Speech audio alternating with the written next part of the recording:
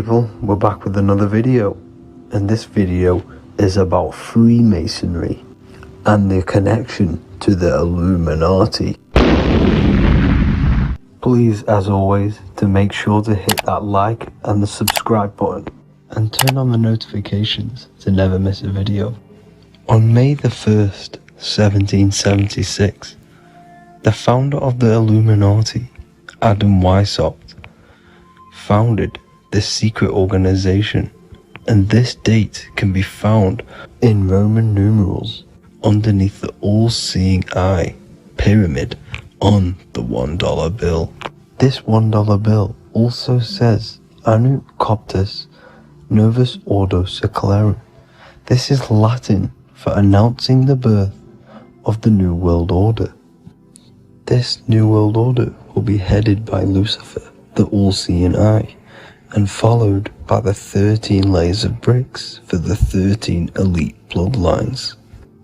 So your Orsini's, Rockefellers, Rothschilds, Soroses, and the other 9 elite families. So when Adam Weishaupt created the Illuminati, he made it consisting of high-level degree Masons, French and Latin philosophers, and many more powerful people to all become one society. So this is why you see Masons using this same symbol of the all-seeing eye inside the pyramid. But not all Freemasons are part of this Illuminati secret society. As the 33rd degree Freemason Manly P. Hall said in his book The Secret Teachings of All Ages, Freemasonry is a fraternity within a fraternity, an outer organization concealing an inner brotherhood of the elect. So what he's saying here is that Freemasons have to go up the degrees of Freemasonry, and once they hit the top, they either get elected or not into these secret societies like the Illuminati, Skull and Bones, and Knights Templar. So when you see celebrities doing this one-eye symbolism, either covering one eye, doing the triangle, or doing 666 over one eye, this is showing and reflecting the symbolism of Freemasonry. They have taken the oath to never speak on anything they learn about Freemasonry. Duncan's Ritual of Freemasonry book states the oath they have to take. Quote, I ... of my own free will and accord, that I will hail, ever conceal, and never reveal any of the secrets, arts, points of Master Mason's degree to any person whomsoever. All this most solemnly, sincerely promise and swear. Now, this is what happens when they break the oath, stated in this book, quote, myself severed in two, my bowels taken from thence, and burnt to ashes. So this states that Freemasonry comes first, before any law of the land. It has the right to kill you if you break your oath. This is the hand gesture they have to do every time they enter the ritual room inside the Masonic lodge. This is the cutthroat symbol, showing you and reminding you of the oath and what will happen if you break it. Now in this book, Richardson's Monitor of Freemasonry, it states, if you break your oath, binding myself under no less penalty than to have my throat cut across, my tongue torn out by the roots, and my body buried in the rough sands of the sea.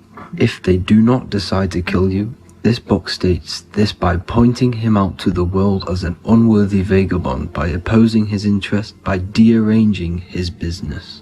In other words, they have the power to frame you and destroy your reputation to the world, and destroy your business if you break this oath. So yes, they do kill to keep this truth hidden, because this truth of this reality is what keeps them in power. They have the ability to manipulate people, because people do not know what manipulates them. This is why they call themselves the government. They govern the ment, which is the mentality, because the mind is the root cause of reality.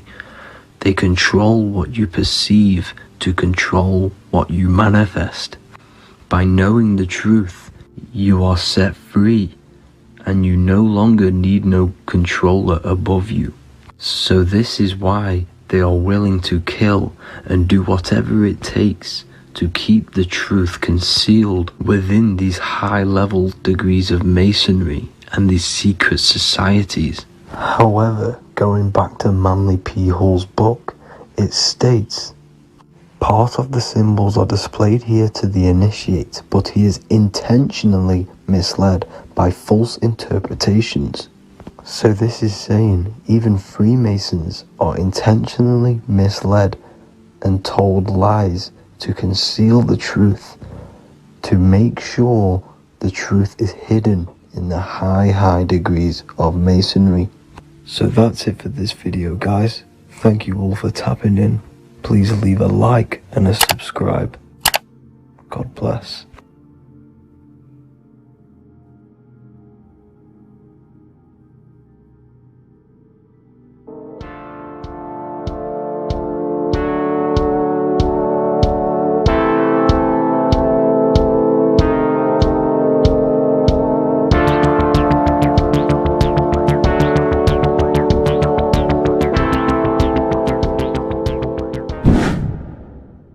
Welcome back, people, to another occult lecture by Revival of Wisdom.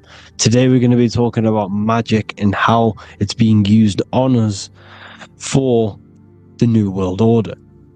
Magic has the word mag within it, which is magnetism.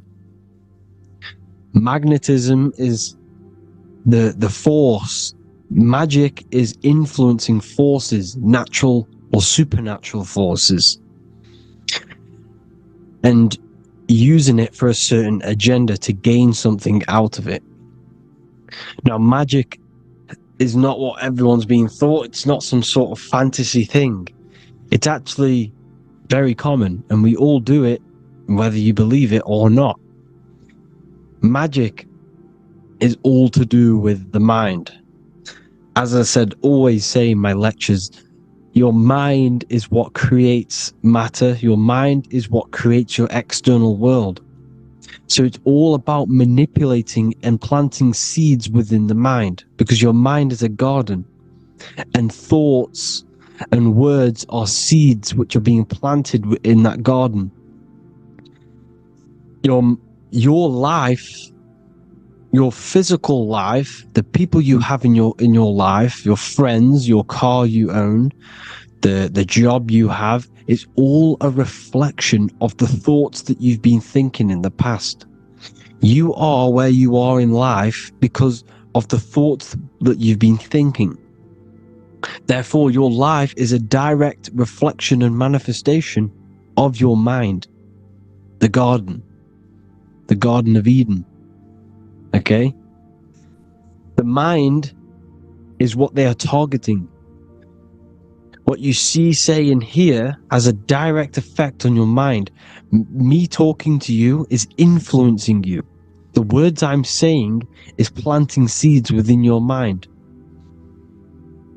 Now it's up to you to consciously act on these thoughts or these words, or to maintain these words. As above, so below. As within, so without. What's inside of me is outside of me. What comes into the storehouse comes out of the storehouse. You have the left, you have the right, you have the up, and you have the down. As above, so below. Whatever is in your mind will be expressed in some sort of way, consciously or subconsciously, spiritually or physically. The mind is what manifests everything. And this is what we need to understand. We need to understand is that the mind is not physical. All things spiritual manifest physical. All things seen come from the unseen. The words you're thinking, that everything you have is coming from the unseen. The actions that you do come from the unseen mind. Another expression for as above, so below is you are the universe itself. You are a universe, a mini universe. But just because you are mini does not mean you are the whole thing. If I take a little piece of infinite, let's say there's an infinite light source. Let's say I take a little chunk of that infinite light source. That little chunk I took is still infinite because it's been taken from infinite. You are the universe. Your awareness, your mind is the universe. It's information. You are the universe experiencing itself. This is why we say we are all God. As above, so below. What is in me is outside of me. The sun, the physical manifestation of the sun, is your soul. The 12 constellations are manifested in the physical body. The 5 elements are manifested in the physical body. They're manifested in the 5 fingers you have. As above, so below. This is manifested, well, this is a symbolized in Freemasonry and secret societies as the 2 pillars. The mirroring reflection, the reflection of reality, the mirror. As above, so below. What happens in the mind, what happens in the astral, happens in the physical. This is Aleister Crowley. This is all symbolism. This is the 2 pillars with the all-seeing eye and the triangle at the top. Aleister Crowley was a master magician, very powerful dark magician, black magician. There's 2 types of magic. You have white and black, just like the checkered board. The Masonic checkerboard, you have white and black, you have good and evil. White magic is influencing natural forces to gain something that will help the collective consciousness, help the collective, help the earth, help other people. Black magic is something, you manipulate something so you can get something personal out of it. Doesn't matter if it's good or bad. It's still considered as black magic because you're being selfish. Everything you do should be contributing towards the collective consciousness and helping others. And this is why the ancients lived in a system where everything was in unity. We understood that I am you and you are me. What I do to you happens to me because I am you and you are me. We are the same mind substance on the inside. We're all the same mind substance being expressed in different bodies. So what I do to your mind will have a ripple effect on my mind because all of our minds are connected within the mental plane. So this is why they know all this knowledge. They know all this knowledge. So yeah, this is the mirroring effect of reality, the 2 pillars, or symbolizes the number 11. The number 11. We'll go deeper into that. The technology we're using is magic. It's a form of magic. Television is tell a vision. They're telling a vision into your subconscious mind, into your memory. And when you turn on the television, you get a program because they're telling a vision to create a program within your subconscious mind. You see, the conscious mind is only 10% of your mind, which is to do with your, what you're aware of, your 5 senses. What are you consciously aware of? Well, I'm aware I'm here, I'm talking. I'm aware of what I'm wearing, the 5 senses, what I can hear, taste, smell, hear. What I'm wearing, I'm aware of what I think of. But the subconscious mind is the 90% of your mind. It's the hidden part of the mind, which is telling your heart to beat, telling your body to breathe. It's storing all of your emotions. It's storing everything you see, storing all the belief systems that you have. It has everything. It stores all of the habits you have, the values. It stores everyone's name that you know. All the words that I'm speaking right now is all coming out of the subconscious. Everything is subconscious. And it literally manipulates 90% of your daily basis behavior. Most people don't know this. What you did yesterday is what you will do today because of these beliefs and mental programs within the subconscious, stored within the subconscious. So the subconscious is what they're aiming at. They're trying to create programs within the subconscious, because the subconscious manifests 90% of your thought patterns, 90% of your actions and words. They know all this stuff. So the subconscious mind is the most powerful part of the mind. Another way the subconscious manifests and influences your life is, let's say you were in a car crash years and years ago, 10 years ago. Let's say you're in this car crash, right? And you really hurt yourself. The emotion you felt in that time when you were injured in that car crash had a great impression on your subconscious mind. You see, the stronger you feel something emotionally, the stronger impact it has on the subconscious. You can remember and recall that moment, and very vividly, because of the impact it had on the subconscious. Another, for example, you become that terrified of cars that it manifests into your life today, that you are wary to go in certain cars. You don't want to go into cars at all, maybe, because of that moment that stored within the subconscious.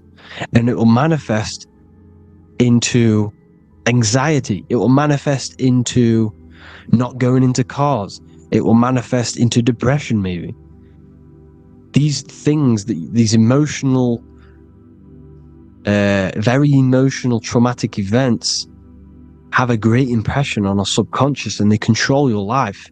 This is why you need to meditate and let go deep within yourself and let go of these internal, deep emotions that you may have repressed and keep pressing down and ignoring. But you need to address it and let go of these subconscious impressions you have, which are controlling your life, like anxiety, depression. All of these things are stemming from things that are stored within your subconscious years and years ago, more than likely. Broadcasting. They're casting spells to a broad audience, to news, north, east, west, and south. They're casting spells. No, if you watch the news, everything's red. Breaking news in red writing or the red background. Everything's red. Why? Because red's the root chakra, which is all to do with survival. They want to stimulate this root chakra because they want you down there in survival mode. They want you in survival mode because you're easier to control. They control out of fear. And not only they're casting these spells as if, because most of the things they cast in the news hasn't already happened. They're constantly bombarding you with, there might be a war breaking out, war this, war that, kill here, kill there, murders. It's impressing, it's casting spells on your subconscious mind. So when the event does turn up in real reality, in physical reality, you're less emotional, you're less surprised. You're not as surprised because you've already heard it before. Your subconscious has already heard it all before. If you never heard of a war and then a war broke out, you'd be going crazy. So they subtly program your subconscious mind through the words, because the words they say is impressing your mind. It has an effect on your mind, which will have an effect on your behavior, your words, your conversations you have with people. They're casting spells to north, east, west, and south on the tell a vision. They're telling a vision by broadcasting, by saying spells. This is why we call it spelling. Even the word, listen, the words we say cast spells. Bless. Oh, bless you. That's be less. the subconscious mind only picks up literal things. You see, when I say bless you, your conscious mind picks that up as, oh, thank you, you're blessing me. But your subconscious picks up as be less. You see? Because the subconscious it has no filter. It's just, it is what it is. Everything is factual in the subconscious. Therefore, if I call you an idiot, your subconscious, my subconscious will think I'm talking to myself and calling myself an idiot, and it will take that as true. That is truth. Everything is truth within the subconscious. And the subconscious manifests your behavior. The devices this is the biggest one. Black scrying mirrors. Device, the devil's vice. The device. Okay? Black scrying mirrors, black screen is scrying. Black scrying mirrors were used to communicate with spirits within the astral plane in the medieval times. They're still being used now by black obsidian mirrors. And look at your phone, it's a black mirror. And there's some sort of, I'm not saying this is facts, but personally I believe these are portals for spirits and ethereal entities to come into your life, to come into your surroundings. So this is the next big thing. The TVs, your iPhone, your iPod, all black mirrors. And mirrors are very, very powerful. Even just a normal mirror. Mirrors have an effect. Whatever you say into a mirror, what you say is energy. And when you say something into a mirror, you're saying it into yourself. It's an infinite cycle of words of energy, because it's being reflected infinite times. When you say something into a mirror, it has a massive effect. You're saying it directly into your eyes, into your mind. So what you say in a mirror should be said with precaution. Never say anything negative into a mirror, because mirrors are very, very powerful ways for you to reprogram your subconscious mind for the good. You can say very positive things into mirrors and it will reprogram your subconscious mind. Okay? Manifesting is all magic. It's all magic. Everything is magic. But consciously doing it is what they're doing. They hid this knowledge. Your phone is magic. It manipulates your mind. The iPhone. Okay? See, magic isn't all of this with wands. See, Harry Potter, okay, that was created to give you this perception of a mystical and amazing form of magic with magic wands and all sorts of stuff like that. Yes, that stuff was true when the collective conscious minds were on a higher level and our belief systems believed in these things, because the universal mind, all of our minds contribute to reality.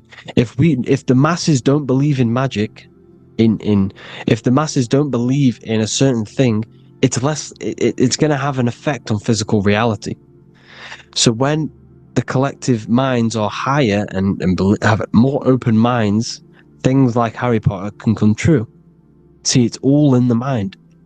The iPhone, the eye is the symbol for the mind, the invisible intelligence. The triangle is the ethereal plane. Okay? So the eye in the triangle is the eye that sees into beyond the ethereal planes. The square is the physical plane. So the iPhone, your phone, is a black box, just like the Saturn black cube. It's a black mirror. It's taking photos of you every 2 seconds. And it's your mind. Your mind is in that phone. Everything you like, everything you text, everything you type in Google, everything you say to someone, every conversation is all recorded on on the phone. Therefore, it is a direct reflection of your mind. Your mind is imprinted into your phone because your mind, everything you think in your mind, you're manifesting into typing, saying, taking pictures into the phone, and it's collecting it and storing it. And what they're doing, and this is for all forms of magic, it's manipulating the mind. It's all manipulating the mind. Reels, Instagram, TikTok, this is all dopamine. It's all controlling the mind. Every like you get, every follow you get, every share that you get is dopamine within your brain. They're literally targeting your brain and mind. It's all manipulating, because what they're pushing through the phones, through the media, through the news, through the televisions is visions and programs. You are the one manifesting the New World Order. They're not manifesting the New World Order. They're giving you the information so you can manifest the New World Order. Everything they say is contributing to your mind. For example, digital money and all the information they put out for you to see is contributing to your enslavement. Your mind is manifesting the New World Order. They know this. They don't manifest it. There's billions of us. We could easily run over them physically. But on a mental level, these people have the knowledge and they hide it from us, and they let us manifest reality because we are the collective. They give us the information which manifests their agenda. It's all magic through the phones, the media, the television. So your phone is a manifestation of your mind. It's a record of your mind. Hollywood, holly tree, holy tree. They used to make wands out of holy trees, because it was the most holiest wood, the best for casting and transmitting energy. So they used holly trees to cast spells. That's what Hollywood is. And in Hollywood, they have the red tear, the blood drop next to the Hollywood sign, because it's all satanic. They're all black magicians. They use Hollywood to cast the spells through the music, through the films. You see, music is a form of magic. All of this is magic. Everything they do is a form of magic, because they want an agenda behind it. But it's not black magic. They're letting us create our prison. This is what you have to see. Yes, they're evil, but they're not doing anything evil, or else they would face the karma. They let us manifest this agenda through giving in the information, by telling you what's going to happen in the movies. Everything that happens in a movie, it's all there on purpose to program your subconscious, to plant a seed within your garden, your subconscious, your mind. Because when the mind has already seen something, when it comes up and turns up in physical reality, you will be less shocked and you won't rebel. So they lure you slowly. They make you aware of these things over time. They make you gradually think it's okay. Like the technology, we never used to use these phones. How did we become so addicted and reliant on them? Well, because first they gave you a little flick phone. Well, no, sorry, they gave you a phone in your house, and then once you got used to that, they say, "Oh, here's the newest version of a little flick phone." You started texting your friends. Everyone was loving it in high school. They could now meet up without saying, "Let's meet on the weekend at this point at this time," like your parents probably did. Or maybe some of you watching this, you probably had to tell your friend to meet on the weekend at a certain time because you had no way of communicating. So everyone got these phones and got addicted to them. Then they slowly got addicted to the new iPod with a touchscreen. Now they invented touchscreen, and then everyone got addicted to touchscreens. Then because all of this is producing dopamine in the brain, which creates you to become mentally addicted to things, and physically addicted, chemically addicted, because dopamine's a chemical. Your subconscious becomes a program within your subconscious, and your body becomes chemically addicted to these phones. And these phones are the enslavement of humanity, technology. Without this, we wouldn't be in this mess, without technology. Because they're creating a hive mind. We're creating a hive mind. So back on track anyways, they program you. Look at the films, 9/11, all produced by Hollywood. Here's the 11, like I said at the beginning, the two pillars which reflect reality. What happens in the mind happens in the physical. What happens in the astral happens in the physical. Okay, what happens in the physical happens in the mind. It's the two pillars, the mirrors. 9/11. 9 plus 1 plus 1 is 11. Flight 11 was hijacked. New York is the 11th state. New York adds up to 111. This is not a coincidence. It's all a form of magic. It's a ritual, energy harvesting ritual, because your mind produces energy. Your mental attention produces energy, and they're feeding off this energy in the astral plane, these demons. Music is the most powerful. Personally, I think the music is one of the most powerful forms of magic they're using. Okay? Music is hypnosis. It puts your brain in a hypnotic state. It influences your electromagnetic field through vibrational energy. It reprograms your subconscious mind. Why do you think you remember the lyrics? You see, your subconscious stores all of the memories. Remember, the subconscious manifests 90% of your behavior. So therefore, the music you're listening to is manifesting your behavior.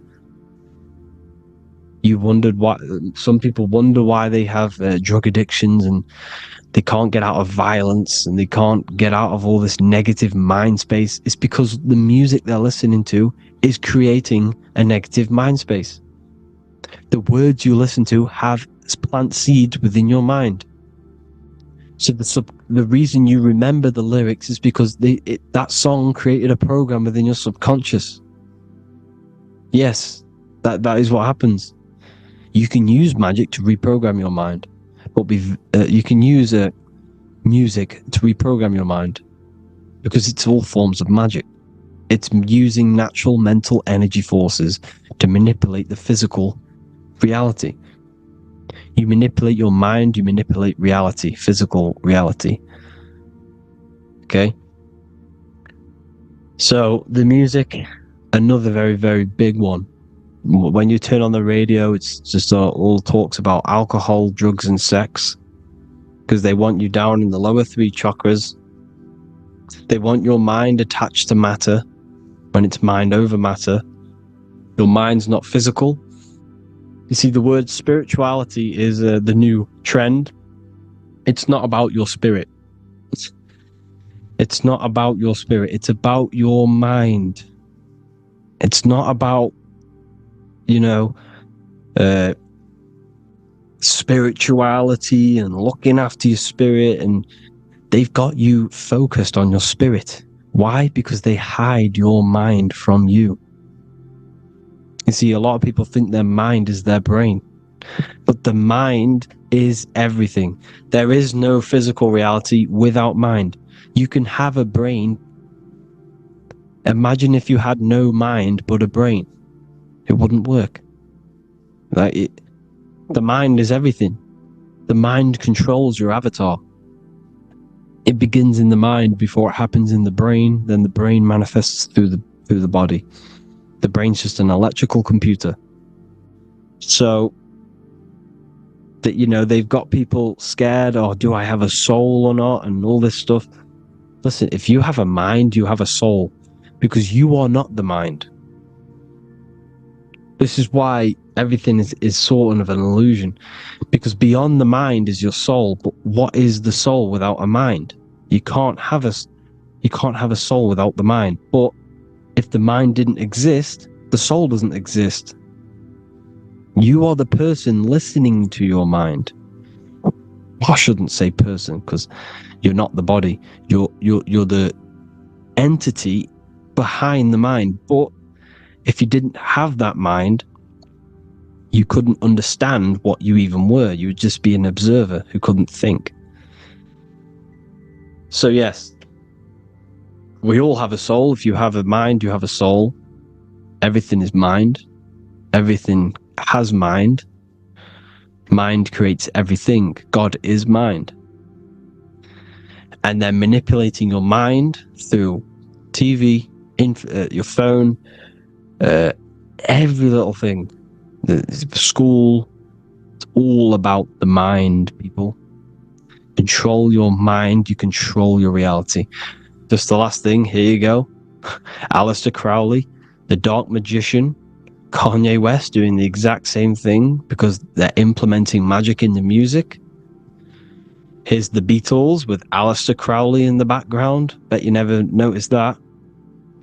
Aleister Crowley was influencing music and placing magic within the music to influence the subconscious. This is what Baal worship was. This is why they killed children. They sacrificed these children. Why?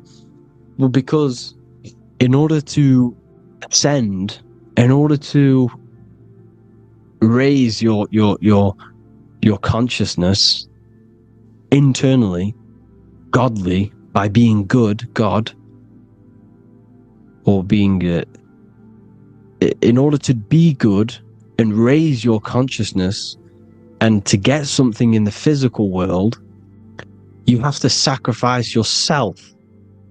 And what do I mean by that? In order to raise your consciousness and ascend, you have to sacrifice the lower nature of yourself. You know, you got to abstain from having sex to retain your sexual energy, to transmute it, or staying away from negative, poisonous foods like meat. So, staying away from blood. We shouldn't be consuming other animals' blood. We should be keeping our blood pure. We are humans. We shouldn't consume chicken blood, chicken germs. We are the most divine creatures on this creation. We are the most intellectual creatures in this creation. Therefore, we should keep our temples pure. We are not animals. If you want to associate yourself with an animal, go out in the wild, go and find a wild boar and go and try rip its guts out with your bare teeth, because you can't do it. You're not a carnivore. Okay?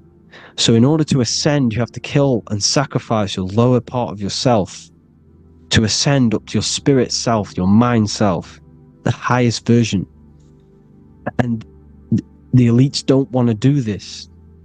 So they sacrifice other things like babies to kill them, to exchange their life over to the astral plane, so these demigods in the astral plane can give them something in return in physical. They don't want to sacrifice their lower self, so they sacrifice other things for exchange, for physical pleasure. But the godly person sacrifices their lower self for their higher self to do good and ascend. So this is what all the Baal worship is, people, and this is why they're doing it. Hope you all had an amazing lecture. If you haven't already, go and get the Book of Wisdom for more information. You know, I don't go into dark stuff in this book, because all I do is enlighten people in this book. You can get it in Spanish, English, German, Italian, and French. Worldwide shipping. You can get the PDF or paperback. Or there is also a new one called the Human Health Guide 2.0. It gives you a list of all the foods, grains, oils, nuts, you know, everything that's alkaline and positive for the body and not man-made and hybrid. It tells you all the products to stay away from, how to fast, how to improve vision, how to improve everything, literally. So the Human Health Guide has been released. If you want that, I'll pull all the links in the bottom of the description. Hope you all enjoyed the lecture, people. God bless you all.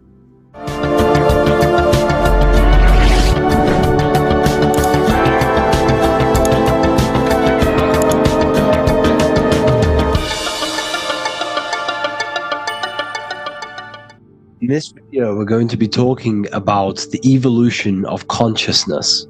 You are born human, however, you possess consciousness, which is the awareness behind your being, the awareness behind your thoughts, the experiencer behind your five senses, the experiencer, the observer behind your thought, emotions, and senses.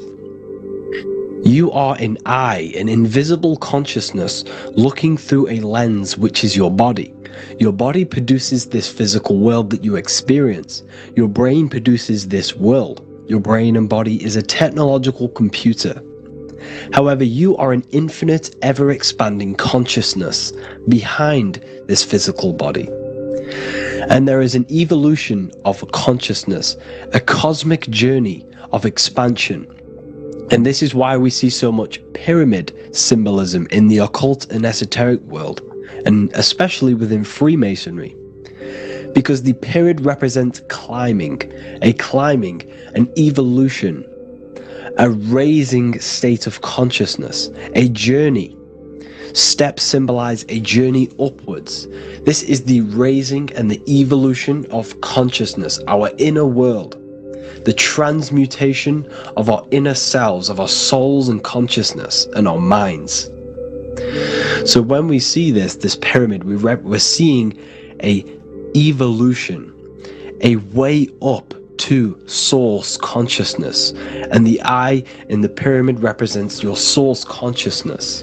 It represents illumination. It represents divine guidance through this evolution of consciousness. This is why we see the ladder. Consciousness is ever expanding on an infinite journey of evolution. Each individual is a part of this cosmic process, contributing towards the ongoing expansion of both mind and awareness. As we evolve, we collectively explore deeper levels of existence, expanding the boundaries of thought and consciousness. The mind has the ability to expand infinitely into new realms of thought, into new dimensions of mind. The mind cannot be filled up. It is not a physical substance. The body can be filled up because it is a physical thing, but you cannot fill the mind. Therefore, the mind is constantly expanding, ever expanding into new fields of thought. So what we see in Freemasonry, the ladder, is again a journey, an elevation of consciousness. When we are born with an infant consciousness, and as we gain older, we gain an adult consciousness. Our inner world, our inner mind, and our emotional intellect changes and evolves. We are significantly different from when we were very young as an infant. It's because our consciousness evolutes, it changes, it alters like water. So, just like this evolution of your own consciousness as growing up, there is consciousness of beings existing in cycles beyond our own. And their consciousness is unimaginably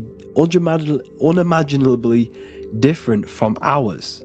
They operate on a higher level of understanding and knowing, experiencing reality in ways that transcend our current comprehension. Our minds right now cannot comprehend the highest states of consciousness. There are entities, there are beings beyond our own, existing in higher dimensions of consciousness that we cannot comprehend because they have expanded. They are on a further way up the ladder of consciousness. However, we are all on the same journey.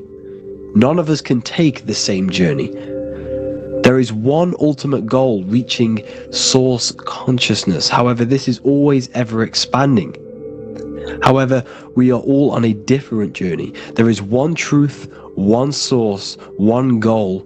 However, there are billions in different ways of reaching it, and we are all on these different paths to source consciousness, to this ladder, this evolution of universal evolution. Okay? Their awareness is attuned to new dimensions of existence, reflecting a more advanced stage in the cosmic journey of consciousness evolution. So when you take DMT, you are shot into these higher realms of consciousness where you meet these beings who look similar to these images. They are not speaking to you physically. They don't speak to you three-dimensionally through vibration and words. They speak to you mentally. If you have done DMT, then you know this. And if you have met these beings, then you know this. You might have even met some of these types of beings on mushrooms or any psychedelic drugs. Because ultimately, when you take these mind-altering substances, it's altering your consciousness. It's merging your consciousness with the spirit of that substance. And you are essentially attuning your mind to higher dimensions of consciousness. That's why we say we're getting high when we take these substances. Therefore, when you meet these beings on DMT, you are essentially meeting beings who are attuned to higher dimensions of consciousness, and they speak to you mentally. They speak to you telepathically through thought, because the universe is mental. Everything exists within the mind. The way you are now, your physical existence, is a state of mind. Mind, thought creates matter. Spirit and matter are two opposing ways of thinking. If we have a very spiritual mind, we have an expanded mind, we are a spiritual person through the mind. However, if we have a very low state of consciousness where we think about food, sex, lust, and all physical things, then we have a physical consciousness. Matter and spirit are two opposing forces, two ways of thinking. The mind attunes itself to different levels of understanding in different dimensions. So, essentially, this is what we're looking at. The body is a vessel for the fluidic, formless consciousness, a temple that houses the essence of our awareness. While the five senses are limited to perceiving only the physical plane, the mind transcends these limitations, capable of perceiving the full scope of reality. It is through the mind that we access deeper truths beyond the material, tapping into boundless nature of existence. Physical existence is a thin band, a thin layer of reality. It's like 0.001% of reality. And your five senses are only tuned into this layer of reality. But the five senses are, by design, only allowed to perceive physicality. But the mind has the power to expand beyond this physical five sense state. The mind has the power to expand and evolute. It is a conscious decision whether you want to take this path or not. You can stay in a three-dimensional way of thinking, or you can expand your consciousness from within. It's not an external journey. There is no God going to save you. You must save yourself. Therefore, behind every single one of these eyes is the same source consciousness. However, we are all different cells in a different journey. The organs in your body, the cells in your body are all alive. They all possess same consciousness, universal consciousness. However, we are all on a different journey of evolution. As above, so below. As the baby is in the mother's womb, when the baby becomes conscious, there is a world outside of its mother. What does it do? It presses and seeks a way out to be born in the other world outside of its mother. It is the same with your consciousness, your mind. When your mind becomes aware that there is realities beyond the immediate surroundings, it seeks a way out. And this is exactly what I'm doing to you now. I am now expanding your mind and telling you there is other ways of reality. There is other dimensions of consciousness which you can access through inner transmutation, through different ways of thinking. spiritualism and meditating and connecting with yourself and detaching from external things, we can upgrade our consciousness. Your body is a womb. Why Jesus says you must be born again to see the kingdom of God, because you are born physically and then you must be born again spiritually, awakening your inner consciousness. So like I said, as the baby is in the womb, it's the same principle. As above, so below. You were a baby. You were in your mother's womb and you figured out there is a world outside of your mother. So you seek to weigh out your mother to be born in another world. It's the same now. You must do this now. This is your spiritual evolution. This is the evolution of consciousness. It's ever expanding. When you die, this is a transition. You must learn to not fear death. This is another part of your spiritual journey. You must master death. Therefore, like I said before, the mind has limitless capacity to expand into new realms of thought, continuously exploring uncharted ideas and concepts without boundaries. The mind can ever expand. It can never be filled. It can never ever know everything. There is infinite fields of knowledge, infinite fields of thought. Your current state is just one stage on an infinite pathway. You won't remain human forever. The human experience is a crucial phase where we learn to balance polarities, master the fundamental laws of the cosmos.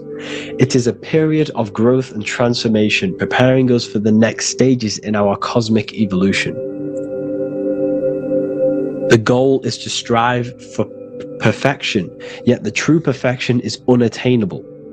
It's like a tunnel, and there is a light at the end of the tunnel. And as you walk through this tunnel, the light is ever moving backwards.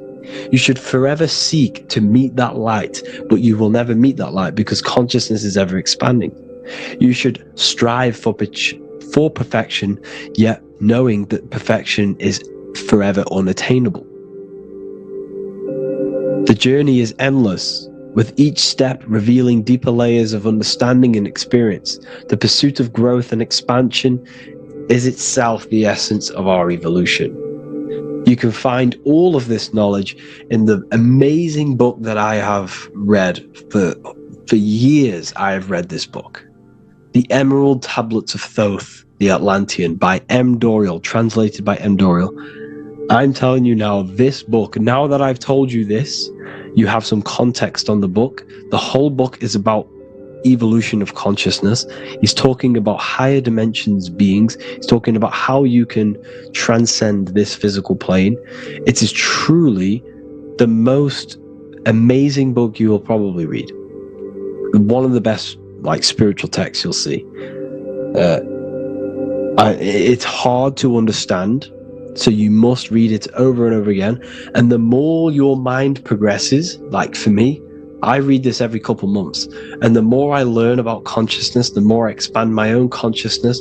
And every time I read this book, I pick out something new that just completely blows my mind, because you can only understand this book to your level of consciousness, to your level of understanding. So now that I've told you all this information, go and read this book and it will absolutely blow your mind. And so will the Book of Wisdom Volume 2, which is now available. I released it the other day. I'm just going to read a page out now. This page is called Spirit and Matter. The Earth is not merely a dense, lifeless rock drifting through space. It possesses spirit, a living essence that animates its form. But what do we mean by spirit? Spirit in esoteric terms refers to the energy, the life force, animating the principles infused in matter. So essentially, what this page is talking about is how everything has spirit, consciousness within it. You are the middle, you are spirit and matter. You have the ability to expand your mind to the God self and raise above our animal instinct, our material self, and know the divine and expand. Animals cannot do this. Animals are not self-aware. Humans possess self-awareness. We can observe our consciousness. We can say, why do I exist? We can look in the mirror and know that we need growth. And this is what Anunnaki means.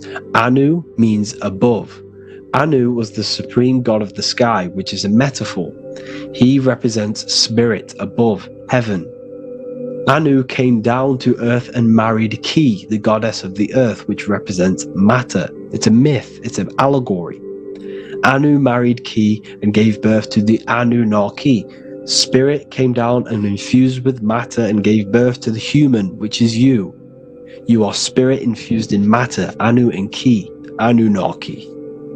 You are the Anunnaki. And this is just one of the teachings in my book. Honestly, this book is absolutely amazing. If you truly, truly want to expand your consciousness, give this book a read. And obviously, if you're inside the university, I give you this book for free. A paperback version. If you join the university, follow the steps inside of the general chat, you'll be able to download this book, or sorry, not download it, order a paperback for free. All you have to do is pay for the shipping.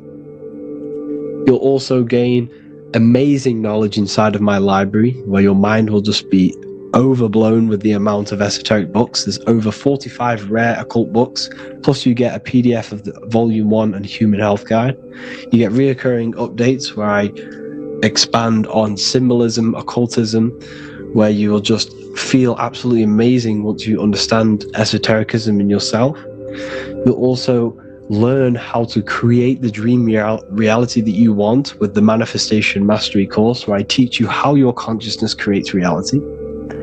You'll have a real lectures where I post lectures on symbolism, occultism, esotericism. There's a conscious community and live calls and Q&A where you can ask me questions and I'll answer your questions.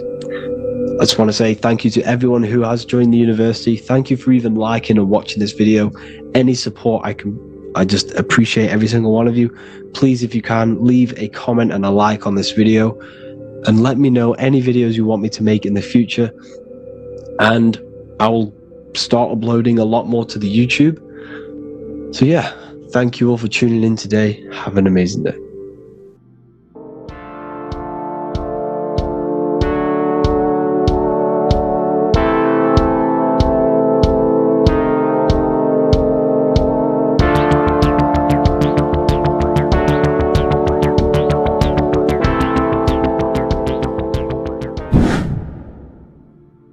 What is good, YouTube? Today we're going to be talking about the astral plane and how the cosmology fits into the astral plane. Okay, so first let's go over the astral plane and go over the different layers of reality so that you can understand reality more.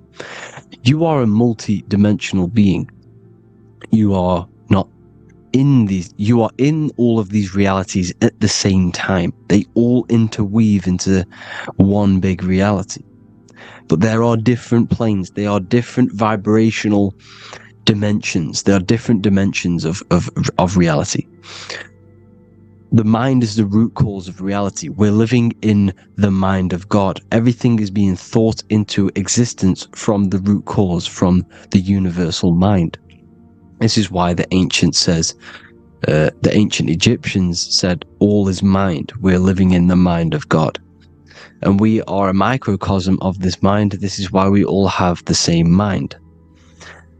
This mind is the world of thoughts. Now, this world of thoughts is just the thought alone. For example, it is the thought of a chair. But then when you start to imagine this chair and you start to mentally see the chair, you're now manifesting the thought, the singular thought, into some sort of form.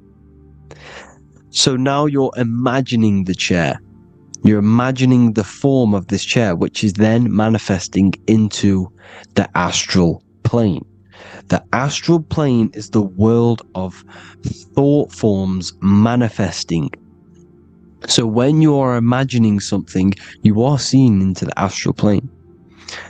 Okay? Your third eye, it is an eye because it sees the astral plane. It is seeing the other side through imagination, through dreaming. Well, we'll go over dreaming later. So, the thought of a chair is a singular thought. The imagination of the chair is the manifestation of the chair.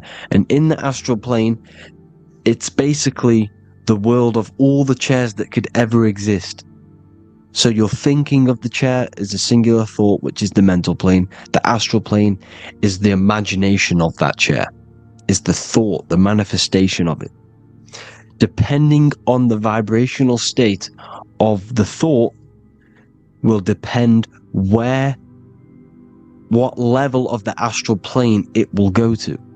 For example, if you're thinking about a chair to torture someone on it, it's going to go on the lower astral plane. Or if you're thinking and imagining happy things, it's going to go to the higher astral plane.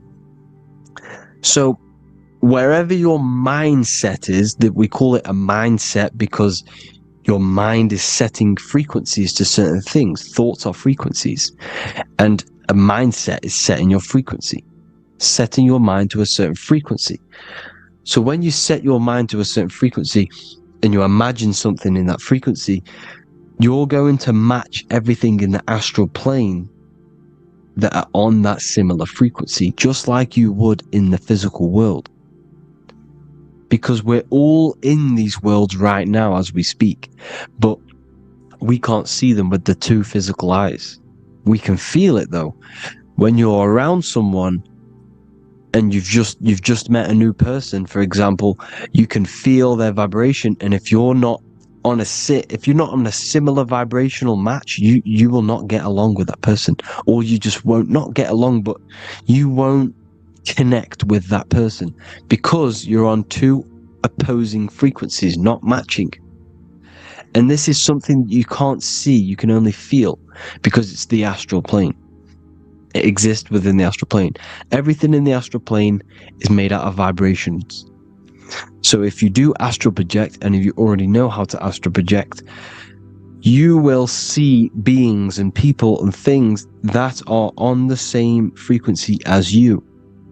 This is why before you astral project, you need to sort your vibration out before you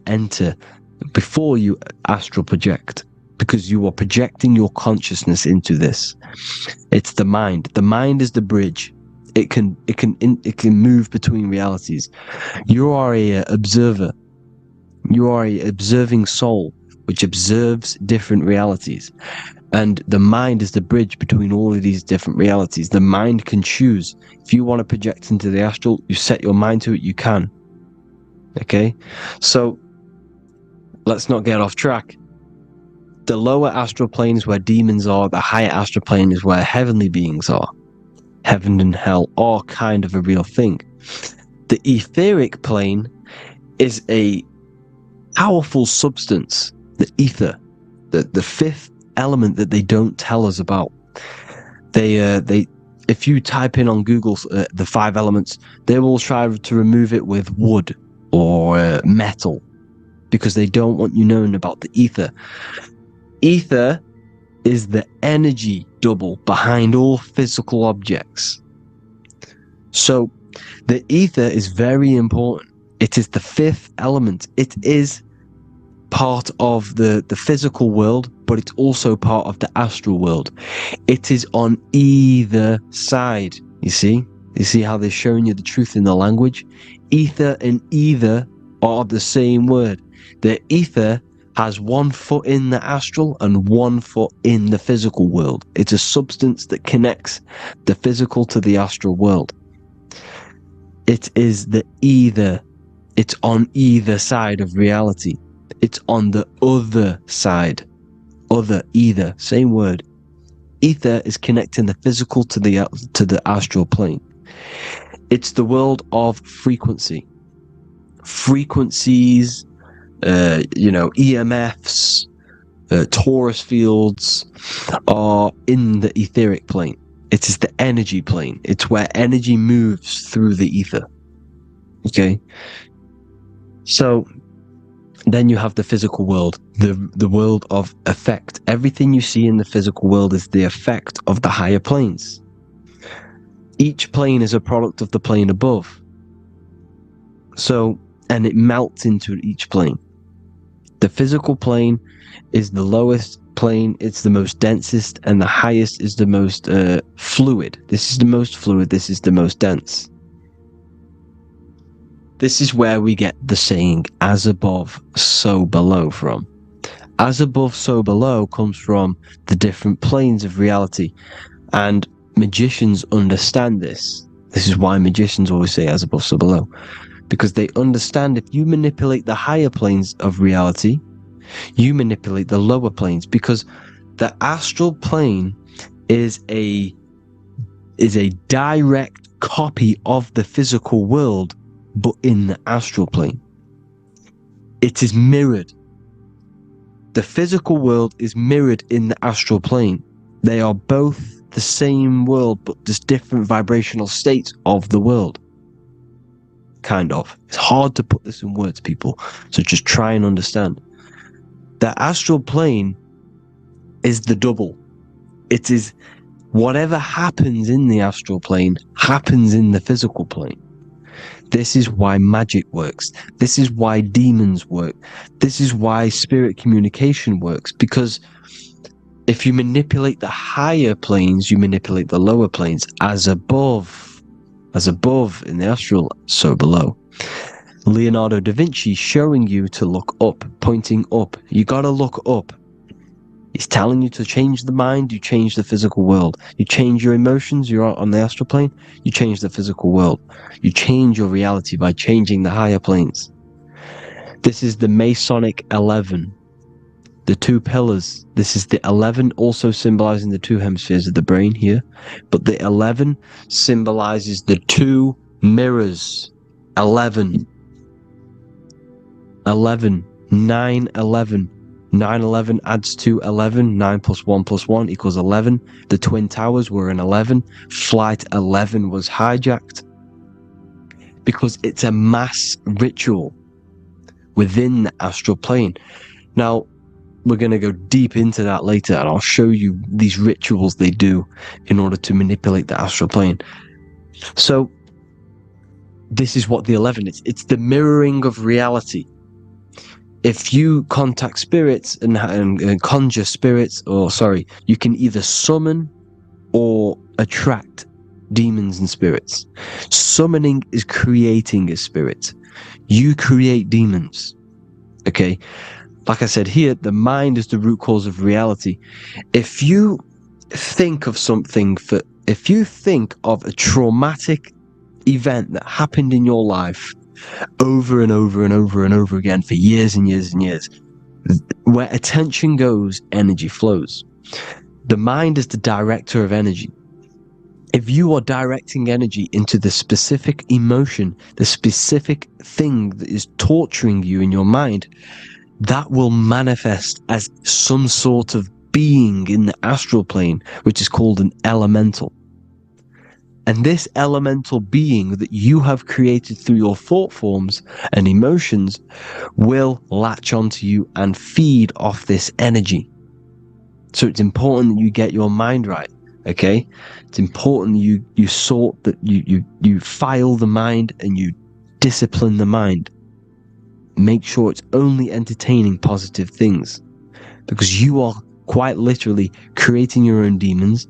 The word demon has the word mon in it, and if you've watched my videos to know, mon means moon. The moon is your mind, the sun is your soul, the earth is your physical body.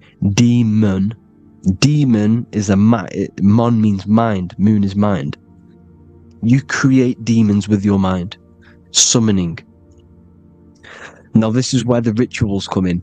9/11 was a ritual because everyone was thinking about this big fearing, the death of 9/11. Everyone was thinking about it. And all of their minds thinking about this horrific thing will manifest and summon a negative energy spirit elemental within the astral plane. That's how all of this works. This is why it was a mass ritual.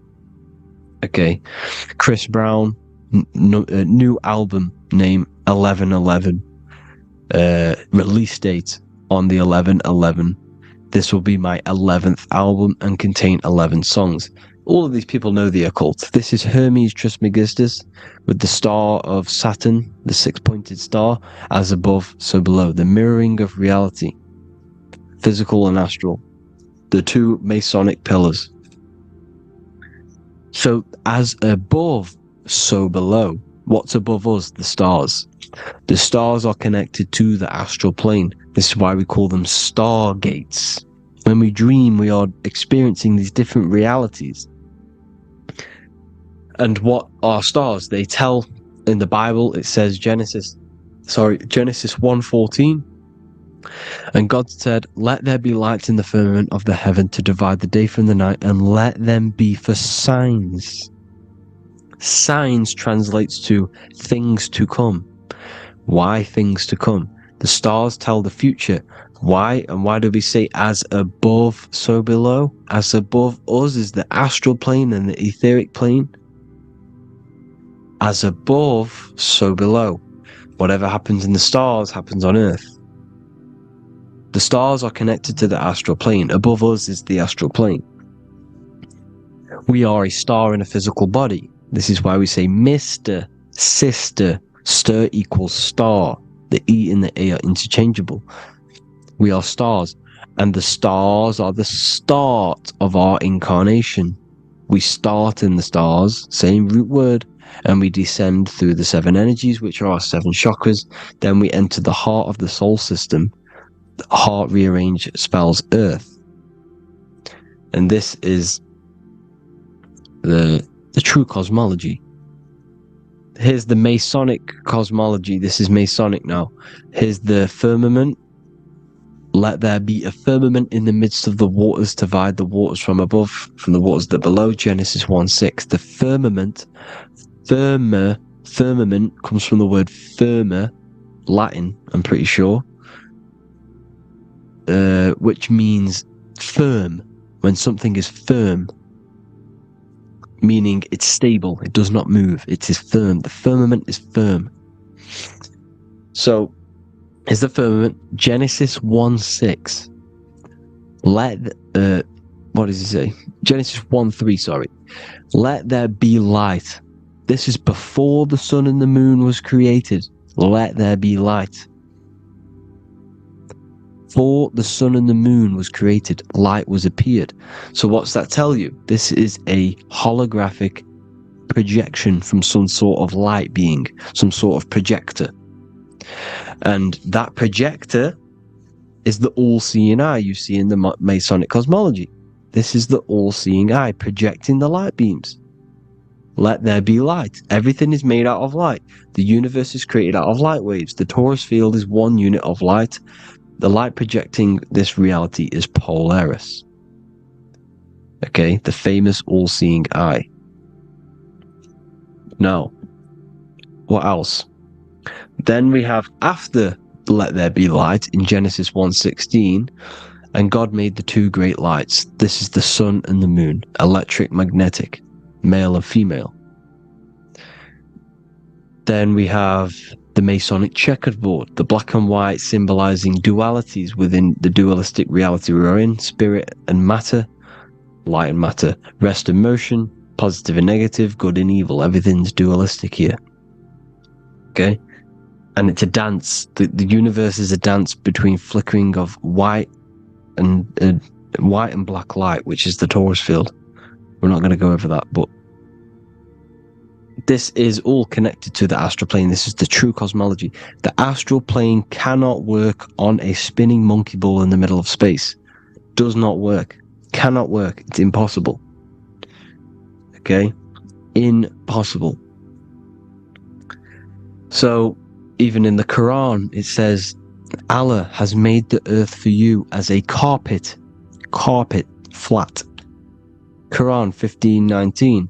And the earth we have spread out like a carpet, set there on mountains, firm and immovable. It is immovable. In the Quran, it also says 65:12, it is Allah who has created the 7 heavens of the earth. The 7 heavens meaning the 7 layers of heaven, the 7 planets. And Psalms 104:5, he set the earth on its foundations and it can never be moved. Never. So here you see in Isaiah 40:22, he sits enthroned above the circle of the earth and its people are like grasshoppers. He stretches out the heavens like a canopy and spreads them out like a tent to live in. We live in a tent. This is the tent. The projection of light. Here you see an ancient picture here. Here you see the ethereal barrier, meaning the firmament, the etheric barrier. And here you see his head popping out. Why is his head popping out? Because your head is heaven. Your heel is hell. Your head has access to the astral plane. This is why your head is heaven. The pineal gland, when stimulated, has access to project itself, project consciousness into the astral plane. Here you see another ancient picture here with the Masonic Royal Arch, with the zodiac here, the zodiac on the top, arching, because there's a firmament above us. Here's God in the brain. Consciousness is God. Here you see the Masonic Royal Arch, symbolizing the firmament. George Washington above the Masonic Royal Arch. These are the stars. This is Polaris projecting reality. Here's ancient churches with the dome. Polaris projecting reality with Jesus. Disney World is under the dome.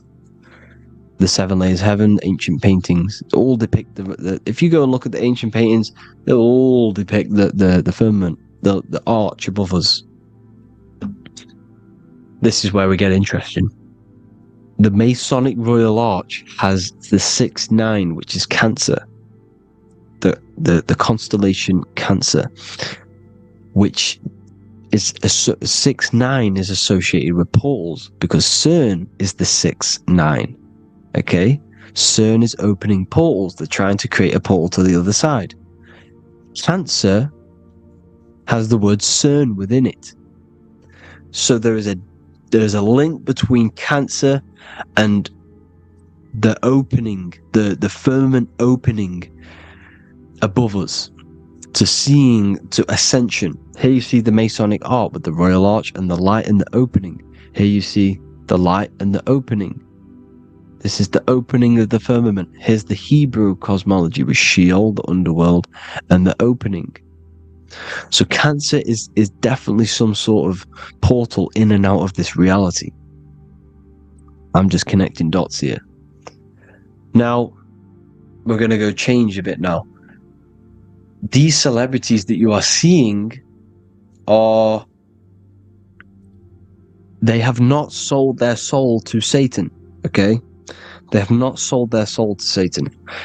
Satan is a demonic, low vibrational energy that has been summoned over the thousands and thousands and thousands of years of evil occult arts. So since Babylon was summoning this demonic energy, and this demonic energy in the astral plane will grow and grow and grow. It has no form. It has no physical form. Okay? But you can see it in the rappers. If your third eye is open, you can see clearly that these people are demonic. You can sense the energy that they're manifesting. Selling your soul is not what you've been told. It is gaining, because your soul is pure love, okay? Your soul does not want to do anything bad. So when you sell your soul, you're gaining physical gain. You're gaining physical wealth, for example. Like for these rappers, they will be given millions of pounds because the people in control of the music industry, which is the dark occultists trying to brainwash the masses, the people in charge, they're dark occultists. They understand Satan and the energy. They are satanic energy, which has been summoned in the astral plane. They see that they have influence over the masses, so they will go to them and say, "I'll give you this amount of money forever if you manifest this satanic, demonic energy through the music and through social media to blind the masses, to brainwash the masses into this demonic energy." Because when you listen to music is frequency. Whatever you listen to, you become that frequency. So if you're listening to these people, They're throwing energy, this demonic, satanic energy that they sold out to. Sold, soul, same word. When you sold something, you've got your soul involved. They have exchanged money, physical gain, so that they manifest this satanic energy within the astral plane and through the music, through the videos, through social media, to keep us in this vibrational frequency, in this low state of consciousness. This is what it actually is. It's not, you're not selling your soul to some sort of devil. This satanic energy has no physical form in it is formless in the astral plane. It's a summoned energy. Now, the root chakra is red. This is why the devil is red, because it symbolizes the animal nature of man. When you are operating off your root chakra, you will kill, you will fight, you will do anything to survive, because it's all about survival mode in the root chakra. They want you keeping in that fighting mode, that surviving mode, so that you are manifesting this low vibrational frequency, this satanic energy, this demonic red energy. This is why the devil is red. And the devil has a tail with the red arrow pointing down, because it symbolizes your light body. This is your Merkaba. Your Merkaba is your light body. Mer equals light, Ka equals spirit, Ba equals body. Merkaba, this is the devil's tail pointing down, the descension, your heel, up to your heel, hell. Ascension, to heaven, head. You see, this is the all-seeing eye with the illumination coming off it, your head, when you're illuminated. The Merkaba is your celestial sphere to portray different planes of reality. It is the vehicle of ascension. It's your light body. It's in the word Kabbalah, Kabbalah, Ka, spirit, Ba, body, La, light.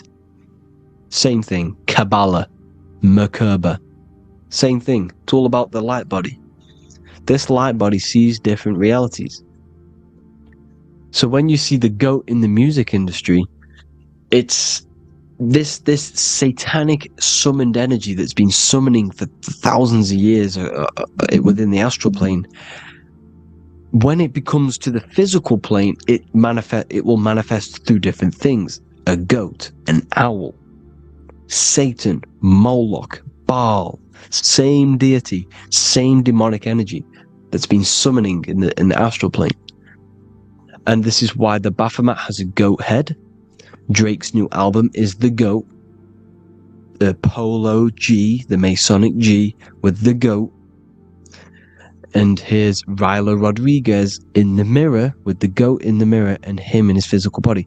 It symbolizes, the mirror symbolizes the astral plane, because he's manifesting the goat, the demonic energy. He's sold out to the demonic energy, and in the physical plane, he's his physical body.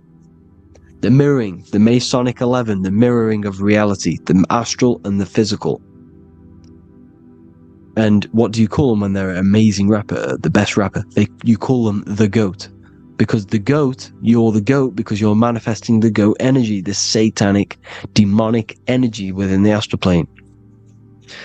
So Baal, Moloch, all the same thing. Because in the astral plane, if you want to gain spirits to come to you and communicate you, in the physical world, if you want to communicate with spirits, you have to gain their attention. You can either gain their attention or come together and agree to create some sort of being, which is Satan. Okay. You can, like I said earlier, you can create these beings, you can summon them or attract them. One way to attract them is sacrificing. In order for you to become God-man, to turn to God, you have to sacrifice your life. You have to sacrifice, not drinking, not doing things, not doing anything demonic, not doing anything bad, not eating meat. You have to sacrifice yourself to become the light. However, if you want quick, instant gains in the physical world, you can sacrifice something else to communicate with these spirits, because these demonic energies feed off demonic energy, your demonic energy. So these dark occultists will give away babies, they'll sacrifice, torture babies so that they gain, so that they can communicate with these spirits for physical exchange. Yes, you can do this. These powerful spirits, these powerful demons can give you powers. They can give you certain things. And this is what they are doing. They're summoning and attracting the demonic energy. This is why, trafficking is one of the most, Balenciaga. Baal is the demonic energy in the astral plane, which requires child sacrifice for his presence. Balenciaga, and they were trafficking children. They were trafficking, killing them, and offering them to the spirits. This is what they are doing. Balenciaga. It's in the name. Here you see, you can see here a stick man with two horns. The goat, obviously, it's all the same deity. Baal, the goat. Moloch, Moloch, the owl, the Egyptian owl, because it comes from the owl of Moloch, which is Baal, which is Satan, all the same demonic energy. And it's on the dollar bill, a tiny dollar bill, on the $1 bill. All the same thing. Bohemian Grove, they worship the big owl, Moloch. It's all the same thing. It's all one big demonic energy which has been summoning in the astral plane. And it's trying to take over Earth, the physical plane. That's what it's doing.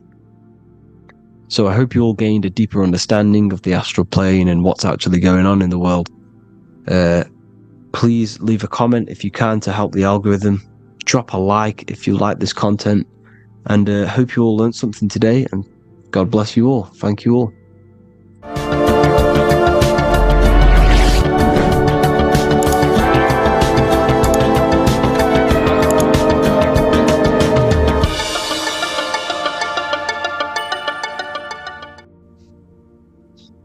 Matthew 21:1, Jesus went into the temple of God. Corinthians 3:16, do you not know that you are the temple of God? Now what is this telling you? That God is within you. Hence why in Luke 21:12 it tells you the kingdom of God is within you. And the side of your head region is called a temple for a reason. Because the brain encapsulates the mind. The brain is a physical manifestation of the mind. The heart is a physical manifestation of emotion. So we have these different layers of our consciousness. We have an intellectual, communicative aspect of our consciousness, which we would call the mind. We have an emotional aspect of our consciousness, which is the heart. And to communicate with the divine, it's all to do with the mind. Hence why the ancients always symbolize the mind being God. This is why Michelangelo always placed God inside of the brain on top of Sistine Chapel in the middle of the Vatican. He understood that God is in the brain. God is within you, not outside of you. The church tells you that God is in the sky because they are creating a externalization of the truth to create a business and a distraction, so that you don't find the divinity within you, so that you don't find your power. Now you have Adam, the physical man, the physical body, the ego, the lower self. And he is resting. He's not trying to reach to God, but God is reaching, because the higher consciousness within you is always trying to communicate with you. It's always trying to wake you up to your divinity. But the lower mind, the lower self, Adam, the physical self, is always in ignorance of truth, always in ignorance, and stays in a materialistic way of thinking, which is the lower animal self. And this is what we call a sleep, or an NPC.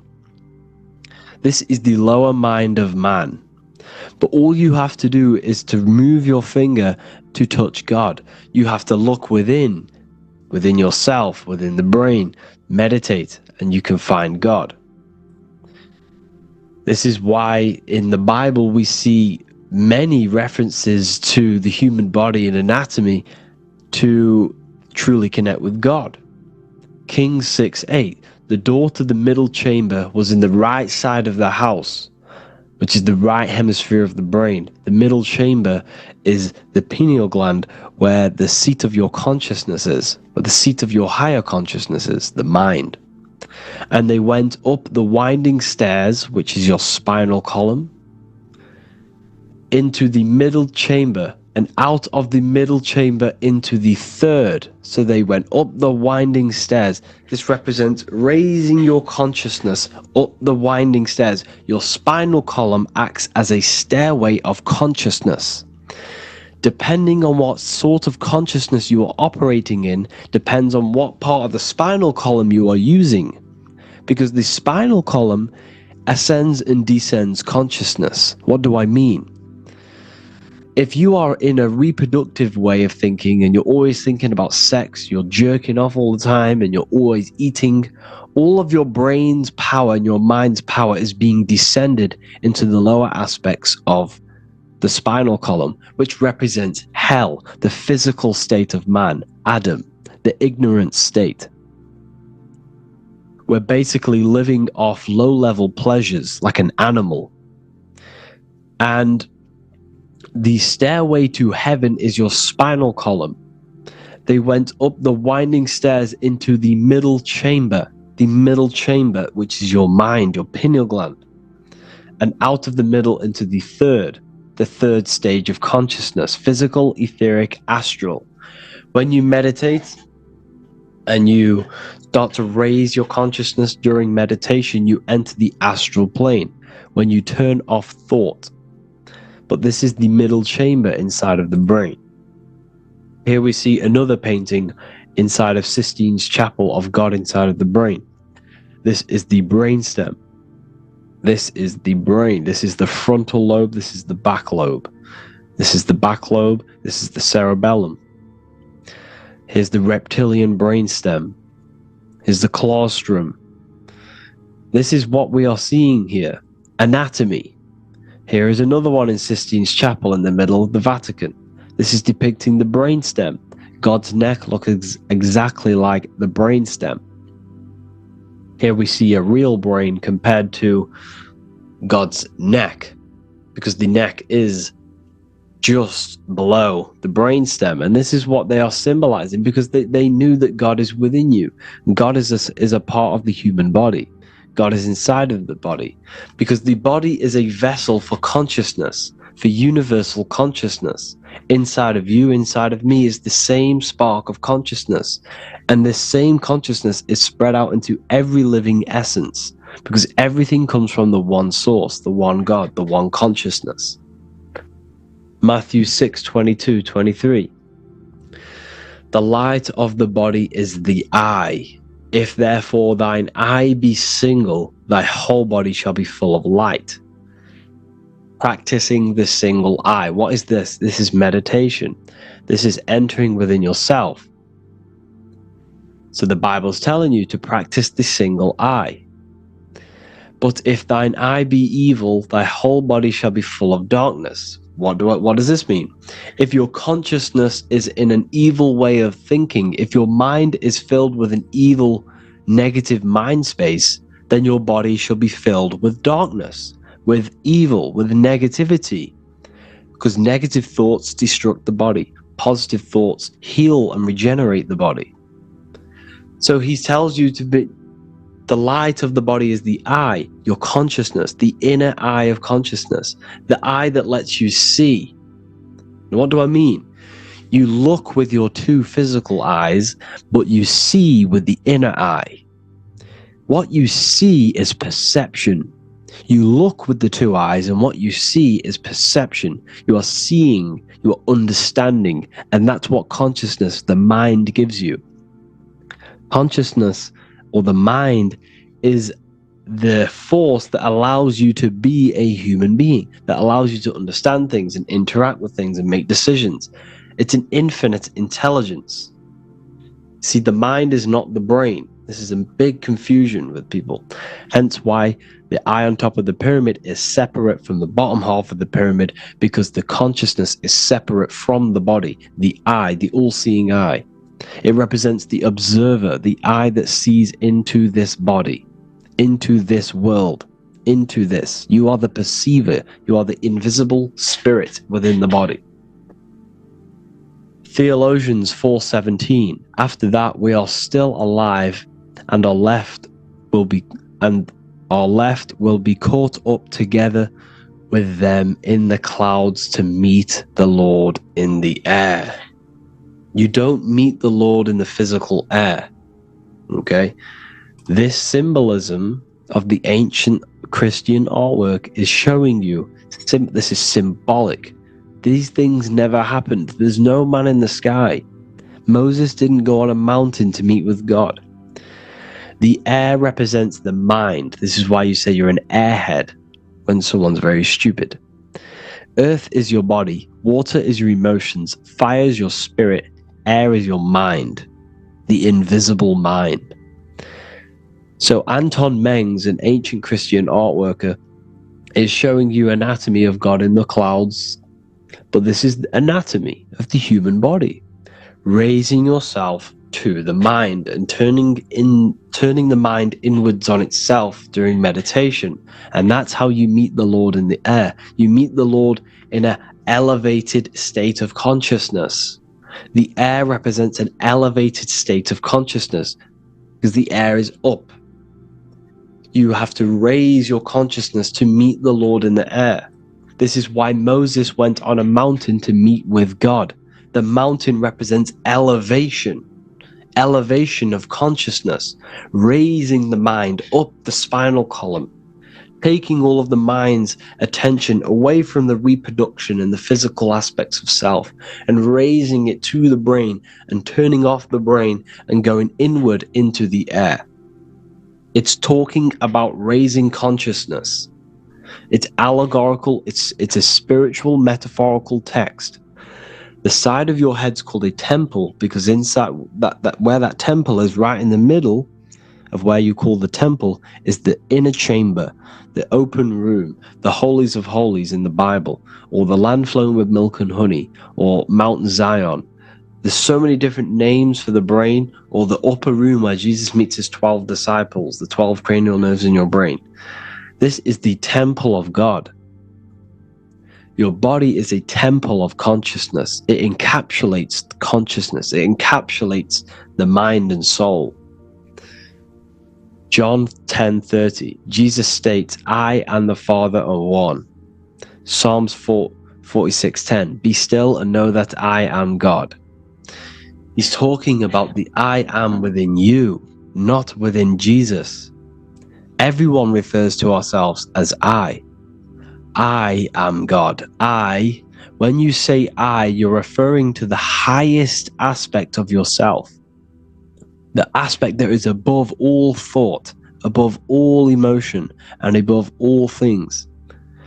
I, when you say I, you're referring to your pure awareness, your pure consciousness, the highest aspect of yourself.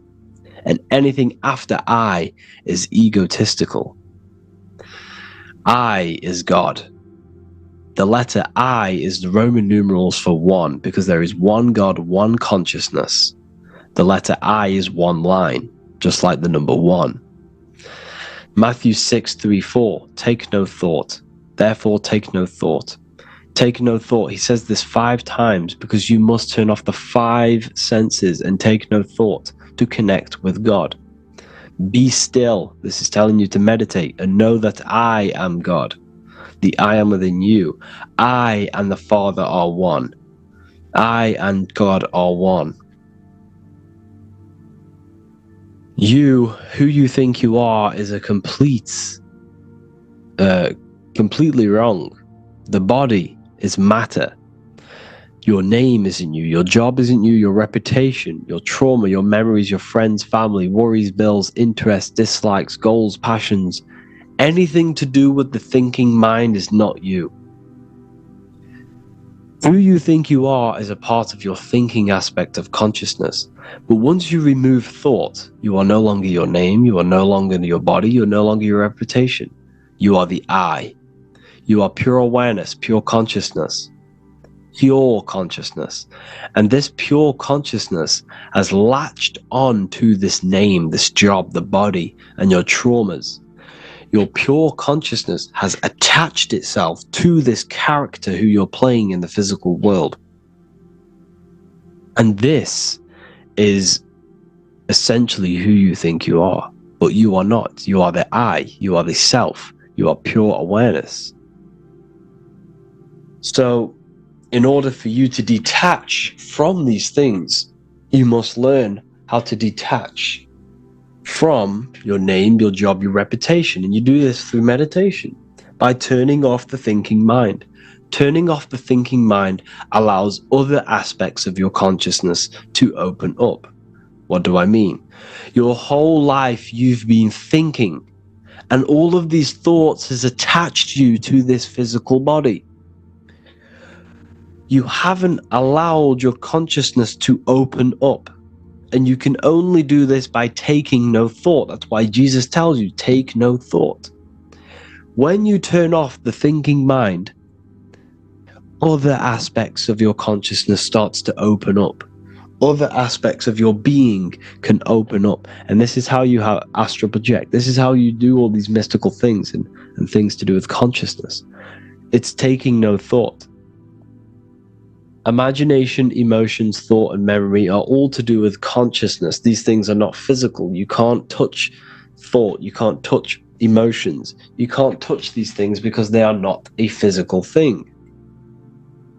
So you must turn off these things for other aspects of your consciousness to open up. Okay?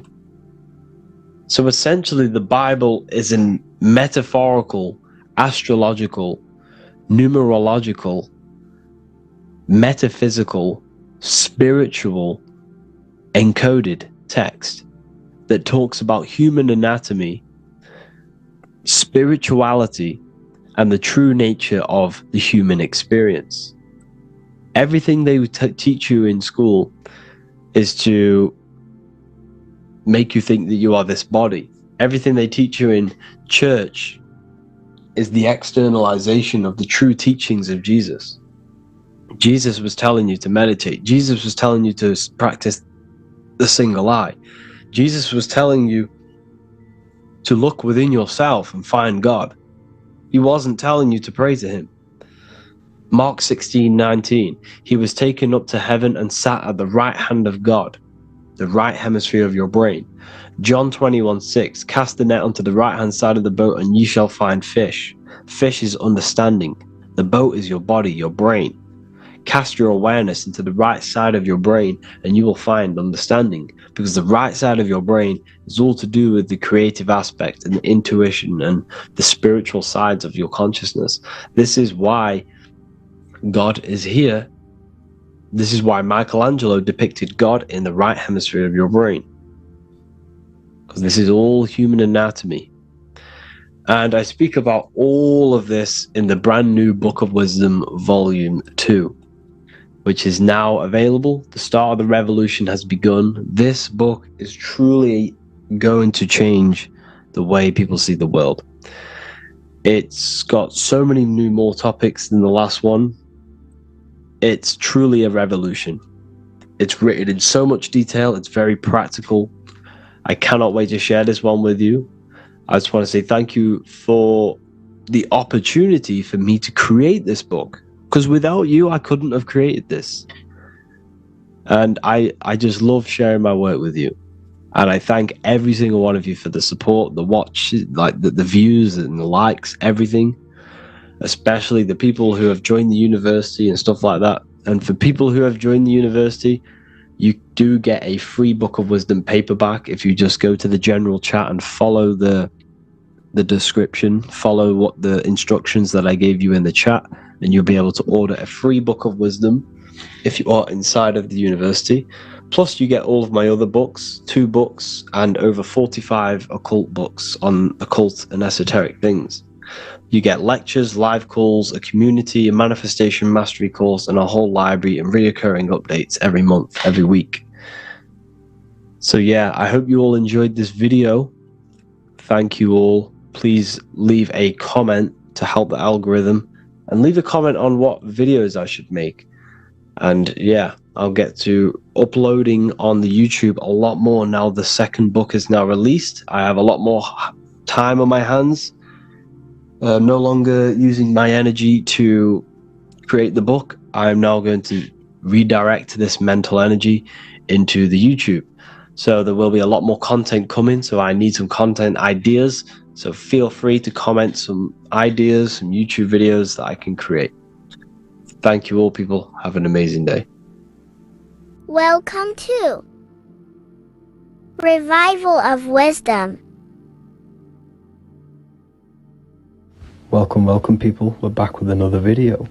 In this video we're talking about how Jesus Christ and Christianity is all sun worship. The Holy Bible of Christianity is not meant to be taken literal for history. It is a story and has lots of metaphors. Starting with the symbol of the cross of Jesus.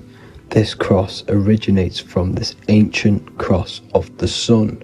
This symbol has been used for thousands of years, way before Jesus was a thing, in Europe, America, Asia, and all around the world. In fact, this symbol is still being used by Christians today, not knowing it represents the sun. This is a 4,500-year-old artifact, a golden plate with an equal-armed cross found in England. The gold to symbolize the sun, and the equal-armed cross for the 4 equal seasons of the year. So this is why in the Bible you have Matthew, Mark, Luke, and John, symbolizing the yearly cycle of the sun and the 4 equal seasons. Also in the Bible, Jesus is referred to as the light of the world. So yes, Jesus represents the sun. He is a metaphor for the sun. Hence why in all of these pictures and images and paintings of Jesus, there's always a sun behind his head, and some even with the sun cross behind his head. Jesus also has 12 disciples, which represent the 12 zodiac signs and the 12 months of the year. This is the Last Supper by Leonardo da Vinci. As you can see, the sun, being Jesus, is in the center, because the sun is in the center of the zodiac signs. There are 4 groups which symbolize the 4 equal seasons. Each group contains 3 people symbolizing the 3 months and the 3 zodiac signs in that season. There is only 1 female in the painting, which is Virgin Mary, who symbolizes Virgo, the astrological sign. So yes, Jesus symbolizes the sun with his 12 zodiac signs and 4 gospels for the 4 seasons of the year. However, there is another phenomenon. The 25th of December is known as the birth of Jesus Christ, which is known as Christmas today. Jesus symbolizing the sun and is born on December 25th. This is the day the sun moves 1 degree northward, bringing back the warmth, the growth of crops, the life and light back to the northern hemisphere. Everything is springing back to life, as we call it, spring. So it is said that the sun is born again on the 25th of December, and Jesus is known as the risen Savior, because the sun is our risen Savior, because it gives life to the whole of this realm, the warmth, the crops. And without the sun rising in the morning, we'd all die in about 2 weeks. And we all know how Jesus died on a cross. The sun also dies on a cross in the southern hemisphere. It dies on the Southern Crux constellation. And on December the 22nd, 23rd, and 24th, the sun remains in the same position. So the sun dies for 3 days, and it is born again on December 25th. When it moves 1 degree northward. And this is when the sun is born again, or resurrected just like Jesus. Constellation Virgo is prominent in the spring sky in the northern hemisphere. So therefore, the sun is born a virgin, Virgo. And as you see in this image, you see Virgin Mary holding the sun. Us as humans do not own the sun, so therefore God owns the sun. So yes, the sun is the Son of God, and this is what Jesus is symbolizing. And just how Jesus sacrifices himself for humanity, that's what the sun does. The sun gives out all of its energy so we can live. There are many other Bible verses which represent Jesus as the sun. Now in Matthew 8:23-27, his disciples are in a boat and there is a massive storm. Jesus is asleep, meaning the sun has not arose. And the disciples say, "Save us, Lord, we are perishing." Quote, "Then he rose and rebuked the winds and the sea, and there was a great calm." End quote. Now this is a metaphor for the sun rising and calming the storm, because in the ocean, when the sun is down, that's when there are great storms. The worship of celestial bodies go back thousands of years, and it's called Astro-theology, and it can pretty much be traced back to all ancient civilizations. Now going back to the ancient Egyptians, the god Horus, the god of war, and he symbolized the sun in the morning. Ancients used to say that he walked over the sky in 12 steps. Yes, this could symbolize the 12 zodiac signs. It also symbolizes the 12 hours of daylight. So we have 12 hours of Horus, but now they've rearranged the word to hours. Horus and hours. And when the sun rises, Horus rises, we say horizon, which is Horus is rising. That's the etymology of horizon. Another Egyptian god called Amun-Ra was known as the god of all creation. He was the first god of them all. Amun was also a sun god. Therefore, after every Christian's prayer, they say Amen, sending their prayer through the sun to God. So this all goes back to the worshipping of the sun. Sun worship was around way before the Romans. However, in the Roman times, their sun god was called Mithra. Mithraism was the main religion before Christianity came into play. Mithra was the son of God. He died on a cross, and he was dead for 3 days and resurrected, just like Jesus. So the Catholic Church was not made in heaven. It was made by the Roman Empire. They mixed all the sun religions of Judaism, Mithraism, and other Arabic religions, and combined it into one, so Caesar, the Roman emperor, could gain his own religion. So yes, Christianity was a political move to gain more control over the masses, because it was a worldwide government at this point in time. So here is a Sumerian helmet with the rising sun symbol. And then the Romans also used this rising sun symbol on their armor. So sun worship has been going on for thousands of years, and it still goes on today. However, with all the programming and the low IQs, today we do not get the full interpretation of the Bible and these stories from the past. And Christians and other religions are all brainwashed to not question their religion and not realize their true origins and where they come from. I do advise you all to do your own research and come to your own conclusions. However, I'm just pointing out the facts and connecting dots for you all to see. That's it for this video, guys and girls. Thank you all for tapping in. God bless.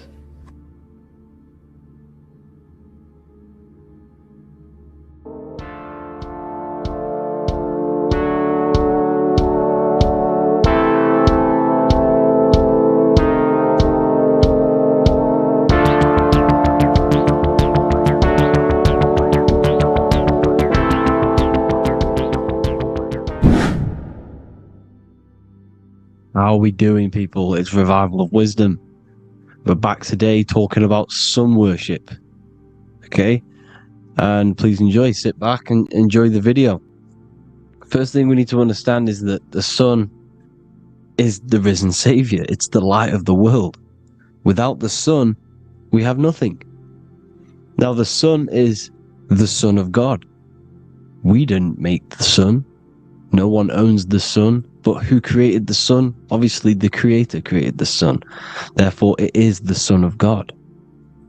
And that is what Jesus is symbolizing in the Bible. The Bible is a metaphorical story. That's why it's called the greatest story ever told.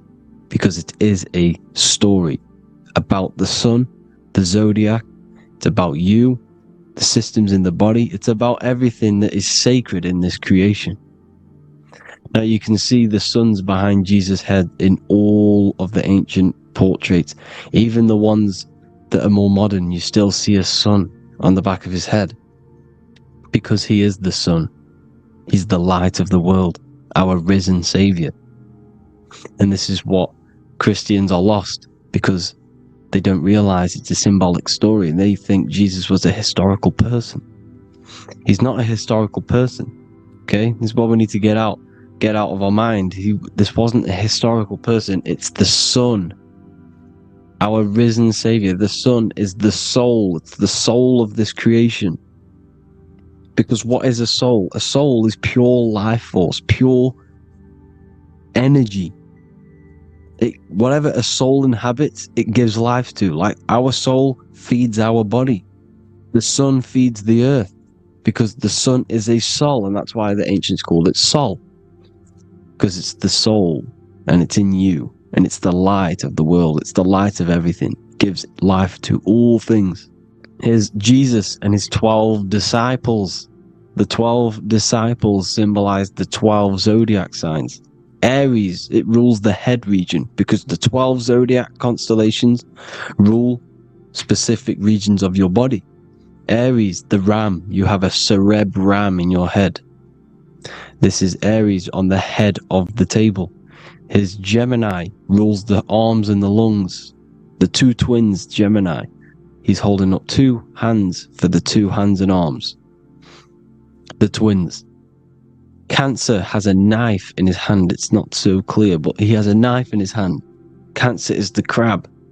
Crabs have claws. And he's pointing at Virgo's Adam's apple, saying there's no Adam's apple there. It's a woman. Who's the sixth sign? The sixth sign is Virgo, the virgin. The only woman in the painting. Now notice how there are 3 people in 4 groups. For the 4 seasons, and for the 3 months and 3 zodiac signs in each season. Spring, summer, fall, winter.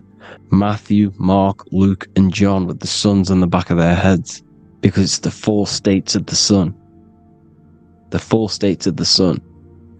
Now, 6th sign, Virgo, the virgin, the only woman in the painting with no Adam's apple. Then we have the sun, Jesus, red and blue, red shift, blue shift. Electromagnetism. The ancients knew this. He's got one hand open, one hand down, because the sun gives and retrieves. The sun rises and it falls. It gives, then pulls away. That's what the sun does, and that's what he's doing. His arms are out, symbolizing the rays of the sun, casting down onto the earth, giving and then receiving. Libra, his 2 hands are equal. He's holding his arms out equally, because Libra is the 2 balanced scales. Libra is when the sun is balanced between the summer and the winter. It's being judged. The sun isn't balanced. That's what Libra is, the 2 scales. Capricorn is the goat. Goats have 2 horns, and you can see the 2 horns on his head here. See? So this is astrology. This what Leonardo da Vinci is depicting here. It's astrology. And he knew the story of the Bible is all astrology. It's all based on astrology. The Son of God, the real sun. Now here are some Bible verses. I am the light of the world. Obviously, that's the sun. What other light is there that lights up the world? The moon can't do it. It's the sun, the one and only sun, our risen savior. Because if the sun didn't rise, we'd all be dead. So it's our risen Savior. And it dies for our sins every night and then gets reborn every day. Now Jesus calms the storm. Mark 4:35-41. The disciples are all on a boat and there's a heavy storm. But Jesus is asleep. The disciple says, Jesus is asleep. We need to awake him. They wake up Jesus, and Jesus got up and rebuked the wind and said to the waves, quiet, be still. Then the wind died down and it was completely calm. Well, when Jesus was asleep, this is the sun not being risen. It's not risen yet. Because in the night times, that's when the storms happen on the sea, in the ocean. And when they awake Jesus, Jesus rises because he's the sun. He rises and everything calms. Because when the sun comes, the storms go. You see? So it's the sun. It's all about the sun. Here's another, Luke 22:10. A disciple asked Jesus, when will we know it's the end times? And Jesus says, as you enter the city, a man carrying a jar of water will meet you. Follow him to the house that he enters. Well, this is clearly talking about astrology, the topic that Christians think is satanic, when they don't realize the whole thing's based on astrology.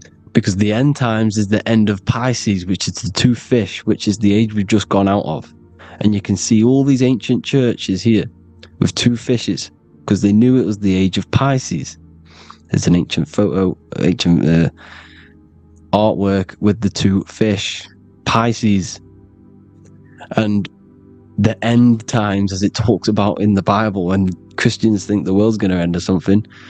But no, it's just the end of Pisces. As you enter the city, a man carrying a jar will meet you. Follow him to the house. The house is the zodiac sign that he enters. And the zodiac sign is Aquarius, because that's what it is, a man carrying the water. We know this is astrology because a woman, that is a woman's job in the ancient times. In the ancient times, the woman used to get the water. You would never see a man collecting water back then. That was the woman's job, whilst the man builds the houses, for example. You see, so we know it's talking about astrology because astrology is the man holding the bucket of water. It's the end of Pisces. Now we are in Aquarius. And of course, Luke 24:36, the risen Savior, the sun. Now the sun is also born on the 25th of December, a virgin, just like Horus, Mithra, Buddha, Krishna, Hermes, and thousands of other gods, all born on the 25th of December. Well, it's because the sun moves 1 degree northward on the 25th of December. And on the 22nd to the 24th, it stays in the same degree because it's moving south. But then on the 22nd, it stays in the same degree on the Southern Crux constellation. And the ancients called this the sun dies on a cross, because the cross is the Crux constellation, the Southern Cross. And it stays on that same degree for 3 days on the cross. The sun dies on a cross, and then on the 25th, moves 1 degree northward, bringing back the summer, the light, the warmth, the growth of crops. And this is the sun being reborn again, a virgin, because it's pure. And here's Mithra, another sun god before Jesus was around, before Christianity. It was Mithraism, and Mithra, Ra is Ra, the sun god, Egypt. It's all about Ra, the sun. You see the crown of thorns on Jesus' head, symbolizing the rays of the sun. And here are the rays of the sun on the back of Mithra's head. Krishna, the sun. Buddha, the sun. Horus, horizon. All born virgins, all did miracles, all resurrected. Dead for 3 days. Well, here he is, dead for 3 days on the cross.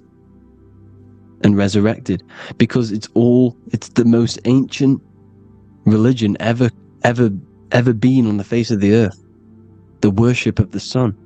And we should worship the sun, because without the sun we are nothing. The sun feeds us, feeds the earth, feeds everything. Without the sun we are nothing. It's been reversed, and now we're worshipping man. When we're worshipping a man called Jesus, was never real. It's all about the sun, the Most High, the most powerful, potent celestial body in the sky, the orb that feeds us every day. It dies for our sins and rises every day. It's the sun. Now on the Holy Communion Day, it's the worship of the sun. They give out mini suns. Here's Jesus holding a sun. And they raise the sun on Sunday, because they go to worship their sun god on Sunday. Not Saturn Day, not Moon Day, Monday, but on Sunday when the sun is exalting. And they hold suns up above their heads because the sun rises. They're symbolizing the sun rising above their heads as Savior. It's the sun. It's the Holy Communion Day. And here's Jesus giving a piece of himself to the children. It's the sun, the light. Judas was known as a backbiter, a backstabber, because he stabbed Jesus in the back. He betrayed Jesus. Well, this is just another astrological story about the constellation Scorpio, because the Scorpio is the J, looks like a J. J for Judas, the scorpion, the backbiter. Scorpions backbite, they bite with their back. And what does Judas do? He betrays Jesus by kissing him to let the warriors know who they need to get. So he kisses Jesus and Jesus gets stabbed in the back. Well, when you get stung or bit by a scorpion, they leave like a kiss. So Judas kisses him and gets betrayed. Well, this is because the sun, when it hits Libra, it's balanced. The sun is balanced because it comes through summer. Now the sun's starting to die. The sun's starting to die. It hits Libra. And then as soon as it hits the Scorpio, it gets betrayed because now the sun has to fall to winter. And Saturn is there waiting to take over the darkness of the winter. So he gets stabbed in the back by Scorpio. Judas, the scorpion, the backstabber. You see, it's an astrological story. Here's Mary. Mary means marry, which means pure. The sun is pure. No one gave birth to the sun but the God. And it's born every day. It's born every day on every year. It's born pure. There was no controversy. There was no, activity for the sun to be born. It's pure. Now, the 7 metals come from the 7 planets. The sun gives you gold, and this is why the sun is golden. It looks gold. And this is why the banks are backed by gold, because gold is the most valuable metal, because it's the sun, the most valuable celestial orb in the sky, in the heavens. Well, here's Jesus, another ancient symbol of him being crucified on the cross with the big sun, the Southern Cross constellation. The sun dies on the cross constellation. And if you go to the old etymology dictionaries, you will see sun and son is the same word. They come from the same etymology roots. You can use them for no matter what, but they've been confused today. But if you go back to the old dictionaries of etymology, they are interchangeable. You can use them. Son, sun, sol, it's all the same thing. The 12 disciples, 12 brothers of Joseph, 12 tribes of Israel, 12 breastplates on the stones, because it's all the 12 astrological signs. They could have used any other number, but there's 12. Because 12 is the mind, which is God. 7 is the number of matter, which is man. 7 energy centers in the body. 12 cranial nerves in the brain, because it's the mind. 12 is the 12ness. The zodiac is literally the mind of God, the signs of God. Now here we see here, Job 38, 31 to 33. Can you lead forth a constellation in the season? He's asking you, can you read the sky? Can you read the heavens? Canst thou bring forth the Mazzaroth in its season? Mazzaroth means 12 signs, the zodiac. Why did they translated every single Hebrew word in the Bible into English, but they decided to leave out Mazzaroth? Why? It's because if that said zodiac, Christians would have a different view on the Bible, but they leave that out. But Mazzaroth actually means the 12 signs, the zodiac, and the stars means sign. The word stars means sign because the stars are signs, things to come, which is off. in Hebrew, which means sign, things to come. You see a sign on the road, it's something coming. But God is saying, no, what does he say? To qualify as a director, a judge of man's life on earth, one must be able to govern the heavenly bodies that rule the earth. It's telling you to read the heavens. We need to read the heavens. Astrology, the 12 zodiac signs, the mind of God.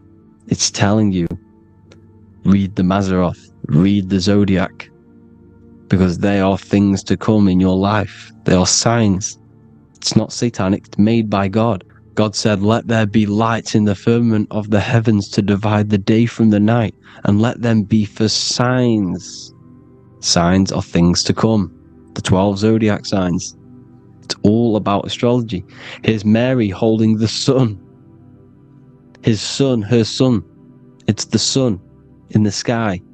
The one and only, the most high. The soul, the solo because it's on its own. The most powerful, Ra, radiance. Here's the Pope holding the sun. All three popes holding the sun, because they're sun worshippers and they know the true meaning and origins behind Christianity. Sun worship. Here's the Vatican is a sundial. Yes, this is literally a clock. Your watch is a sundial. It's got 12 sections on it for the 12 zodiac signs. 12 hours, 12 Horuses. Now here you see Jesus walking on water. Well, it's the sun, and here's the beard of the sun. Here's the pyramid of the sun, the illuminated one, the all-seeing eye, the sun. Here's the Ankh. The sun creates these symbols. The ancients knew this.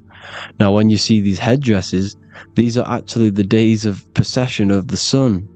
Aries, Cancer, Libra. It's all about the sun. Here's some more sun worship going back to Egypt. Ra, Horus, Osiris, and Set. Jesus and Satan is Horus and Set. The sun and Saturn. Saturn rules the winter, Satan. Jesus, the sun, the light of the world, rules the summer, rules the day. Satan's the night, Saturn's the night, the sun is the day. The evil brother, Satan. Well, Horus comes, this is where we get the word hours from. There are 12 Horuses. The sun moves in 12 Horuses, 12 hours. Where's Horus? What hour is it? Where's Horus? His Ra, 12 noon, Ra, radiates, powerful, the most high sun. That's why he has a sun on the top of his head. These are the 4 states of the sun. Set, sunset. This is why we say sunset, because the sun is setting. His sunset, his Horus, horizon. The Horus is rising, Ra radiating, and the sunset. Then midnight is Osiris. Here's another ancient symbol for the sun, the scarab. Ra, the sun, scarab. It's got the word Ra in it because it's the sun. And here's the sun on top of the scarab with the wings. Because scarabs roll dung up hills, and then they'll let it fall down the hill to gain more matter. To gain more bigger, like a snowball effect. And the ancients saw this as a process of the sun, because the sun climbs up the hill and then it falls. So they used the scarab to symbolize the process of the sun. The sun climbs and falls. Here's an ancient Egyptian cat cutting off the head of the serpent. Well, the cat is cutting off the head of the serpent, symbolizes the sun cutting off the nighttime. When the sun rises, it cuts off the nighttime. It cuts off the serpent. The serpents represent darkness or evil. Well, there's some more symbology of the sun and the heavens, the arch, the royal arch, the firmament, the sun inside the firmament. These are all ancient churches, and they all depict the firmament with the sun inside. Is the ancient cosmology, you see, because it's all about the sun. Everything's about the sun, because the sun is our orb made for us to sustain life and inside of this creation, inside of this firmament, the royal arch of heaven. Here's the Freemasons depicting it. Here's the Masonic royal arch. But you can even see the zodiac signs. Here's Cancer, the checkered board. It's the royal arch of the firmament. Obviously, they don't want to tell you that. You live in space, apparently.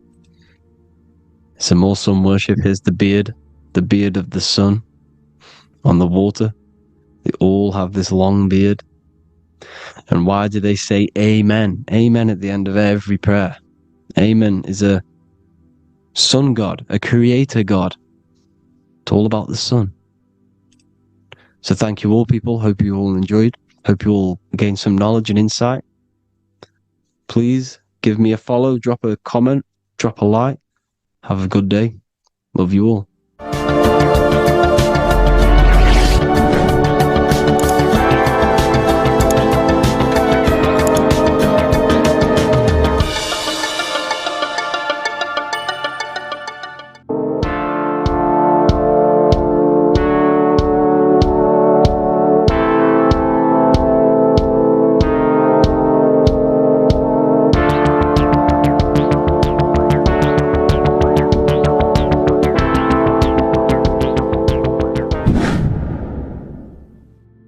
What is good, people? We're back with another video, and today we're talking about the chakras.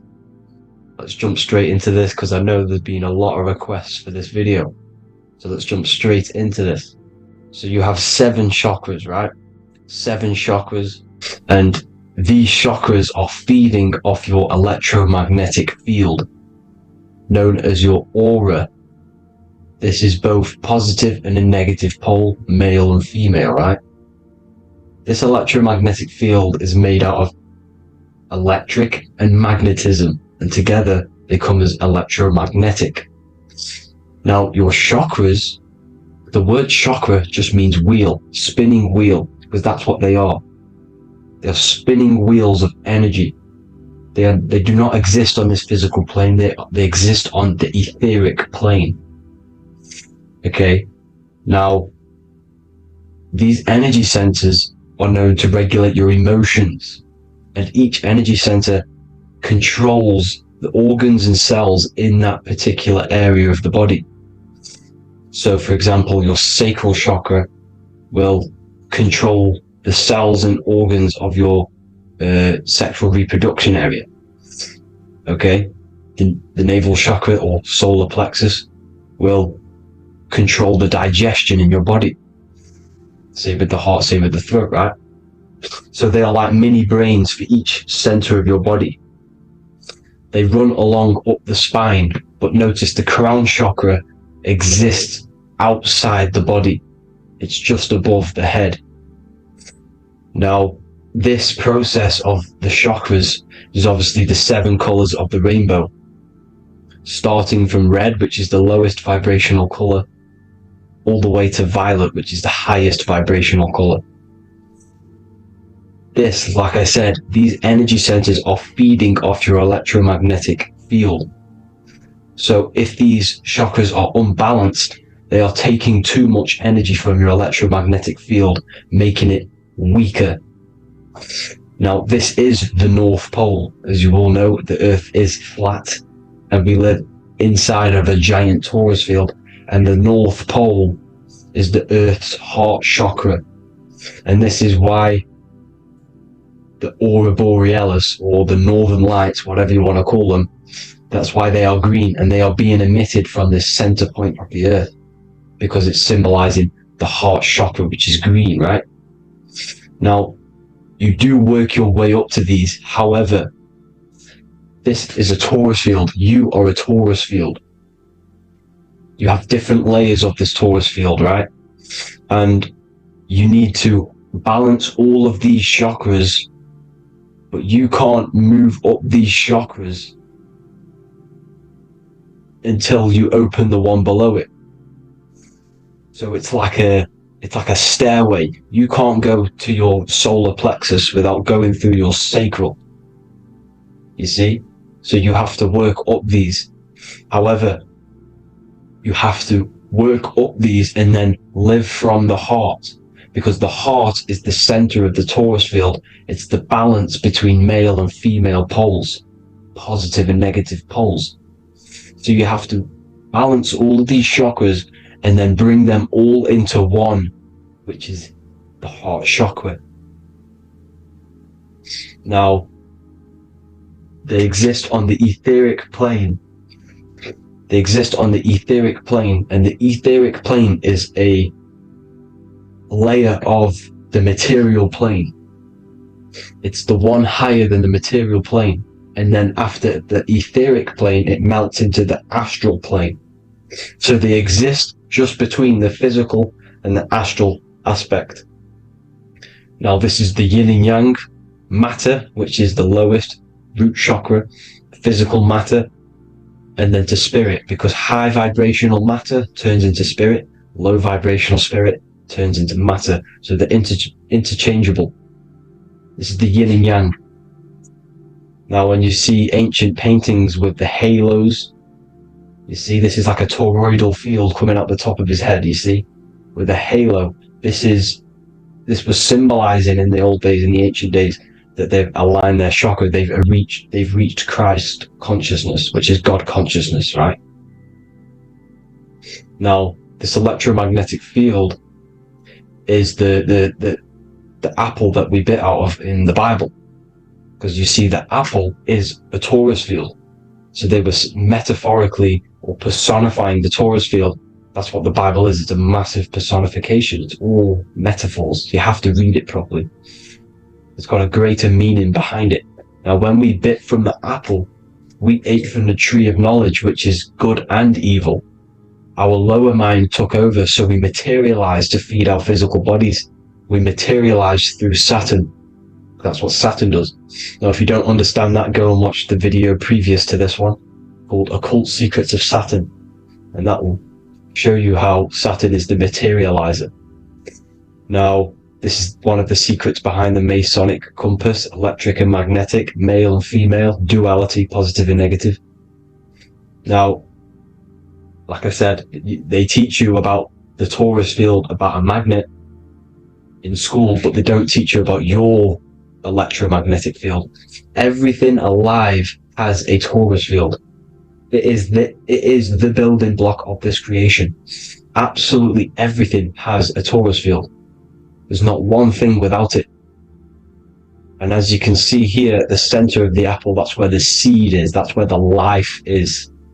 The reproduction of that organism. As you see, this is where the most electromagnetic energy is stored, in the center, because this is where the two duality, this is where the field meets, at the very center. This is why the seed is at the very center.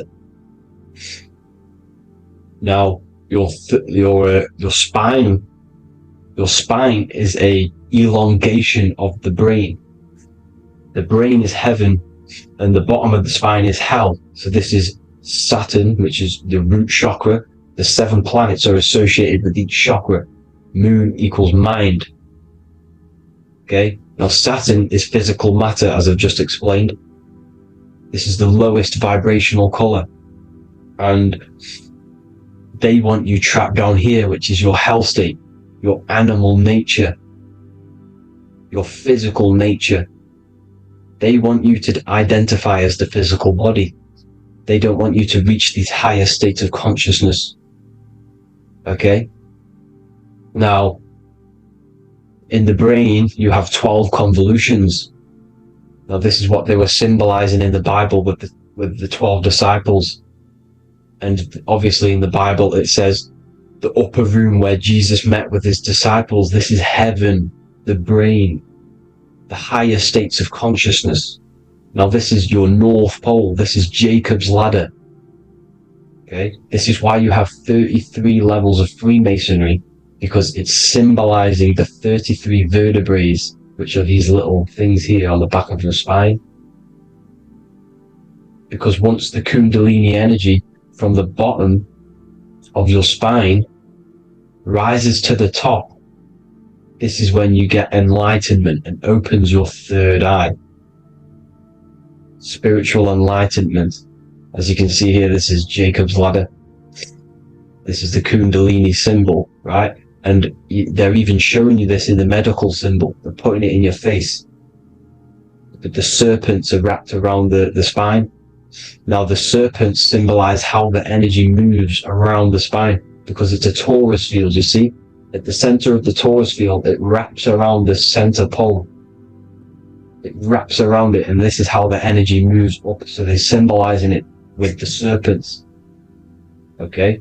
Now, every religion has a sacred river. For the Egyptians, it's the River Nile.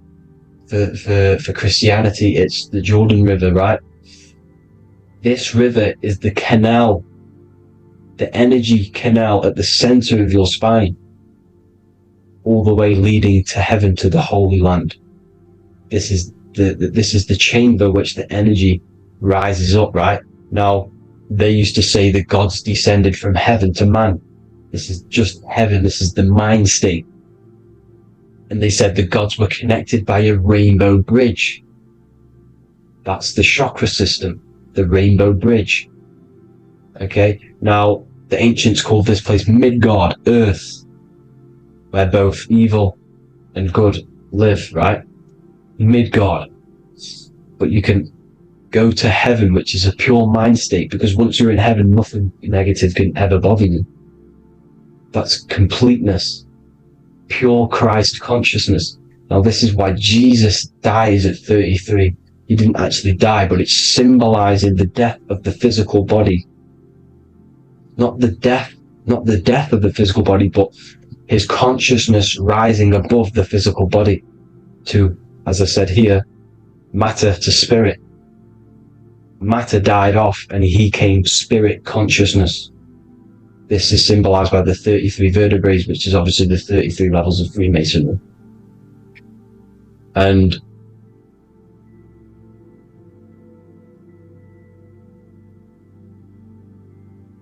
now the pineal gland, which is at the very top of this Jacob's ladder, or the River Jordan, the canal, your 33 vertebrae on your spine. This is where the pineal gland sits, right? At the very top, at the center of your brain.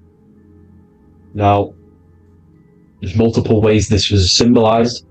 The Eye of Ra, which is used by the Egyptians. Now, this pineal gland is the seat of consciousness. This is where your consciousness is stored, right? And the ancient Sumerians used the pine cone, hence why it's got the word pineal gland, the seat of the soul consciousness. It produces DMT, dimethyltryptamine, which is known as the spirit molecule. And the pineal gland is wrapped in microcrystals, and we all know crystals transfer frequency and energy. Now, radios use crystals. A radio is a frequency transmitter, turning a frequency into a frequency that we can hear with our ears, right? Because all the radios are actually playing right now in your ears. However, our ears can't pick it up, so the radio transmits it into a frequency that we can hear using crystals. So this is the power of crystals, and this is what our third eye is wrapped in, crystals. Now, this third eye is not actually your third eye, it's your first eye. When you're being materialized in your mother's womb, this is the first gland that is produced, and everything's built around it, because it is the consciousness. It is your consciousness. Your consciousness never dies, ever. It's an eternal essence. It lives forever. You never actually die. Only the mortal body dies. Now that's what we call life. Life is abided by time, and time is change. And change is what we call life, because everything's constantly moving and transforming into different things, right? Now let's not get off track.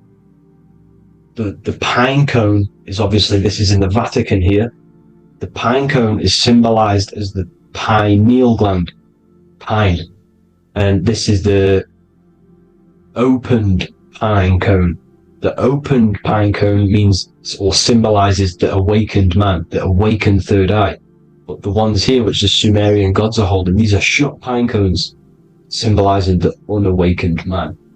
But let's not get confused, people. These gods were not gods. They are human beings just like you.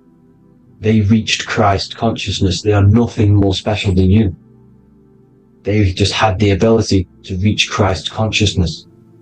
And obviously their knowledge was far more intelligent than ours, far more advanced than ours. They knew the truth about this reality to the depths. Now, the ancient Hindus had a goddess called Kundalini, which is said that she descended by the means of a ladder or a cord from heaven, which is symbolizing the spinal cord. Now, this is what hickory hickory dock, the mouse went up the clock and came back down. This is all these stories, like Santa as well. Santa comes up and then down the chimney. This is symbolizing the Christ oil. There's an oil which is produced in your pineal gland, right? And this oil travels down the spine. And once it's down on the spine, you must have to raise your consciousness, just like I said with the chakras. You have to raise your consciousness, raise your vibration to heat up this oil and turn it into a gas. And it travels back up the spine through like the serpents up the spine, and this awakens the third eye once it's coming back up the spine and hits the pineal gland. This is the secret behind Santa and hickory hickory dock, because Santa comes down and feeds the presents and goes back up the chimney, and he lives in the North Pole, the positive pole. This is the North Pole, people, and the presence is your sacred oil. This oil, your physical body is the furnace. It's the spiritual furnace, which you have to heat up this oil by raising your frequency and turning it into a gas to rise up this chamber, the River Jordan, to your third eye, right? Now, this is an alchemical process. Your body is the alchemical furnace. It says in the Bible, if therefore thine eye be single, thy whole body shall be filled with light. I shouldn't have cut that out, but that's what it says. The light of the body is thine eye. If therefore thine eye be single, thy eye shall be filled, their body shall be filled with light. This is symbolizing the pineal gland, enlightening the body, the spiritual body, filled with light. Now, as I said, they want you kept down here, which is the root chakra, which is your animal nature, which is obviously mind, matter over mind. This is the symbol of Saturn, right? As you say, we're built of body, mind, and spirit, the Holy Trinity. That is the sun, moon, and earth. The sun's your soul, solar. Moon is your mind. Earth, which is the cross, which is your physical body, the 5 elements, right? So body, mind, and spirit. So the Saturn symbol is actually made out of the cross on top, which is the earth, and the moon on the bottom, which is symbolizing matter over mind, because earth is physical matter. You don't want to be matter over mind. You need to be mind over matter. See, they want you identifying as your physical body. They don't want you to realize you're an eternal consciousness. You're an eternal essence of consciousness which never dies. They want you trapped in your animal nature. And this is why the Baphomet has a goat head, because it's symbolizing your animal nature, which is evil. Not evil, but you're more likely to do evil things, right? Which brings bad karma. That's your animal side. This is why the Baphomet has an animal goat head. As you can see here, he's got the Kundalini energy here. So when you see the inverted cross, the cross is your body, as you can see here. The inverted cross means your chakras downwards, down here. Your head's down here. Your mind is down here. But your mind needs to be up here, which is the upwards cross, which is Christ consciousness. And as we all know, 7 colors of the rainbow, 7 planets, 7 chakras. Red light is low frequency and long range.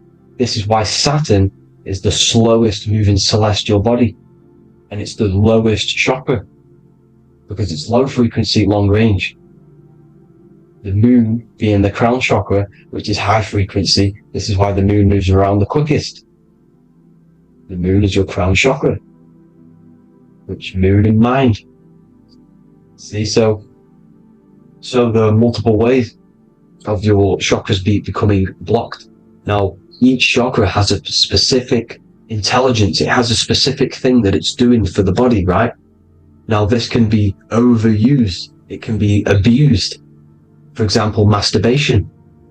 That keeps you down here in your sacral chakra because you're abusing that energy center. You're abusing your sexual energy, which is then becoming unbalanced.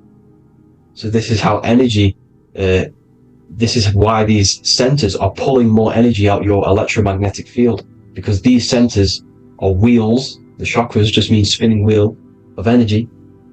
So when you're abusing these certain centers, you're pulling energy out of your electromagnetic field, which is making your field weaker, which is making your frequency lower, which makes you prone to diseases, prone to lower negative energy, right? So you need to align these chakras.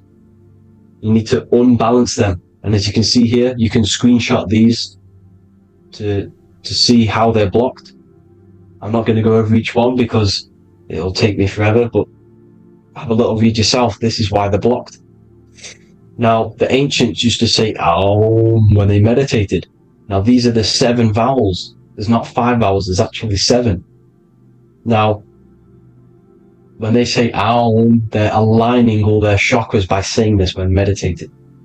This is where the Aum originated from.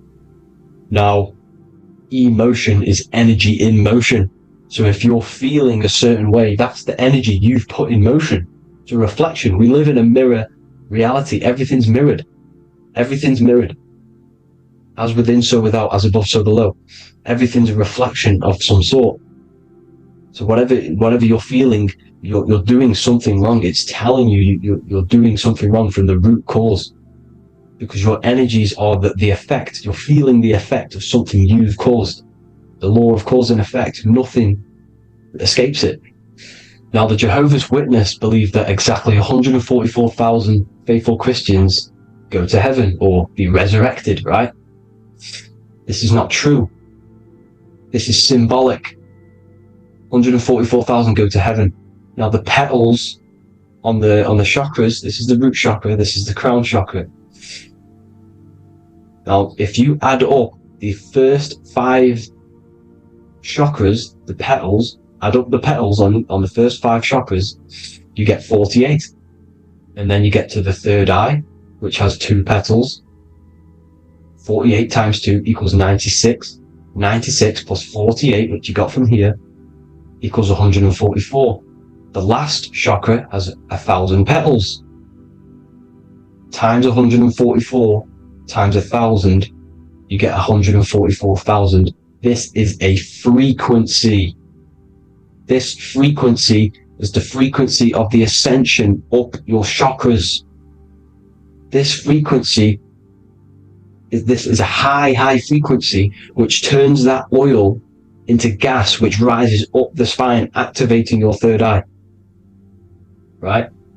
So this is all the religions are all symbolic for this sacred secret of Christ consciousness. As it says in the Bible, the kingdom of God is within.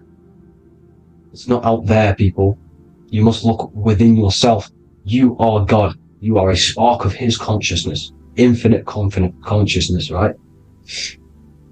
So 144,000 is a frequency, and you must achieve this. Like I said, these people in the past, they're not gods, people. These were just humans. Nothing special. They just reach Christ consciousness. Now, they keep you in these lower vibrational states with the food, right?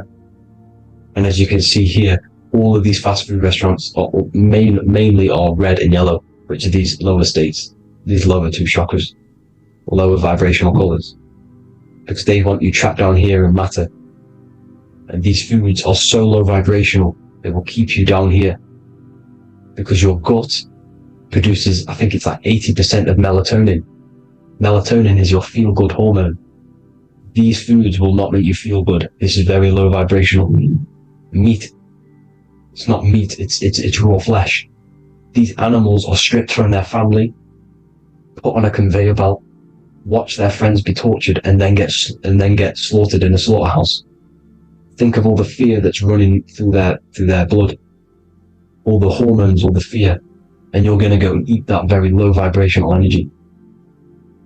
As you can see here, this is the light photons within fruit. You can see the light, the life force in this fruit. You must think, feel, and do positive to raise your vibration. As you can see, earth equals heart. If you rearrange it, everything in nature is green, right? The aurora borealis is green. You must align all these chakras and then live from the heart, because the heart's the center of the Taurus field. You must become the consciousness in the center. So that's it for this video, people. Thank you all. God bless.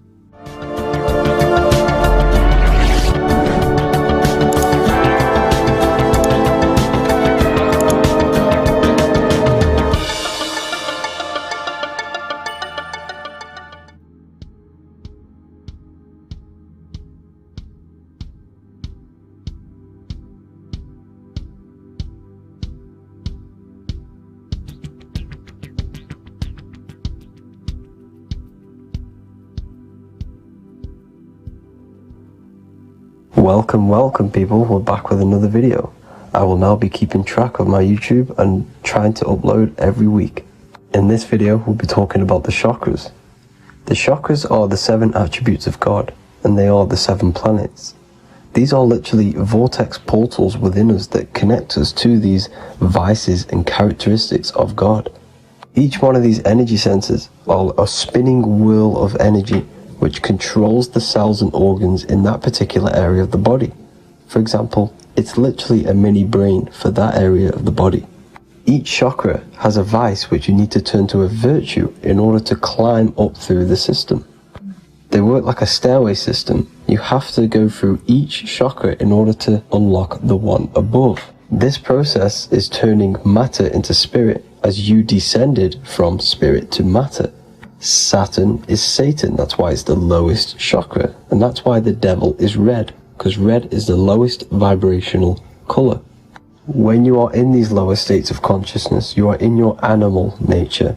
This is your physical side of your nature, and you are mainly being driven by your animal instincts, or your ego. Moving back to your higher self or your spirit self is not an easy process, it takes a while. However, with discipline, consistency, and motivation, you can achieve this, and this is what the ancients called Christ consciousness. Once you have achieved this, it is basically a state of mastery of the mind. You no longer lust for the lower animal nature things. Now, let's start with the root chakra.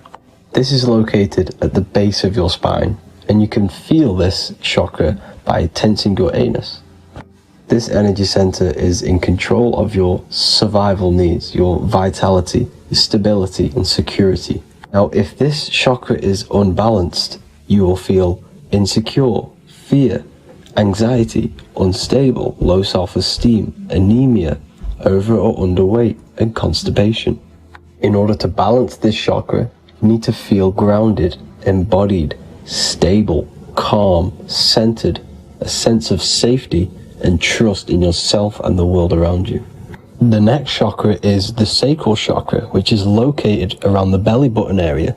You can feel this chakra just by sucking in your belly. This chakra is to do with relationships, self-worth, creativity, empathy, and most importantly, sexuality. This is the most important one in order to start to raise your vibration overall, is giving up the over-sexualized nature. In order to balance this chakra, you need to come into harmony with all the toxic relationships that you have. Get rid of the fear, the anxiety, the isolation, and 100% get rid of the over-sexualized nature. Lust is one of the most lowest vibrations you could possibly feel. It is literally manifesting hell. In order to work on this chakra, you need to feel self-worth. You need to do creative things, empathy, healthy relationships, and 100% being confident. The next chakra is the solar plexus. This is to do with personal power, will, metabolism, eating, happiness, and your self-esteem and self-identification. you can feel this chakra just above your belly, below your ribs, and you can suck in this area. If this chakra is blocked, you will feel lack of confidence, difficulty in manifesting your desires, low self-esteem, misuse of power, misuse of dominance, weak will, and shame in yourself. Biggest one for this chakra is overeating, as it's to do with metabolism. If you are overeating, you are literally unbalancing a lot of your lower chakras, not just the solar plexus.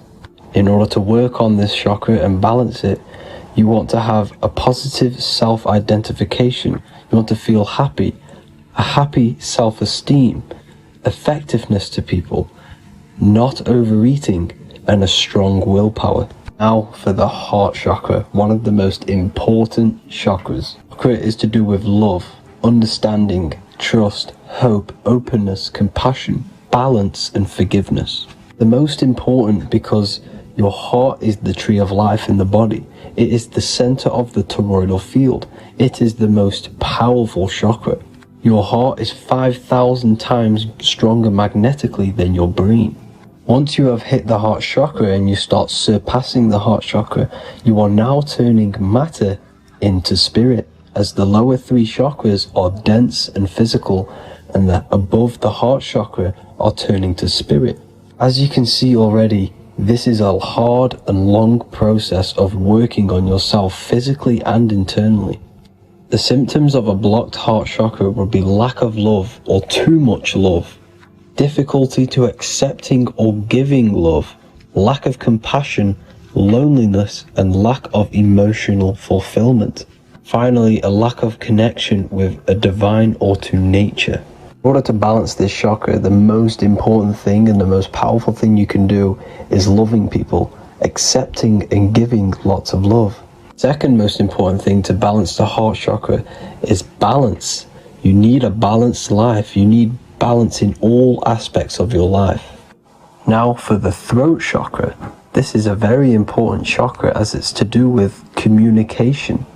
A symptom of this being unbalanced is a lack of self-expression and putting on a front all the time, acting with the ego.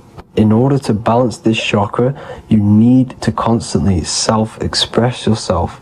You can't be putting on a front. That voice inside your head, you have to let it come outward. Don't just block it off with a wall. Self-expression will lead to you gaining friends who actually like you for being you, and not these fake friends that you have to put on an ego for. In order to balance this chakra, you need to express yourself, express the word that's within you. Don't be lying to people, don't deceive or be deceptive. The next chakra is the third eye chakra. This is starting to get very advanced and you are coming very close to spirit. Just before we head on, I want to announce the PDF is now available, containing all the presentations I've ever made, all into a condensed 38-page PDF. The link will be below this video for you to access. And if you want to learn how to create reality using your mind, how to attract your desires, how to get out of the situation you are in, the link will also be there for the Manifestation Mastery course. Now for the third eye chakra. The third eye chakra controls the pineal gland, which is your first eye. It's to do with your psychic abilities, channeling, telepathy, astral travel, visions, and connection to the higher self. You need all of the chakras aligned to get the full potential out of your third eye or pineal gland chakra. For example, if you're astral traveling and you fear something, you will be instantly shot back to your body. So you need to master all of the chakras before you go on and try and do these higher spiritual activities. Symptoms of the third eye chakra being blocked is lack of imagination, lack of vision, lack of concentration, blocked or clouded intuition, can't see the big picture, and especially overly reliant on logic and intellectual thinking. A good way to work on this chakra is imagining things, vision things, trust your intuition at all times, always follow that inner voice. Cut out the tap water which contains fluoride. Fluoride blocks the pineal gland. and cut out all junk food, because all of this is affecting your pineal gland. When in meditation, you want to focus your eyes and your attention to the center of your head between the two eyebrows. This is where the pineal gland is located. This will help and awaken the pineal gland over time when you keep doing these meditations. Finally, for the crown chakra, this is to do with universal consciousness, all-knowing, enlightenment, cosmic connections, the God source. This chakra is blocked by being cut off from spirituality, plagued by the senses, being tricked into the five senses and being tricked into thinking you are the body. In order to work on this chakra, you need to feel grounded. You need to know yourself, your real self, the voice within you. Have common sense, have specific decisions that you're making, be very direct. Now we've got out of the way all of the chakras, I can now introduce methods and meditations which will help you unblock them spiritually. When meditating, you want to get into the present moment in a nice, comfortable position. Bring yourself to the present moment by saying, I am here right now, nothing else matters. Keep repeating this over and over with your eyes open or closed. After a couple minutes of bringing your attention to the present moment, you can now start to breathe in through the nose deeply and breathe out through the mouth slower than you breathed in. Place your attention on the chakra that you want to balance.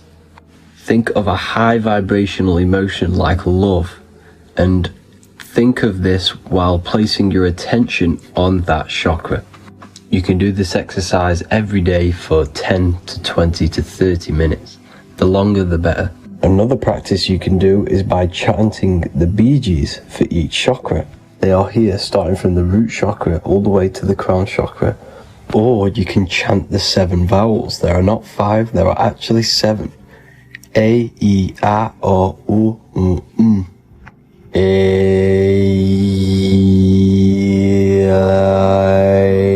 O. This is the proper way of pronouncing the 7 vowels. These are so powerful because these are the only things that exist. It is literally the sound of God. By pronouncing them right, you can actually create a lot of power within you and align your chakras. That's it for this video, people. I'd appreciate a comment and a like to help the algorithm. I appreciate you all. Love and light.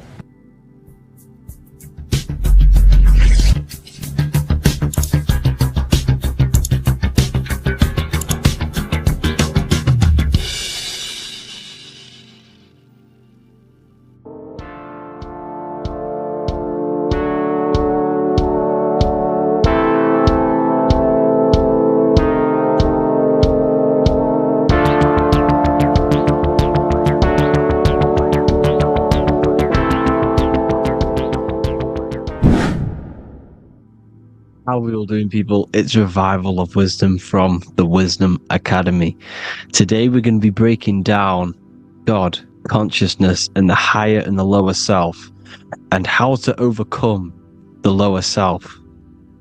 Now, the first thing you need to understand is that you are the invisible intelligence within the brain, within the body. This invisible intelligence is known as the mind. But you are not the mind, you are the observer of the mind, which is the soul, the invisible entity. The mind is your intellect, your intelligence. Now, the mind is, it's hard to put this in words, but the mind is something that gives you the ability to explore the universe. And this inner self is the I am. It's the quiet, the inner self, the voice you see in you hear in your head. This is why within spells high twin, inside, internal. The I is also the number 1, which is one line. Because the one and only, is the inner self, which is the I am. This is why you say, my name is Harry. You are not Harry, you are the I, the inner self, the intelligence. Okay, this is why Jesus in French is I am. You look with the two eyes and you see with the inner eye. Eye and eye, the same thing. Okay? Because the eye inside is what gives you the perception of what you're looking at. So when someone's trying to explain something and then you catch on saying, I see now, it's because you're seeing with your inner eye, the one that gives you perception, gives you intelligence, gives you the ability to understand things. This is the internal eye, the invisible self, which the physical body is nowhere near as complicated as this inner self. It's in infinite potential. God, G-O-D, generator, operator, destroyer, soul, mind, and body. Brahma, Vishnu, Shiva, the Father, the Holy Spirit, and the Son. They're all... the reason why you see God is always a triad is because it represents yourself. Your invisible intelligence is God. Me and you are the same invisible intelligence. We are the invisible intelligence experiencing the program being ran by the central nervous system and the brain. I always say this in my videos, but I have to, in order for you to understand the things that I'm going to say later on in the video, you need to understand this concept, is that you are the consciousness experiencing the nervous system, the tree of knowledge of good and evil, which is you here. You would be in this invisible intelligence right here in the center of the brain. Now, this is why the ancient Christians show God is in the brain. This is the brain stem. This is the brain. This is also the brain stem and the brain. The brain stem and the brain. It's all depictions of the brain, because the brain's the computer, the electromagnetic computer, which decodes the demands created by the invisible intelligence, the I, the inner self, you, your true self. The person if you observe what someone moving, this is going to sound, but if you observe someone walking, it's not the body. The body is moving, but the thing telling it to move is the invisible intelligence. Before you kick a football, a decision is made within your invisible intelligence, your mind. And this consciousness, this invisible intelligence, is either stuck between the lower self and the higher self. Okay? When the invisible intelligence, meaning the true self, identifies itself with the physical body, it will trap its mind within physicality. This consciousness that we have is either operating in the lower self or the higher self. It's either feeding the material body or it's feeding the spirit. Okay? But because we are physical and spiritual, we need to be even. We don't want to be meditating all day long, because we do have a physical body as well whilst we are here. We are playing a game in physical matter. Okay? Now, the reason that you incarnated here is to learn a lesson, because the mind can manifest anything it wants within the astral planes, within the world of imagination. It can manifest anything it likes, but it incarnates into matter, into this game, so we can understand labor, because anything in matter you have to labor to manifest. But in the astral, you can manifest at the click of a finger. You come here to learn the knowledge of good and evil. And your consciousness, I came out a bit off topic there, but your consciousness is experiencing the lower or higher self. The lower self is manifested in the lower parts of the body. Sex, food, and power, the lower three energy centers. These centers are like mini brains. You are literally thinking with these centers. And when your mind is stuck within these lower centers, you'll think, have you ever heard the term of thinking with your penis, or thinking with your, you know what, as a man? Even females maybe, but mainly this is a boy saying, you're thinking with your penis. This is a truth. It's truth in plain sight. You think with these energy centers. When you're living off the lower three centers, all you care about is sex, food, and power.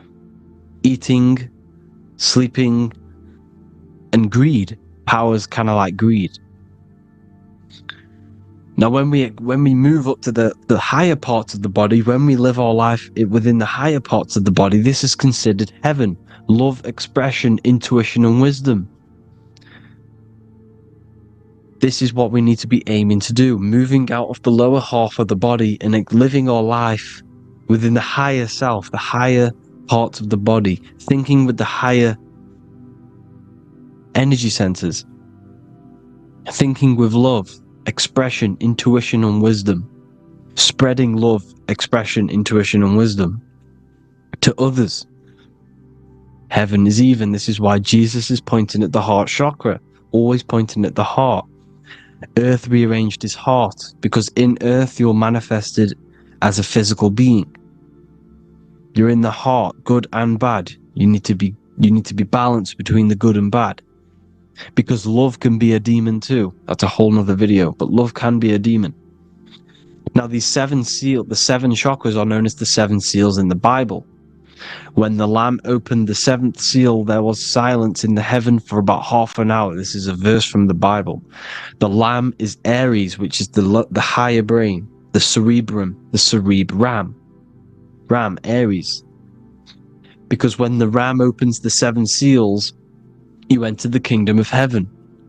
Because these chakras seal your invisible intelligence. They seal your true self. You are behind these seven seals, your true invisible self, your true consciousness. Because behind these seven seals, you do not think about anything materialistic. Your intelligence is not material. It's not physical. It's not from the physical world. It does not desire the physical world.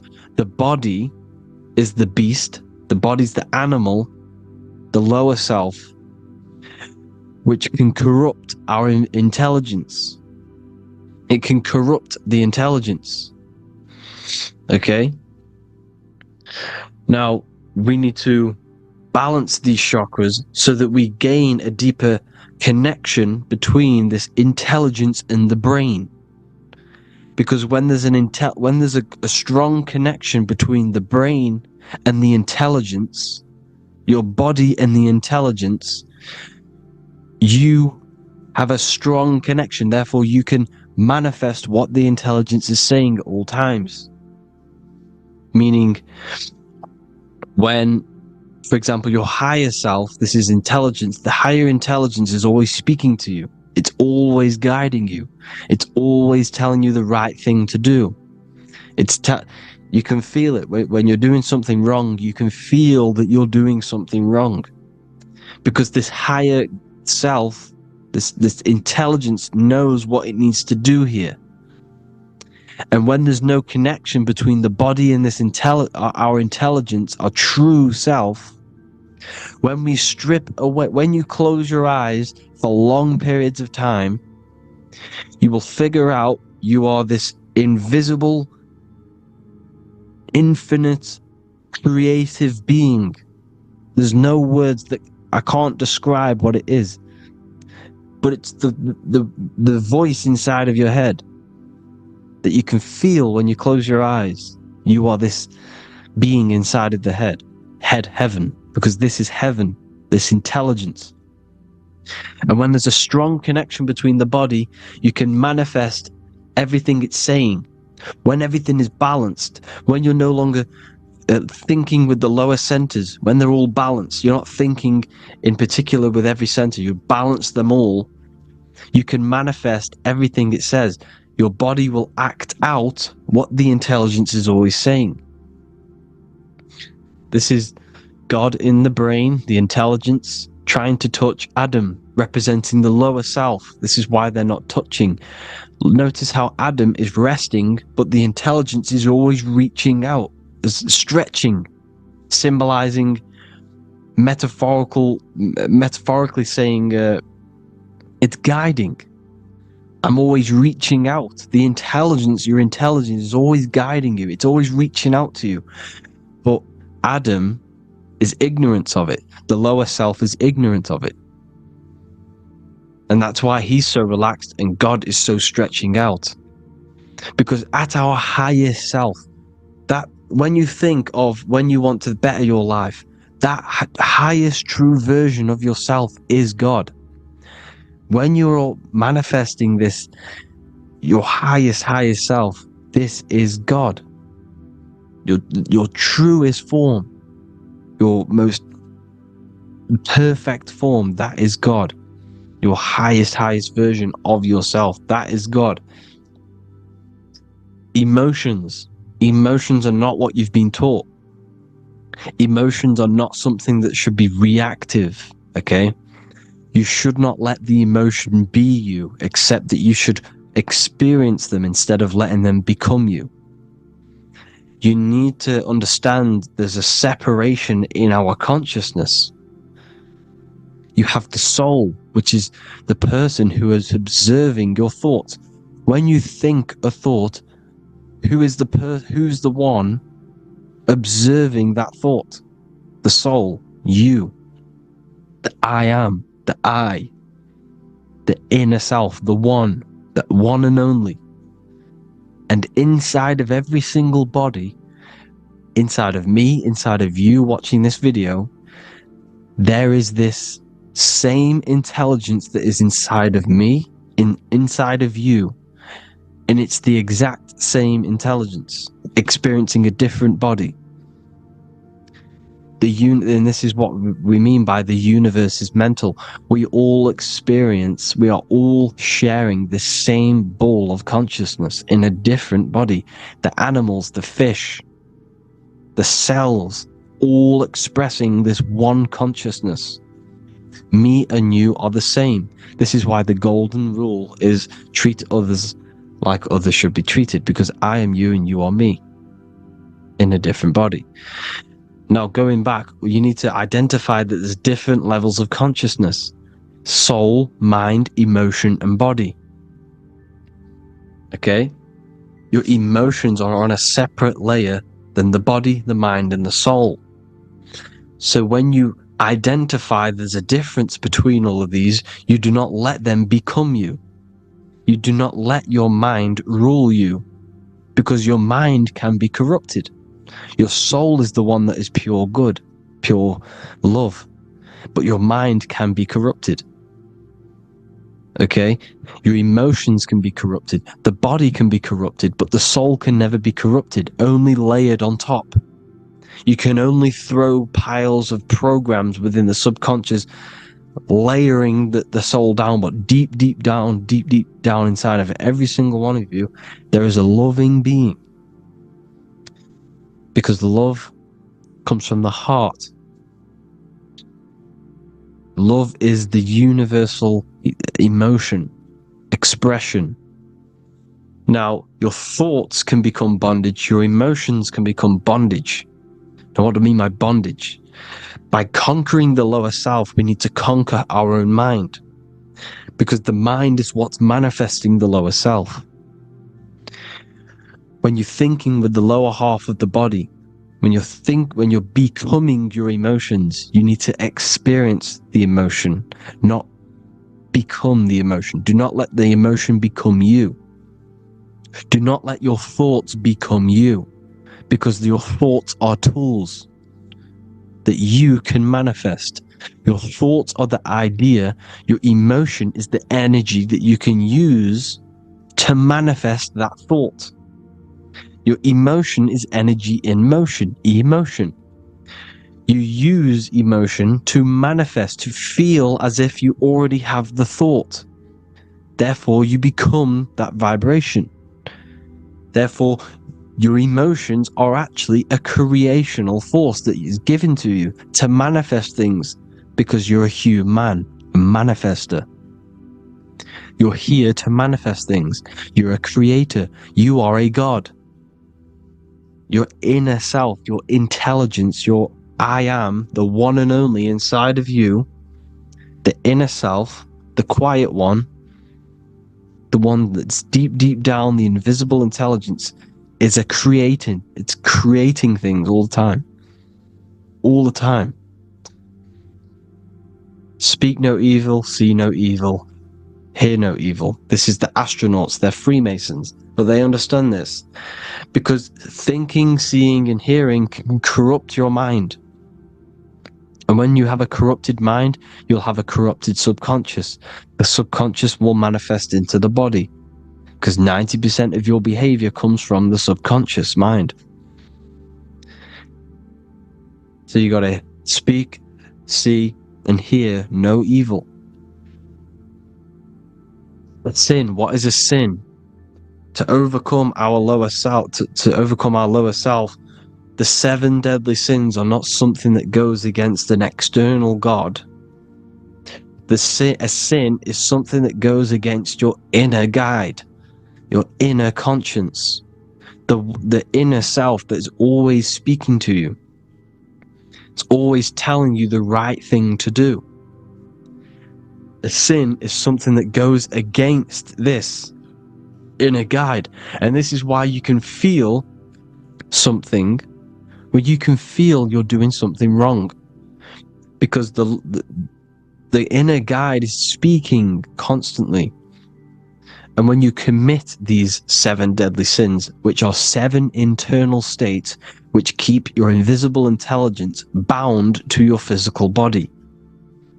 Because evil, right? Evil love bondage. This is why they stay in this realm and they control this realm, because they love the bondage of the body. They like matter. They want to stay in matter for eternal life. They don't want to ascend back into the heavenly realms, where you do not have a physical body. You can explore the universe within the astral planes. They stay bounded to the body, bounded to the 3D construct of the physical world. They have greed, lust, envy, gluttony, wrath, sloth, pride. They want all of this. And if you want that, that's okay. But deep, deep down, you don't want that, because your soul is always telling you the right thing to do. Your soul knows what to do to get out of here. It needs to detach from the external world. Detach from all of these 7 internal states which bound you to your lower self, your lower centers. That's what a sin is. You know, you have a left and right brain. The left brain is always analytic. The right brain is metaphorical. So the right brain is producing a holistic view of reality. Now, what do I mean? And not view, perception. When you see, because your eyes are parts of the brain, when you look at something, and you look, that image is produced in the back of the brain in the visual cortex. And then the right brain produces a perception, a holistic, it breaks down what you're seeing into a holistic image, a holistic perception. So, for example, if you're in a woods, the right brain sees the whole woods as one big woods. The left brain is breaking that perception down into individual trees, branches, and leaves. So the left brain's to do with duality. The right brain's to do with wholeness. Unified. The left brain's dualistic. Analytic. This is necessary so that we can pick things up and manipulate them and break things down. We need the left brain. We need the right brain. I'm not saying any of them's bad, but the left brain, sinister in Latin, means left. Because when you're left-brained, you see everything in dualistic. You see everything is dual, when everything's actually one. We need to be focusing and strengthening our right hemisphere. I'm not saying sit in the right hemisphere all the time, but we need to be strengthening our right hemisphere. And this is why left is sin and right is right. Because when you focus on the right hemisphere, you see the holistic perception of creation. The right hemisphere sees humanity as one unified consciousness. The left hemisphere sees everyone as individual persons and egos. Because the left hemisphere is dualistic. And this is why the Bible says, cast the net onto the right side of the ship and ye shall find. John 21:6. What does that mean? Cast your energy, cast your perception into the right hemisphere of the brain, and ye shall find unified consciousness. You shall find your higher self, the one and only. If then you have been raised with Christ, seek the things that are above, where Christ is seated at the right hand of God. Wow. Powerful. What does this mean?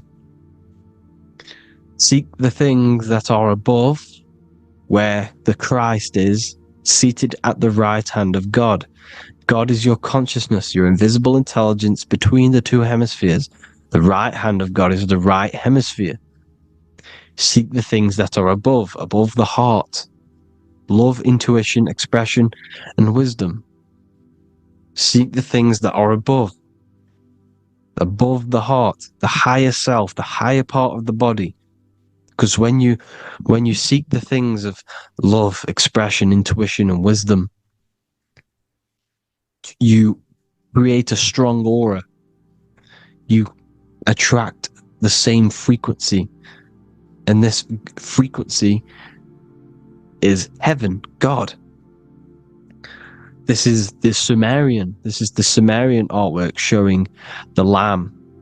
This is a step symbolizing stepping upwards, raising up. He's stepping over the Lamb up to the bird. His hand is going to the bird. The Lamb symbolizes the lower self. Okay? The bird with the wings is in the sky. It represents the higher self. This is why angels always have wings, because it represents the higher self in the sky. The lamb is a ground animal, symbolizing the lower self. He's stepping over the lamb to the bird, his higher self, his invisible intelligence. Horus and Set, Jesus and Satan. Look, Horus has an evil brother, Set, just like Jesus and Satan. Horus is a bird, higher self. Set is a ground animal, lower self, which is the devil and the angel on your shoulder. You see? The right and the left hemisphere. The two wings. So, the devil and angels always speaking to you. The higher and the lower self. It's the battle between the higher and the lower self. Between the invisible intelligence and the physical body, because the body's the one that wants the sugar, it wants the pleasure, it wants the sex, it wants the porn, it wants all of the materialistic things, it wants the 7 deadly things. Okay, it wants this. There's a battle between the higher and the lower self, your intelligence and the body. This is why you need to become balanced, so that there's a deep connection between the body and the invisible intelligence, the I am. You need to master your mind with discipline, and you gain a connection between the brain, the body and the intelligence. Resurrection, transmuting sexual energy. Okay, this is important. Res is Resh, which is Hebrew. The early Hebrew Resh symbol is the head. This is the head. Resh, erection. Erection is a sexual stimulation. Resurrection is rise erection. You got to raise your sexual energy up the base from the spine to the head. This is the Christ, the Christos. Because there's a psychophysical germ, psychophysical oil produced in the brain every month. Go and watch my other video on raising the chrism. Okay? And every month there's this fluid produced in the brain, which takes 2 trips, because one's produced by the pituitary, one's produced by the pineal, magnetic female, magnetic and electric charge. And it takes 2 trips down the spine to the solar plexus, the bread of life in the Bible, or Bethlehem in the Bible, because the River Jordan's your spine. Goes down to Bethlehem. It gets born in Bethlehem, just like Jesus. because when this oil travels to the solar plexus, it creates the seed of life, and it feeds the body, all the central nervous system, all the cells. It regulates the blood, does all sorts of good things for the body, this oil. Now, when you save your sexual energy and you raise your resurrection, you awake the Christ, you raise it from the solar plexus or the sacrum bone up to the brain, you activate 100% of the brain, and this is the true resurrection of Christ. Instead of wasting the energy and giving away your sexual fluids, because behind the fluids is the energy. So when you release that fluid, the energy is out there. You've released the energy. Your sexual energy is the most potent emotional force a human could possibly feel. Same with any animal or anything. The sexual urge, the sexual emotion is the most powerful, potent emotion that you can feel. It takes over the whole body. When you feel sexually aroused, it takes over everything because it's so potent. And when you fight the serpent, when you fight the sexual energy, which is shown here in the Egyptians, the cat cutting off the head of the serpent, or Hercules fighting the serpent, or in the Greek mythology fighting the seven-headed dragon, the seven chakras. The serpent is your sexual energy because it symbolizes your Kundalini. When you fight it and you transmute this energy, instead of releasing it, instead of acting sexually on it, you can transmute the energy, transfer it from the solar plexus up to the brain. You can also do this with other tasks. Instead of releasing it, instead of raising it from the solar plexus to the brain, you can use it for other things. So, for example, you want to think critically. You can use it for critical thinking. You can use it for going to do exercise. You can transmute sexual energy into anything. But you can do this, you can raise the sexual energy, and you can use this energy to push the cerebrospinal fluid from the solar plexus up through the spine, up the 33 vertebrae to the brain, and it'll activate 100% of the brain. And this is the resurrection of Christ. Jesus was never dead. Jesus was never rose from the dead. It symbolizes the Christ, Jesus Christ. Christ is Christos, which means oil in Greek.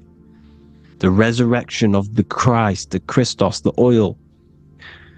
When it activates 100% of the brain when it's raised, and it can regulate all the systems, it can regulate all the blood, it can regenerate the body. And this is the true Antichrist. They don't want us doing this process. The Antichrist is not against Jesus, it's against the fluid in our body that makes us live hundreds and hundreds of years and makes us live as gods. This is the true resurrection. And when you fight the serpent, you fight your sexual urges, your sexual emotion, the most strong emotion that you could ever feel. You can do this process. And this is the true secret of transmuting sexual energy. Because when you transmute the sexual energy, you can become a god. And this is why Hercules is fighting the serpent. Notice how the serpent is low. He's reaching down to it. It represents the lower self. Because the lower self wants the lust. It desires sex. The body desires sex. There's a fight between the higher and the lower self. But when there's balance, there's even. Heaven is even. When there's evenness between these, this is the kingdom of heaven. This is when heaven is on earth. So at our highest levels of ourselves, the highest level of our intelligence, this is God. God is something that we manifest. We need to achieve Christ consciousness by battling the body. There is no battle outside of the physical body. It's an internal battle. Jesus and Satan have been externalized. Nothing exists outside of you, because I explained in the beginning how you are the consciousness experiencing the central nervous system. Therefore, there is nothing outside of you. It's all internal. Jesus and Satan have been externalized. Why? Because it's business. The church is a business. It's all a business. They've created these figures to be historical when they're not historical. The Bible's not historical. It's all externalized. It's called exoteric, when the truth is esoteric, internal teachings. So anyways, people, balance the chakras, balance the two hemispheres of the brain, balance the conscious and the subconscious. Balance is perfect, the yin and yang. You are spiritual and physical. You live in day and night. You need to be balanced. Oneness. Seek oneness. And this is the true kingdom of heaven. And when we all realize that we are all the same intelligence, the same consciousness expressed in different bodies, when we all realize this, we all realize we're all one. Doesn't matter what race you are. It doesn't matter what race you are, where you're from, your nationality, because none of you are actually from here. None of you are from the physical world. You're manipulating the physical world through the physical body. You are the I am. We all have a soul. Every single one of you has a soul. We all have souls. The reason why they say some people don't have souls is because they're trying to suppress your mind. They don't want you to know that you have a mind. That sounds crazy, I know. But a lot of people haven't realized that they have an infinite intelligence called a mind. And behind that mind, if you can observe your thoughts, the person who is observing the thoughts, you have a soul. Everyone has a soul. Don't listen to all these people saying some people don't have a soul, some people do. We all have a soul. Every single one of us. So anyway, you need to break the lower nature of yourself. At our highest levels, we are gods. Our intelligence, our universal intelligence, the I am, the intelligence that's inside of the brain, is God. Our minds are being corrupted within believing that you are the body, and the result of this is a society like today,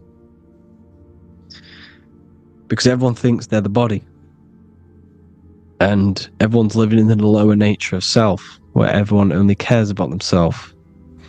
But when we realize we're all one big consciousness ball, we're all the same consciousness expressed in different bodies, there will be peace. So thank you all, people. If you do want to learn more, if you do want to read my book, it's called The Book of Wisdom. I'll put it in the description. It's an amazing book, people. It's going to give you the best understanding possible about creation, yourself, and the world. It's amazing. The Bible, everything. I have just launched a new cymatic library. A friend of mine has just added this to the website. He creates beats, and he creates the purest beats, so they are actually the frequency that it tells you. Most of the stuff on YouTube and Spotify and Apple Music it says it's a certain frequency, but we know these major platforms are all playing with the frequencies of the app. So if you want a real binaural beats, solfeggio scale frequencies to meditate on or listen to throughout the day, join the Occult library. You can get a 2-day free trial. I'll put the link in the description. Thank you all, people. Hope you all enjoyed this video. God bless you all.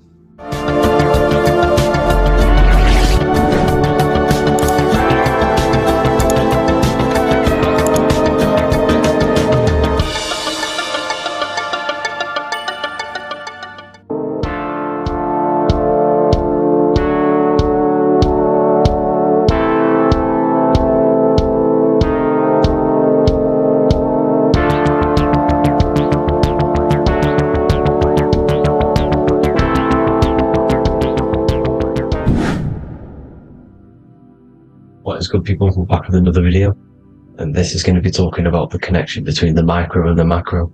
You know, you are the universe. Everything is inside of you. So the first thing you need to understand is that the law of mentalism, we are a thought in the creator's mind. Everything's being thought into existence. We have a spark of this mind, this same mind of the creator. And everything is a state of mind. Particles or atoms, whatever you want to call them, are a mental thing. They're a product of the mind. Everything's thought into existence. Thoughts influence everything. Thoughts are energetic effects which send out waves into the quantum field around you. And your consciousness is actually the universe experiencing itself, expressing itself, and viewing itself. So we are the creator, but viewing itself in separate bodies. And this is why they call the material world the world of illusions, because everything's separate here, but we all forget that we're not all one. We've all been brainwashed to think we're all separate, but we're all one. We're all the same mind, the same consciousness, everything. So everything's created out of toroidal fields. God created the toroidal field. That's the only thing that exists, because atoms are toroidal fields, and it's the basis behind all creation. As you can see it in the owl's eyes, it creates the infinity symbol. And this was the apple. That apple is a toroidal field, and the toroidal field is made out of dielectricity, which is ether. Ether is black light, and this is counter space. This is another realm. This is what creates God to be omnipresent, to be everywhere at one place at all times. He is everywhere because ether is everywhere. Ether is infinite potential. It connects everything together, and that's what energy moves through. It moves through the ether, and that's black light. Everything is light, as it says in John 4:2. God is light. Everything's a vibrational state of light. So the torus field is made out of dielectricity, ether, black light, magnetism, which is white light, which is the center of the toroidal field. And magnetism radiates, it has no vibration. And then when white light splits, it turns into electricity, which is physical material, and that has a vibration.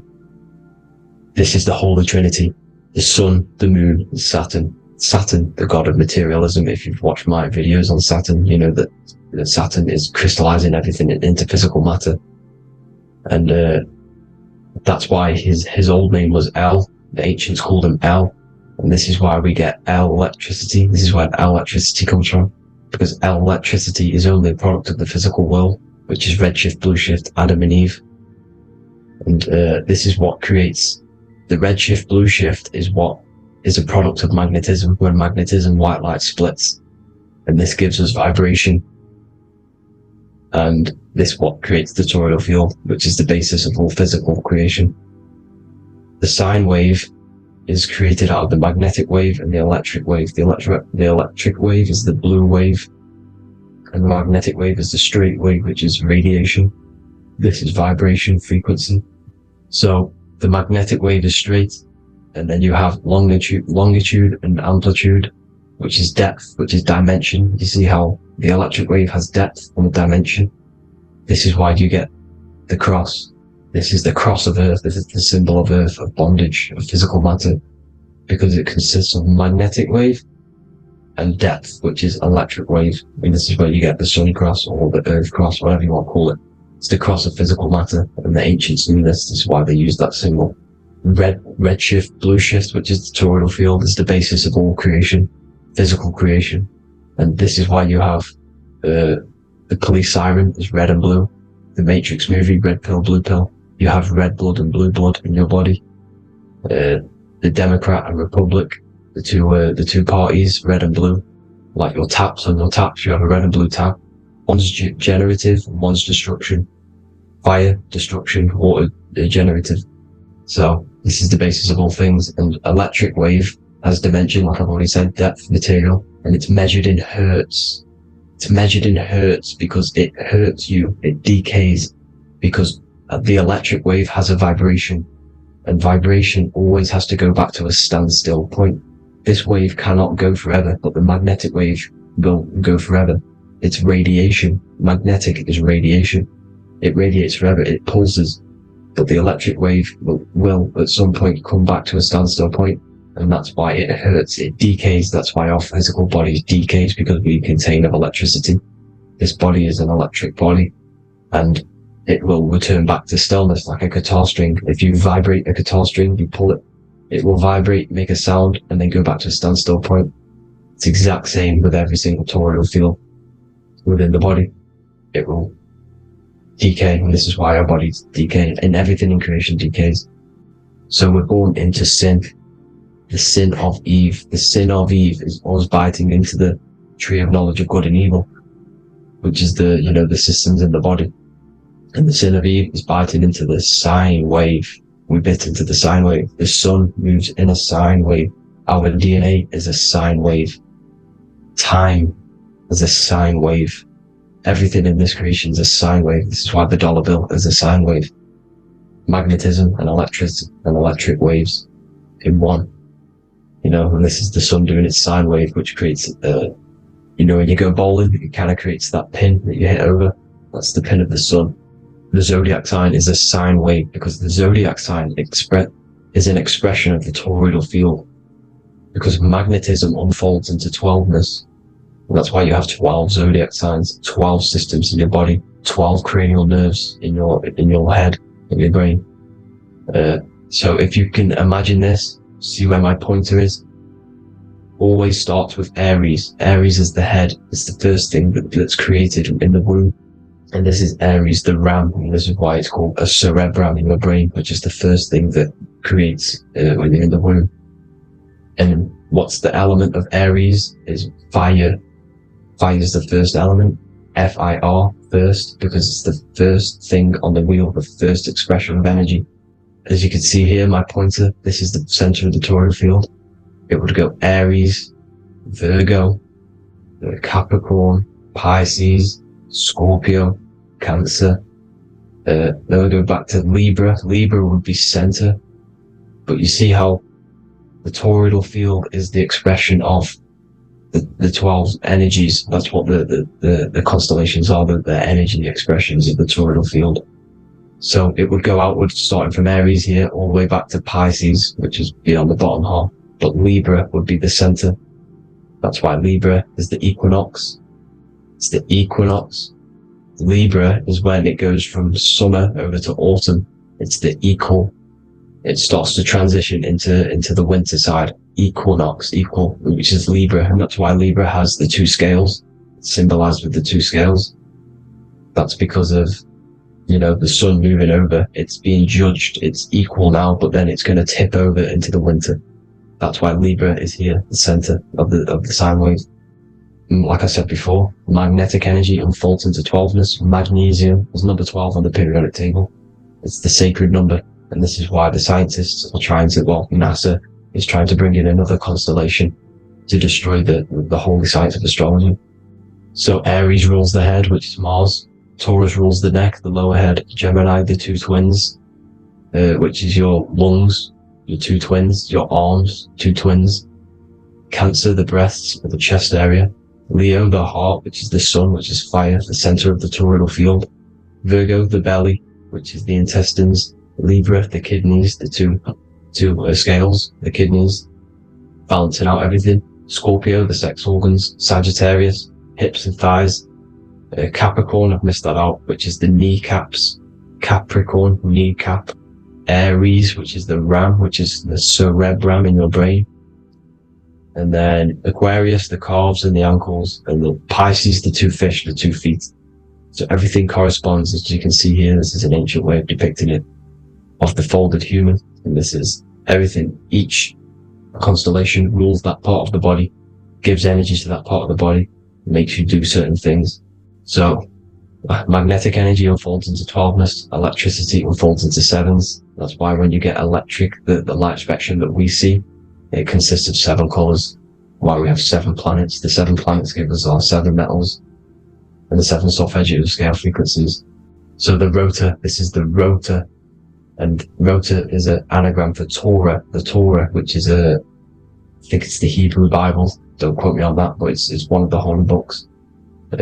Which is the Torah, the Taurus. Everything goes back to the Taurus field because it's the basis of all creation. So the chief cornerstone, it says in the Bible that the builders rejected the chief cornerstone. The chief cornerstone, you are the builder. You decided to incarnate into the physical world, into the electric world, El, the world of El, Saturn. When you are created in the womb, it takes you 9 months for you to be created. So for example, if you went into the womb here, it'd take you 9 months. So let's say you're born in Scorpio. So you'd go back 9 months, 1, 2, 3, 4, 5, 6, 7, 8, 9. You consist of all of these 9 energies because it takes 9 months or however long you took to be born. Some people are born earlier. You'd have to find out how many months you were in the womb for. But you consist of these 9 energies, and each constellation has a cell salt associated with it. And these cell salts are vital for your health, and your cells and the optimal health of your body. So the chief cornerstone that you rejected is these 3 cell salts, these 3 constellations. So you're mineral deficient in these 3 constellations. For example, fluoride, magnesium, phosphate, and potassium sulfate. So that's the chief cornerstone. And a cornerstone, people always get it rejected with the cornerstone. The cornerstone is not, it doesn't say the cornerstone in the Bible, it says the chief cornerstone. The cornerstone is a cornerstone of a building, but the chief cornerstone is the top of the pyramid. This is where we get the pyramid of the wheel. So you're mineral deficient in one of the 3 zodiac signs. You're not. You were not in the womb for. This is the chief cornerstone you rejected. So the human body is the micro. It is the universe in a physical form. It consists of everything in the universe. Just like your consciousness is the universe, watching itself, experiencing itself. Your body is the whole universe. 12 systems in the body, 12 zodiac signs, 7 chakras are the 7 planets. The Holy Trinity of you is your Temple of Solomon, the soul and the mind, the sun and the moon. You know, everything is in you. You consist of everything, all the energies, everything. Heaven and hell. Heaven and hell is a mind state. It's a state of the mind. Head, H-E-A, which is heaven, and the heel, the bottom of your foot, is hell. And the bottom of your foot is the soul. So they're basically saying, well, it's wordplay. They're saying that your soul is in hell because, you know, with the elites being in control. So they call the bottom of your foot the soul, trying to say that you're in hell. The Christ is in you. And this Christ is Greek for what? Christos. And Christos is Greek for the oil. And this oil is produced in the cerebrum, the areas, the ram, the cerebrum, pineal. It goes down the pineal, the pineal and the pituitary are underneath the cerebrum.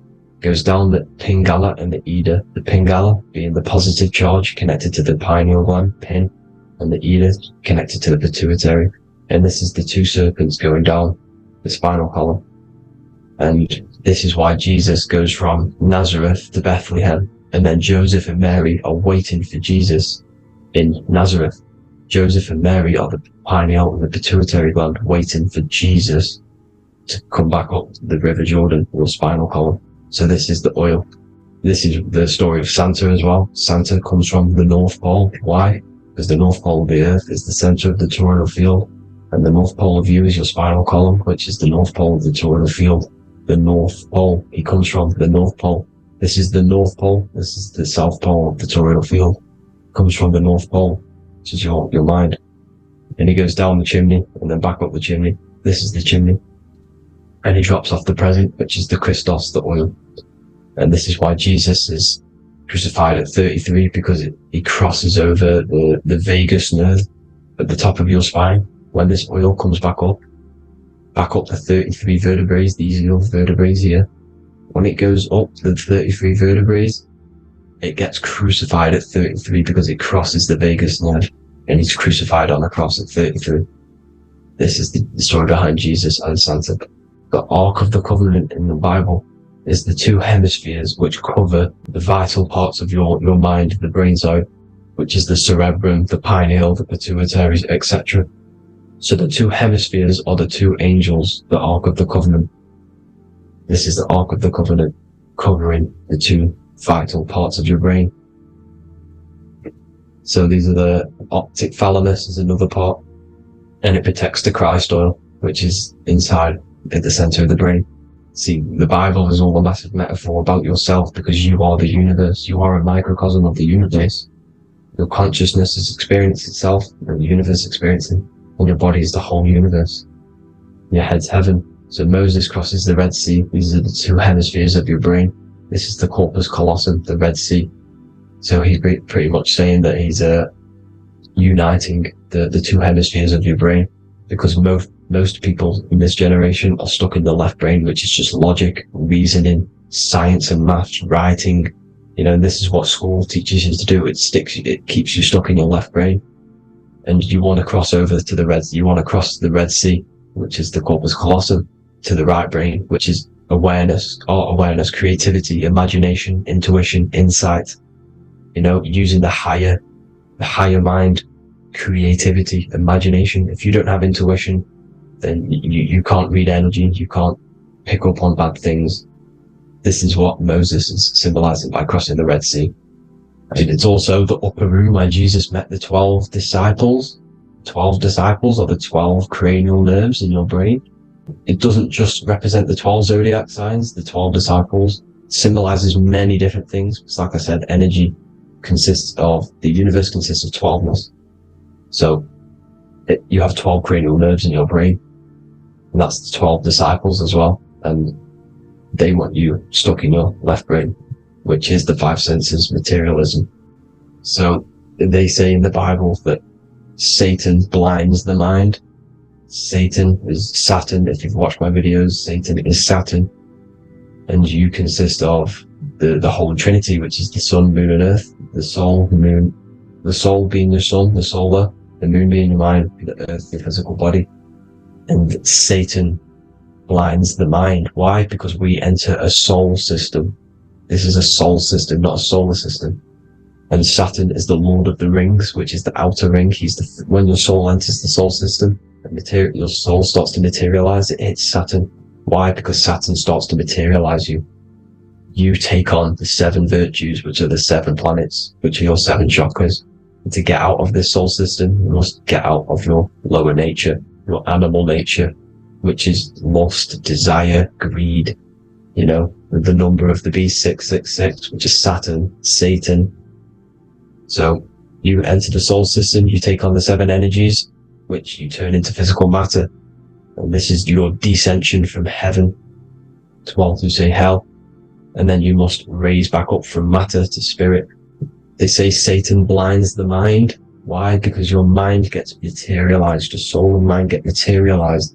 And when you get materialized, it's an intense experience. You lose the divinity within you. You forget the divinity. So Satan, which is the first planet, the first energy you take on, the material body, he blinds the mind. He makes you forget everything, your divinity. Then you must remember, ascend up Jacob's ladder, the 33 vertebrae, to heaven. And this is a microcosm of the macro, because you will ascend back up to heaven if you do this, when you leave your physical body, when your body decays. So when it talks about in the Bible, completely destroy them, the Hittites, the Amorites, the Canaanites, all the ites, this is what God says to the Israelites. It says completely destroy them. It's basically symbolizing saying destroy your lower nature. The Canaanites, cannibals. We're under a Canaanite system now, which is cannibalism. And this is flesh eating, lust, greed, all the demonic stuff, all the lower vibrational stuff. The lower nature, eating, sex, and survival, the lower 3 chakras. You must get out of these lower 3 chakras and return back to spirit, which is heaven, which is spirit, love, being holy, being truthful, being passionate. Going back to Satan blinding the mind, all of the planets are made out of these 3 symbols. Satan blinds the mind, and that's why Satan's symbol, this is the symbol for Saturn, Satan, this symbol of Saturn is the cross, which is physical matter, the earth, over the moon. The moon is your mind. So the Saturn symbol saying matter over mind. He blinds the mind. Satan blinds the mind once you enter the soul system. And you must remember, in the Bible it talks about the Genesis, which is Eve, the sin of Eve, which is biting of the tree of knowledge. The serpent which wraps around the tree. It says the serpent placed himself on the tree. Well, the serpent is the spinal column. It's the serpent telling you eat from the tree of knowledge of good and evil, which is your nervous system. And eating from the tree of knowledge of good and evil is doing bad things. For example, over-sexualized, overeating, eating the wrong food, that's eating from your nervous system. It's decaying you, and it's preventing you from achieving the God self, the God consciousness. This is the symbolism of, the tree on the serpent, telling you to eat from the left brain, with the left brain being the sinister. Sinister is Latin for left. That's sin. Sin is left. And left is lefty Lucy, Lucifer, right, righteousness, right, God, godly. The tree of knowledge of good and evil, which is your nervous system, because it determines good or bad. That's the only thing you experience in this world is your nervous system. And then the tree of life is the cardiovascular system, and the Garden of Eden is your body. So that's it for this video, people. Hope you've got a greater understanding of how you are the universe and everything is inside of you. Just keep in mind you are the universe experience in itself, and your body is a reflection of everything. The 12 constellations, the 7 planets, everything's inside of you. This world is an expression from the inside outwards. You can't affect the outside world to manipulate reality. Everything's inside of you. I hope you got a greater understanding of this. God bless.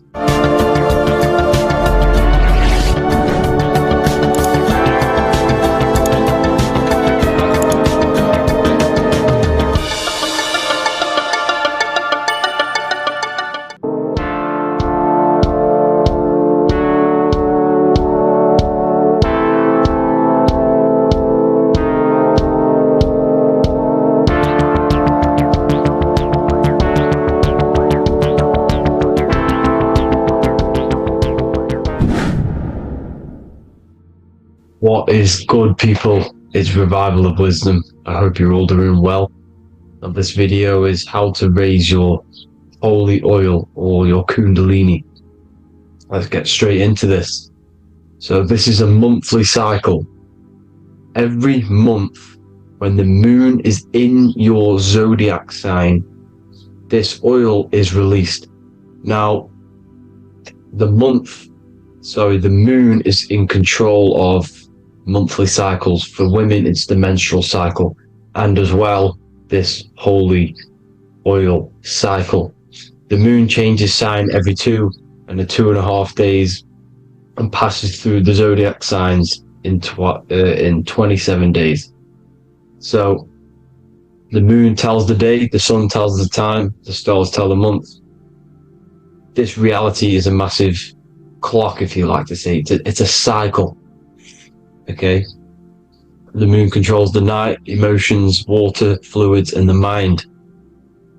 Okay, so this oil is produced in the claustrum. It's produced in the claustrum, which is here, right? This is where you get Santa Claus from. Now, the claustrum is at the center of the brain, and it is next to the pineal gland and the pituitary gland. Once it starts in the claustrum, this is the holy presence. This is the present that Santa gives to us, Santa Claus. And it goes to the pituitary gland and the pineal gland. And what's connected to the pituitary gland and the pineal gland is the Ida and the Pingala. The Pingala is the pineal gland's nerve, which is the honey, which is the positive charge, electric. And the pituitary is the Ida nerve, which is the magnetic charge. This is the milk, the land flowing with milk and honey. This is the brain, the heaven, heaven, okay? And it travels down the spine using these two nerves, these electromagnetic charge. And this is what the ancients symbolized with the 2 serpents wrapped around the spinal cord, the Ida and the Pingala. And this travels down to the sacrum or the solar plexus. Okay, so once it's here, okay, the spine is an elongation of the brain. So the spine is pretty much the brain. It's an extension of it. And it's kind of a microcosm of how we descended from heaven to physical reality, to physical matter. which is our consciousness has done. Our consciousness has descended from heaven into physical matter, and this is a microcosm of it. Okay, so once we're in the sacrum bone, this holy oil, like I've just explained, this holy oil starts in the Santa Claustrum, goes down the chimney to the sacrum. This is the sacrum, the solar plexus, and drops the present off at the sacrum. Now, once we're at the sacrum, we need to raise our vibration to take this oil back up the spine. Okay, and the River Jordan symbolizes this in the Bible. King Herod wants to kill Jesus in Nazareth, which is here, this is the River Jordan, is Nazareth. He goes to be born in Bethlehem, and then goes back up to Nazareth, to Joseph and Mary. Joseph and Mary, the pineal gland and the pituitary gland. The Bible is huge symbolism. It's all metaphors for this sacred process which goes on inside of your body. You are the Temple of Solomon. You are the Holy Land. The Holy Land is your brain. Once this oil is at the sacrum, you need to raise your vibration in order to take it back up. Once this oil has gone back up to the pineal gland, it activates the crystals which are wrapped around your pineal gland. Your pineal gland is this tiny little bean here. This is the claustrum. This is the pineal gland, and it's wrapped in crystals. And when this oil travels back up the spine by raising your vibration back to the upper room where Jesus met the 12 disciples, or the 12 cranial nerves in the brain, and it activates and it turns on this pineal gland, and once it's turned on, it illuminates all the cells and the nerves in your brain and turns them all on and activates the higher God man, the God consciousness, Christ consciousness, and it regenerates the whole body. This is the secret to regeneration. It regenerates all the cells in the body. And this is how the ancients lived for thousands and thousands of years. As talked about in ancient texts. They lived for hundreds and thousands of years because they knew this secret. And this fluid, this brain fluid, the secretion, or the Christos in Greek, which means gold, because this is the alchemical process from turning lead to gold. Your body is the alchemical furnace. Now the ancients knew about this center of the brain because they symboled it.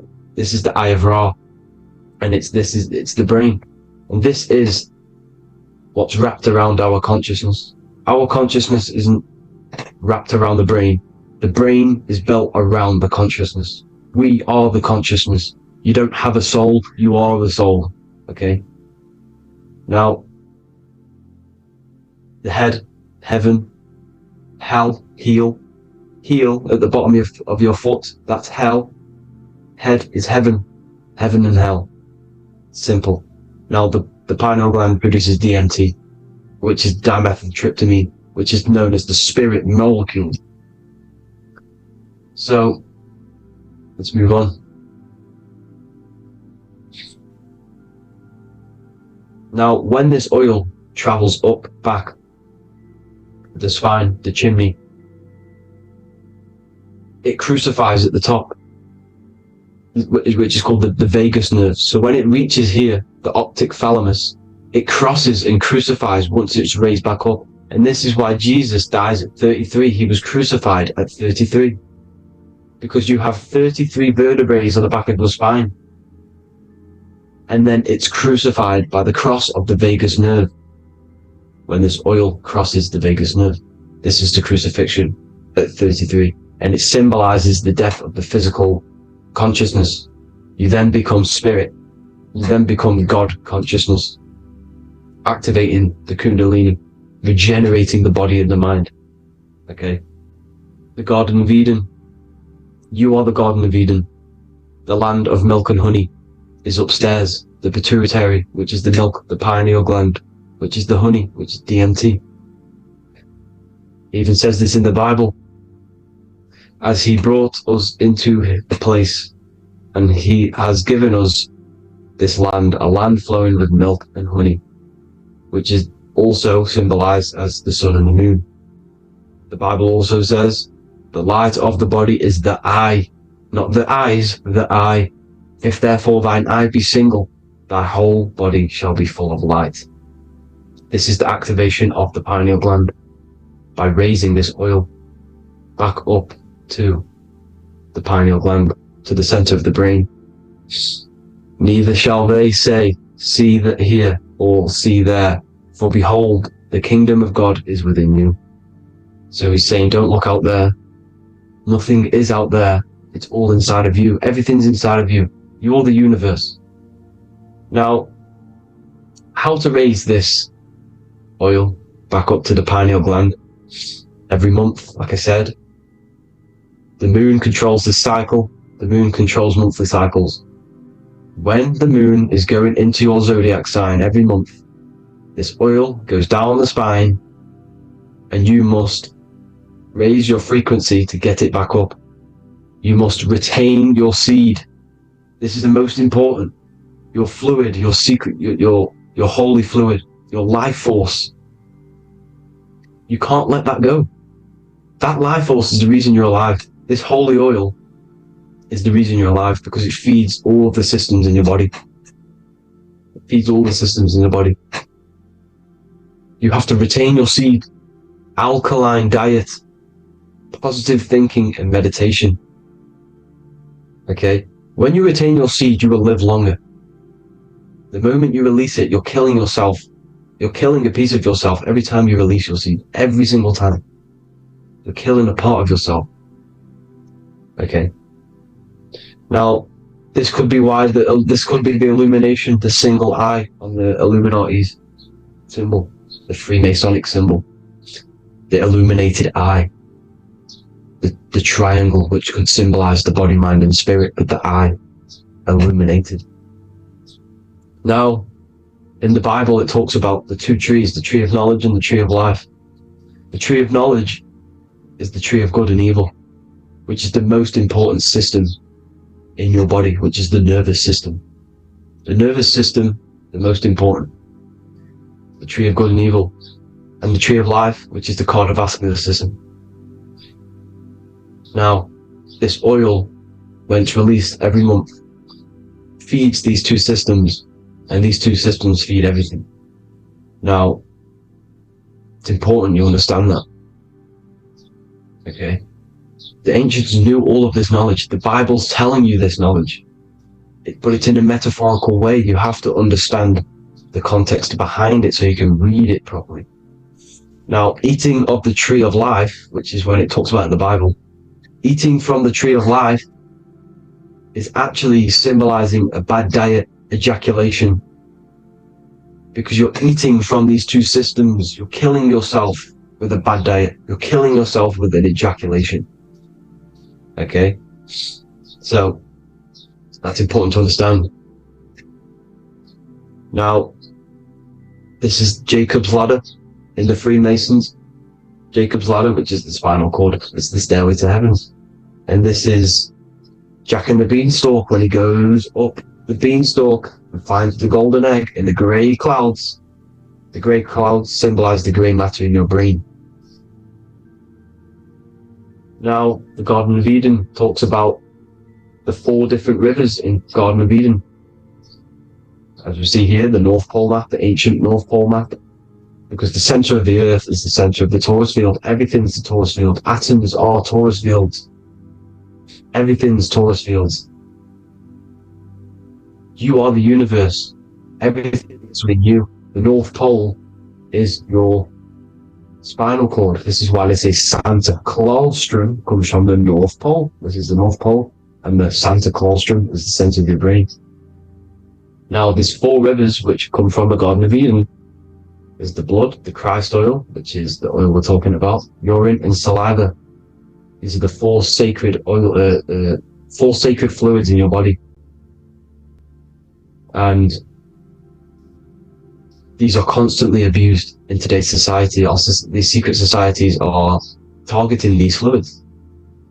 Okay? This is why porn is free. They sexualize society through Disney. Go and look at some of the Disney movies. There's so many subliminal messages which sexualize these children because they want you sexualized. So you release your seed, which is one of the holy fluids in your body, especially your semen, your sexual energy. So important you retain this. So important, because it's your life force. It keeps you alive. Okay. Now, let's recap on this. If you want to raise your oil every month, you can't just retain your seed for the month. You have to retain your seed forever. Don't just do it for a couple of days. Have to do it. It's a lifestyle. You want to become God consciousness, you got to do what it takes.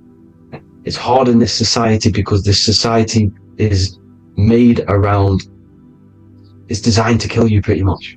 It's designed to keep you in these lower states of consciousness with all the bad food, the chemicals in the food, the chemicals in the water, the sexualized TV programs, sexualized adverts, sexualized TikTok and apps, videos, subliminally stimulating you, because that is your weakness, sex. It's your weakness. Now, you have to retain your seed, meditation, and an alkaline diet. Why alkaline? Because acidic is low vibrational. This is the color spectrum. And what's the highest vibrational color? Violet. It's the lowest, red. You have to have an alkaline body in order to raise this oil.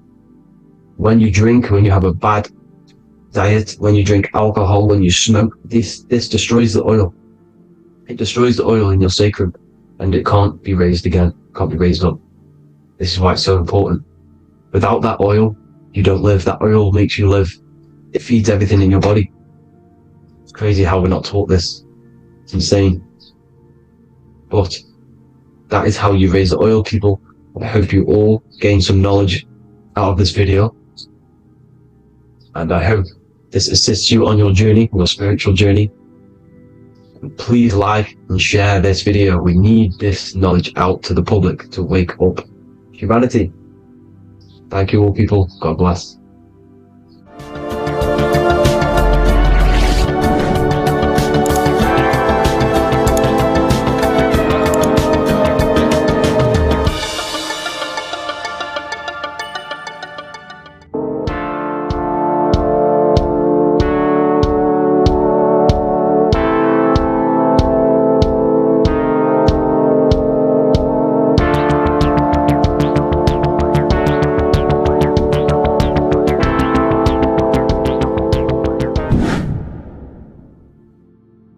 What's good, people? We're back with another video. This is going to just be a quick video. Manifestation, magic, bending reality. So let's jump straight into this. So you have a conscious and a subconscious part of your mind. The conscious is what you're conscious of, what you're actually doing, where you can choose or not. However, the subconscious is the part of your brain which is automatic. So all of the systems in your body, like the digestive system, your heartbeat, these are automatically being ran. And you do not have to tell these systems to do anything. You do not have to consciously tell your heart to beat. It's automatically doing it. And this is what the subconscious mind is controlling. It's like the dark aspect of your brain or your mind. It is the way bigger aspect of your mind. Okay, it controls all the systems in your body. Okay, and this is where all of your programs are. So when you're in it, from your childhood, what you've learned in school, all of these things are being kept in your subconscious, maybe traumas and stuff like that. So the subconscious is the female aspect, and the conscious is the male aspect, because the male is all about action and doing, and the female is more about creation, creativity, intuition. So you have a right and a left hemisphere of your brain, and these are obviously male and female. The right side of your brain is your female. It's to do with creativity, imagination, intuition, insight. Okay, and this is one of the most important sides of the brain. this side of the brain is the most attacked by the elites, whatever you want to call them. This side is one of the most important, because obviously your intuition is a massive part of reality. And if you don't have intuition, then you lose track of the things around you. You can't consciously feel if things are wrong or right. They don't want you to have intuition or creativity or imagination. They want you in the left side of your brain, which is just reasoning, logic, and basic things. So they just want you to tell you what you want, tell you what to learn, and then that's it.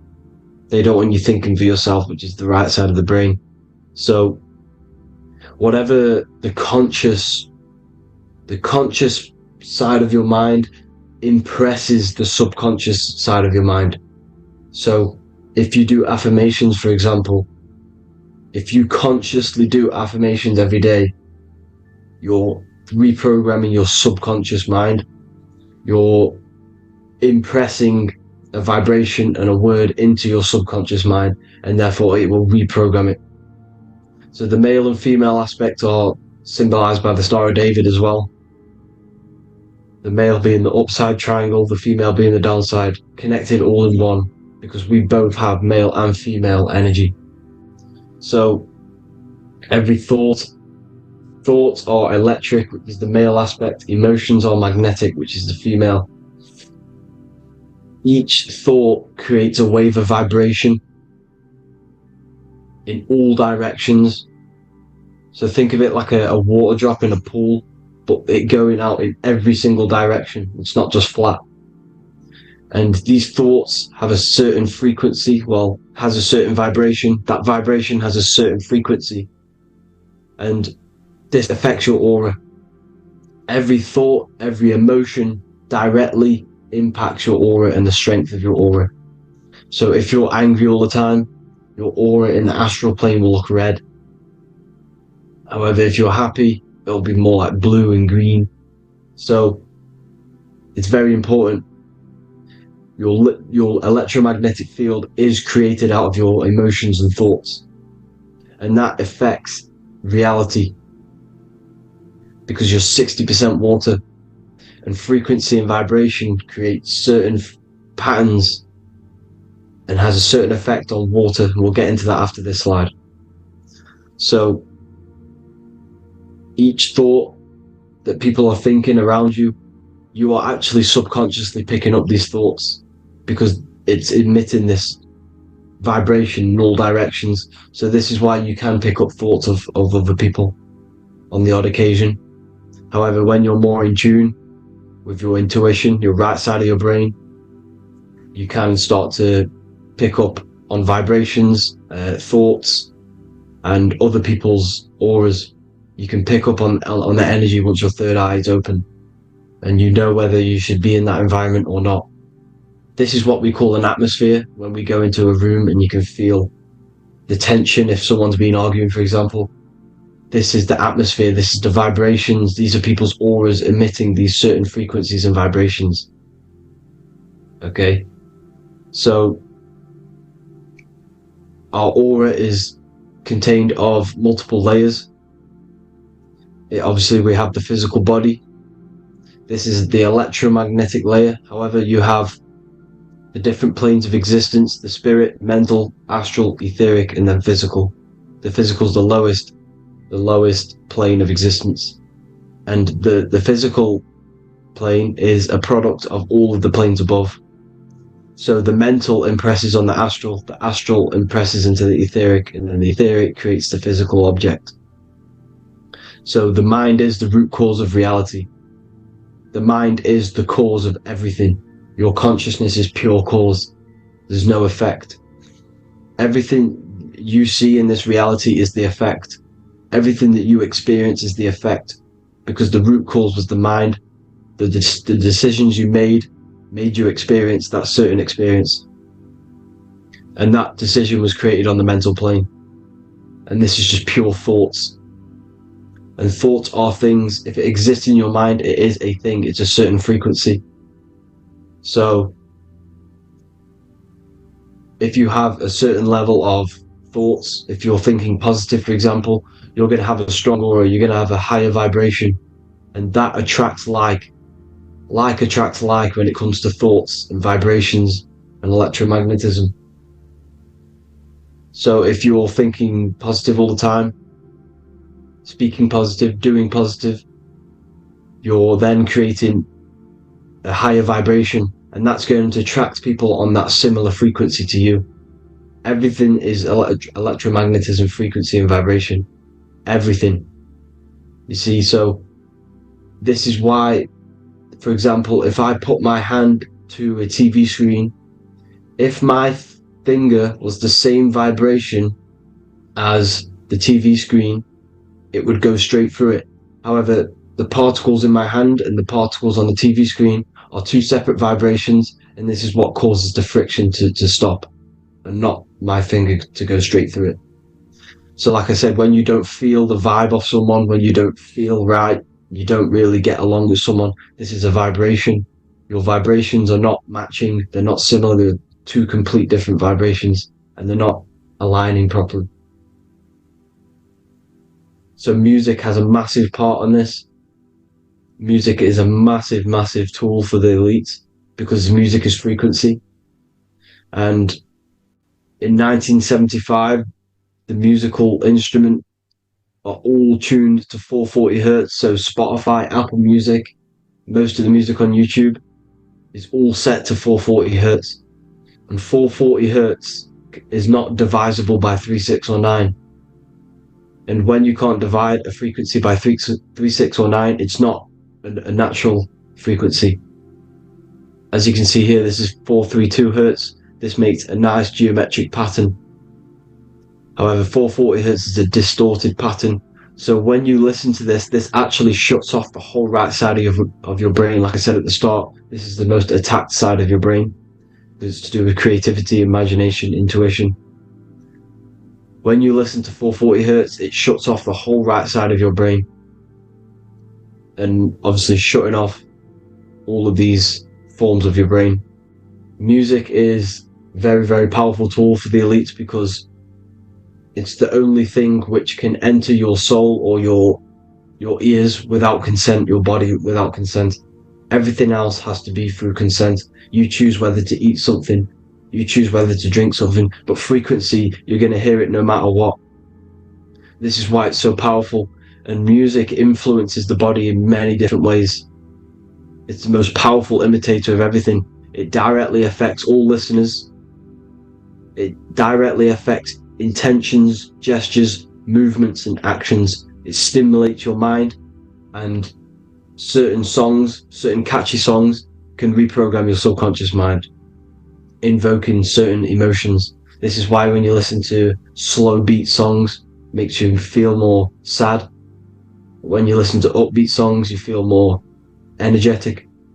This is because these frequencies have a profound influence on reality and on how you feel. Because like I said, you are 60% water, and as you can see here, each frequency creates a different geometric pattern, and inside of you is 60% water. So like I said, 440 hertz is going to make a distorted pattern in your water, and this is going to have a profound effect on your emotions and your reality.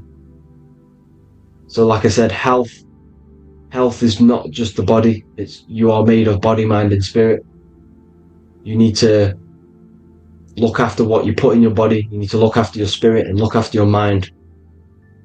It's very important to keep all these in balance, because once one of these are unbalanced, it affects the other two. So if you're eating wrong, it's going to affect your spirit and mind. If you're thinking wrong, it's going to affect your body and spirit. These are all interlocked. You have to look after them all.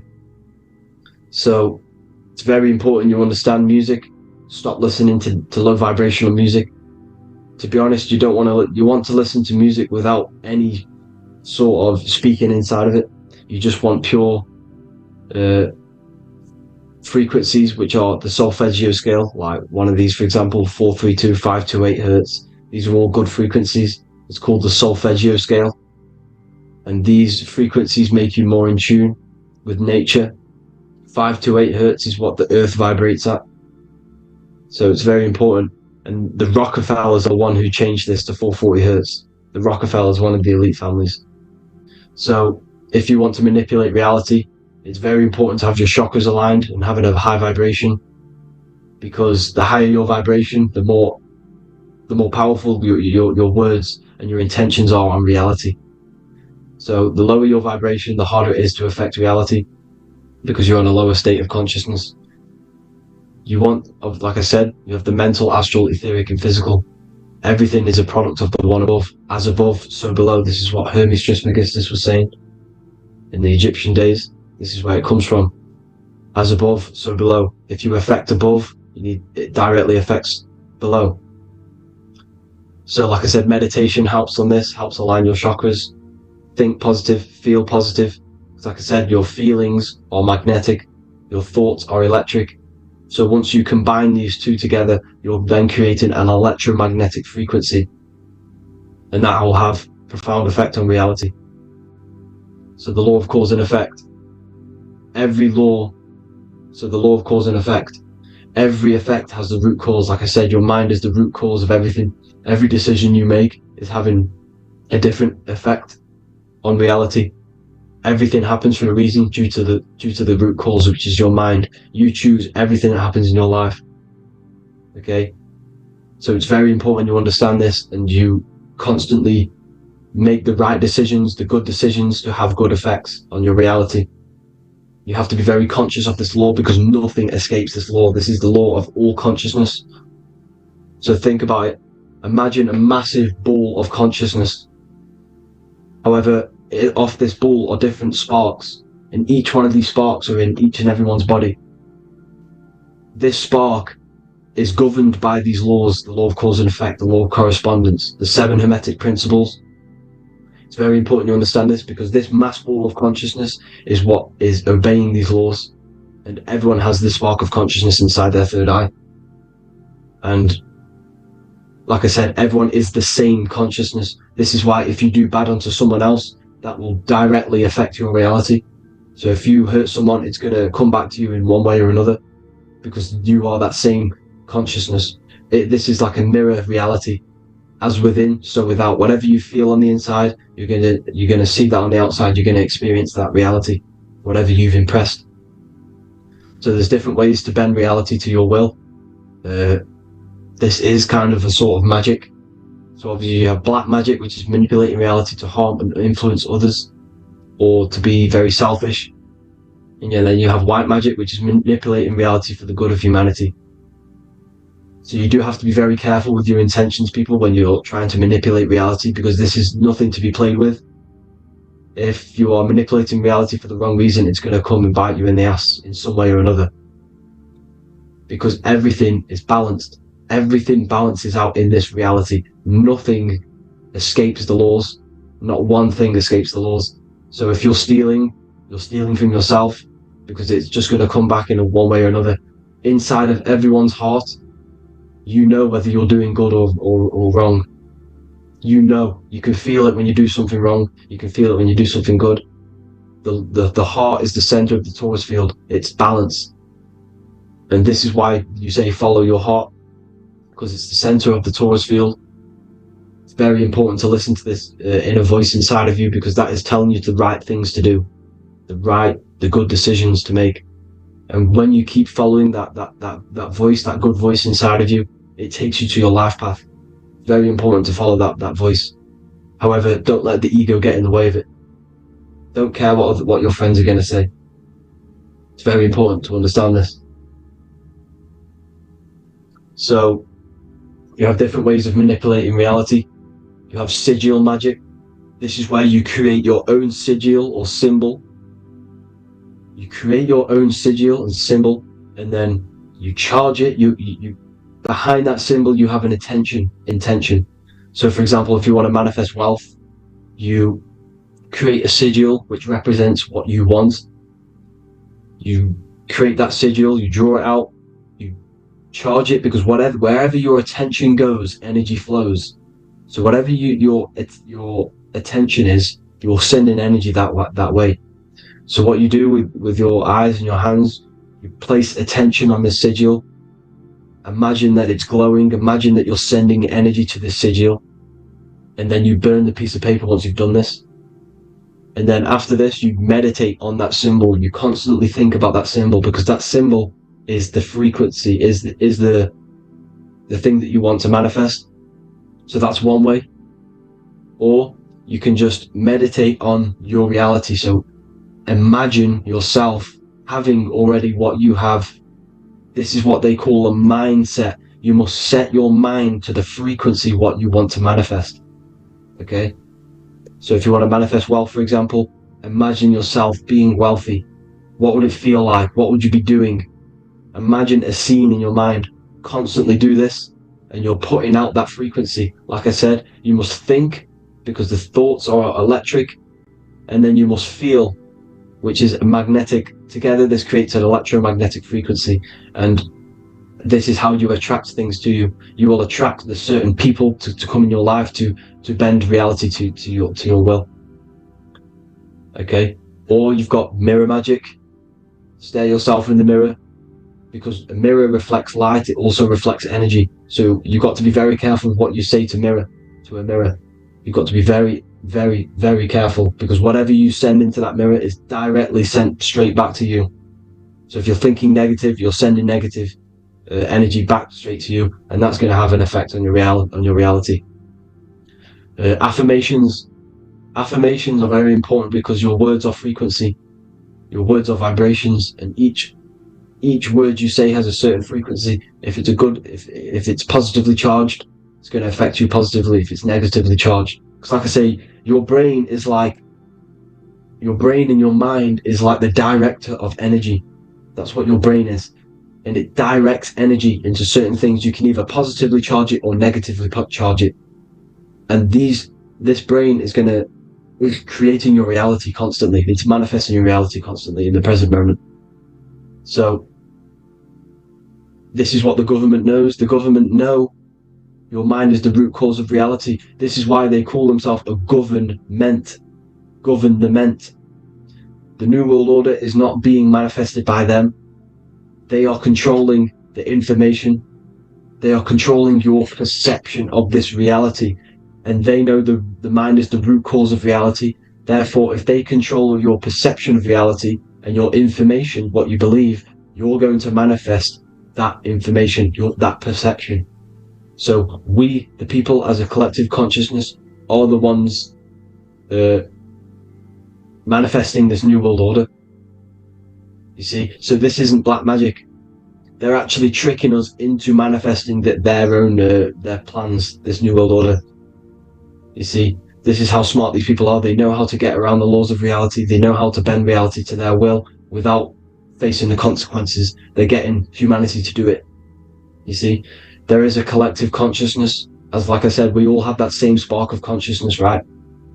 So, as a collective consciousness, we are on a very low vibration at the moment. However, we are waking up rapidly. There are more and more people waking up at the moment, and light always chases away the shadow. Light is a lot more powerful than darkness, you see. So, one person waking up has a massive effect than one person being asleep. It has a profound effect. Because like I say, the light always chases away the darkness. It's more powerful. The light is always more powerful. High vibrations are more powerful than lower. So that's it for this, people. I hope you all enjoyed. This is a short, quick video. God bless you all.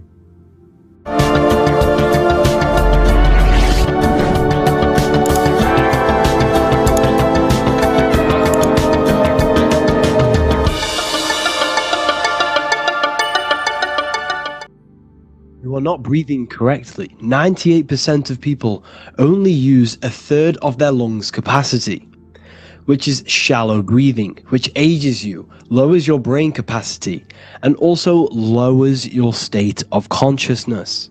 So it's essential that you breathe consciously on a day-to-day basis, because this is what truly elevates your consciousness. I am going to give you the key for you to raise your consciousness just through breathing alone. Such a simple thing, but yet the most effective way for raising your state of consciousness and becoming more spiritually and mentally advanced. So tune in for this video, and I'm going to show you exactly how to do it and the symbolism behind breathing.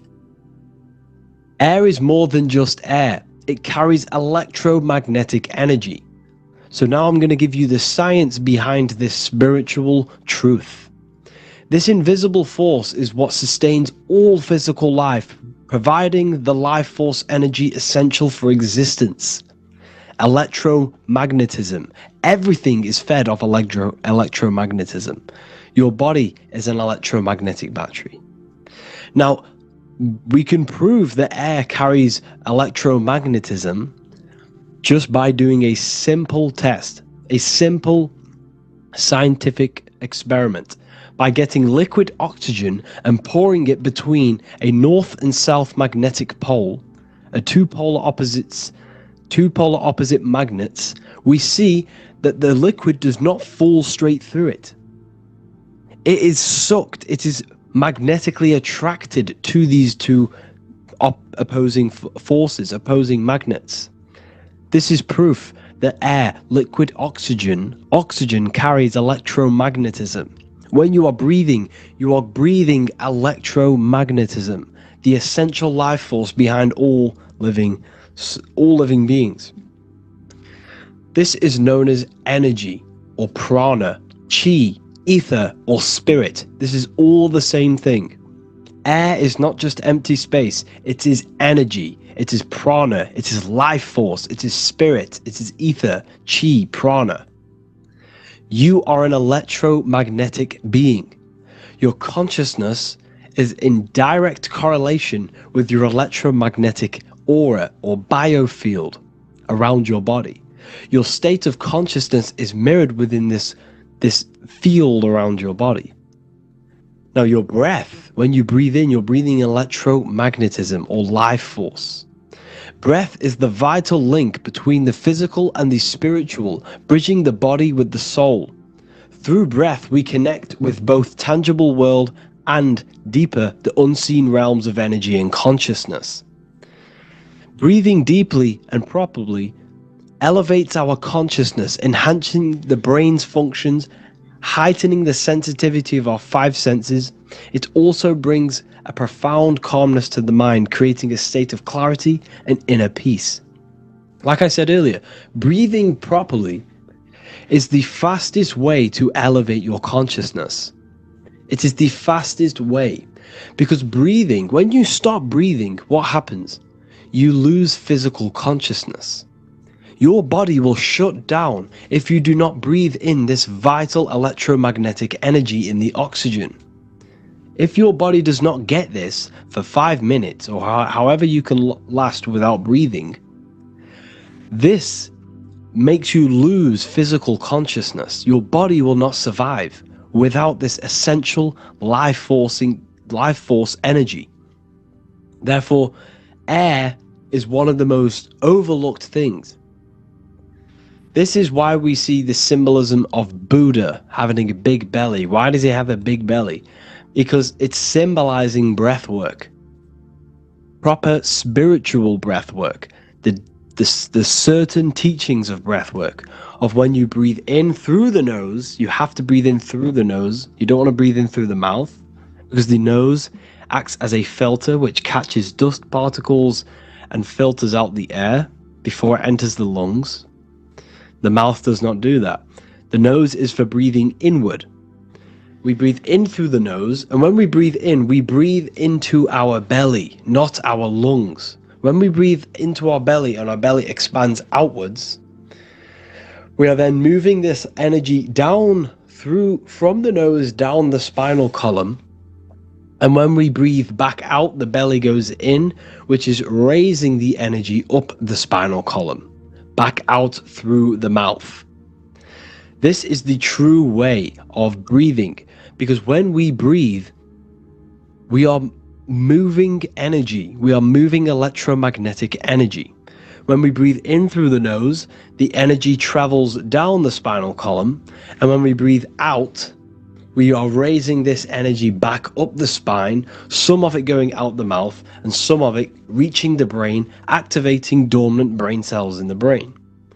But when we breathe, we need to make sure we are using 100% of our lungs' capacity, because the lungs is what transforms this special energy into consciousness, physical consciousness. So this is why Buddha has a big belly. It's not because he was fat. It's not because he was overweight. It's symbolism. It's symbolism of breath work. So try this. Do this for 2 minutes while you watch this video. Breathe in through the mouth as hard as you can until you no longer can fill any more air into your lungs and belly. Breathe it into your belly, not your lungs. And breathe out through the mouth. Do this for 5 minutes or 2 minutes, however long. I promise you, breath affects your consciousness. You will notice the difference. If you do it quicker, the quicker it'll affect your consciousness, and you might go lightheaded. But that lightheaded is you activating your spirit, your energy body. So try this just when watching this video.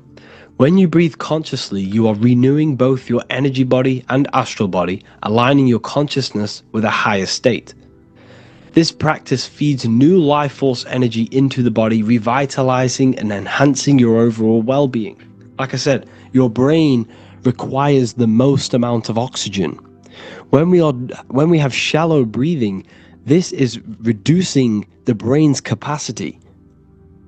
Because when we are not breathing properly, which 98% of people are only using a third of their lungs capacity, we are essentially only using a third of our consciousness, because your breath is directly correlated to your consciousness, your state of consciousness.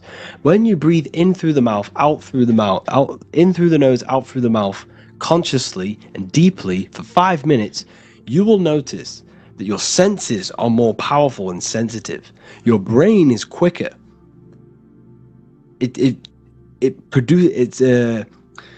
What's the word? It processes information quicker.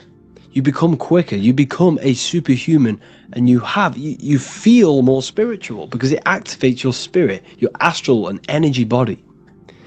So when we meditate, it's definitely important to breathe in through the nose and out through the mouth as deeply as possible to align with a higher state of consciousness.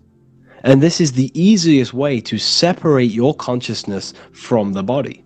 When you breathe in deeply for long periods of time, while meditating, while taking no thought, when no thought is present and you gain a rhythm of deep breathing, this is the gateway. This is the gateway to opening your consciousness, because when you stop thinking, other aspects of your consciousness can open up. All of our lives we've been thinking, which has blocked off the higher states of consciousness. So breathing is very, very important. It affects our overall well-being. And this is Yahweh, the in and the out of breathing. When we breathe in, this is Yah. You can hear it. It sounds like Yah. And when we breathe out, that is Way. This is the name of God, apparently. But God is within you. You can connect with God. You can connect with source consciousness within you by breathing, by raising your state of consciousness through breathing and meditation. This is why the Bible tells you the Spirit of God has made me, and the breath of the Almighty gives me life. You are consciousness. You are God. You're an extension of God's consciousness. Job 27:3. As long as my breath is in me and the Spirit of God is in my nostrils. The Spirit of God is through breath. John 20:22. And when he said this, he breathed on them and said to them, receive the Holy Spirit. The word spirit means breath. In Greek, Hebrew, Latin, it all means breath or wind or air. The Holy Spirit is a certain way of breathing, a breathing technique that elevates your consciousness, that syncs you up to a holy consciousness, an elevated state. That is the Holy Spirit. That's why it tells you in the Bible, when he said this, he breathed onto them. He breathed onto them and said, receive the Holy Spirit. You must breathe to receive the Holy Spirit. When you breathe, you are renewing the body's energy.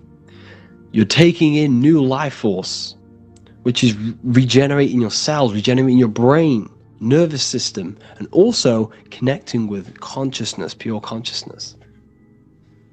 This is not something that we should be doing during meditation. Yes, it is. We should be doing it during meditation, but this is something that we need to apply all of the time. This is the fastest way you can raise your consciousness. I just want to say, all of this knowledge is inside of the Book of Wisdom, Volume 2. Make sure to give a like and a comment on this video to help the algorithm. And let me know what you think about the last book or this book if you have read them, to let the new people know what they're looking at with this book. This is truly life-changing. The Volume 2 and Volume 1 is truly life-changing. You can get them in a bundle also. Learn hidden knowledge inside of the Ethereal University. This is where truth seekers belong. I'm not here to try sell you this, but this is the place for truth seekers. And if you are serious about your spiritual journey and serious about gaining knowledge, which gives you the advantage over life, join Ethereal University. This will definitely help you. Thank you for watching this video. Please leave a like and comment. Make sure to give me any suggestions on videos you want me to make in the future. Thank you all.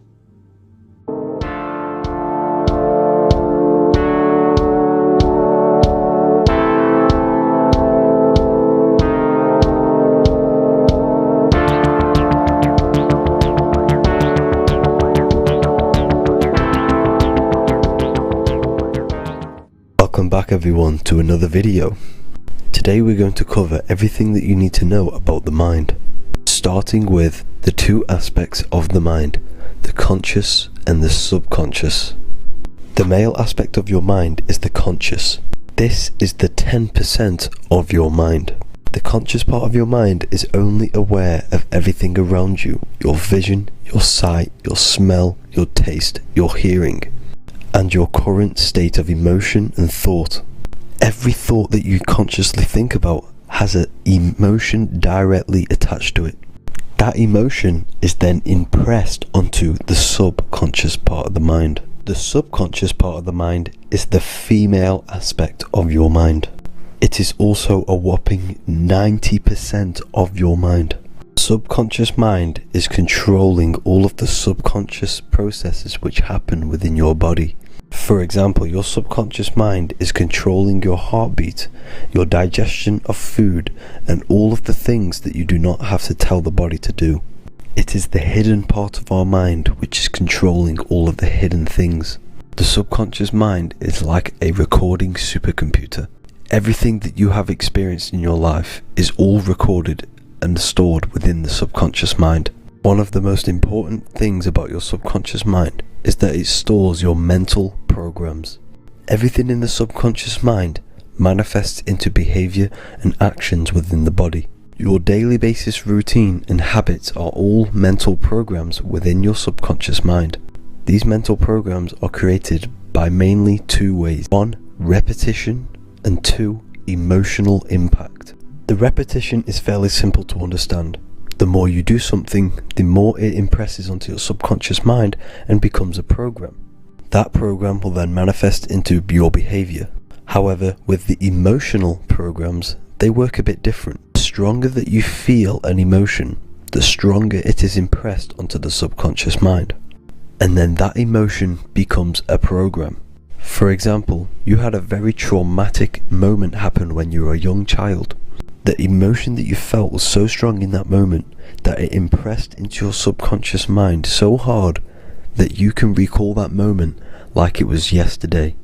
That traumatic event that happened to you when you were young will still manifest into your daily basis behavior even to this day. However, it manifests subconsciously. For example, if you were in a car crash, you will be wary to enter cars with certain people. All because of that traumatic emotion that you felt and impressed onto your subconscious mind. Another example of the subconscious manifesting into our behavior is posting on Instagram.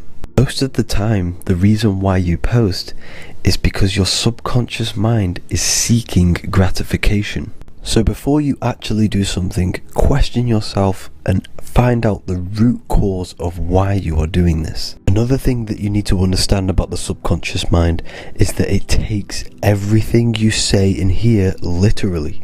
So for example, if you go and say, "You are an idiot" to someone, your subconscious mind will only pick up the word idiot. It only knows yourself. It doesn't know anyone else. You are casting a spell on yourself just by saying that to someone else. This is why the golden rule is to treat others like you'd like to be treated. Now, you can rewrite these programs which are already in your subconscious mind. However, it does take consistency. You have to change these programs which have been running for years. And by changing these programs, you change your behavior, because these programs manifest into your behavior.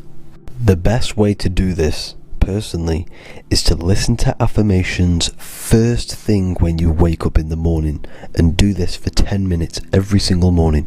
Then at night time, you want to think and feel that you are becoming the reality that you desire. The more that you feel this reality, the more it will become a program and impress your subconscious mind. For example, you're trying to gain financial freedom. If you trick your subconscious mind into creating a program saying that you are financially free, this will manifest into your behavior. You will start doing more work. You will start looking for ways to make money.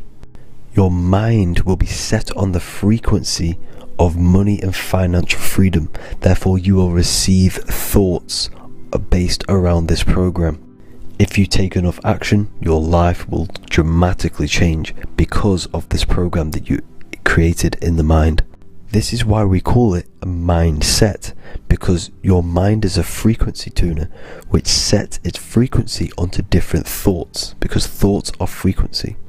If you fill your mind with a specific frequency, you will gain thoughts and ideas based around that frequency. To create a stable mind, you need to master your emotions. You need to change your mindset. Everything that you experience is neutral. Based upon the mindset that you see it, you either give it a positive or negative charge. By understanding this deeply, you will then control your emotions. I hope you gained some wisdom and enjoyed this video. Please, if you can, leave a comment and a like, and subscribe to the channel if you like this content. Love and light to you all.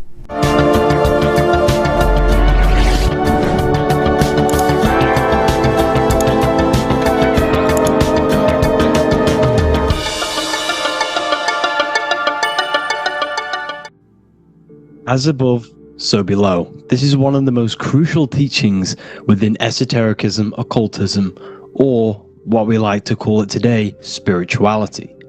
I don't like calling it spirituality because it's not spirituality. I teach human consciousness. I teach the science of you and your consciousness alone and your being.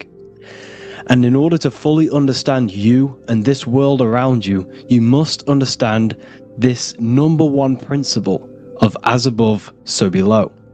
There is many misconceptions of this, and there is many simple teachings of this, but I'm going to break it down today from the most simplest to the most complex, and you will see the connections between all things.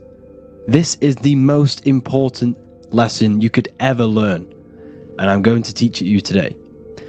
So what you must understand is, with the term as above, so below, it applies with everything you see in this world and about yourself. We have something called the macro, which means the bigger scale. On the bigger scale, we have the whole earth. If we look down from the sky on top of rivers, this is what we see. We see this tree pattern. Then on a smaller scale, we see trees have the same pattern.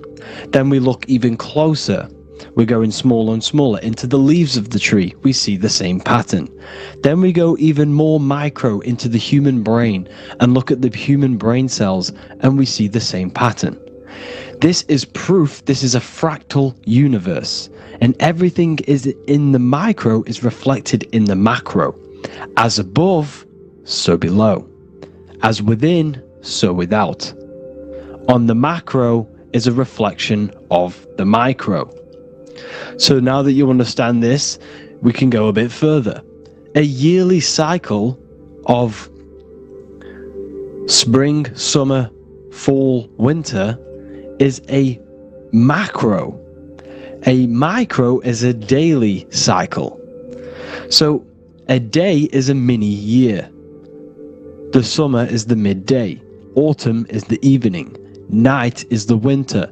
And spring is the morning. This is a macro, a reflection. We have a miniature cycle of the zodiac every single day.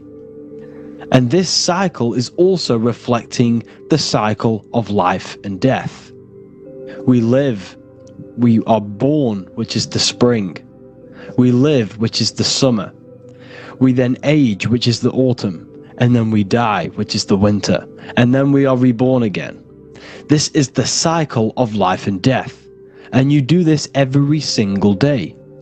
You see, death is a macrocosm of sleep.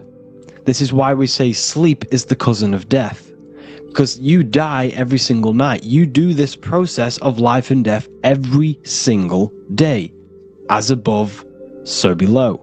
What's in the micro is in the macro. So when you go to sleep, you are essentially dying. And then in the morning when you wake up, you are then born again. This is a fractal cycle that we live in. Everything in this whole world is fractal. Everything applies to as above, so below. We have the sun, we have the moon, we have the day, we have the night. We have the life, we have the death. We have the conscious, we have sleep. As above, so below. We have the conscious mind, because now we're diving into as within, so without. As above, so below more refers to the external world. As within, so without is referring to your inner world and the outer world. What you must understand is about yourself. You exist in two realms. You're an individual. The dual nature of you. You exist in two realms at once. You have an inner world of your thought, emotion. This is the inner world that no one else can see but yourself. And you have an outer world with a physical body which everyone can see. So you exist in two worlds. You have the inner voice, you have the outer physical voice, which I'm speaking to you with now. But I also have an inner voice, which no one can hear, only but me. So you exist in the light and you exist in the darkness. The sun represents your external self, your physical, conscious mind. The moon represents your shadow self, the inner self, the psyche self, the spirit self. There is an as above, so below. The sun is within you. The moon is within you. Everything is within you. Now that you understand as above, so below, what is your body? Your body is a miniature earth. Let me repeat, your body is an earth. Your body is the earth. Okay? Because like I say many times in all of my videos, you are not in the world. The world is you. You are the universe. Your brain is a computer creating this reality. What you see with your eyes is produced in the back of the brain called the visual cortex. You don't look into the world, the brain produces the world. The body produces the world. When you touch something, you're not actually touching something. This is the electrical nervous system. When you touch something, what you feel is actually electrical signals on your nervous system reporting back to your brain. Therefore, when this body dies, you leave the earth because this body is the earth. Okay? As above, so below. You have the mental plane, the astral plane, the etheric plane, and the physical plane. This is essential for understanding reality and the teaching of as above, so below. Everything in this material plane began in the thinking mind. For example, the microphone I'm speaking into, the phone you're watching this video off, or the laptop or iPad. Where did this begin? It didn't begin in the factory. The first ever place this item begun was in the mind of an individual. The invisible realms of mind is where all physical things and physical items begun. Essentially, this physical plane is the effect of the thinking mind. This world is the world of effect. It's the world of outcomes. When you see something, it is already manifest. It is already being manifested. It is an effect. And in the effect of the cause, which is the thinking mind. Therefore, the mind creates thoughts, which is the mental plane. Then after thoughts creates imagination, which is the astral plane. These two are spiritual. They are non-physical. So spirit kind of means non-physical. Then you have the physical planes, the etheric and the physical plane. As above, so below. What happens in the mind is manifest on the physical plane.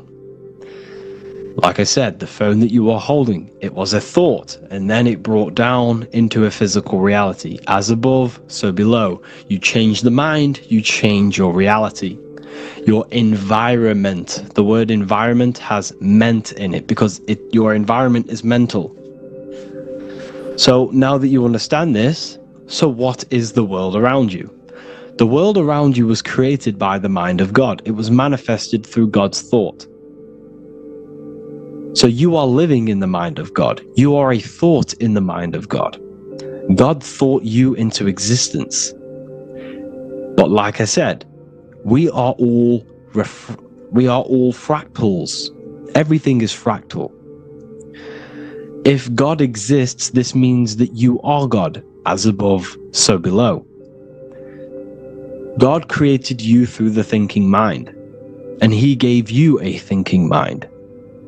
So God created the macrocosm. God created the macro, the whole world. He designed the whole world, the sun, the stars, the moving. He designed this. But then he gave you the thinking mind to design your own life and create your own life in his world. You are a microcosm of God's macrocosm. Just like God thought you into existence and the whole world into existence, you are a microcosm thinking your world, your reality into existence.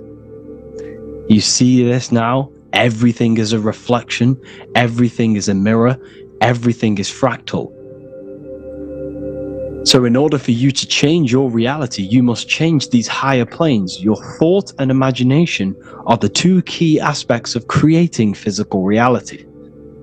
Every object you see around you was begun in these higher planes of the non-physical, and they were brought out of spirit into physical matter through the thinking mind and physical action. So now we're going to get a bit deeper. The brain is not the mind. Now that you understand, we have spirit and matter. As above, so below. You have a non-physical side of reality and a physical side of reality.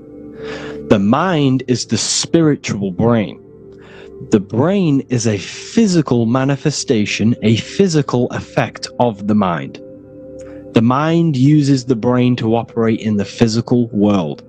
And it's the same with the heart.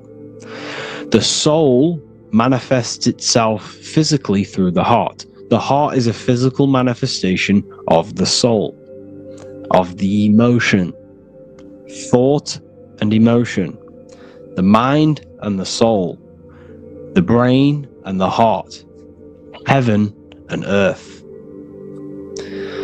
So you have the inner world and the outer world, the spiritual, non-physical, and the physical.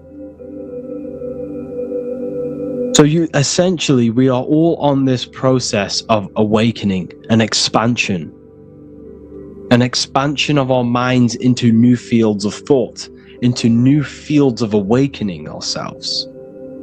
Because essentially we are born into this world, but you are born many, many times. You can be born physically and you can be born spiritually.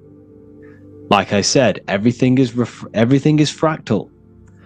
So just like when the baby finds out that there is a world outside of its mother, what does the baby do? The baby seeks a way out of its mother, and then the baby is now born into a new world, a world outside of its mother's womb.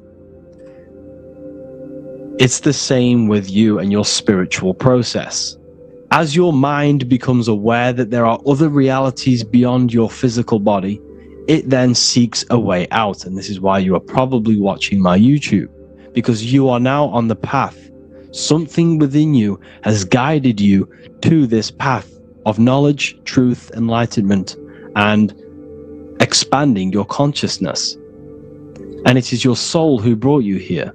Your soul speaks through emotion, like guidance. Emotion is the language of the soul. When you feel very bad, this is your soul telling you you're not in the right place. You're doing the wrong things. Because the soul is always unfolding its purpose, which is expansion and learning. That is it. The mastery of the self and the learning of the mind is the only thing that counts in the end after this life. So you are on a journey of expansion, of learning, creating, and spiritual rebirth. As above, so below. What does this body tell you? When I see someone overweight, I don't see the overweight. I don't see the body. I see the mind. I see an undisciplined mind. I see a mind that lacks self-control. I see a mind that seeks external validation. That's what I see when I see an overweight person. I don't see his body. I see the result of his mind. Because what does the Bible tell you? You shall know them by their fruits. It's the same saying as above, so below. You shall know them by their fruit. The fruit is their manifestation. Your body is a direct correlation and manifestation of your mind. Your inner world projects your outer world. As within, so without. As above, so below. Now, what do you see when you see this man's body? I see discipline. I see strength. Mental strength, not physical strength. I see mental resilience of pain. Because all of this man's mental energy has been manifested physically within his muscle. This body is a direct manifestation of this man's mind's pain and suffering. And it shows discipline. This is why people instantly respect you if you are in shape. You walk into a room and you are in shape, people will instantly give you respect because they know that you are mentally disciplined. The body is a reflection of your inner world, and it's the same with your friends, your family, your connections with people.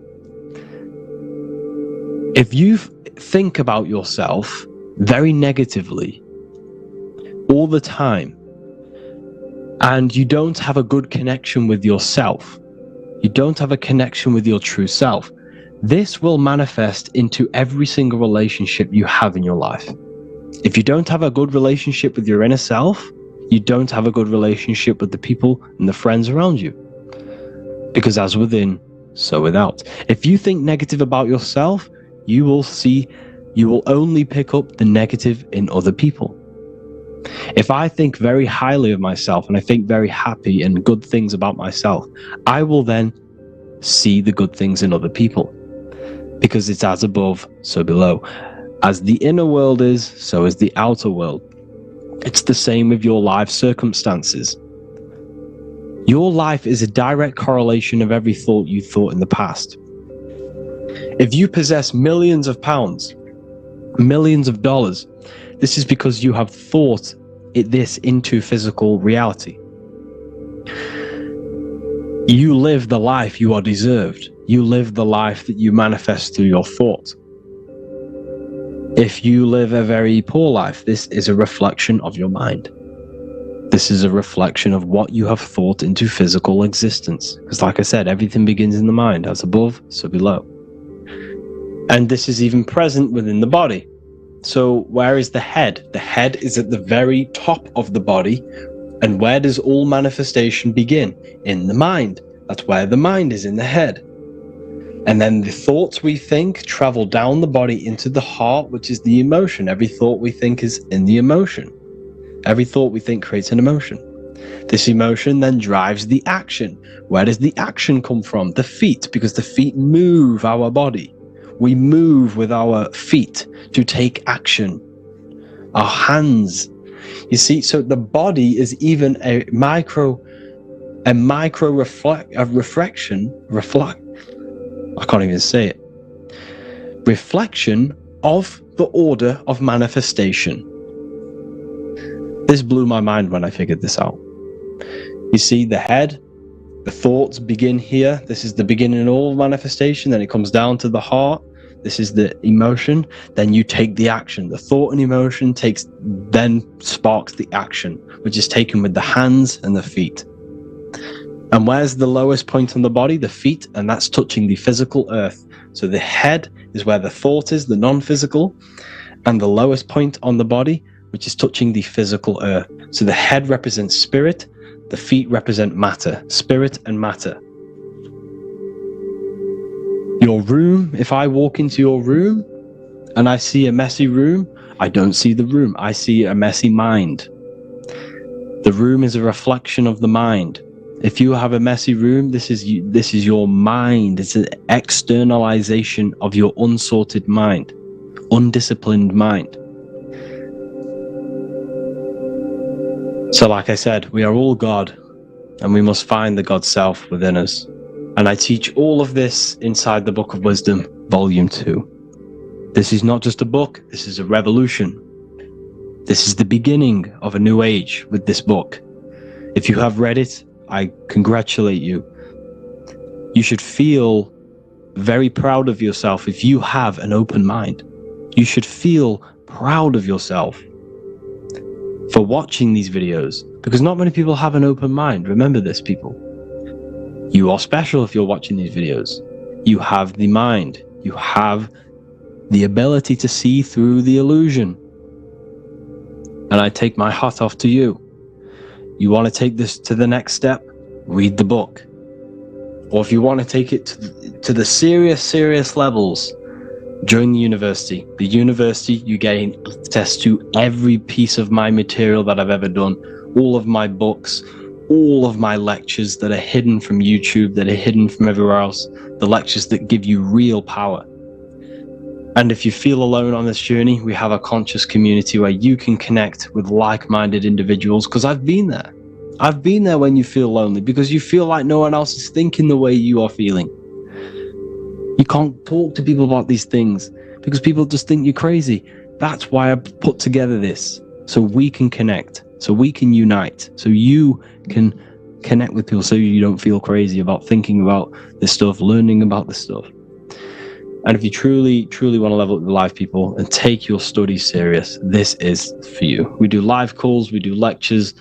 There's a whole library filled with books you can read. It's the perfect place for the truth seeker. I thank you all for joining. Please leave a like, a comment, a subscribe. Let me know any future videos you want me to make in the comments. Thank you all. Have an amazing day.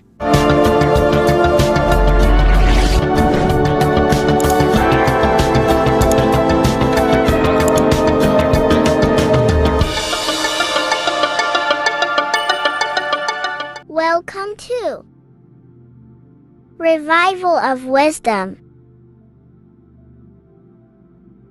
This video is going to be about the flat earth and the breakdown of the whole cosmology. We're going to be digging very deep. I've got a lot of pictures and images to show you, and a lot of dots to connect. So let's start with the Freemasonry art.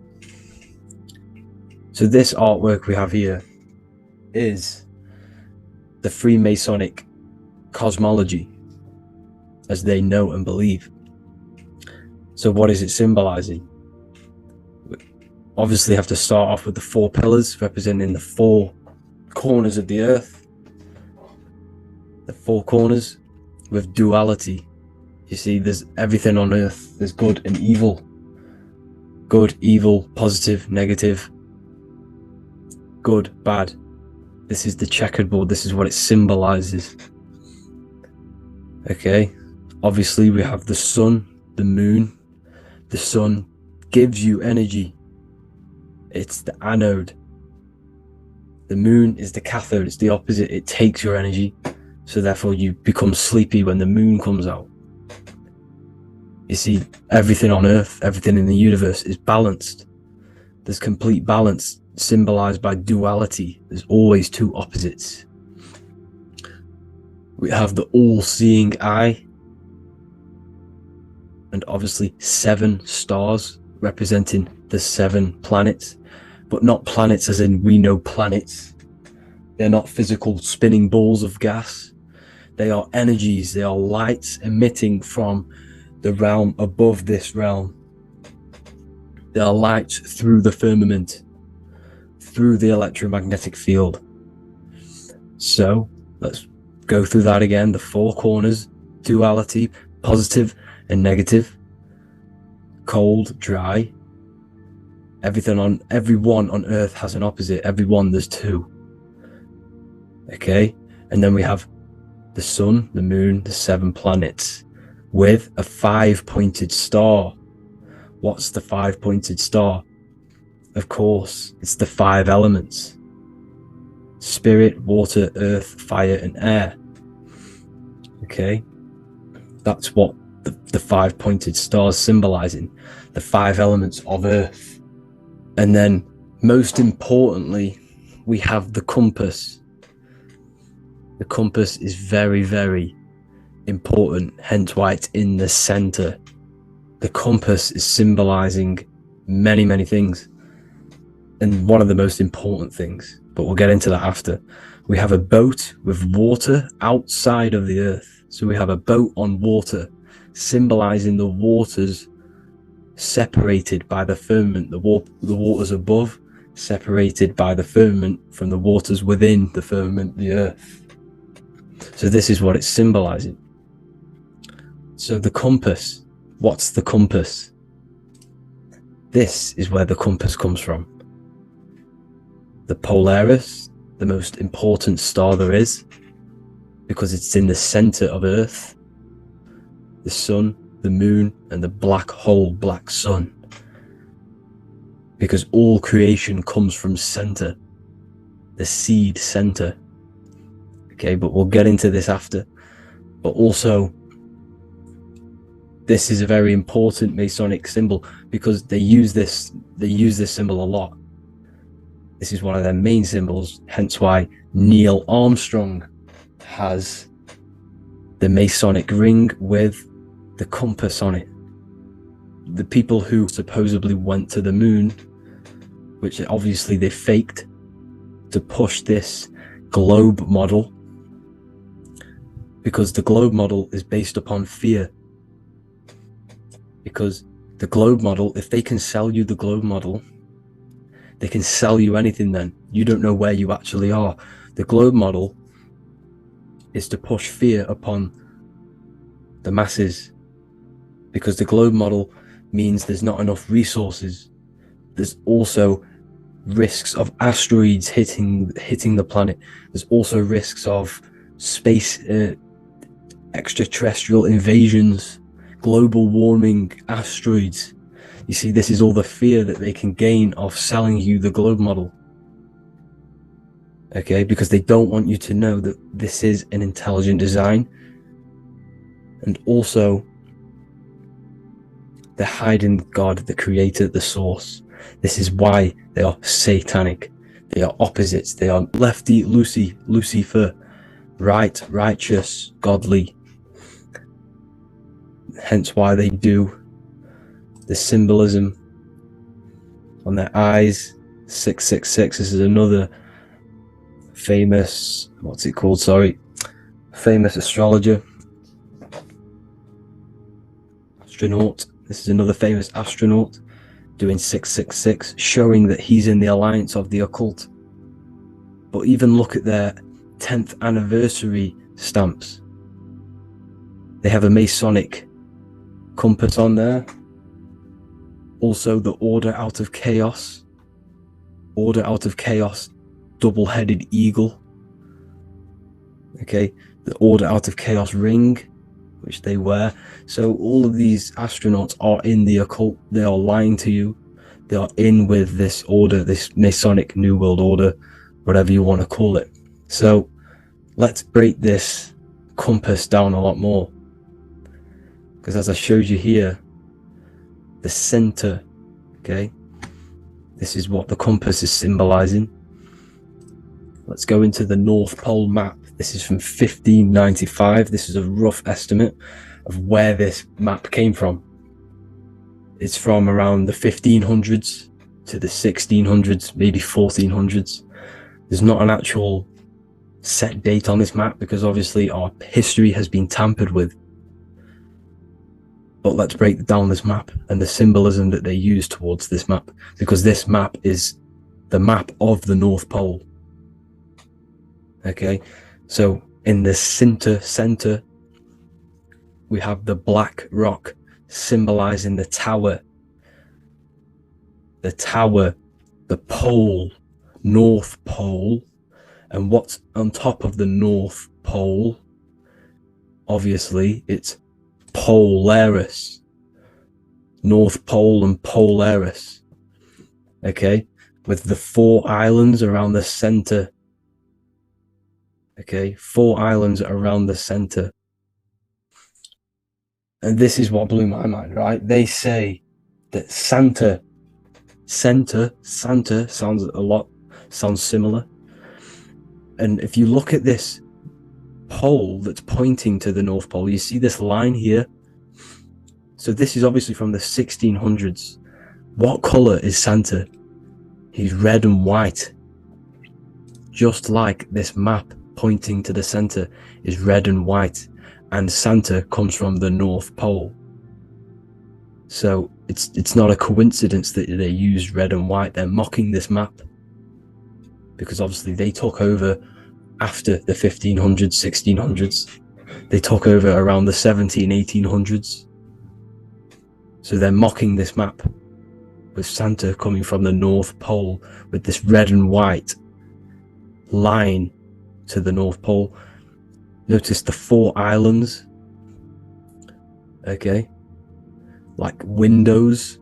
Their symbol, they obviously in the occult, they're part of the New World Order, is symbolizing these 4 islands with the blue behind it for the water.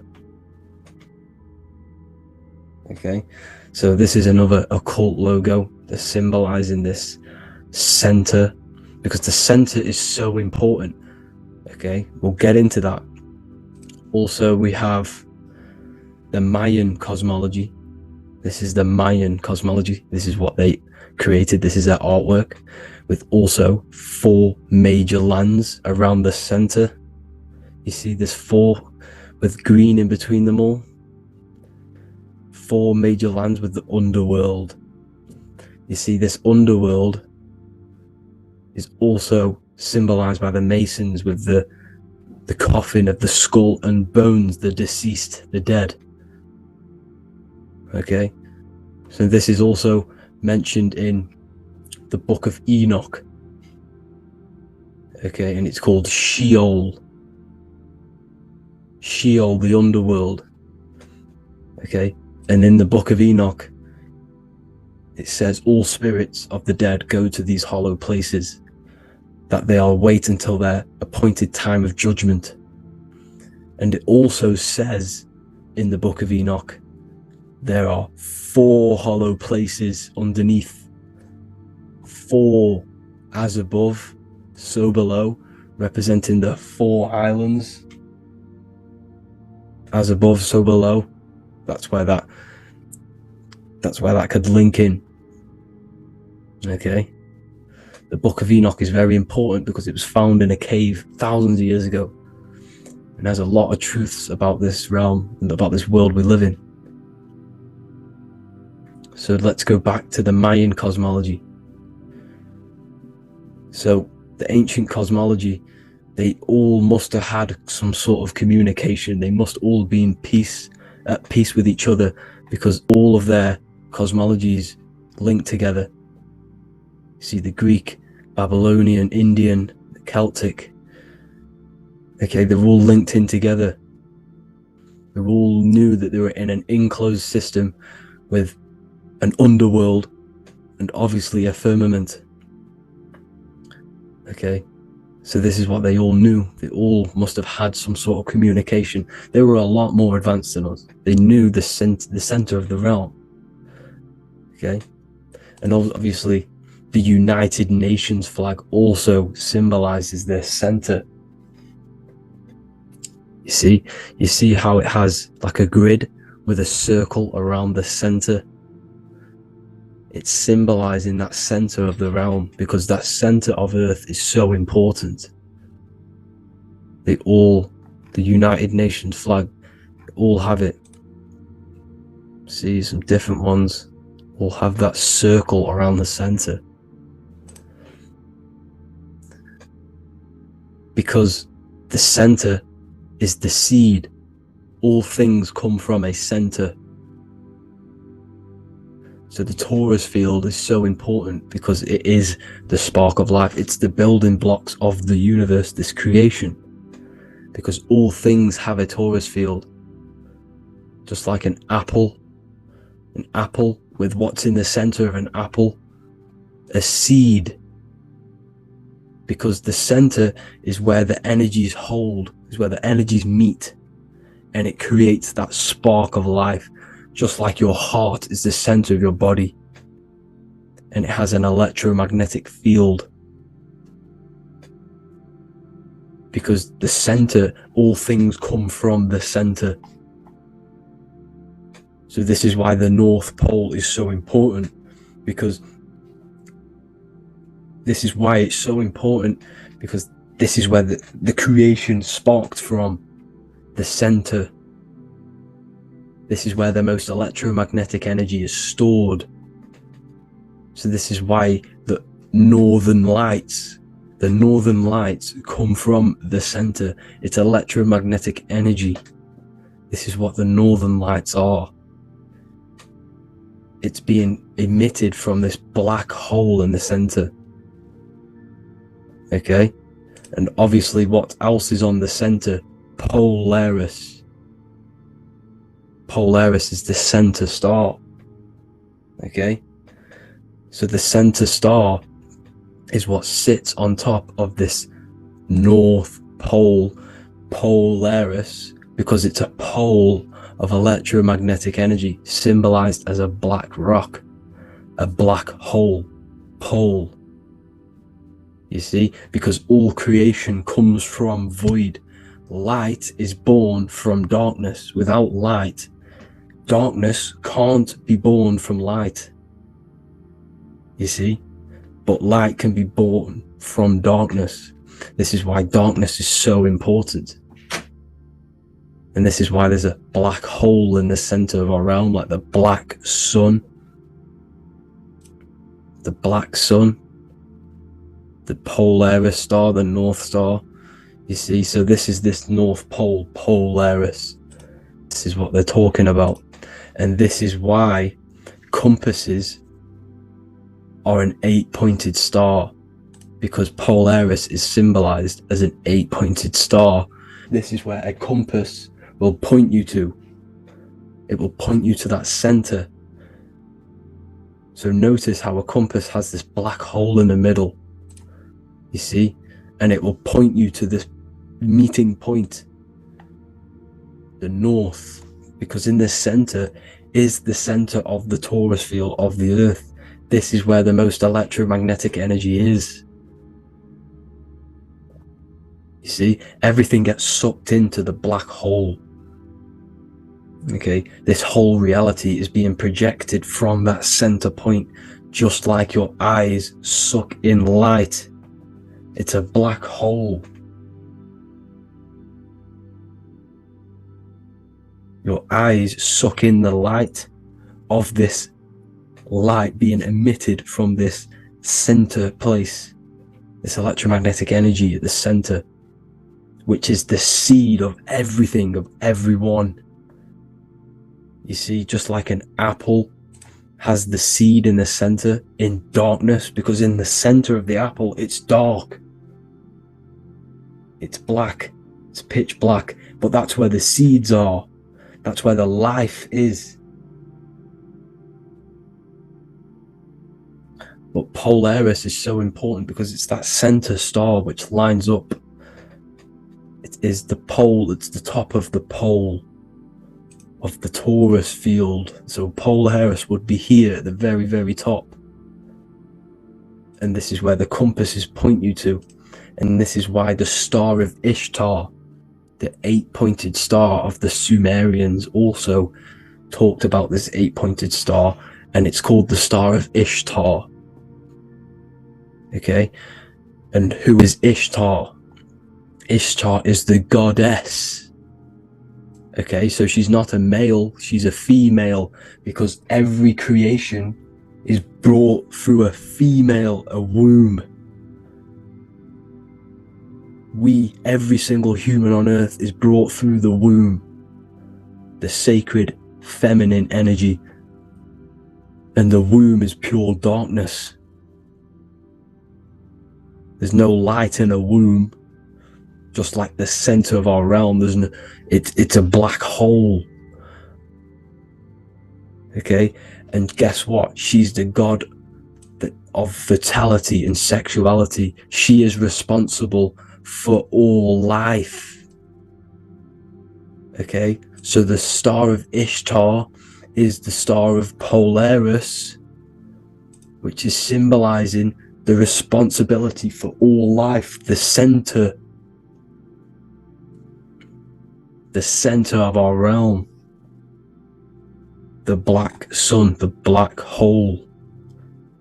Okay, so this is what that god of Ishtar of the Sumerians is talking about, the goddess, the womb, the seed of creation. So this would be the portal, more than likely the portal in and out of our realm, because it's the top of the torus field. And what's above this realm is the heavens. So this is where you get sucked in from the heavens. Your soul gets sucked in and brought onto this plane of existence called Earth. These are some space NASA symbols. Look how much Polaris symbolism there is. And notice how it's at the center. You see this circle? This is like a half circle. And at the center is an 8-pointed star of Ishtar. It's the same thing, it's Polaris, it's at the center. And notice on some of these, look, this one is a bear holding the key and an arrow pointing to the Polaris star, so that they hold the key to Polaris. Another one with like a demon holding a key to the what? Polaris on top of him. Also an eagle, which is a Masonic symbol, the eagle holding a key. On top of the center, you see, and notice how there's an arrow going up to the Polaris and an arrow down, as above, so below, to Earth. So you can go out to Earth, out of Earth, and into Earth through Polaris, and the eagle holds the key. You see? The eagle holds the key, just like this. This demon dragon holds the key to Polaris. And look at this one, Earth, with an arrow up to Polaris, the 8-pointed star. So Polaris is more than likely that portal which the Anunnaki used, the Sumerian gods used, because the Anunnaki symbol is also an 8-pointed star. Okay, And like I said, that center is the seed of creation. The center is the black hole. Okay, just like your pineal gland is at the center of your brain. The pineal gland is at the center of your brain. And that's what connects you to that spirit realm, to the source. That's it for this video, guys. Thank you all for tuning in. I hope you all learned something today. Please leave a like, a comment, and please subscribe to the channel for more content. God bless you all.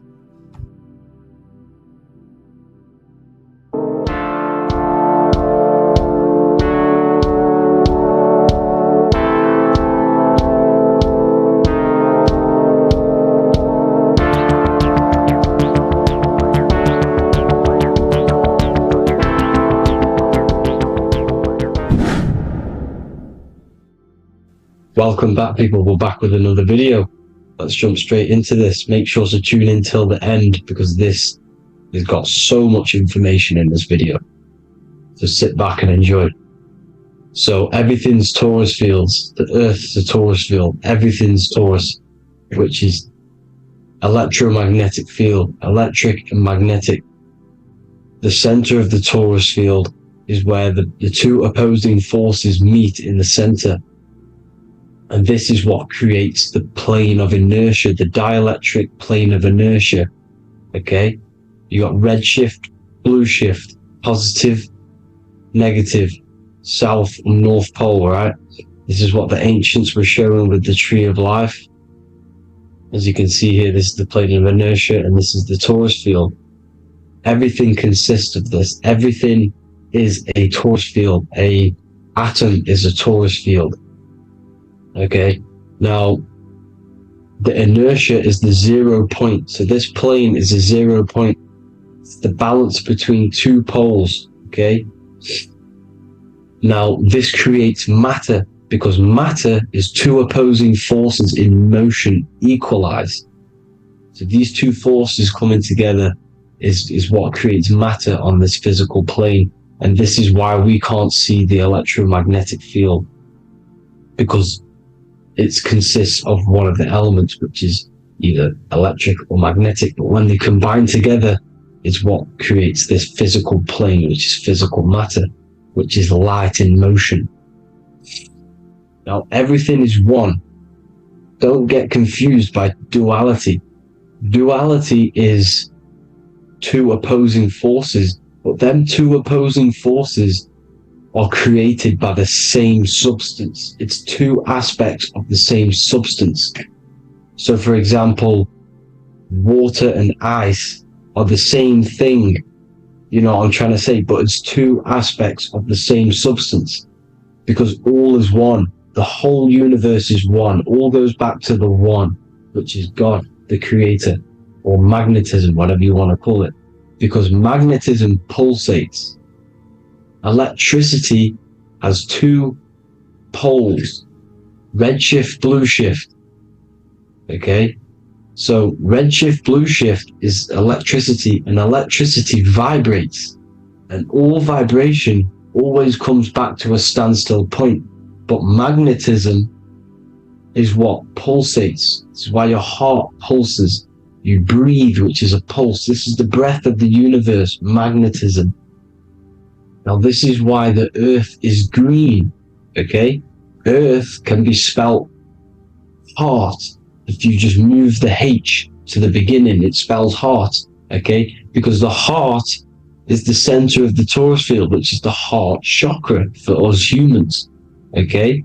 We consist of the same field, as you already know. Heart being the center, which is green, which is the center of the seven colors. The center of the seven colors. This is the most powerful chakra in your body. People think it's the crown chakra, but it's the heart chakra, because it's the center of the torus field. You must align them all and combine them all into one, which is the heart chakra. Now, earth is green. Nature's green. Okay, this is because we live on heart chakra, the plane of inertia. It's the center of the torus field. Okay, and This is what the Egyptians called Isis, which is nature. Nature is balanced, and nature is female, Mother Nature, because it looks after us with the fruit it grows with abundance, and the water. It's a female energy, Mother Nature, and this is the symbolism of an equal, balanced arms. This is the scales, it's balanced. Mother Nature is balanced. This is why the sky is blue, because what comes after the heart chakra? Blue. Sky is blue. We live in Midgard. This is what the ancients called Midgard. You don't have to take this tree literally. It's a metaphor. We live in Midgard, where both positive and negative duality here. Now, Mount Meru. Mount Meru was known as the center of the earth, okay, or known as Hyperborea. And this is the North Pole, the electromagnetic North Pole. But when I say Mount Meru, it's not an actual mountain. They weren't saying there was a real mountain in the center of the earth, a magnetic rock. No. The plane of inertia, okay, there's something called a hyperboloid. That's what it's called, a hyperboloid. And this is the center of the torus field. And this hyperboloid is what is in the shape of a mountain, you see? So if I go to this next one, they say Hyperborea on this map. Why did they call it Hyperborea?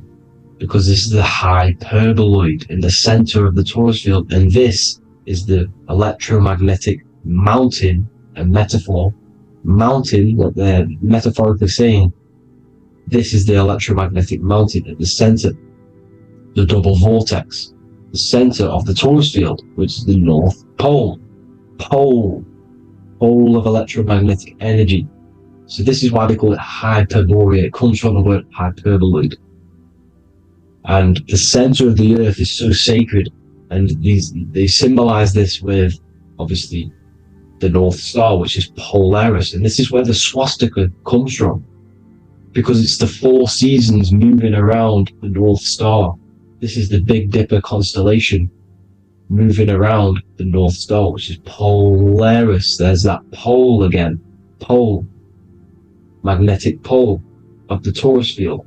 And this is where the green, emerald green, aurora borealis comes from. It comes from this center hyperboloid at the center of the earth, where the most electromagnetic energy is stored.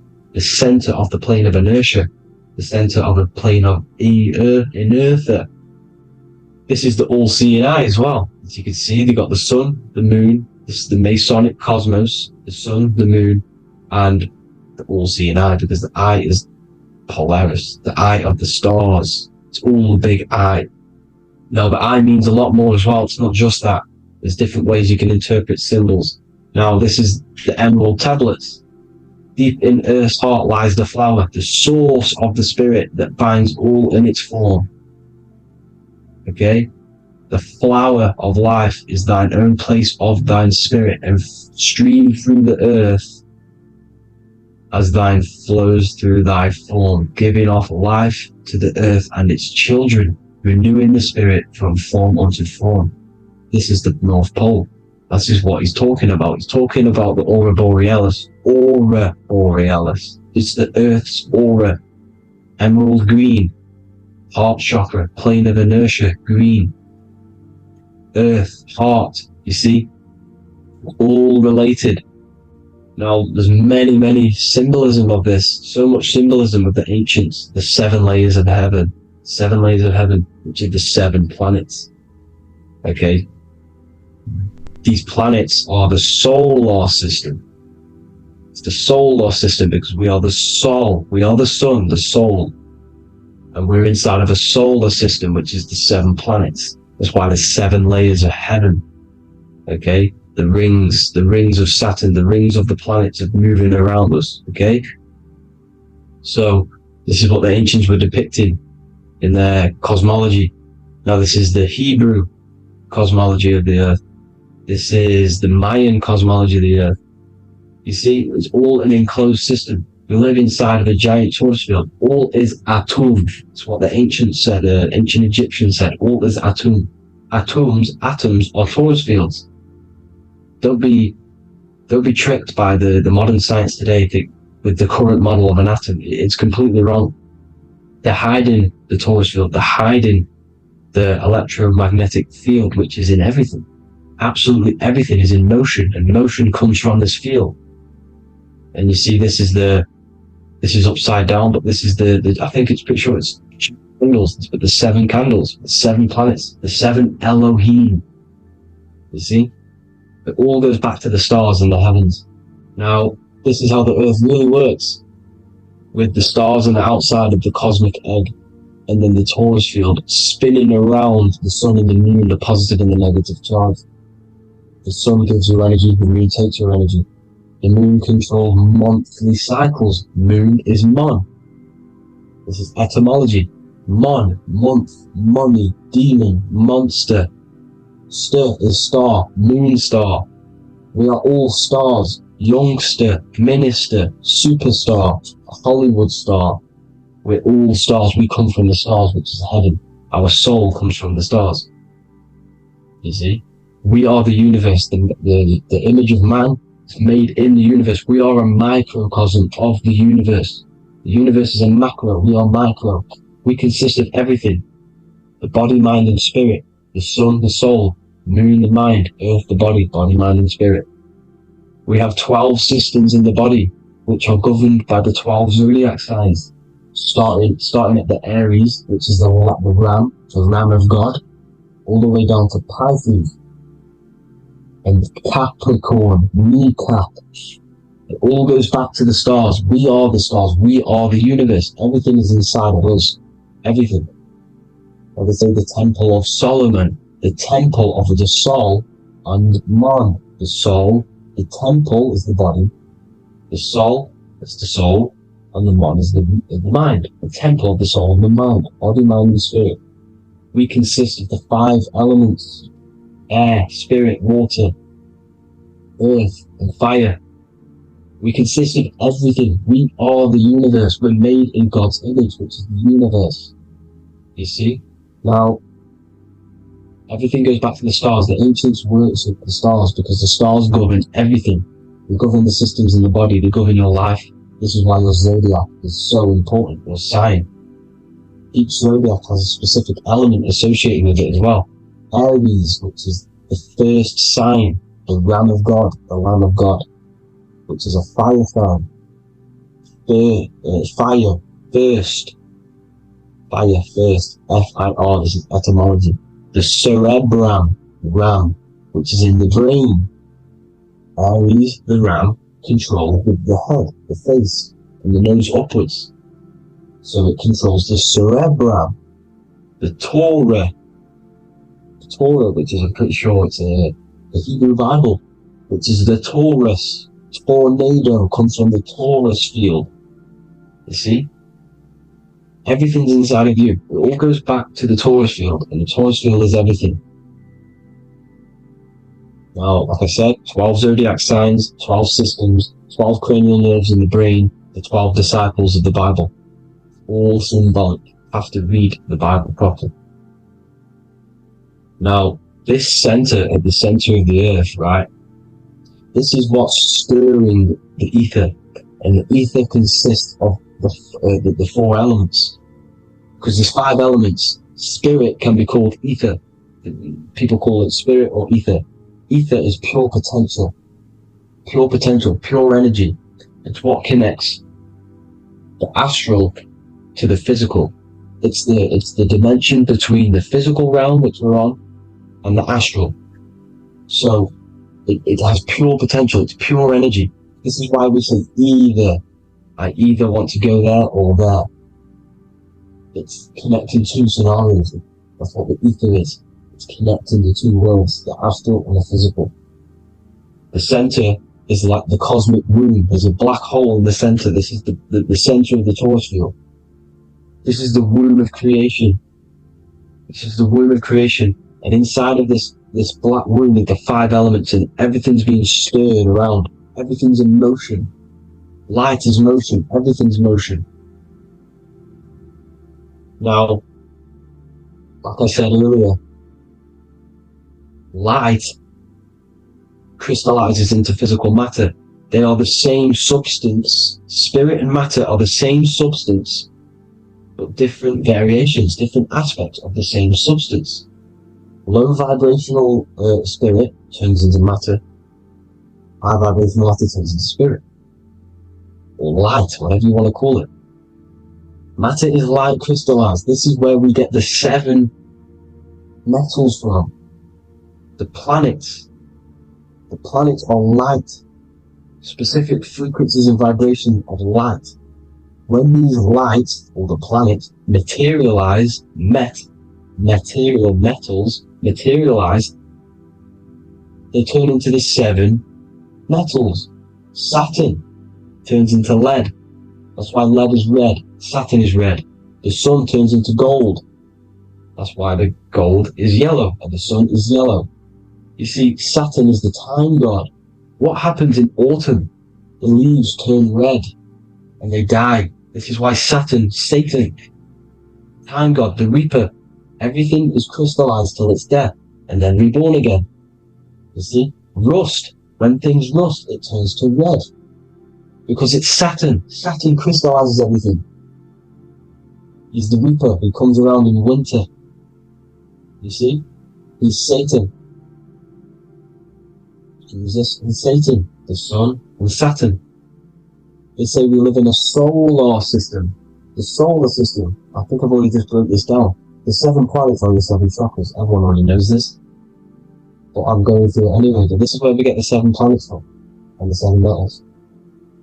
You see, all the ancients knew it was an enclosed electromagnetic system. It's not a spinning ball in the middle of space, people. They want you to believe this so you get stuck in this material world. Because if you believe everything's material, you can never affect this plane effectively. You can never create your life effectively if you don't understand the planes of existence. Because the mental plane is a higher plane.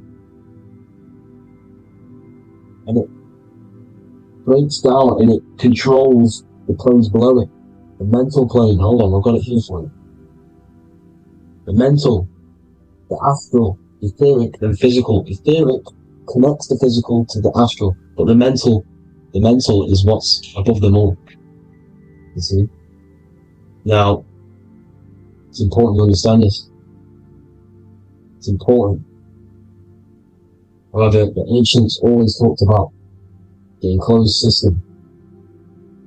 Only NASA, which is introduced around the Roman times, not NASA, but the globe Earth was introduced around the Roman times.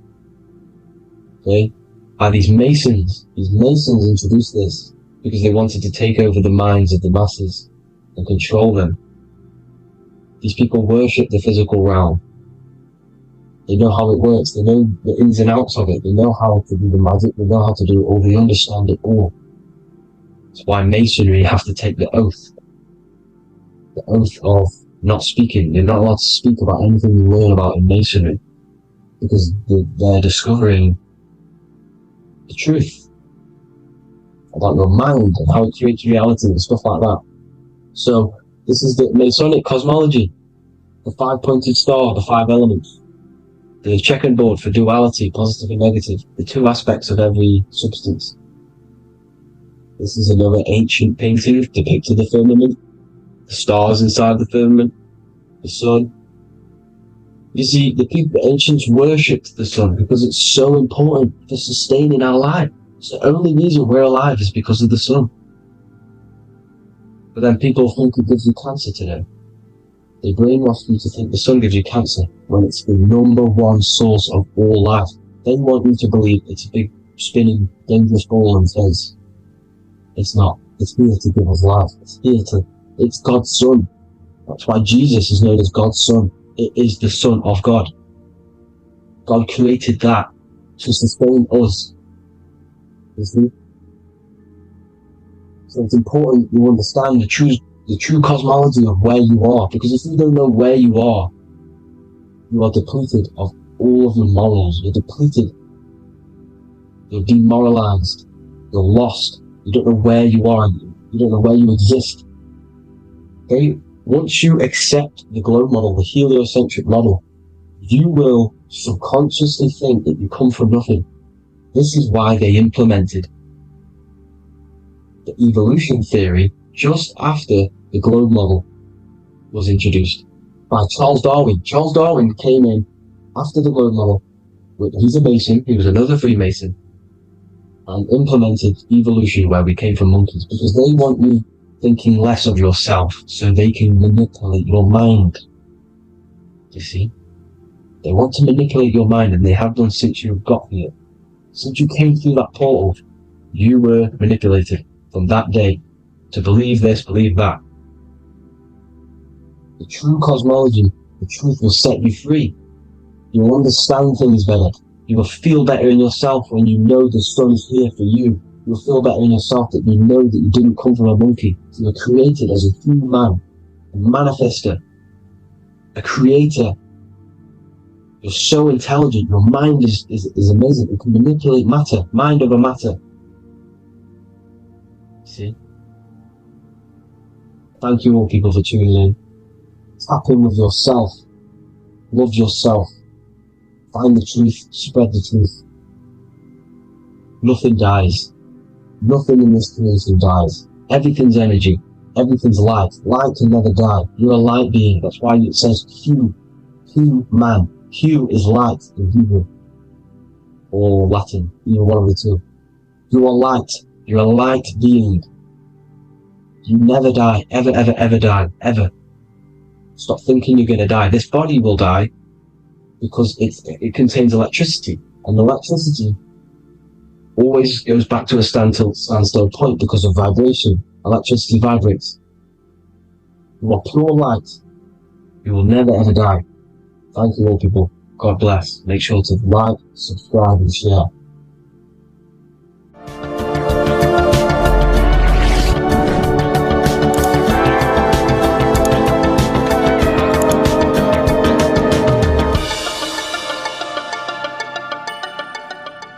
Welcome to Revival of Wisdom. Welcome people, we're back with another video. Please make sure to hit that like button, subscribe and turn on notifications to never miss a video. The Earth is a giant torus field consisting of a positive and a negative pole. The Sun being the cathode with a positive charge and the Moon being the anode with a negative charge. This is why the Sun rules over the day, giving you lots of energy, and the Moon taking your energy from you, making you go to sleep. Now, the plane that we live on is called the plane of inertia, and at the center of this plane of inertia is the North Pole. This is where the two electromagnetical energies meet. Now, this is where the most electromagnetic energy is stored. This is why all compasses will point north, because it's the most magnetic place in this reality. So the Sun and the Moon is spinning around this center point, which is stirring the ether of this reality and making everything move in circles, meaning this is a cycle. Everything's recycling itself. It's an organic simulation. The ancients also knew about this sacred land at the center of this reality, known as the North Pole. As you can see on this map from the 1500s of the North Pole, you can see 4 islands around this center black rock. Ancient civilizations like the Mayans, the Buddhists, and ancient Chinese also depict these 4 islands. The endless symbology of these sacred lands at the center has been going on for thousands of years.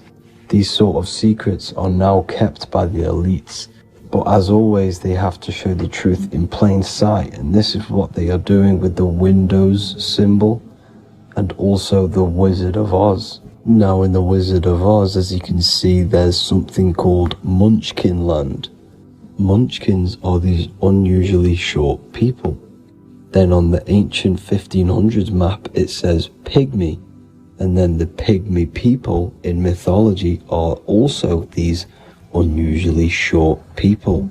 Just like Santa and his elves, they come from the North Pole. and elves are these unusually short people.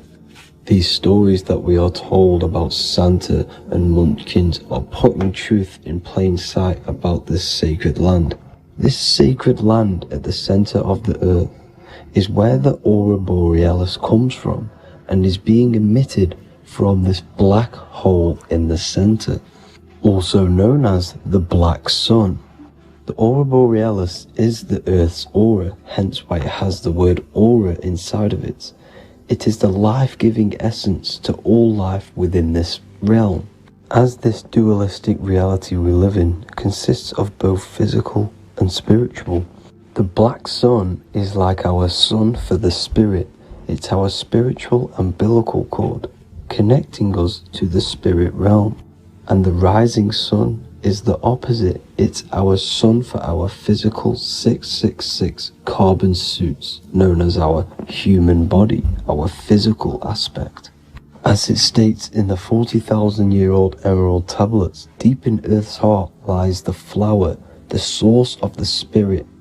The flower of life is as thine own place of spirit, and streams through the earth as thine flows through thy form, giving off life to the earth and its children.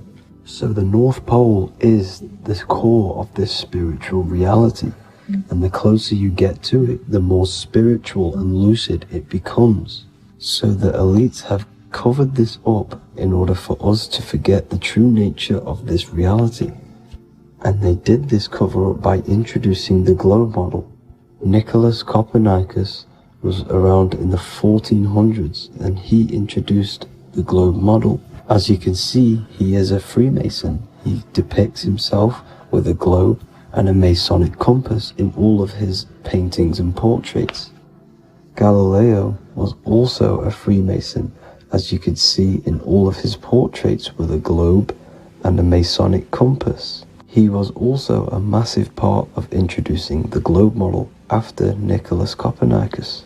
So yes, the globe model was a spiritual and political move to gain more control over the masses. After the globe model was then introduced, they introduced the theory of evolution by another Freemason, Charles Darwin. See how these two theories go hand in hand? They both degrade humanity, and they make you confused of where we actually came from. By hiding the true form of this divine creation and hiding the true power of each and every one of us, they maintain control over the masses. Now this is order out of chaos, known to be the 33rd degree slogan of Freemasonry. Now this is the Masonic cosmology, and as you can see, you have the checkered board for the duality, the 5-pointed star for the 5 elements, the 4 corners for the 4 pillars, the all-seeing eye, which is Polaris, the sun, the moon, and the 7 stars. So even Freemasons are taught the flat earth cosmology and the true form of this reality. Now the true nature of the sun, the moon, and the earth is shown and reflected through the Masonic compass. The Masonic compass is the sun, the moon, Polaris at the top, and the black sun at the bottom. It makes sense why all the scientists who introduced the globe model all used the compass and the globe together, because it's truth in plain sight. As I explained in my other video, all Freemasons have to take the oath, so it goes to show, why are we all learning these theories from Freemasons who can't talk about certain topics that they learn about? Why should we believe their theories when they're holding back the real truth about this reality? Now going on to NASA. NASA means to deceive in Hebrew, and they are also funded by the government. They are not a private company. The old owner of NASA, Werner von Braun, on his grave has the Bible verse Psalms 91. The heavens declare the glory of God, and the firmament showeth his handiwork. Now why would the owner of NASA put this on his grave? Seems a bit suspicious to me, alongside with the NASA astronauts are all Freemasons. And not to mention the countless mistakes they've made on their live videos in space stations, the moon landing, and the CGI footage of the Earth, which is obviously photoshopped. Just by tricking the masses that they live on a spinning ball, the elites gain the perception of the masses. Not only does it hide the divine creation we're inside of, it hides the divine spark within you. It hides the creator, the source.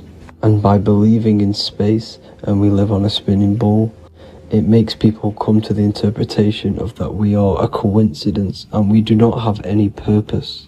And of course this is false. When you come to realization that we are all a divine creation and we can create our own divine life in this reality, life becomes more sacred and you start to enjoy little things. The elites want you to believe everything exists only in the five senses. They want you constantly looking outside of yourself because they know that will keep you on lower states of consciousness. Now this brings me to our next point.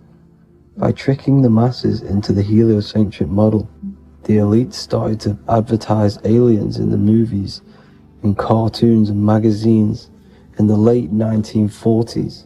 Now this is subconsciously programming us about aliens and extraterrestrial threats, which then they can use to their advantage. And this is something called Project Bluebeam. They are more than likely going to fake an alien invasion to push this 2040 agenda, which is for one government and one ruling currency. That's it for this video, guys and girls. Hope you all enjoyed. Please make sure to leave a like and a comment. God bless you all.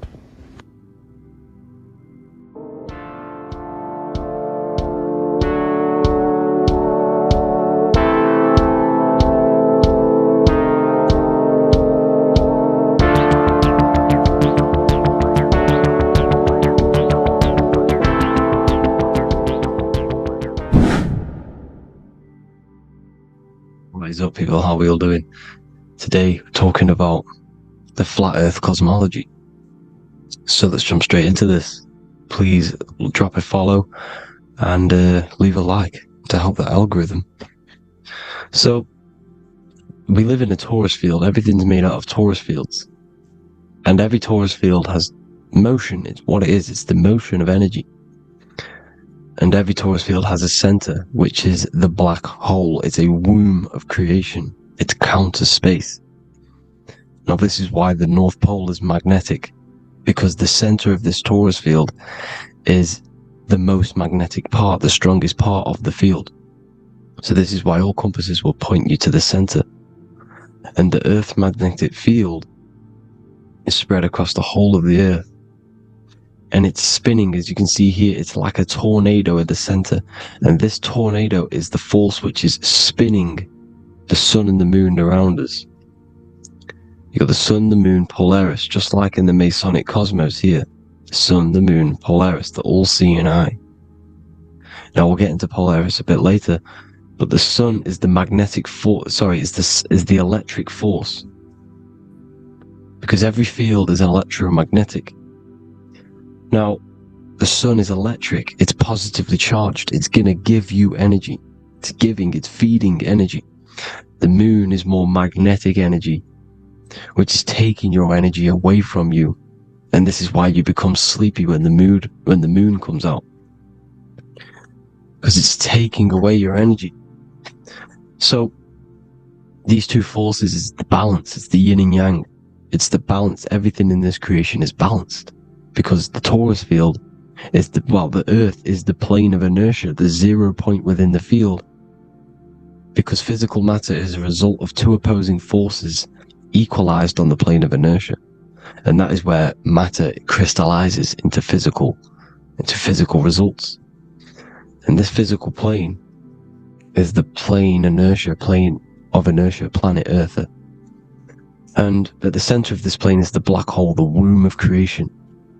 And outside of this black hole gives birth to light. So the torus field is constantly rotating, going into counter space, the black hole, and then out of counter space gives birth to the white hole, white light. You see? So it's going around, black hole, birth again, black hole, birth again. And it just keeps going around. It's an infinite cycle of energy. And this is where the infinity sign comes from.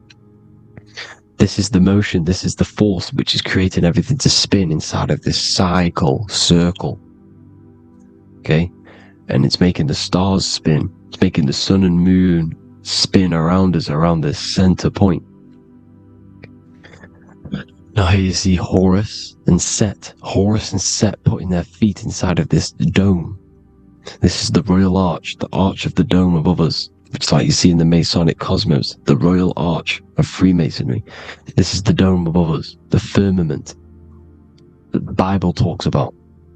You see, they're putting their feet in because Set symbolizes the moon and Horus is the sun. Horizon, Horus. Horus is rising, the sun. So they're both putting their feet around this center magnetic pole, which is the pole, North Pole. And above the North Pole, you have Polaris, the pole of electromagnetic energy. You see? And this is how we get the sun and the seasons. Because the sun, for us, when it becomes summer, it's on the Tropic of Cancer. Then it spirals outwards, going out and out and out, then goes to the Tropic of Capricorn. That's winter for us. Then it comes back in and creates summer again. So it's constantly spiraling around this center magnetic North Pole. You see? So this roof above our heads is the firmament, and this is what they've taken off of us. They haven't physically taken it, but mentally they have taken this away from you. It's a female energy, and this is what the Egyptians called Nut, the sky god Nut. And this is the womb. We are inside God's creation, God's womb, and the woman's womb when she has a baby is a microcosm of this, because everything inside of this creation is macro.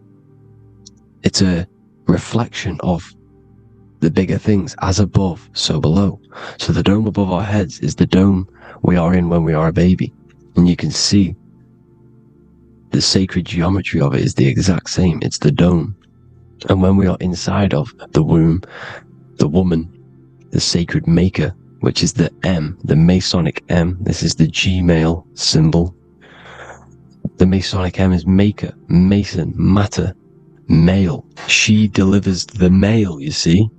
She delivers the male because it's the maker, the female, the magnetic.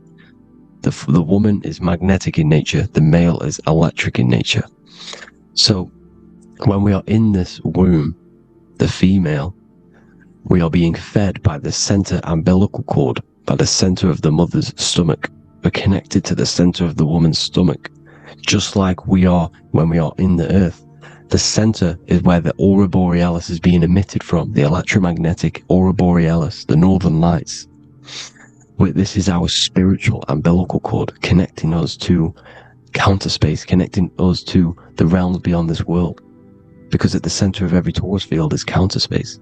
And at the center of the earth is our spiritual umbilical cord, and this is the earth's belly button, as you see. As above, so below. We had a physical umbilical cord, we have a spiritual umbilical cord, and this gets cut when we die, when we're cut away from the physical reality. You see, here's the ancient Egyptian tablet showing this female. You can see the hair, it's a female above us, because the female energy is nurturing, helping, looking after. And that's exactly what the dome is. It's protecting us. It's the Ark of the Covenant, the Ark covering us. You see? And this is what they've taken away from us. By you believing in space, it completely destroys the idea of this being a sacred creation. They've taken the roof off your head, whether if you believe in space, you believe that there's chaos, there's planets, there's asteroids that could kill us at any moment. But this isn't true. They've made you fear your own creation that you're inside of. They've made you fear what's above you. You see, and it's to hide the power of astrology, the power of the lights in the firmament, which are constantly flowing through the ether. These powers which are above us are sending rays down to the earth, which are influencing our psychology and how we behave. And this is what astrology is. It affects human consciousness. It interacts with our consciousness. And there's a different energy every day because the planets are in different houses, different alignments. And this is, we'll go into this a bit deeper later on. So the world tree, this magnetic north pole, the pole of electromagnetic energy, was symbolized as a tree. The great tree at the center of the earth. You see? And this tree is symbolized everywhere. You can see here how the center person, this Egyptian person, is holding up the sky. This is the North Pole, the hyperboloid, at the center of every torus field. And this tree was in the Mayan cosmology. This is an ancient depiction. This is the torus field. There's the plane of inertia. Here's the center tree. Here's the tree in the center, the magnetic North Pole, the woman holding the stars. Is the Hindu, with the two birds symbolizing the sun and the moon revolving around this center tree. The Mayan tree, his Horus and Set around the North Pole. They all knew this flat earth cosmology. They knew these secrets. It's so sacred you understand the creation that you're inside of. Because if you don't, you'll be led astray. You don't know where you are. You're lost. You see? And here's the Masonic art, with the rays of the stars coming down, with the tree in the center. So it was personified as a tree. And we are in Asgard, Midgard, the middle garden, where there's good and evil. So the 7 layers of heaven, which is talked about in the Quran. Each planet has a different layer of the firmament, and this is the 7 layers of heaven, and these are our 7 layers of the energy centers in our body. So we start in the stars, so we are stars in a physical body. And this is why we say Mr., Sister, Fraudster, Sinister. Stir is star, and we are in the stars, and our star descends into the soul system, not solar system. And as we descend into the soul system, we enter Satan's kingdom, Satan's world. As it says in the Bible, Satan is the god of this world. Well, if you've been into my research for a while, you know Satan is Saturn. Saturn's world, because Saturn's the outermost ring. He's the Lord of the Rings. And you enter his kingdom, the kingdom of time, and this is why Saturn's the time god. As soon as you go past the rings of Saturn, you're now in the soul system, you're now in time, you're now bound by space and time. And you're bound to the earth plane, the heart. Earth is heart. It's a rearrangement, it's an anagram for heart. And the heart of the electromagnetic color spectrum is green, and that's why the earth is green. And above green is blue, and this is why the sky is blue. In order to go to heaven on the macro scale, you have to go through the blue sky, through the 7 layers of heaven. In order to reach heaven in your body, whilst you're here, you have to go through the blue chakra to your head, which is heaven. It's micro, macro. Everything is micro, macro inside of this creation.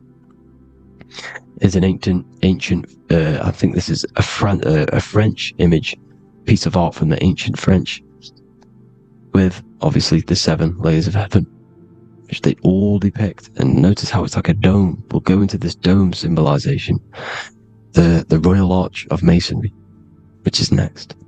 But these 7 layers of heaven give us the 7 metals, the 7 days of the week, the 7 diatonic tones, the 7 chakras, the 7 everything. It's God's favorite number.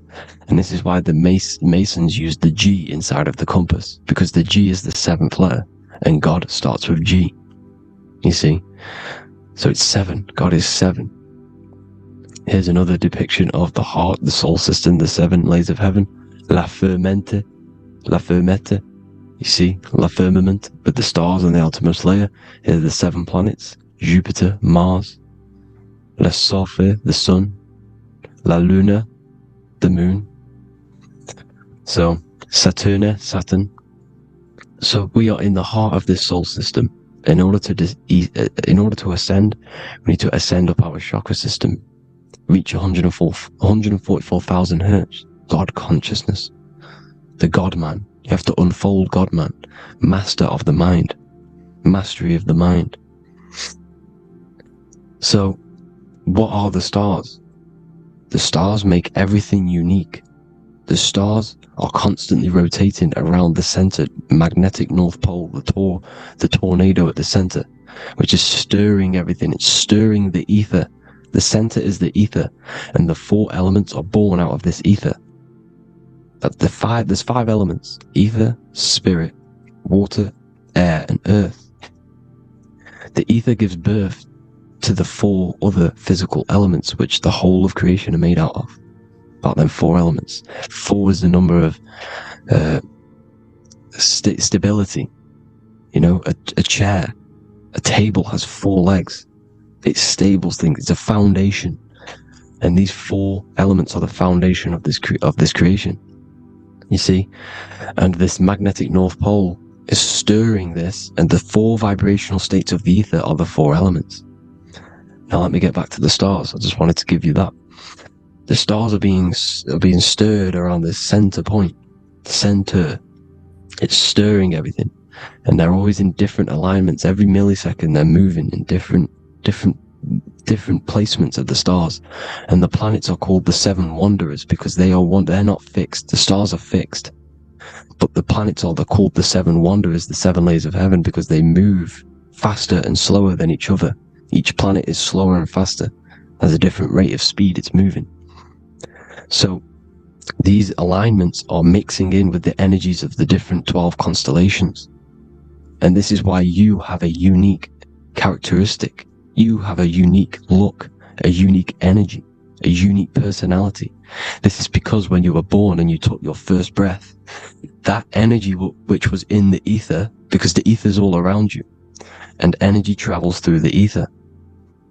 The energy that the stars were casting down and the energy that the planets was mixing in with the 12 constellations was in the ether. So when you came out of the womb and your first breath, because breath is spirit, okay, so that first breath you took, that is the energy that is imprinted within your DNA, your soul.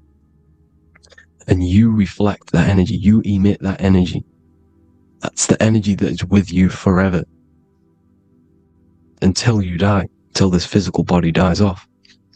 And that's what the stars are. The stars are giving a unique energy, characteristic, personality to every living thing. Every dog, every cat, every animal has a unique personality because it was born at a different time and place in the sky. Okay, the stars are your destiny. Now, the stars are constantly changing as well. If you look at stars through a telescope, they're constantly changing and forming different forms. You can see here, it looks like water. It looks like light through water because it's the ether above us, a sea of ether. And this light is being emitted through it, and it's just constantly changing, giving different energies, each star. So this is why this is what the zodiac is. It's the expression of energy. It's the expression of the stars. And each constellation has many different personality, different energies, different traits. Each planet has different traits, depending where your planets are, depending what energies you hold. No two person have the same energy. There's no one. It could be similar, but no one's the exact same. It's because of the stars. The stars are never in the exact same split place. The planets are always in different houses. So here's some Royal Arch symbolism. Here's the Royal Arch of Masonry, as it says here. The sun and the moon, the constellations. Here's Cancer, the 7 planets, the 7 stars. Here's the Royal Arch. This is the firmament. Here's the duality. Black and white, duality, good and evil, rest and motion. Dielectricity, magnetism. See? So this is what the Royal Arch is. It's symbolizing the cosmic dome above us. The womb we're in. We're inside God's womb. And here's George Washington, the Freemason, inside of the Royal Arch. You see? With the G, the Masonic G, God, 7. Here you see another depiction of George Washington with the stars in the dome above his head, his Polaris, the sky vault, Polaris. We'll get into that later. Go inside of all of your ancient churches, you will see the dome. Go to the Vatican, you'll see the dome. All of your ancient churches have this dome because it's the dome above your head. The ancients knew this. This was known. We did not live in space. It was known back then. They all knew.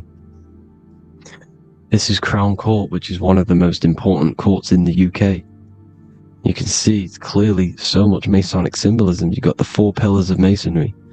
The Royal Arch is like an arrow pointing upwards to Polaris. As the Disney World is under a dome. And his Polaris, the Sky Vault. You see? And also 666 in the symbol. There's more. 7 layers of heaven. Here's an ancient depiction of the firmament. Here's the astral plane outside of the firmament. The Royal Arch. You see? It's everywhere. Here's Polaris, the 8-pointed star. Polaris is in between the sun and the moon. It's at the center of the Taurus field. And Polaris corresponds with the pineal gland as well, because it's the all-seeing eye. See? So, is Polaris, the 8-pointed star, which is at the very top. It's the very center. It's on top of the North Pole. And it's an 8-pointed star that's always symbolized as an 8-pointed star. Here you see the Vatican. The Vatican is a giant key with an 8-pointed star. See, it's a key. Here's the dome. Here's the Space Delta, the USA Space Delta logos. Here you see the Egyptian god looking from the center of the North Pole, looking upward to an 8-pointed star, Polaris. An arrow pointing up to Polaris. Here's another, the bear holding a key with an arrow up to Polaris. 7 holds the key to Polaris. Here's an eagle holding a key above the North Pole to Polaris. Polaris, and here's another one. There's another bird, like a dragon, holding a key to Polaris. Because Polaris is definitely something to do with leaving this creation. Okay, maybe, I can't say for sure, but maybe it's to do with Ascension, and this is why the Vatican hold the key to the 8-pointed star.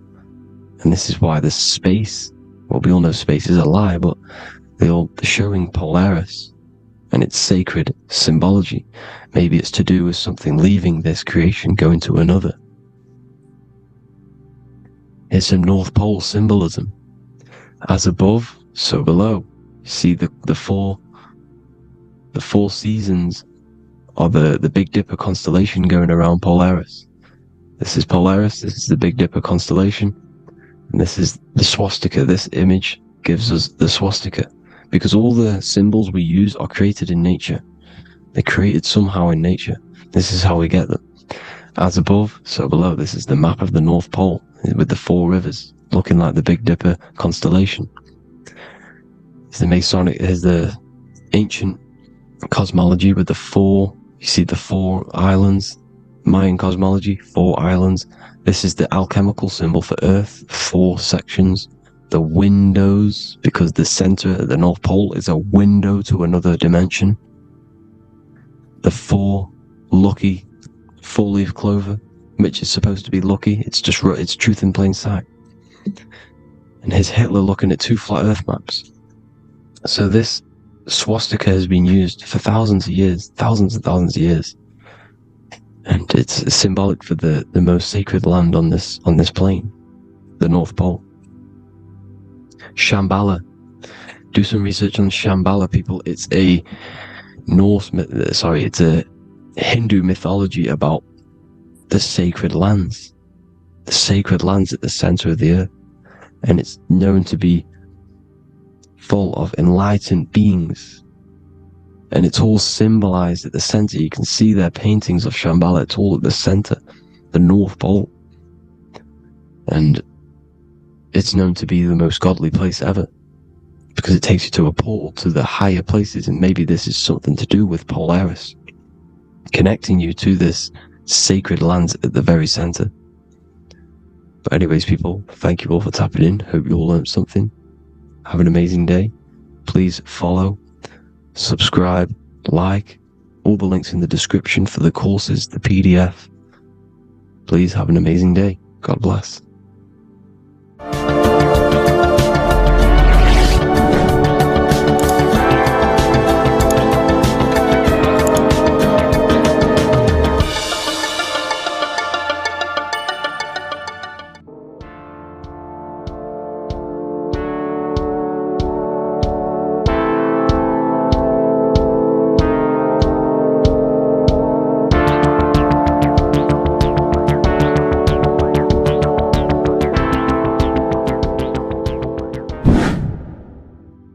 and welcome to another video, people.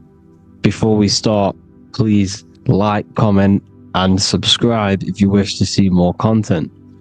Today we're going to be talking about the mental universe and how everything is mental. This is the number one law on the Kabbalion. If you've never read that book, it's called The Kabbalion. A very good book. It's the first law because this is the most important thing you need to understand. Is how everything exists within the mind. Behind every single one of these eyes is the same consciousness expressed in different bodies. The mind is what gives perception to what you're experiencing. Behind every single one of these eyes is the exact same consciousness, but the brain that they inhabit is giving them a different perception, a different being, a different body. Now, this is the difference between humans and animals. Humans possess a advanced consciousness, an advanced mind that gives us the ability to be aware of ourselves mentally, physically, and spiritually. We can reflect on ourselves. When a dog looks in the mirror or an animal looks in the mirror, it doesn't know what it's looking at. It doesn't realize it has a consciousness. It can't reflect on itself. It can't say, I want to improve in this area. It doesn't have that consciousness. We have a divine consciousness. Take away the N for divine, and you get with a D, put it with a D, you get divide, because we have a divided two-way consciousness. An animal only has one. However, it's still the same mind. We're all mind. We're all mental. We all exist within the mental plane. Look at this person walking. The body, the brain, is sending electrical signals through the 12 cranial nerves, which the 12 disciples that spread the gospel of Jesus, right? You have 12 cranial nerves in your brain. There are 12 disciples which spread the gospel of Jesus. Jesus represents the mind, the intelligence, the invisible intelligence that we all are, the same intelligence, the same exact consciousness, which then sends a command into the brain. Then the brain sends these 12 electrical signals through the 12 cranial nerves to control the rest of the body through the nervous system. This person walking is not, the body is not walking. The mind is telling it to walk. And the brain is it's a supercomputer which is decoding these demands given to it by the mind. Because the pineal gland will have something to do with the ether, because the ether is physical and non-physical. The mind is sending the commands through the ether to the pineal gland, which is then getting broken down into electrical codes within the brain and sent throughout the nervous system to control the body.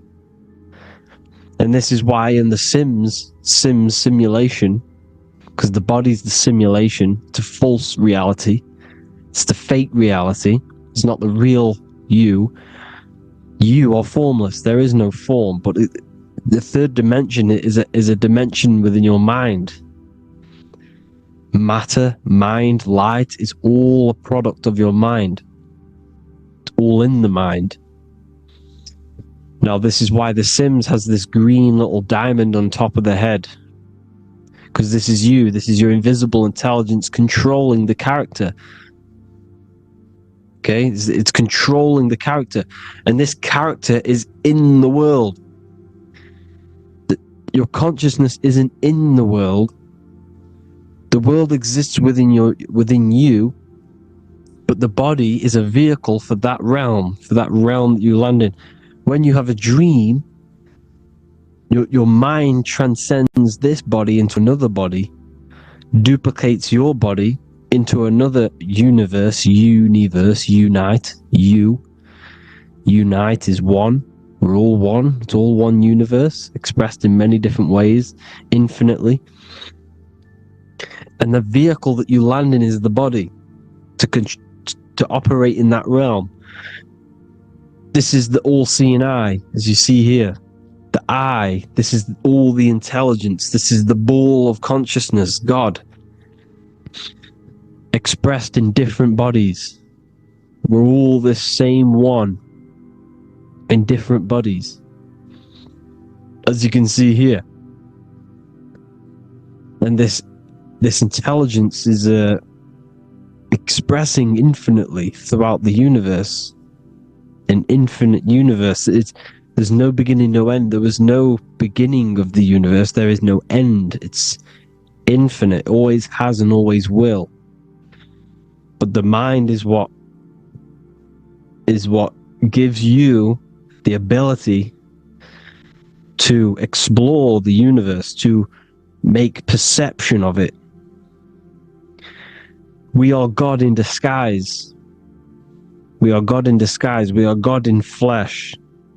But the body can become attached to the mind, can become attached to the body if the mind is not aware of itself. When the mind is that blinded by matter, and we lack knowledge and understanding of what we truly are, a formless, infinite being, a traveler. This is why Freemasons are called Freemasons. Mason means traveler, free. You're a free traveler because your consciousness is a traveler of the universe. When we lack understanding, our mind bounds to the body because we don't separate the body with our different layers of consciousness.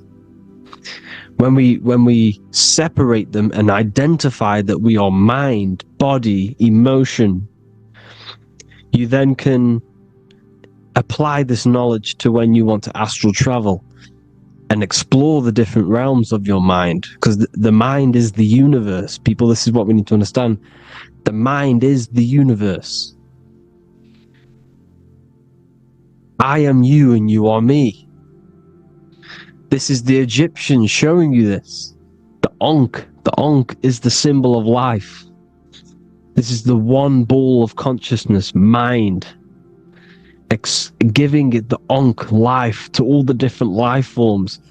The cows, the birds, the snakes, and the big Ankh given to the humans, because the humans are the most intelligent. We have the most advanced consciousness. We have the most advanced consciousness. This is why the one is giving a big Ankh to the humans here. Here you see it again. This is not the sun. This is also showing Ankh giving out its life to all things infinitely.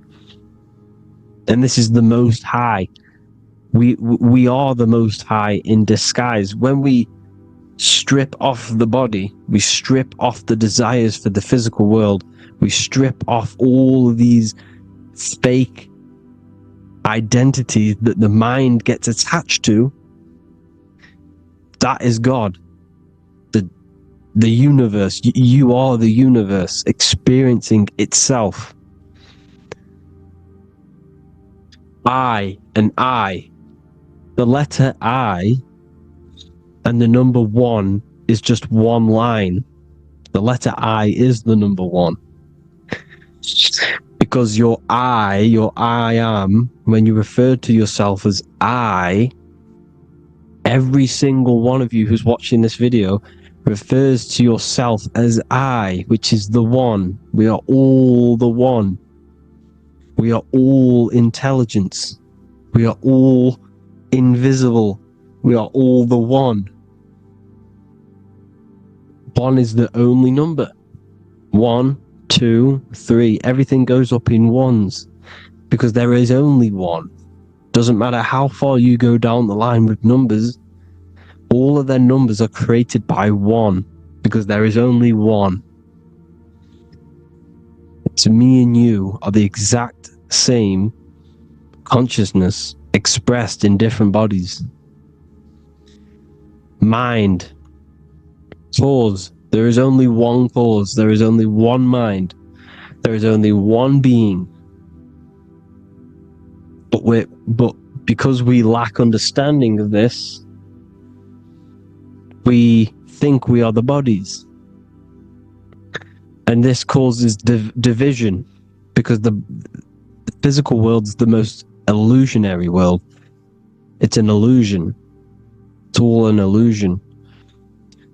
Now you see with the two, you look with the two eyes, but you see with the inner eye, the mind. Okay? The mind is the mental plane is a shared plane. And it gives perception to what you're looking at. The mind. I'm affecting you when I speak. Because the mental plane is shared. We all share mind. We all express mind. When I'm speaking to you, I'm affecting you because we are mind. So the words that I'm saying, which are being manifested from my mind, are being manifested through my body into vibration, is affecting you. I'm affecting you with what I'm saying. And these words are having an effect on your mind, because we're all mind. This is why you need to be careful what you're listening to, music and all sorts. Because music can also create thought loops within your mind. Because the chorus, we shouldn't be listening to choruses. Choruses are loops. And what they're saying in the chorus is being looped. And this can create thought loops within your mind. Go and listen to an old song that you used to listen to about 5 years ago, 10 years ago, 20 years ago. Go and listen to an old song, and you guess what? You will get nostalgia. Why will you get nostalgia? Because that song will trigger the thoughts that you were thinking in that time of listening to that song. So songs with choruses create thought loops, and they reprogram your subconscious mind. It's important why music is very powerful. Mind and mind, same word. See, language is the truth, people. This is why I use language in all of my presentations, especially the English language. It's riddled with occult truth. I is my me. I, you, and me are I, one. We are not the name, we are I. Every single one of you is I, because we are all the one. All mind. Now, the only thing that is truly mine is my mind. When you say something is mine, it's an illusion. It's not yours. The only thing that is mine is mind. My mind. Okay? It's my mind. It's the only thing. It's the same word, mind and mind.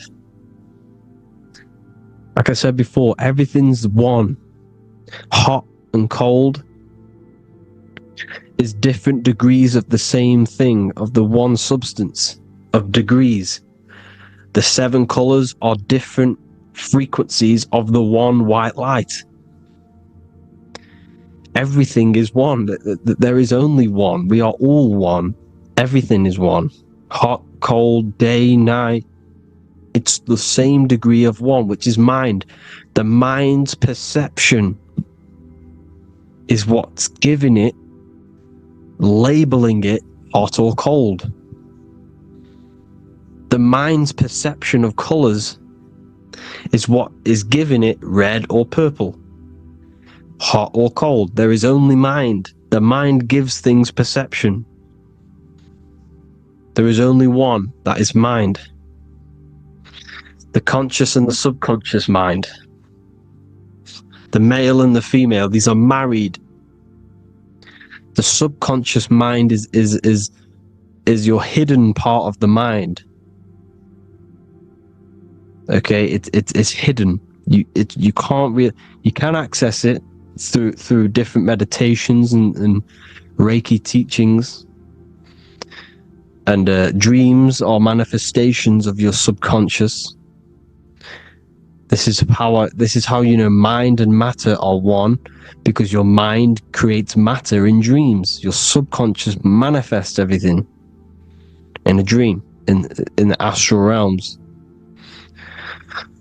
The conscious is what you're conscious of, what you're consciously thinking of. So me, I am conscious that I am speaking into this mic and creating this video. My subconscious mind is the hidden part of the mind, which is speaking to my heart, telling it to beat. It's telling my food to digest. It's regulating all my blood. It's doing everything in my body without me being conscious of it. Without me being conscious. The subconscious is the feminine. The conscious is the male. The Bible, of course. Proverbs 12:4. Helpful, not helpful, an excellent wife is the crown of her husband, but she who brings shame is like rottenness in his bones. In the same way, husbands should love their wives as their own bodies. He who loves his wife loves himself. You can take that physically, you can take that literally, or you can take it metaphysically. See, the Bible's written in such a way where you can take it as your level of realization. He who loves his wife loves himself. If you love your subconscious, if you love yourself, you speak good about yourself, because your subconscious takes everything literally. If you say, I hate you to someone, your subconscious does not know the difference between me and someone else. It only thinks me, me, me. Why? Because mind is the only thing that exists. You are mind, I am mind.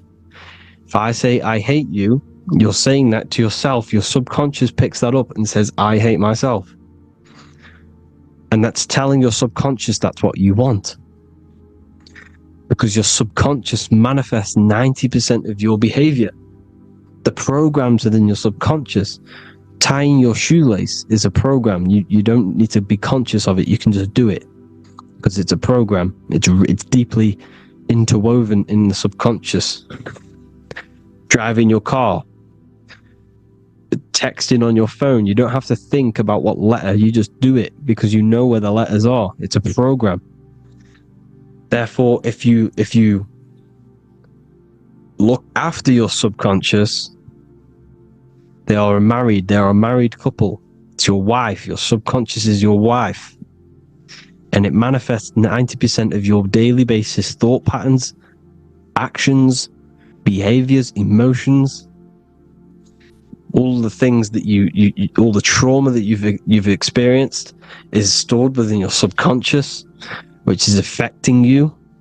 So let's say you were in a car crash 10 years ago, and you had a really traumatic event, you really hurt yourself, and you had a very, very, very strong emotion that you felt of pain. That will still affect you today. And why? Because it will manifest into your behavior. How? Well, you'll be cautious of what cars to go in and who. You'll be cautious because of that event that stored within your subconscious, because of that feeling you felt was so painful and so strong. It's still manifesting into your behavior today.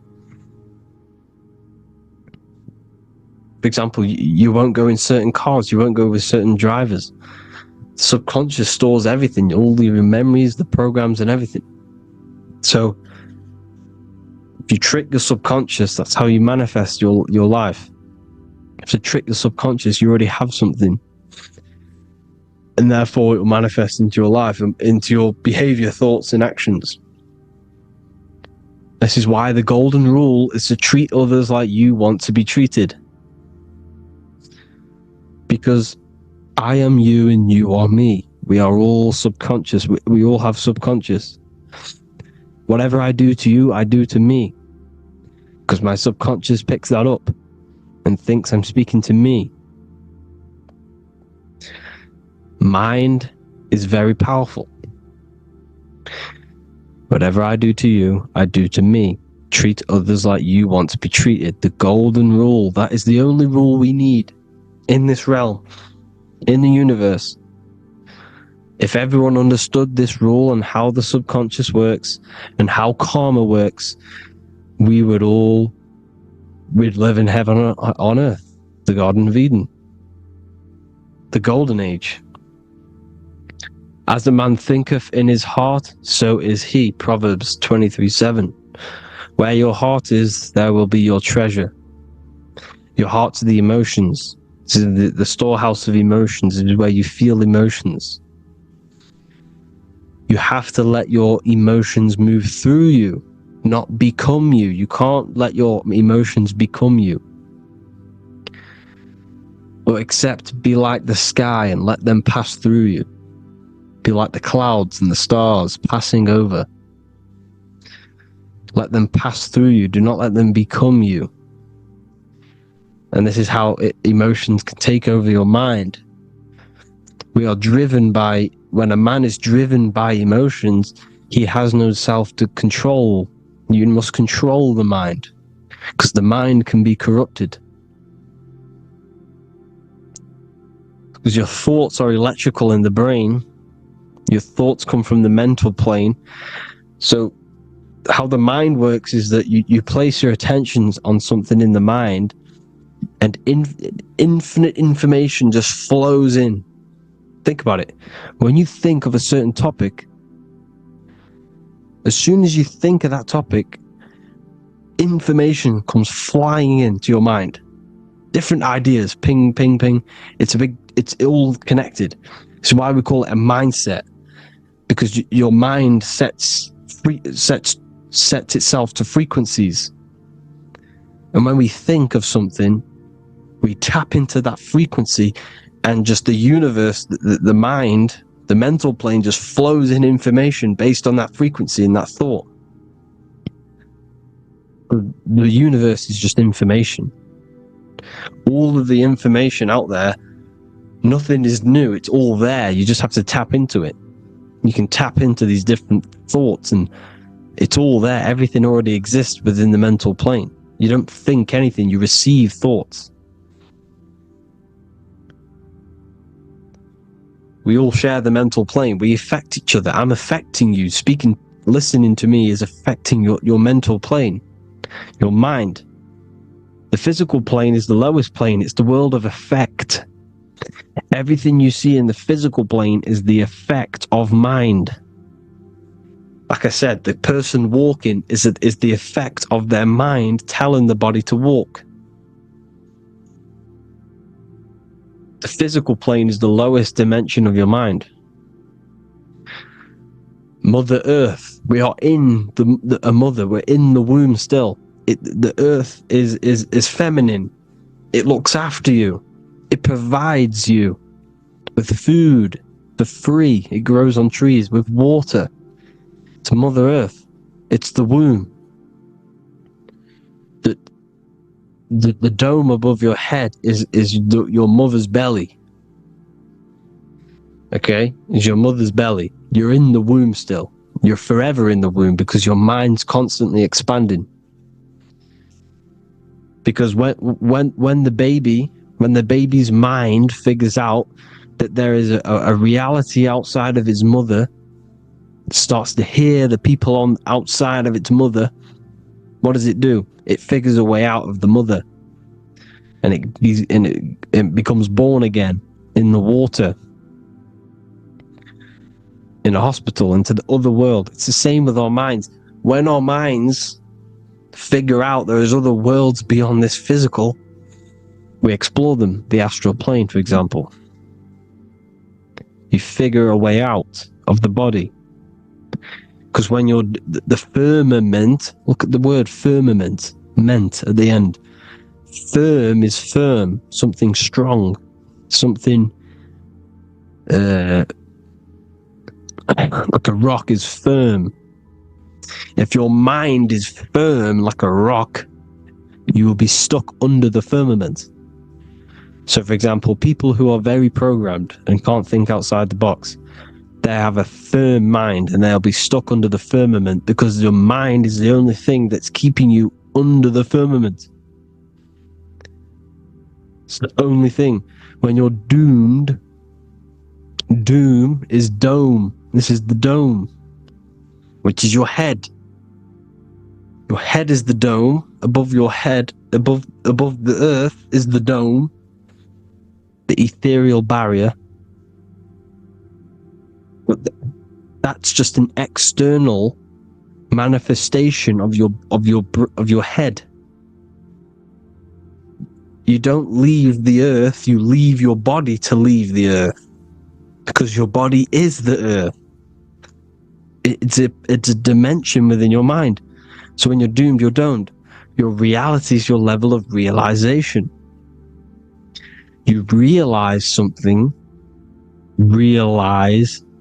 or when you have an idea, the mind, I and the I, EYE or I, same thing, mind, it's all mind. Reality is your level of realization. You realize there's other worlds, that's your reality. Your perception's your reality. Mind in Latin is mens. Jesus was known as the fisher of men, which is the fisher of minds. He was fishing minds worthy of knowing the higher truth, the deeper occult knowledge. Jesus figured out that we are all God. And he got killed for it, because in that age they were trying to suppress this information. Jesus figured out he was God, because we are all God, every single one of you, and they killed him. Because we're all mind. We are not the body. We're the invisible intelligence, which is God. But you are not God if your mind is attached to this physical world, to the worldly pleasures.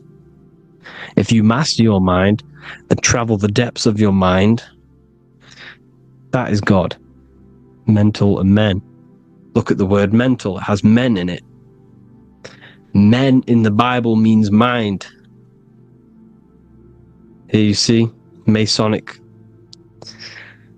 The Masonic symbol with the eye, the mind. Looking over everything is the one. Everything comes from the one. Look at all the lines coming off it, giving its life to all of the life forms. Down here on the bottom you have duality, black and white. Up here you have singularity, one and the two, unification and division. The lower self is divided into the left and the right.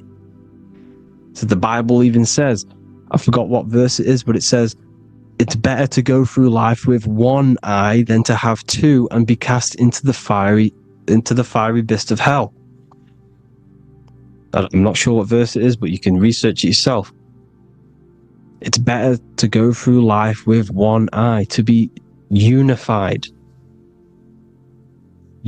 consciousness, dimension. No brainer.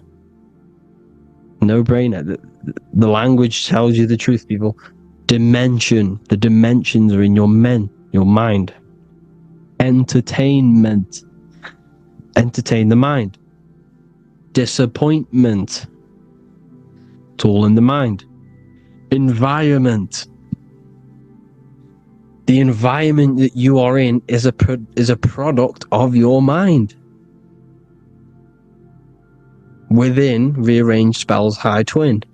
Within is your mind, and your external world is mirrored from the decisions you make in your mind.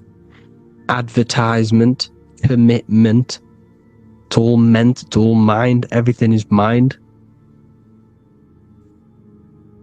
Everything. So, this is important. The collective thoughts and collective beliefs. The collective, because we all share the mental plane.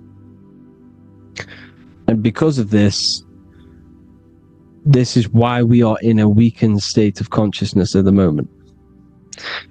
Because the collective thoughts and the collective minds overall are asleep. And they don't believe in anything. You see, everything is true within the mind. You think of something, it is there instantly. You think of a chair, it's there in your mind. You think of anything, it's there instantly. So everything is true within the mind. Anything can happen in the mind. Anything can happen on the physical plane if the collective consciousness, the collective minds, believe it to be true. This is why back in the days, in the ancient days, you look at all the old world stuff, you see all this crazy technology, and it's because as a collective, as humanity back then, they believed that they had much more open minds. Therefore, the things manifested in the physical world were a lot more out of the box, so to say, compared to today. For example, magic is not as powerful today because the masses don't believe in it. It's still powerful, don't get me wrong, but if the masses believed, or if everyone knew magic could be real, because it is, anything's real in the mind, it would be a lot more powerful. You see? So and what they're trying to do is create a hive mind worldwide. They're trying to make one religion, an external god. What happens when you worship something external? You give energy to it, because where attention goes, energy flows. Where your mind gives attention to, energy goes there. And when we all believe in external gods and give our worship and our power to these external things, we all give energy to it, which will manifest as a demon in the astral planes. It's a hive mind. They're trying to make a hive mind to summon our energy. Trying to summon our energy. And it through mind, through collective thoughts. The hive mind, they want one religion, one government, one currency, one belief system. And that will create a hive mind, which will limit our consciousness, which will limit what we can do in the physical world. Because if everyone doesn't believe in certain things, it cannot happen, because it's all in mind. Mind is so powerful. I am you and you are me. I hope you all enjoyed this video, people. If you haven't already, join the Wisdom Academy. The Wisdom Academy, we have many occult lectures just like this one. Also, we have just launched Mindwave Hub. If you want genuine frequencies, genuine binaural beats, because the ones on YouTube, the ones on Spotify, Apple Music, they're all tuned to A440 Hertz, which shuts down the right hemisphere of the brain. If you want to gain access to your true consciousness, your mind, you need to balance the two hemispheres and balance the chakras. You can do that externally by listening to binaural beats. If you want true frequencies, true binaural beats to hemisync the chakras, hemisync the brain, to gain access to the different dimensions of your mind, well, you can gain access anyway, but it's going to help you if you're trying to learn this. Join Mindwave Hub. The link will be in the description. Listen to the binaural beats, meditate to them, listen to when you go to sleep. They'll massively benefit you. Thank you all, people. Hope you had an amazing, lesson. Hope you learned a lot. And please subscribe. God bless you all.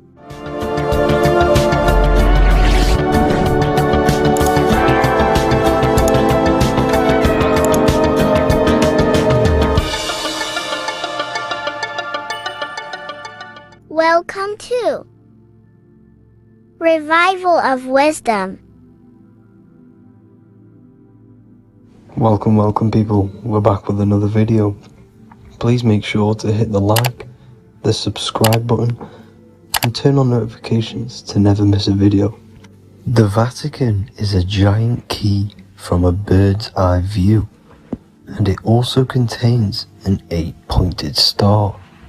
The Anunnaki Sumerian gods also depicted this 8-pointed star.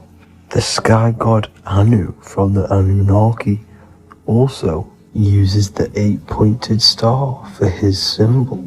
And even Freemasons depict an 8-pointed luminary with a ladder and a key. This is symbolizing the key to ascension up to the 8-pointed star, which is Polaris. Polaris is always depicted as an 8-pointed star. Polaris is the standstill star at the very center of our realm, which is perfectly aligned with the North Pole. The Earth is a giant torus field, and at the center is where the most electromagnetic energy is stored. This is why all compasses point to the north. Hence why a compass is an 8-pointed star, because it points you to Polaris, which is the North Pole, the center of this realm. The 8 points of the 8-pointed star symbolize the 8 points in space and time. So yes, Polaris is the portal which you ascend through if you outgrow this consciousness by aligning your chakras. Our earthly realm is a macrocosmic reflection of us, and we as humans are the micro reflection, with the earth containing its 7 chakras as well as us. The North Pole is the 7th chakra, which is the crown chakra. So the key to ascension is held by the Vatican, hence why it's a giant key, because they mislead the masses through their religions, which teaches the masses to look outside of themselves. As stated in the 20,000-year-old emerald tablets, written by the Egyptian god Thoth. On Earth, man is in bondage, bound by space and time to the Earth plane. Encircling each planet, a wave of vibration binds him to his plane of unfoldment.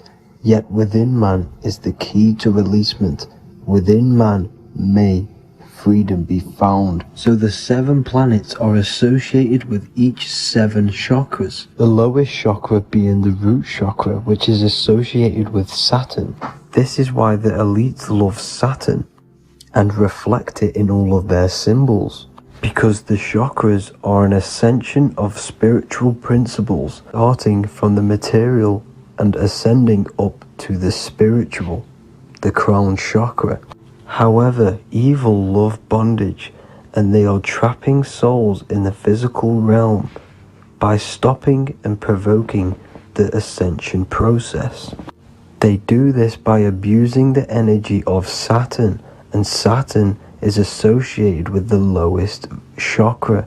The lower 3 chakras are associated with survival mode, which keeps the consciousness in a constant state of fear and only aware of its surroundings. Once you start to ascend up your chakras, you become more consciously aware of spiritual deeds. And this is the process of returning back to your true spiritual form. Going back to Polaris and its connection to Ascension, Kanye West symbolizes this on his music video 24. As you see him rise up into the sky, you see an 8-pointed shape around him, which symbolizes the 8-pointed star, as you see the beam of light. And even NASA symbolize this in their Space Delta logos, a bear holding a key with an arrow up to Polaris, the 8-pointed star. Here's another NASA logo of an arrow from the Earth to Polaris. The series Lock and Key on Netflix is all about portals and doorways, and they have the Kundalini energy as one of their keys. Kundalini energy is the energy which rises up the spine, the 33 vertebrae, and activates the third eye.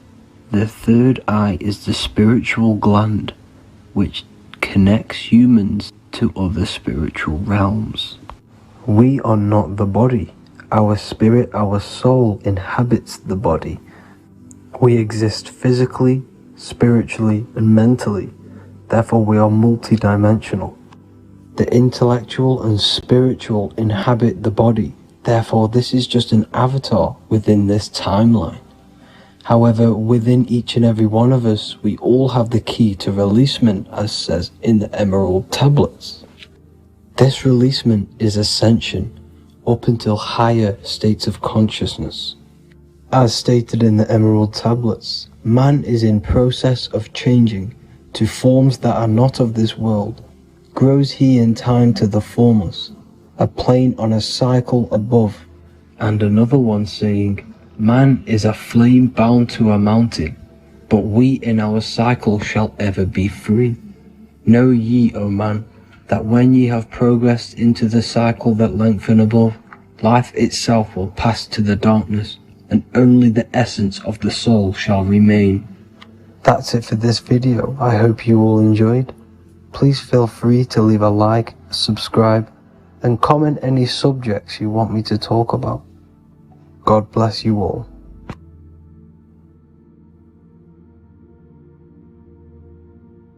Welcome to Revival of Wisdom. Today, we're going to be talking about portals, portal symbolism, what portals are, okay, and how they show them to us, because they have to tell you the truth, guys. This is the thing with the universal law. They have to tell you the truth, and they tell you through symbols, they tell you through movies, and different things like that. But let's jump straight into this. So first I want to talk about the Freemasonry symbols. Okay, so first we got, obviously this is some Freemasonry art, but notice how you've got the ladder with a key. Okay, so this is ladder symbolism with a key. So maybe this is talking about ascending. Okay, because look, because this is ascending into the heavens, because it's a ladder with humans going up it with a key. In order to ascend, you must have a key. Okay, so what else do we have with a key? Well, the Netflix show Lock and Key, which is all about portals and keys. Because what the keys do, they open doors, gateways. Okay,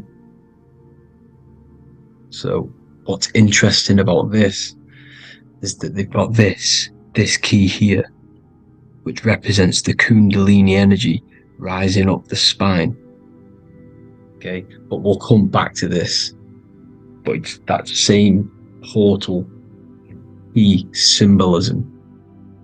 We've also got the Vatican. The Vatican is in the shape of a key. Okay, so you can see the start of it here and the end. So this is key symbolisms. Keys open doors. And notice how it's got the 8-pointed star. Okay, what is the 8-pointed star? Okay, we'll come back to this. This all ties in, guys. I'll break it all down for you. But then you've also got the god Janus. Janus, okay, is known as the god of the doorways.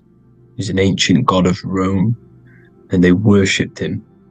However, he's not a god, he's more like a high-level ranked demon. Because he is the god of the doorways. And notice how he's got two faces.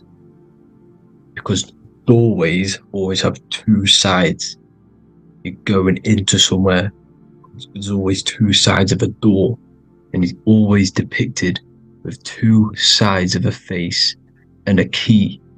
Because he holds the key to the doorways, to the portals, to other worlds and realms. Okay, as you can see, he's always got two faces and a key. Okay, so how So now we have the Sumerians, the Anunnaki, and they are always depicted with the two faces. Why do they have the two faces? Because they're symbolizing doorways, and the Anunnaki come to Earth through doorways and portals. So these are what these gods are symbolizing in their artwork. But they always have the 8-pointed star. Okay, what is the 8-pointed star?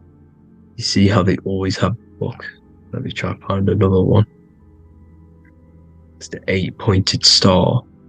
This 8-pointed star is Polaris. Okay, Polaris, just like the Vatican has the 8-pointed star with a key. Polaris is the center star. Polaris is a fixed star, it doesn't move.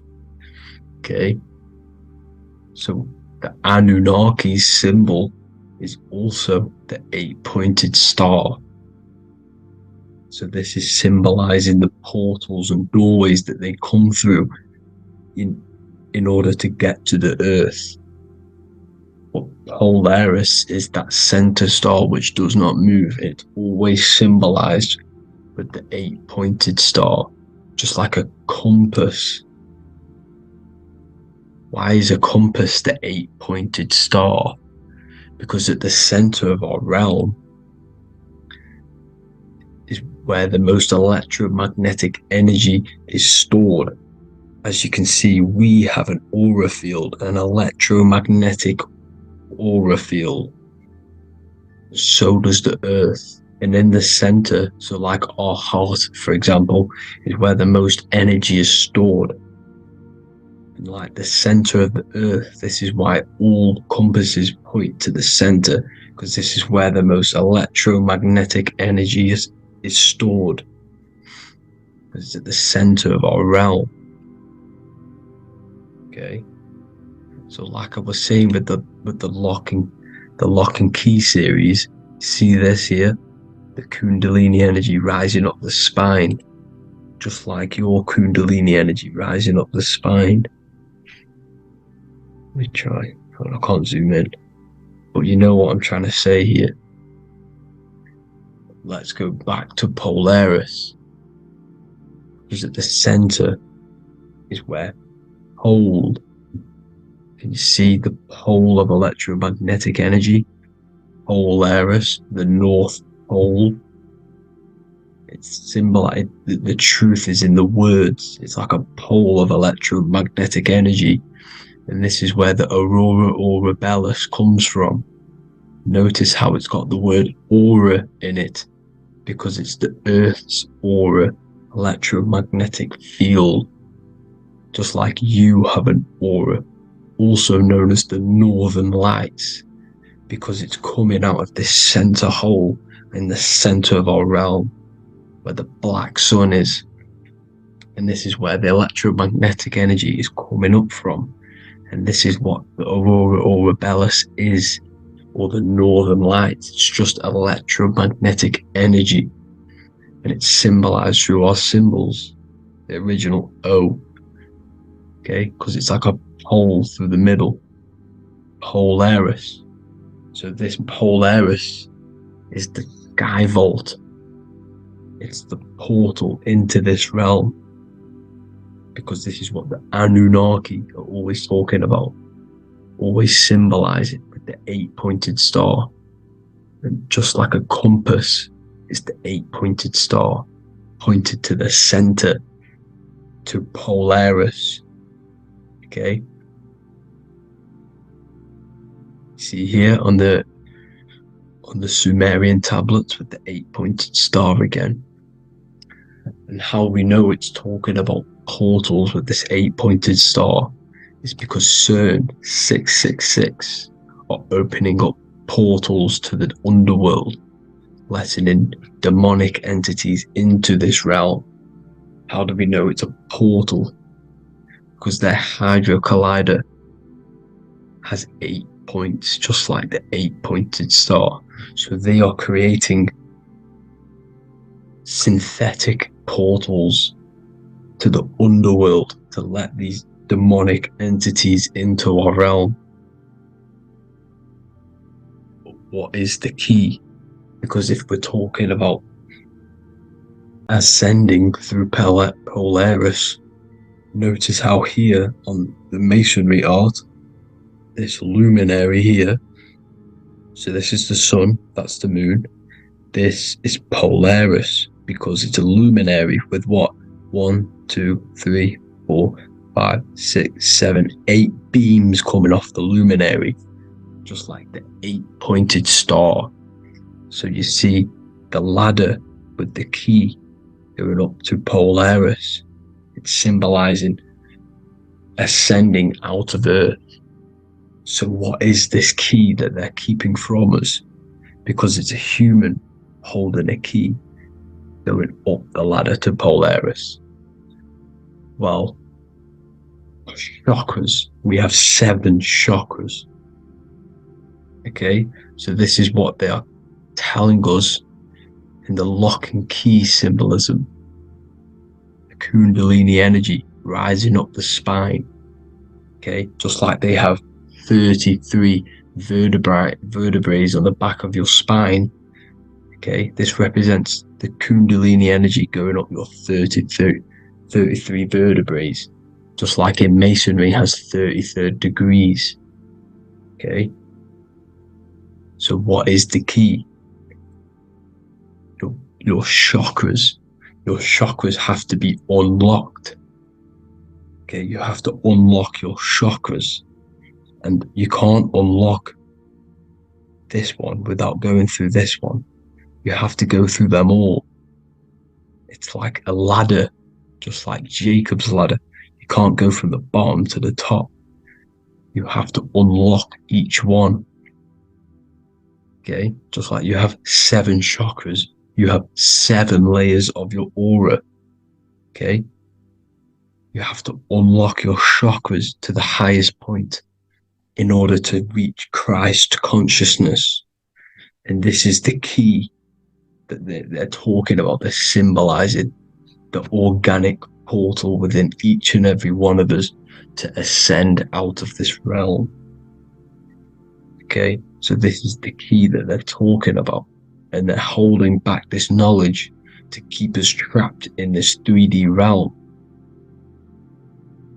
Okay, so like I was saying with the 33 vertebrae and the Kundalini energy coming up the spine, 33 vertebrae, you can see this sort of symbolism going up to the light, because it's the light. You see here, your crown chakra turns on and becomes enlightened, just like the Illuminati symbol. Can you see it? But also Jesus also died at 33.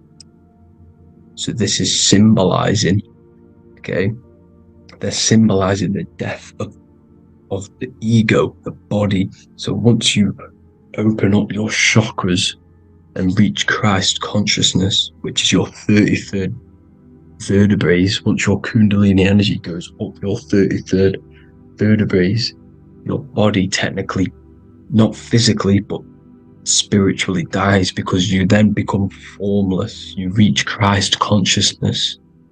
So then you can travel other worlds. Okay. This is what they're talking about with Vatican, 8-pointed star and the key. Janus with the key. The Sumerians with the 8-pointed star. Anunnaki, the 8-pointed star. Polaris, 8-pointed star. So Polaris is the way out of this realm, which is at the center. Pole, North Pole. Okay, so the key is that they're hiding from us is the knowledge to unlock our chakras. Okay, and without this knowledge that they keep from us is trapping our souls in this reality to keep reincarnating.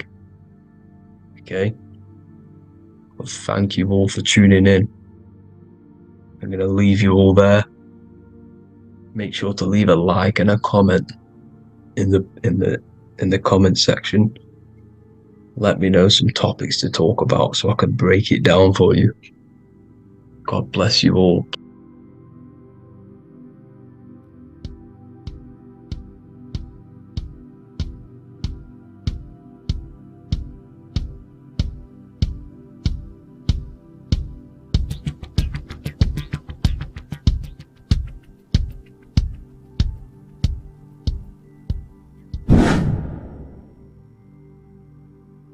What is good, people? How are we all doing? Today we're going to be talking about the different planes of existence, the occult side of the world, the things they don't teach you in school. And of course, you can only find that on this channel, so welcome. So you need to understand is that your consciousness moves through these different planes of existence, these different states of consciousness, which make up all of you. Okay? They are all interlocked planes. They are all interpenetrated into each other. They are all one. They melt into the plane above and below. You see, each plane is a product of each plane. As above, so below. Now, the higher you go, the more fluid, the more dreamy, the less dense it becomes. The lower you go, the more denser it becomes, the more solid it becomes. The lowest plane is the physical plane, which you are obviously aware of. You are inside of the physical plane now. But while you are in this inside of this physical plane, you are indeed inside of all these other bodies which you have not awakened yet. You have to awaken these different bodies. You have these bodies. Okay? It's like a ripple effect. And the center is the most dense, the most solid. This is Earth, heart, the heart of the ripple. And the lower you, the further you go out from the center, the more dreamy, the less fluid, the more fluid, the more less dense it gets until you're one with the all. You see? And this is what it's like. This is what this system is. It's like a ripple effect. Now, let's jump straight into the planes. First, you have the physical plane, made out of 4 elements. 5 elements. The ether is the mother of the elements. It's the womb of the elements. It's the 5th element. And it gives birth to the 4 other elements. 4 is stability. Tables have 4 legs, and this is why the ether gives birth to 4, because it's the foundation of the physical world. Fire, earth, water, air. They are not pure. Each one of the elements melts into the other one. For example, earth and water both share cold. Water and air both share wet. You see? They compose of each other. They melt, they mold into each other based off the vibrational state of the ether. That's what it is.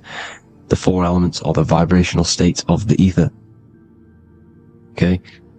So you have the 4 physical elements making this, physical world. It's the lowest world. It's the world of effect. This world, whatever you see, whatever you experience, it's the effect. You can't change anything by manipulating this world. You got to manipulate the higher worlds to affect this world, you see? As above, so below. This is the lowest plane. It has 3-dimensional. It's the 3rd dimension. Space, height, and thickness. That's all it is. Front, backwards, upwards. You see, it's 3-dimensional. We cannot perceive the hidden side, which is the interior of this existence. We cannot perceive the interior from our exterior view. We are looking into this world. Okay? This is the exterior view. We can't see what's inside of that. That's the 4th dimension, which is the next one. It's the most gross and dense plane. 4 states of matter, the most slowest vibrational molecules, exist in this plane. Above this plane, you have the ether. Okay? The word ether and either are the same thing, because either connects 2 scenarios in languages. I either support Manchester United or Liverpool. Either is connecting them 2 scenarios. The ether is doing the exact same, as you can see here on the planes of existence. It connects the astral world, which is very important, to the physical world. It's connecting these 2 worlds. So it's the ether. It's the ether. The ether is pure potential. Energy flows through the ether. It is pure energy, pure potential. Okay? The physical body is an exact copy of the etheric counterpart body. So every physical object has an etheric energy double. It's like a blueprint of that object. Every single object has an energy double, and that's the etheric double. Okay? The etheric body determines the shape of our physical body through its lines of force. All through life, it rebuilds and restores the physical body. Physical problems show up first in the etheric body, because as above, so below. You manipulate the higher planes, it will manipulate this plane. And this is why sorcery works. You know, contact with astral plane entities. We'll get into that a bit later. So, the reason why we can't see this plane, this energy world which is all around us, which we are inside of right now as we speak, is that the molecules that compose it are further apart than those of the physical plane, making it invisible to the two eyes. That we can't perceive it. Our eyes cannot physically suck in that sort of information, and our brain cannot decode it. This is why, you know, they brainwash us with all these programs to keep us asleep, to keep these other bodies we have asleep, so we don't find out about these other bodies, and is to make you believe that everything's just a material. Only the material world exists. They don't want you to know is that everything that you see is a result of something you cannot see. As above, so below. There are realities within this reality. This is what I'm breaking down now, these different planes, on how this reality works. So your etheric double is your energy body. You can see here the physical, etheric, astral. Astral is your spirit. The ether is a part of the physical plane. It's like just above the physical plane, but it's still part. But then the astral plane is completely separate. It's another plane, but they're all interlocked. Don't think they're apart. They're all interlocked. They're all one. They all melt into each other. The chakras that we have are inside of our etheric body. They are our sense of organs which tune us to the fourth dimension. These 7 chakras connect us to the astral world, the fourth dimension. Okay? They are points for the flow of energy from the universe / 7 planets, because the 7 chakras are your 7 planets, and the 7 planets are connected to the astral world. They are feeding these 7 senses in our body. They connect us to the universe, to our etheric counterpart, and then to us, supplying the physical body. Because the energy comes from above. As above, so below. These 7 senses, these 7 etheric chakras, are being supplied with energy from the universe, the 7 planets, the solar system. Then it supplies the physical body. You see? So, the ether is very important. And this is, you know, that the ancients understood the science of the ether, and they could, you know, harness free electricity from it, because it's all around us. The ether is all around us. And this is what they were doing. They were harnessing free energy using the ether. The astral plane, the fourth dimension, very important plane. Very, very important. We've all been there. Every single one of you has been there. Okay? The fourth dimension is unseen of what we see. It's the interior of the exterior that we see. We see the third dimension, but we cannot see beyond what's making this third dimension. This is the fourth dimension. Okay? It's the dream world. This is where you go when you dream. Okay? This is where you go when you dream. It's the place of disembodied spirits or ghosts, entities, whatever you want to call them. When you hear ringing in your ears, that is not tinnitus. That is an entity around you. Okay? That is an entity around you.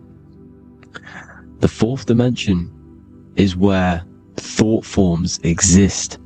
Mental images.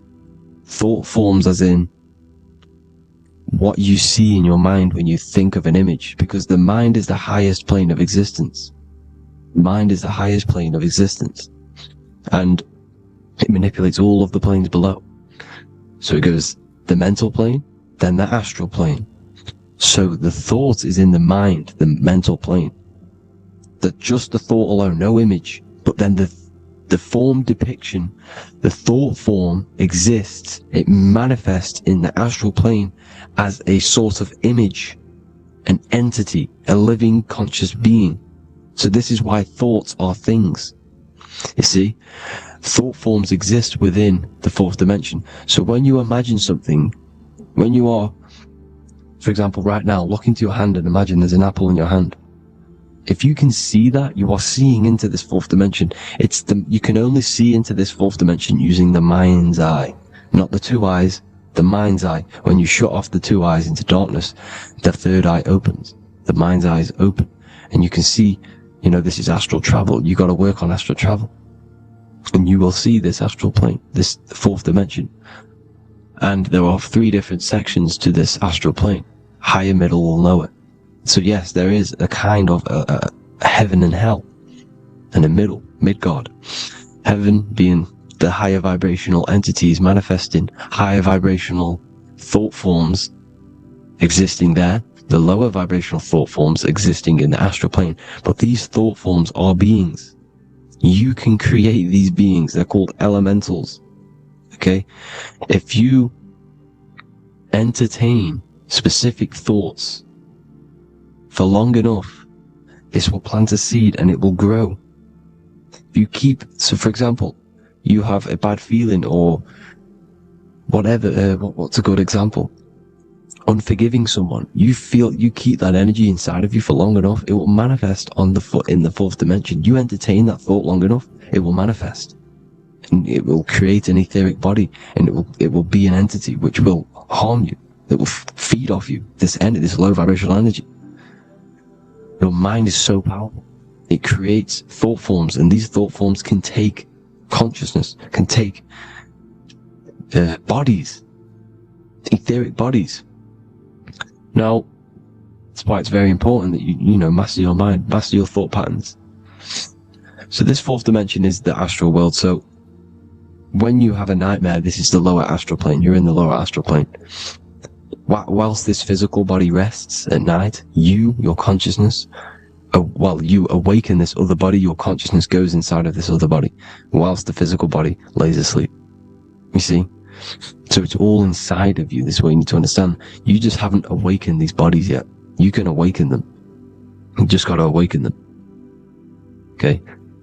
The next is the mental plane. This is the mind, the source, pure cause, pure motion. The most less dense, the most fluid.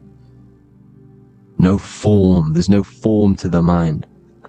Astral plane is the first plane where a form takes existence, pretty much. The mental world has no form. It's pure mind, pure intelligence.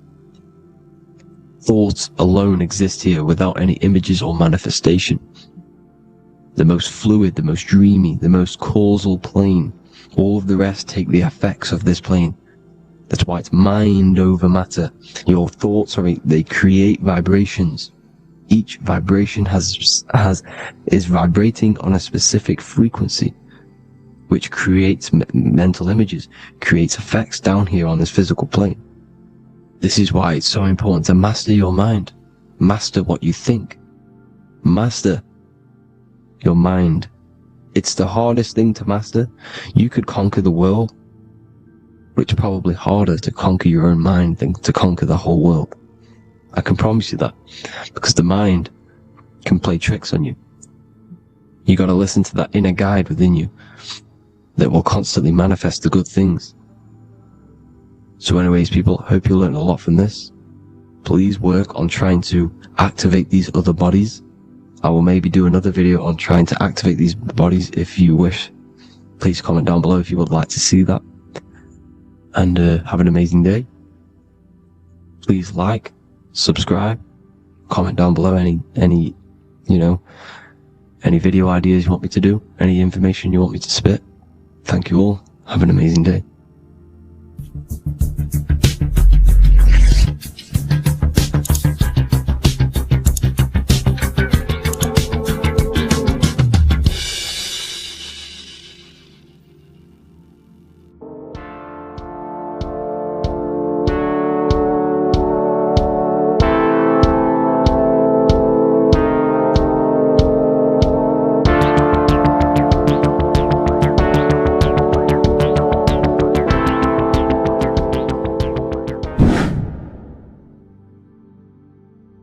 how are we all doing today, people? It's Revival of Wisdom, and today we're going to get real deep. This video is going to get real deep. A lot of people are not going to be ready for this sort of knowledge. Okay, you really have to do is to really deprogram the mind, because everything we've been taught is a complete lie, is to keep us trapped. Okay, this is really advanced knowledge. Now, let's get straight into this. All of the ancients depicted other worlds, and they called this place Midgard. Midgard is the mid-garden, the middle garden. This is why the Masonic symbolism on the floor is always a black and white checkered board, symbolizing the polarity here, the good and bad, because we're in the middle garden, the heart. Earth rearranged spells heart, because we're in the heart of this system, or whatever it is, a super quantum computer, whatever you want to call it, simulation. Now, in the Quran, it talks about the 7 layers of heaven. All of these ancient artworks are depicting these different layers of reality. Okay, and look at the Egyptians here with the boat outside of the firmament. Boats travel on water, and this is exactly what the Masons are doing. So they're still using the same symbols. Why? Because it's the same knowledge, just hidden. The Egyptians have the same knowledge as the Freemasons. It's just hidden. Now, this cosmology that they're showing here, which is probably made maybe 100 years ago, this painting or artwork, is the exact same as the one we see here, with the arch, the boat. You know, it's similar, because the boat is symbolizing traveling these other worlds, because the ether is also symbolized as water, because if you look up at the stars through a telescope, it looks like it's water. It's shining through water, because this ether, whatever this substance is outside of this world, was symbolized as water. Okay, and look at all these ancient depictions showing these different layers of reality. Now, we are being trapped within this 3D dimensional world, which is the cube, the Saturn cube, because there are 6 sides to everything in this world: front, back, left, right, up and down. 6, which is the cube, because we're in the Saturn's world.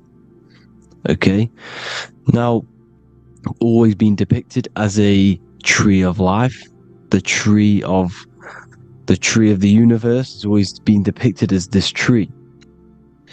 Because let's get a bit deeper. Now, the cosmology of this reality is the sun, the moon, and Polaris, always in the Masonic art. The sun, the moon, and Polaris, the all-seeing eye. If you go inside of the temples, of the Masonic temples, they always have this star in the middle, shining light beams. Okay, look here. The light beams coming from the big star in the middle, which is Polaris. This eye is God. It's God's light shining down from his abundance. Now, when you astral travel, you will see this big ball of light above you, and this big ball of light is God. But you cannot travel towards it until you are pure. It doesn't work like that. You have to become formless. You have to become pure before you can become one with the light. In all these Masonic artworks, it's all depicting the star in the center. This star is Polaris, because Polaris is the way out of this place. And this is why you see the stairway to heaven all the way up to the light beam, the light source. What does it say in the Bible? God is light, because everything is made out of one substance, and that substance is light. And it symbolizes the eye, because God is an eye. All things that are alive have an eye. And we all say, I am. We all see these realities through eyes. God is an eye. He's the all-seeing eye. He sees all things at all times. And he is projecting this light. And this light comes down to create all the different levels of the worlds. And this is what the two pillars symbolize the number 11. 11, the number 1, is just a vertical line. It's the one. It's a 1 point.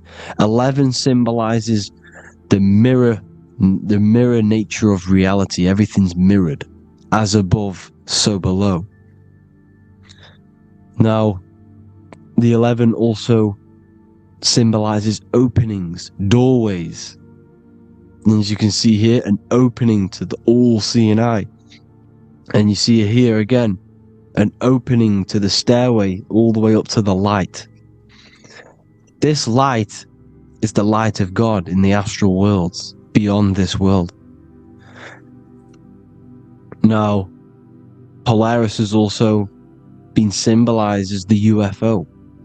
They put the truth in plain sight. So you know in the films how the UFOs suck people up. That's what Polaris is doing. If you ascend beyond this world, if you do not ascend beyond this world, you will be reincarnated in this world.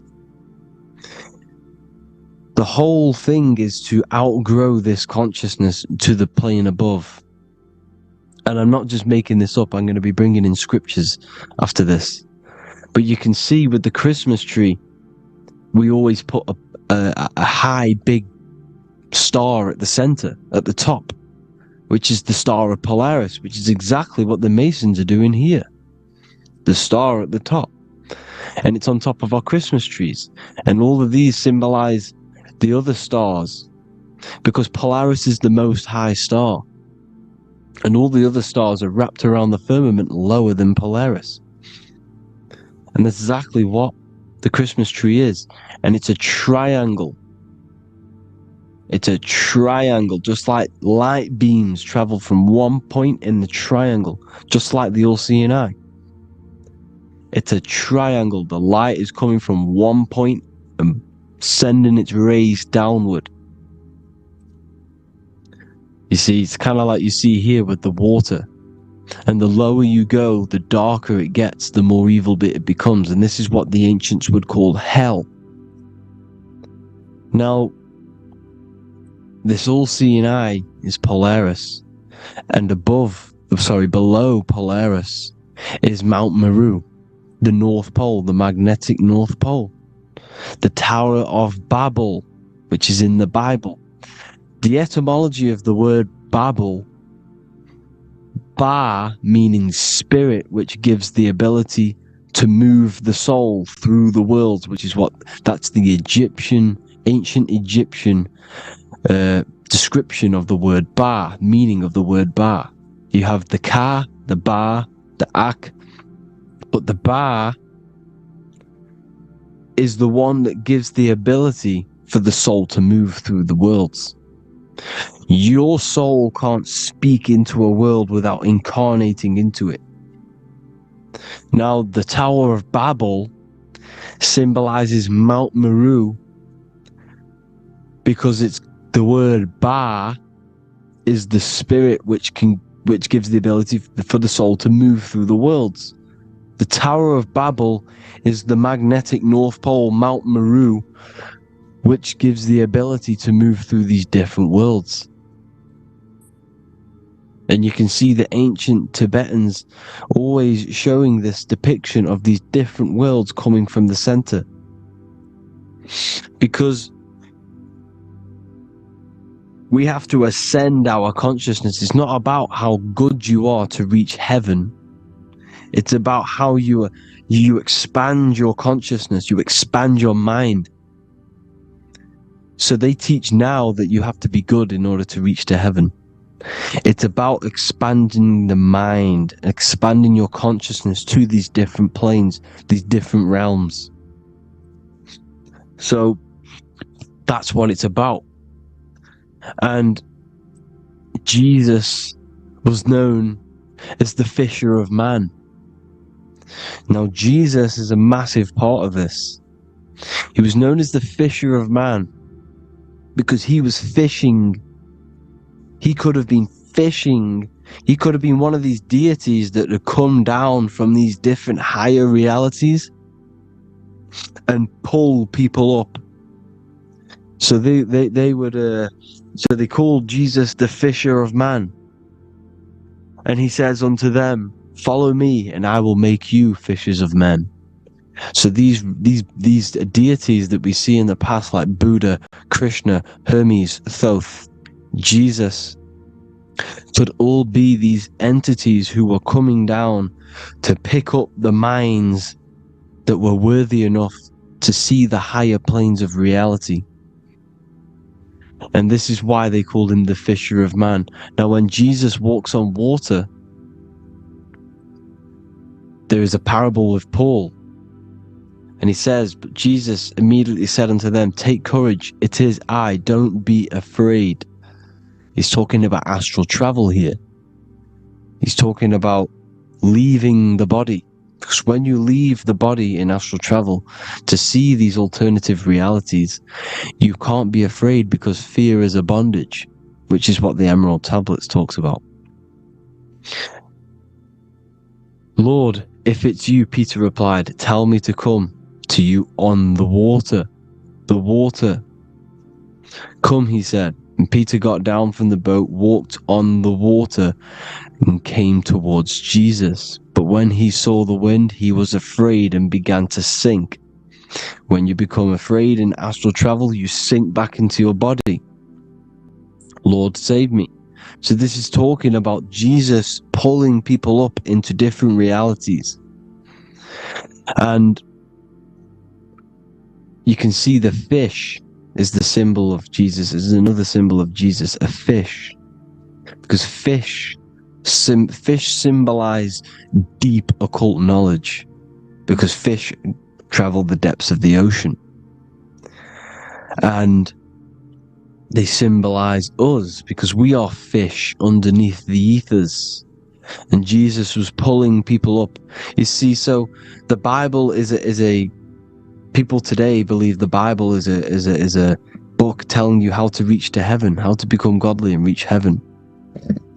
But you've got to become the Jesus Christ to see these alternative realities.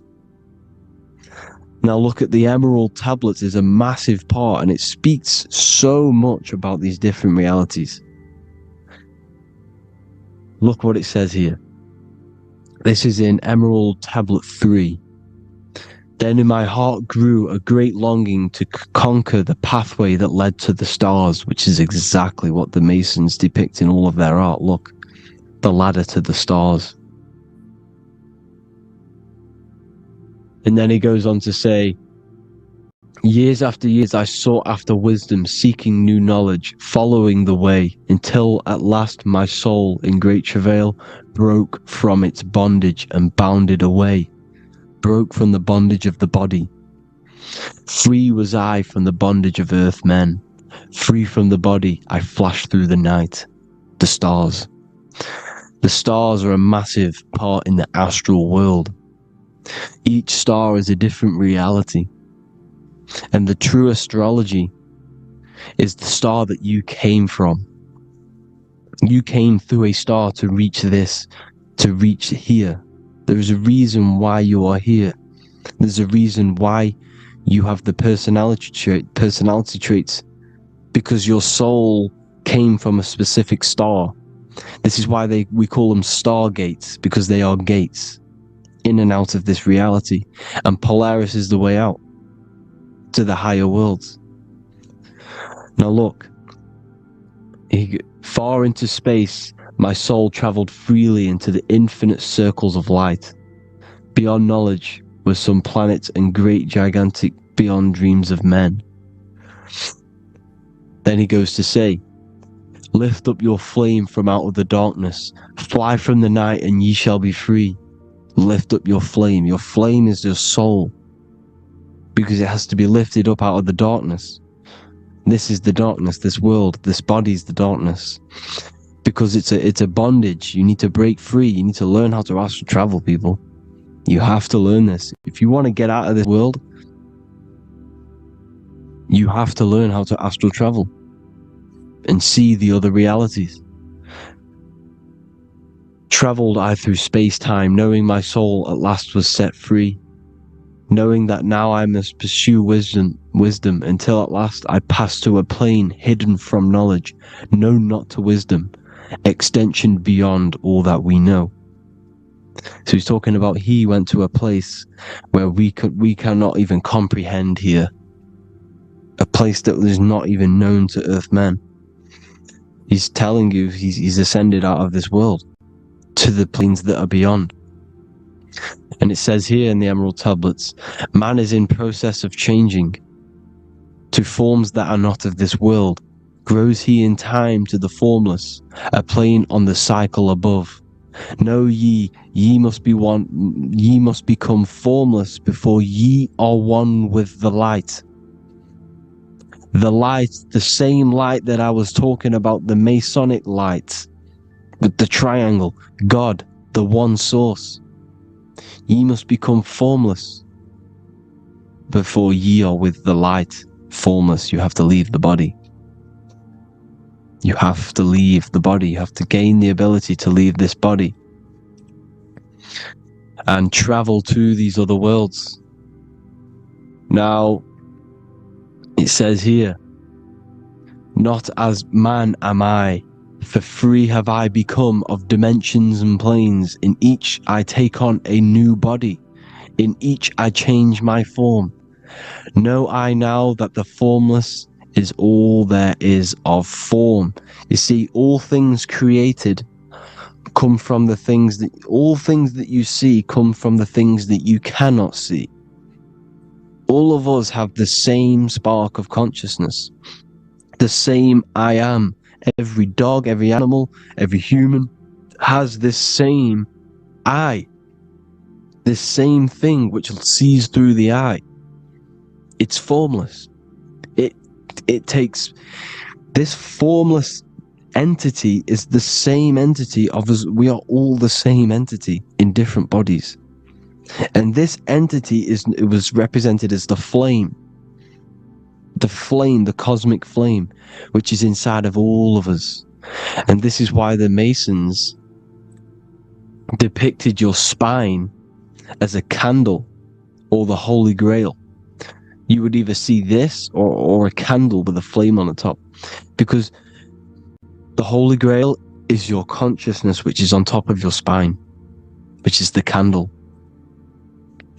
Now, Jesus, Thoth, Buddha were all these deities which were coming down to lift people up because they were fishermen of men. And he would lift you up to the higher worlds, out of this world, to the ones above. Now Thoth, you can see him here, he's leading the way. He's holding someone and he's leading the way with knowledge and power. He was leading the way to other worlds, out of this world. There's no point trying to change this world. This world will stay the same. It will stay the same.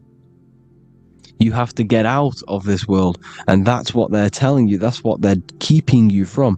They're keeping you stuck within this thin layer of reality. So what the Masons are doing, they have the ability to astral travel. They're living not stuck and bound to one reality, but living within the different layers of reality. And this is what Morpheus was doing in the Matrix.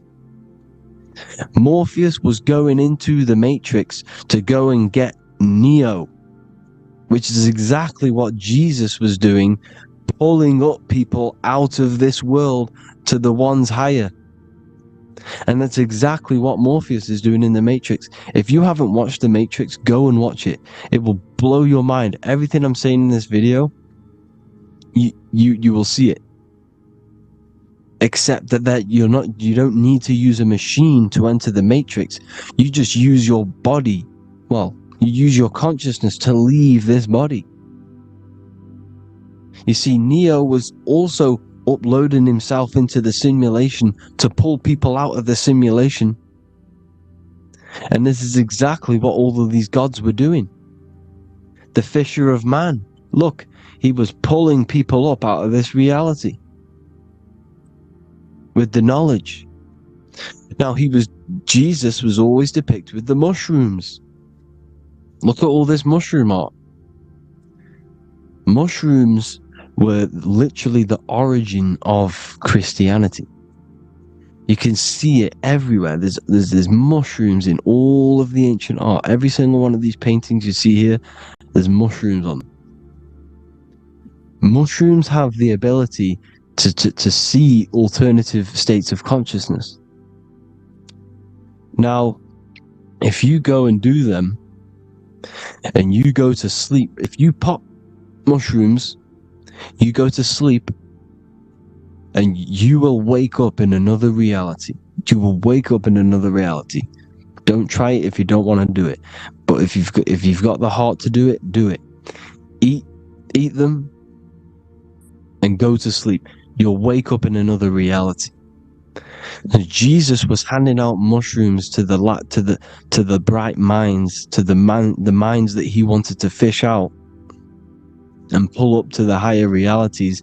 He was giving them mushrooms to see themselves in an alternative state, in an alternative reality. This is why there was so much mushroom art, and it's not just ancient Christians. It's Sumerians, it's the Mayans, the Celtics, the Egyptians. All used mushrooms. All of them. Look at all this art.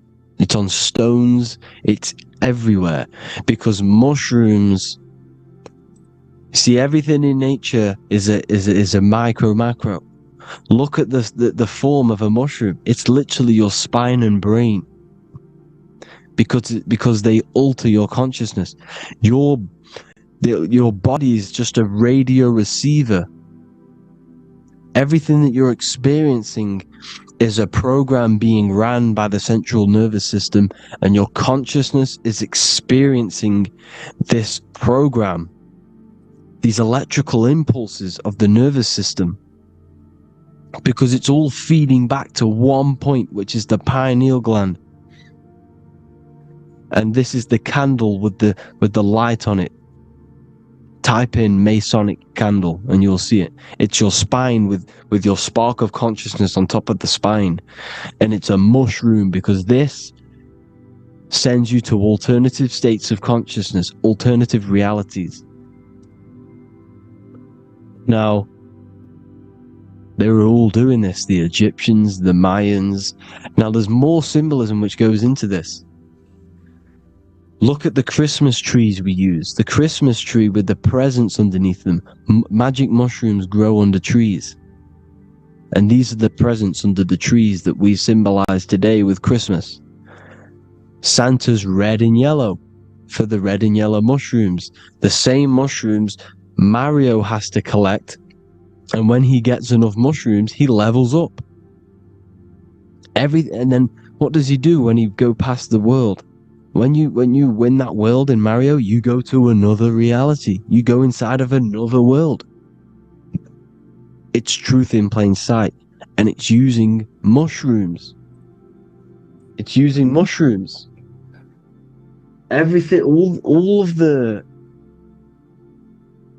characters in Mario, well, a lot of them are mushrooms. Look at this one.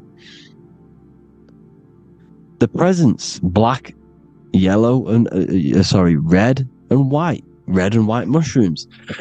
And the bow on the top is the mushroom head.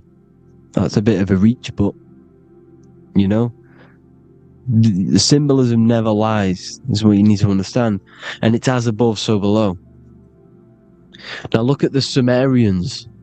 The Sumerians were also multi-dimensional beings. Okay, look at how they have the double faces. They had 1 foot in this reality and 1 foot in another reality. And look at this one, a double-headed god inside of like a portal. You see? Because it's, and look at these with the wings, the astral travel. Birds, ancient birds symbolize the soul, because the soul is a bird. It flies to different worlds. It flies around the cosmos. And mushrooms gave you the ability to see these alternative states of consciousness, these alternate realities, because you exist in infinite realities. You exist in infinite realities.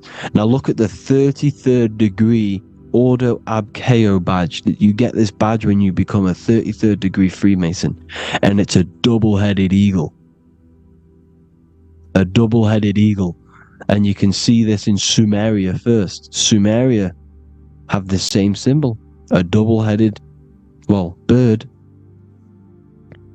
You can see it here as well. And the Masons are still using this symbol today. And when you become a 33rd degree, 33 vertebrae on the back of your spine, above the vertebrae is your consciousness, and it's a double-headed eagle. One reality in one, you become a multi-dimensional being in the 33rd degree. And I've heard many interviews of Masons say it becomes Luciferian. You see, they speak in code. These Masons can't tell you about what they learn about, but they will speak in code. They said it becomes Luciferian. The word Luciferian is lucid. The root word of Luciferian is lucid, and lucid is lucid dreaming, alternative realities, dream worlds. You become a god. Luciferian means you're becoming your own god, pretty much, because you are becoming a multi-dimensional being living in between the different layers of reality at the 33rd degree of Freemasonry. And look at the double-headed eagle, because the birds symbolize the soul. And they reach high, they fly high, just like the soul wants to fly high to the light, to become one with the light, like the Emerald Tablet says. Now look at Janus. Janus was another god, and he's known as the god of doorways. Janus always depicted with a double head. Janus is why we say janitor or January. And January is entering a new year. Janus is known as the god of doorways with keys, always got a key, because keys open doors. That's why the janitor holds all the keys. And Janus always has double heads, because he had one foot in this reality, one foot in another. He was a multi-dimensional being, a Luciferian, living between the different layers of reality, except from instead of being stuck in one like we are. Well, a lot of people. And that's the whole point. You see, all of this stuff is about like changing the world and stuff like that. This world will probably never ever change. It's probably been like this forever. Well, forever, for a long time. But it's about moving out of this reality to the higher states. And the Masons always depict the ladder to the luminaries, the stars, with a key, the same key of Janus. The Vatican is a key, and it's in charge of all the religions. Why is it a key? Because they're holding back the key.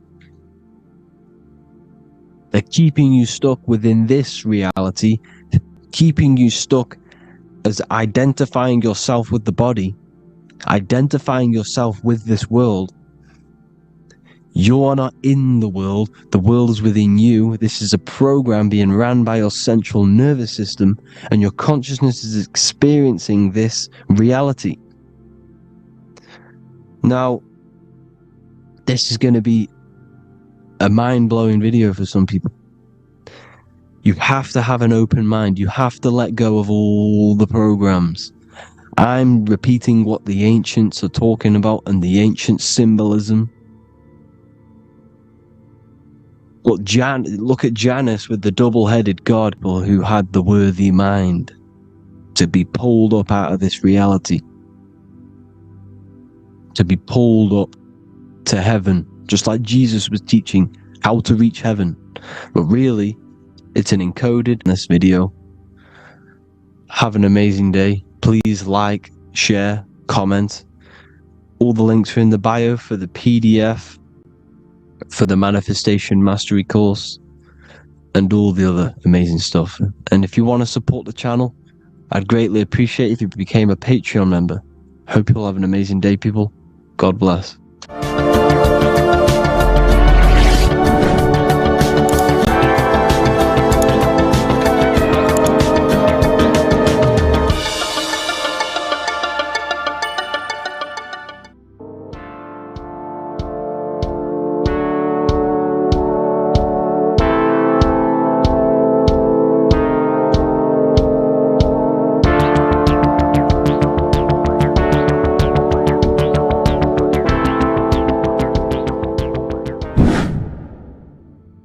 Earth has become a realm in order to trap souls within so that they can harness our electricity, our energy. Even the Bible is talking about how this realm is controlled by the wicked one in John 5:19. We know that we are the children of God and that the whole world is under the control of the evil one. Ephesians 6:12, for our struggle is not against flesh and blood, but against the rulers, against the authorities, against the powers of this dark world, and against the spiritual forces of evil in the heavenly realms. So the Bible is telling us that this is not the only world. There are other worlds, there are other realms that we can go to, considered as heaven. Heaven being a higher realm where there is no evil, no darkness. This is a midpoint realm where there is good and evil. Now, we're going to explain how the soul trap is how it's working, and how your soul is being harnessed for its energy, and how you are tricked to come back to this realm after death. What you need to understand is first is that you are the invisible intelligence behind the physical body. You are the mind and soul. The soul is the true you, the good you. It is pure love, pure bliss, eternal, never dies. The mind can be corrupted though. The mind is the intelligence of the soul. It is invisible. It has no true form. The intelligence inhabits the brain. The brain is the computer to control the electrical machine called the nervous system, which is choice, program, and action. You are the invisible intelligence behind the body, and this will prove it even more. You do not even see into the external world. You are seeing an image produced by the brain, because the light is being sucked through the retinas of the eyes. The image is produced in the visual cortex at the back of the brain. What does this mean? This means that we are the consciousness in the center of the brain, in the pineal gland, that is experiencing the program being ran by the central nervous system in the brain. This is the sigil of Lucifer. Lucifer in Latin is Lucy. Lucy is light in Latin. Lucifer is known as the light bearer. This is how the eyes work, people. It's not a demon or a devil. The sigil for Lucifer is how the eyes work, and how the left eye is controlled by the right brain. The right eye is controlled by the left brain. There is a crossover. It's the same with the body. The left side of the body is controlled by the right brain. The right side of the body is controlled by the left brain. There's a crossover with our hemispheres in the brain. Now, this empty chamber in the center of the brain is where this universal cosmic intelligence is held. known as the most holy place in the Bible, the throne of God. Okay? This is above the 33 vertebrae on the spine. As you can see here, you are the being in the center of this point. All of the nerves are being sent back to this one particular point, which is the seat of our invisible intelligence. You can see it's an empty chamber. Our consciousness, our intelligence is not a physical thing. This intelligence is the true voice inside of your head. This is why your head is heaven, your heart is earth, your heel is hell. Your head is heaven because this is the seat, the throne of God. God is in heaven because the consciousness, this divine intelligence that's controlling the body, is sat in the center of the brain. The brain is taking commands of this invisible intelligence. When you close your eyes, you can feel your awareness, your consciousness, your intelligence is all in the brain. Your awareness is not in the feet, the heart, the legs, the arms. It's all in the center of the brain. Now, if you meditate deeply, you will find that you are beyond the mind. You are the being observing the thoughts. You are the soul observing the thoughts. Now, with this being said, you are the consciousness experiencing the program being ran by the central nervous system in the brain, because you're not seeing into the external world. It's an image, it's a simulated image produced by the brain and the central nervous system. You do not experience the external world. You do not feel the external world. You feel electrical impulses on your nervous system. Your nervous system is decoding what you are feeling. So the only thing that you truly feel is the electrical impulses on your nervous system. This is why the nervous system is the tree of knowledge of good and evil, because it gives your invisible intelligence, your mind, the knowledge of good and evil. It can detect good things, it can detect bad things. If it's hot, if it's warm, if I need to go, the nervous system is doing this. It is the tree of knowledge of good and evil. Okay? Now this universal intelligence is known as, is symbolized as the single eye. Okay? Matthew 18:9. It is better for you to enter life with one eye than to have two eyes and to be thrown into the fire of hell. What does this mean? It's symbolic, it's metaphorical, people. It is metaphoric. Your universal intelligence is the single eye, the one eye. It's the balance between the two poles, between the left and the right, the good and the evil. It knows the right thing to do all the time. This is our inner guide. The inner self is the inner guide. And when you are operating your life off duality, using your two eyes, you'll be thrown into the fire of hell, heel, lower states of consciousness. Because you're split. You need to live in oneness, even, balance. Matthew 6:22, the light of the body is the eye. The light of the whole body is the eye. You are a light being. Human. Hue means an attribute of a color.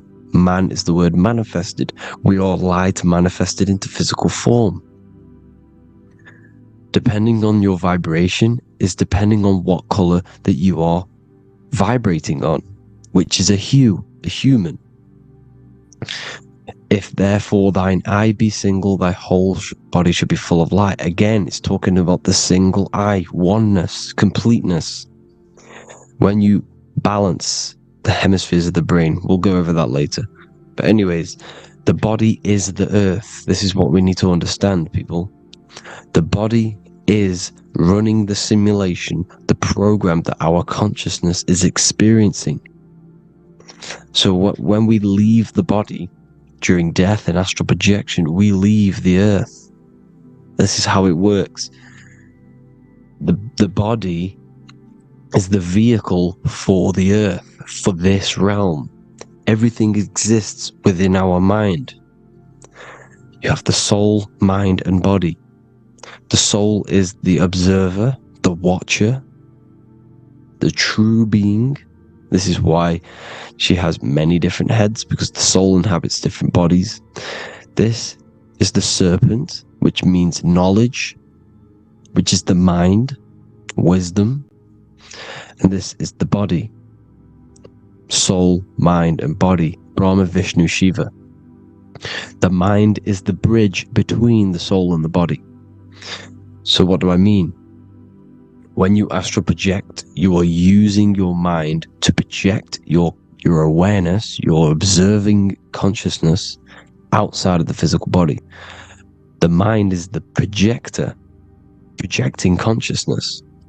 By using your mind, you can project your consciousness outside of the body, which is known as the astral realms, which is known as walking on water. Jesus was never walking on physical water, people. It's metaphorical, believing the physical body. The water is the ether, which is the veil between the physical and the astral realm. It's a fluid substance. It's on either side. It's physical and astral.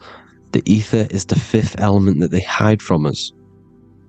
Why? Because they're trapping you in the physical. They are hiding all of these realms.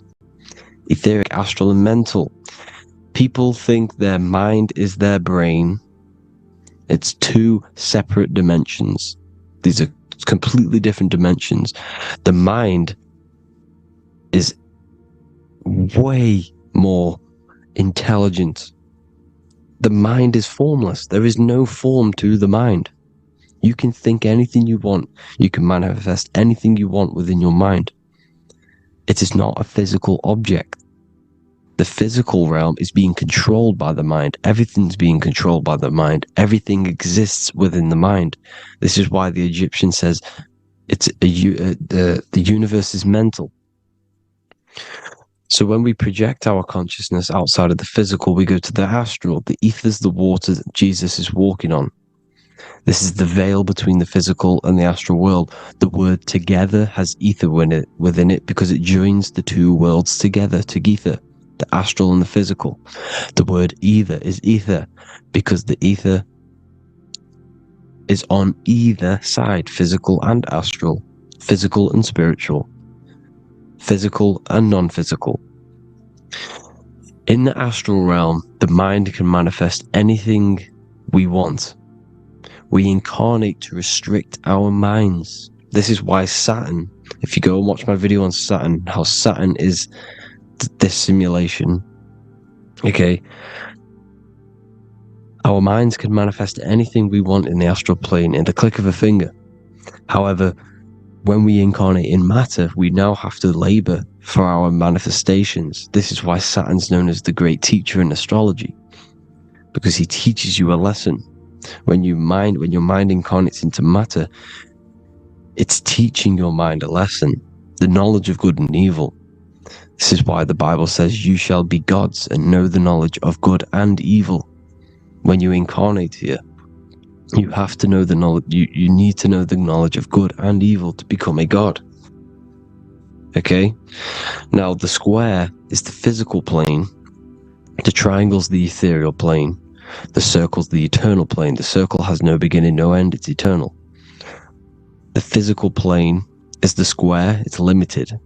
The square is limited. The cube is the geometric shape which gives rise to matter. Now, the term think outside the box has truth in plain sight. You have to think outside the box to project your consciousness. Use your mind to project your consciousness outside of the box, the physical plane, into the astrals. The astral realm is the realm of the stars. Above us is the stars. Through the stars is the astral plane. This is why astral has the word star within it. The devil is the de-veil. When you sell your soul to the devil, quote unquote, it's metaphorical. The devil exists in the physical plane. It's the lowest state of consciousness. The de-veil, you de-veil yourself into the physical. when you are the devil, the deveil, the ethereal plane. Now, we also know what the famous symbol of the all-seeing eye, right? The all-seeing eye with the eye in the triangle. Look at the Masonic artwork showing you the triangle above in the sky. This is symbolizing the ethereal planes. The eye in the triangle symbolizes your invisible intelligence, your mind, which has the ability to see on either side. Because the triangle's the ethereal plane, the eye is your consciousness, your intelligence, and this intelligence has the ability to see in the physical plane and to see in the ethereal planes, in the astral planes. This is why it's above the earth, it's above the ground, because it can see here, it can see in the heavenly realms. Now, the stars are, well, this is known as heaven, the realms of the astral planes. This is some quotes from the Emerald Tablets of Thoth. Out of the darkness ye must rise upwards, one with the light and one with the stars. Man is in process of changing to forms that are not of this world. Grows he in time to the formless, a plane on the cycle above. So there's other worlds. The Bible's telling you there's other worlds, there's other realms. Know ye must become formless before ye are one with the light, the astral light above, which shining through the stars. Not of the earth are ye, earthy, but a child of the infinite cosmic light.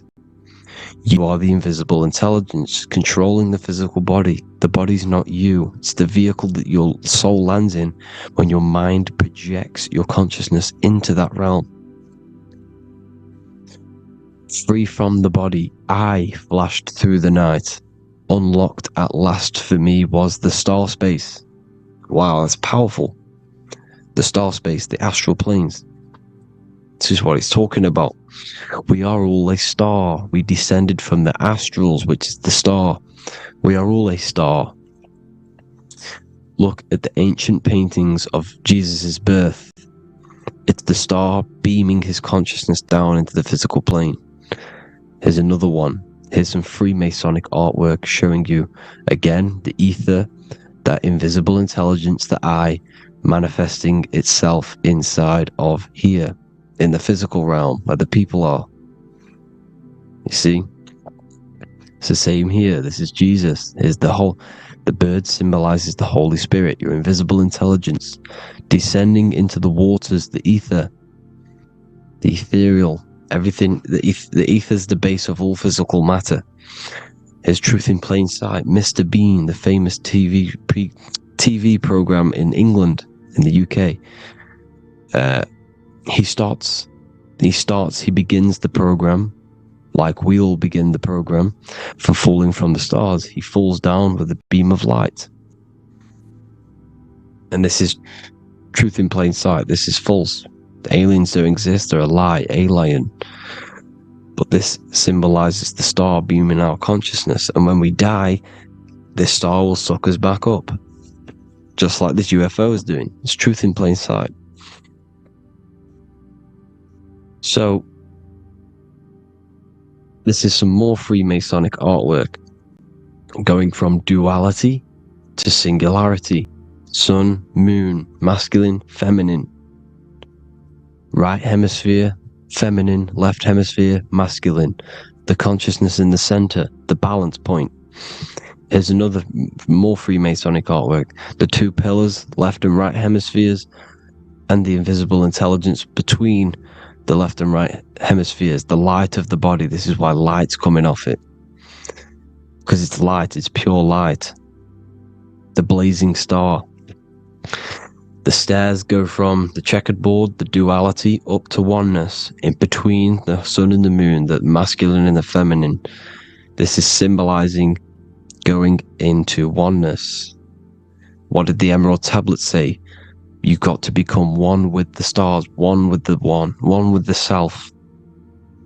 Balancing the two hemispheres, so that you can gain, because when the two hemispheres are balanced, you can gain a more deeper connection with your invisible intelligence.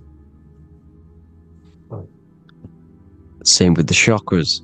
When the chakras, the 7 seals in the Bible, these are 7 seals because when you conquer the 7 chakras, when you balance the 7 chakras, you then gain a more deeper connection with your internal self, because your mind is not filled, it's not being ran, it's not being dominated by these 7 deadly sins, the 7 seals, the 7 chakras. These are 7 energy centers which are concealing our true form. Balance makes us have a stronger connection with our true cosmic intelligence. Heaven is even. This is why Jesus is pointing at the heart. The even point is the heart. You got to balance the chakras and live from the heart, because the heart is the earth. You're in good and evil. The body manifests the lower and the higher self. The higher self is in the higher parts of the body. Wisdom, intuition, expression. The lower self is in the lower parts of the body.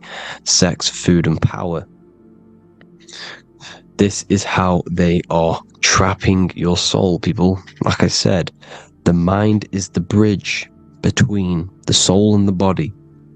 So by tricking the mind, not giving it the right knowledge, and keeping the mind stuck in the lower 3 centers, thinking about power, food, and sex, this is low vibrating energy. It's going to keep your mind addicted to the physical realms. Okay, this is why you need to go even, balance, heaven. Okay, I will explain the soul trap in a second, how it fully works. But I'm telling you all the science behind it so you can understand.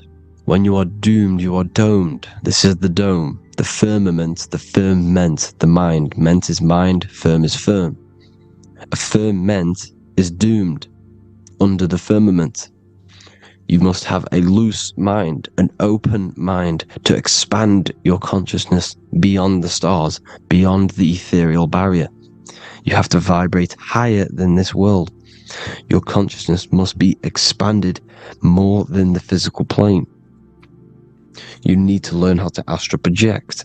You need to learn how to leave the body, how to operate outside of the body, so that you, when you do leave the body, you will have recognition. You will have knowledge. You will have practice. But this is as above, so below. The woman's belly is the earth. It's as above, so below. It's a microcosm of the macrocosm. We are the children in the womb. We are the people in the earth being ready to be born into the heavenly realms. As above, so below. It's a microcosm, macrocosm. Everything is in everything on a bigger and a smaller and a larger scale. Now, when the baby figures out that there is a world beyond its mother, what happens? The baby starts to move around and tries to get out of the mother. Because once it starts to hear the external world, starts to hear people, it's going to wonder, what's outside of why am I in here? What's outside? So the baby will force its way out of the mother. It's the same with our minds, as above, so below. When our minds figure out that there are other realms beyond this world, we will seek a way out. This is the womb, the mother earth, mother nature. It's the mother. We're in the womb. We can be born out of this world, which is being born again in the Bible. When you are doomed, you are domed under the dome, under the firmament, the firm mind. The firm mind will keep you under the firmament. Due to the law of polarity, there has to be other realms. There has to be. Because the law of polarity works in this world, and it will work on every scale possible. It's universal laws. These are universal laws. The law of polarity means that there are other realms polarizing this realm. There is a hell, there is a heaven. There is a midpoint, which is mid-God, which is the one we are in now. Earth, heart. Earth is the heart. Heart is the center, good and bad. The balance between good and bad. Your reality is your level of realization. Your mind realizes other worlds, you will seek a way to them worlds. It's that simple. The soul trap is to keep you stuck in this physical body, which is the earth. This body is the earth. It's running the program, like I said at the beginning. It's running the simulation that your consciousness is experiencing. You are an electromagnetic being, and you're hidden in a cage, your rib cage, and you're stuck in cells, a prison cells. Look, you're in cells. We produce electromagnetic energy. Your soul produces this energy. And by trapping your consciousness inside of this physical realm, they harness this energy within the astral realms. They're using you to manifest demons, because your mind creates demons through emotions and mental thought energy, which is a whole nother video. I can make a video on that. You're manifesting everything for them because they're trying to create a hive mind. This is why they want everyone to believe in one belief system, one government, one belief system, one religion, because they're creating a hive mind. This hive mind will manifest and be summoned within the astral planes, because the mind manifests the astral plane. The astral plane is the realm of imagination. The mental plane is the realm of just thought alone. The etheric plane is the energy. The physical plane is the matter. So all of our minds together are manifesting these demons within these subconscious realms, the astral. Now, how are they keeping you stuck to this realm? Well, when you die and you're stuck in your lower three chakras, okay, when your mind and soul detaches from the body, which is the earth, when you leave the earth, you're still going to have these mental addictions to the food, the sex, the materialism, the phone, the cigarettes, everything. This is why they get you addicted to everything possible. The TikTok, the YouTube, they get you addicted to as many things possible, because when your mind is addicted to these things, and when this mind leaves the physical body, you're still gonna have these addictions. Okay, manifested into the lower astral realms because you're thinking materialistic, you're thinking negative, because your level of realization was your reality. You were manifesting hell on the earth. When you leave the body, you're going to manifest hell in the astral planes, which means you'll be vibrating on the very low, which will put you in the lower astral realms. So guess what? You're going to come back. You're going to come back into materialism. You're going to reincarnate. Because you haven't prepared for life after death. You must detach from the external world. Okay? Moon is mind. The sun is the soul, the earth is the body, the moon is the mind. This is why we say lunatic. In your mind, you have a specific mood. Moon. Money, M-O-N, is the moon. Money exists in the mind. They get you addicted to the money. The Bible's telling you this. Do not conform to the pattern of this world, but be transformed by the renewing of your mind. It's telling you. Of this world, but be transformed by the renewing of your mind. Who knew that the Bible was this deep?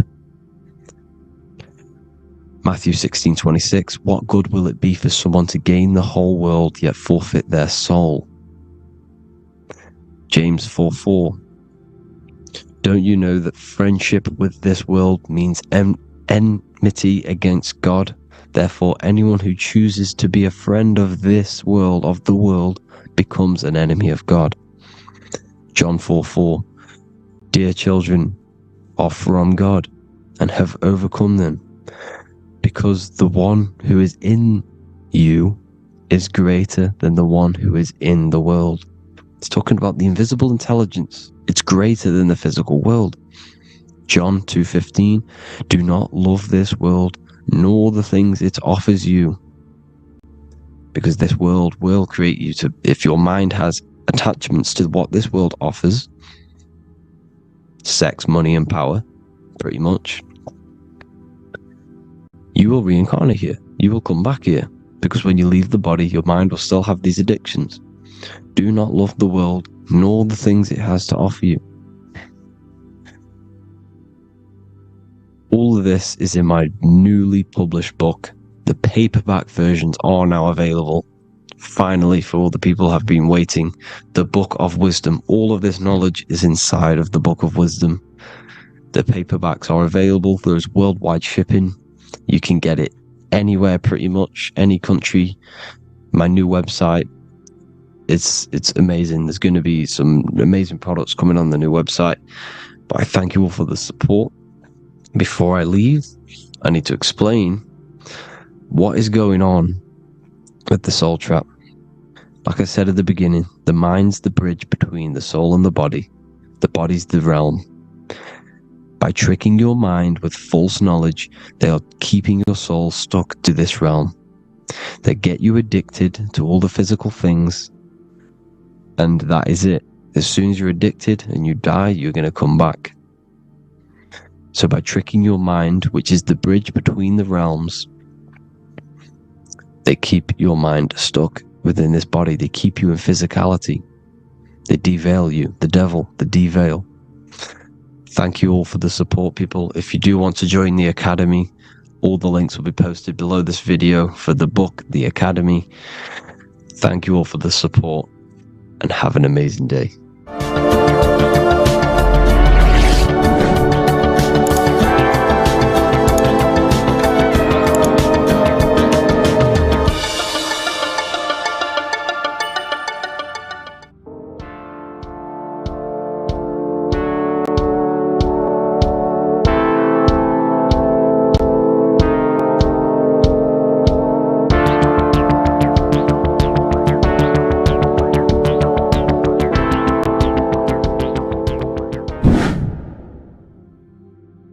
People, how are you all doing? It's Revival of Wisdom, and today we're going to be talking about your birth certificates and how we are slaves to a system and how they have trapped us into this system. Okay, so the first thing you need to understand about this system is there are two types of laws. You have the law of water, which is Admiralty law, and the law of the land. So the Admiralty law is the law of water, and this is what money is. Money is water. This is why we say liquidity, currency, the current. A current is water, something moving through something. Cash flow. And this is why banks are called banks, because a river bank is on either side of the water, and it directs the currency. You see? So money is water. And as you can see here, Ripple, the cryptocurrency, Ripple, water Ripple, and they're building a bridge over water, overseas, international banking with cryptocurrency. So money is water, and this has specific laws about water, but water is the same everywhere, you see. What the difference is with the law of the land is that you can have different laws in different lands. I can't do certain things in the UK that people can do in America, for example. You see, that's the law of the land. But the law of water is the same, because water is everywhere. Now, this is very important to understand when it comes to, you know, these birth certificates. So, Pope Gregory, this is where we're going to start off. Pope Gregory in 1582 took the Orthodox Eastern sunrise calendar and changed it to his own Gregorian timeline, not a calendar, a timeline. This timeline was copyrighted by Pope Gregory under the name of the Vatican. So the Vatican owns the timeline that we are using today, 2023. They own it. They own the title of this Gregorian calendar. Okay?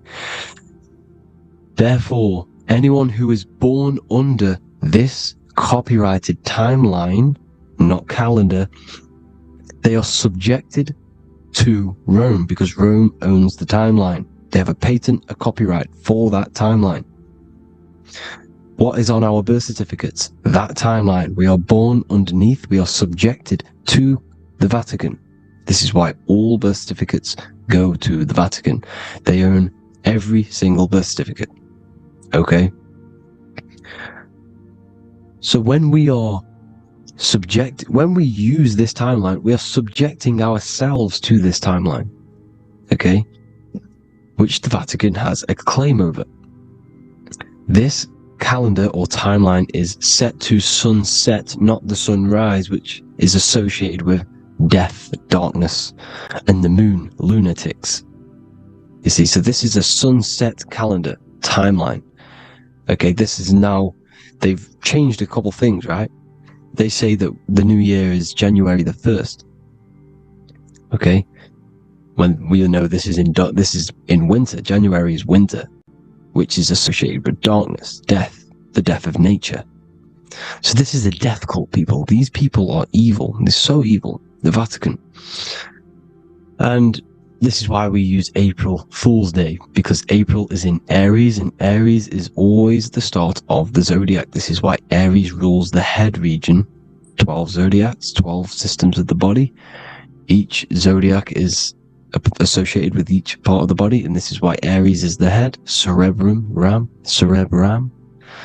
But we're not going to talk about it in this video. But yes, that is what April Fool's Day is. They're putting it in your face.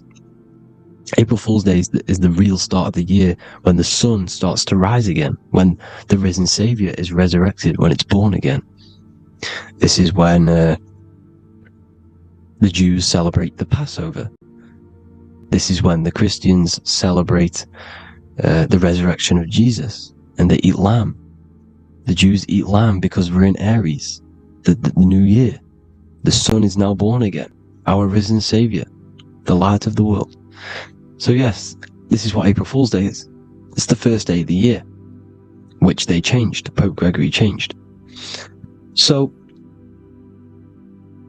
you need to understand is that you are in the womb. You are inside of a ship, because every ship, literally a ship, every ship is female. This is why they say she delivers the product, because she does deliver the product, you, the baby. Same thing with a ship, they deliver products. They are a she. And when they pull up to the bay, like you can see on this picture, they're pulling up to the bay. This is now called the birth canal. The ship is now in birth. On paper. Okay, this is law. And when they pull up, they tie up to the bay, and now they get a certificate of manifest certifying all of the products which are on the ship and what they are bringing into that nation. Okay, so you're bringing in this many of that, everything's on the certificate of manifest. And this certificate of manifest is also your birth certificate, because you are traveling through water when you are in the birth canal of your mother, because you are in water when you are in the womb. And you travel through the birth canal, and when you arrive, you get a certificate of manifest with the name, how many, the quantity, that's your birth certificate. Okay? And this is what it is. We are a we're not a corporation, but we represent a corporation, which is your name in full capital letters. That is your corporation. You cannot physically tax a body, but you can tax a corporation. This is why we get charged. This is why we get taxed, because it all goes down to the corporation, which our name represents, which we are subjecting ourselves to. We are my name, I am subjecting myself to this name, and that name has a corporation which I represent, which I subject myself to. You see, this is how we are attached to this straw man, this character that they have built on paper. So it's a character which is on paper. This is what we represent. So when the woman gives birth, she delivers the baby, and then she has another substance. Now I'm going to break down how they attach this name to us, how they do it. Okay, our mother is carrying us the product in the womb, the water, and it goes, for example, it goes from the United Kingdom into a state-owned, corporate, federal-owned hospital, which is government-owned. She does not declare the package when she enters the building. Aha, so keep that in mind. When she delivers the package in the federal territory, she does not declare the package either when she leaves. Therefore, there is no evidence that we exist when we arrive. On paper. On paper, there is no evidence that we came into the building or left the building. We have not been declared. So we do not exist on paper at this point. When the woman gives birth, she delivers the baby, and then she has another substance, which is called the afterbirth material. Okay? This afterbirth material has the same DNA as our physical body, with the body, mind, and spirit. Okay? This is how they get this corporation. Hold on. The afterbirth material does not get claimed by the mother nor anyone. Therefore, they salvage that substance because we are under the Vatican. Every state is all Catholic. Your birth certificate is Catholic. No matter what religion you think you are, every single birth certificate is Catholic because we are subjected to Rome. All roads lead to Rome. Rome runs all of this. Okay? We're still under the Roman Empire. Okay, so Rome are Catholic and they believe in salvation. This is how religion comes into this. This is how they use religion to get this. So they salvage the afterbirth material and they claim it and they salvage it and give it and charge it to Rome. And they give it a name. Here's the legal term, born alive. Here's what it says. Each product of such birth is considered live born and fully recognized as a human person. So each product of such birth, so that could be anything, the afterbirth, the person who actually comes out, the baby. So your afterbirth, which we do not take with us, we take the baby with us, they keep that in the hospital, they collect the afterbirth, and they salvage it, and they give it the name, which it is us. We are a representative to that afterbirth material, which they put the name on, they claimed, which is subject to Rome.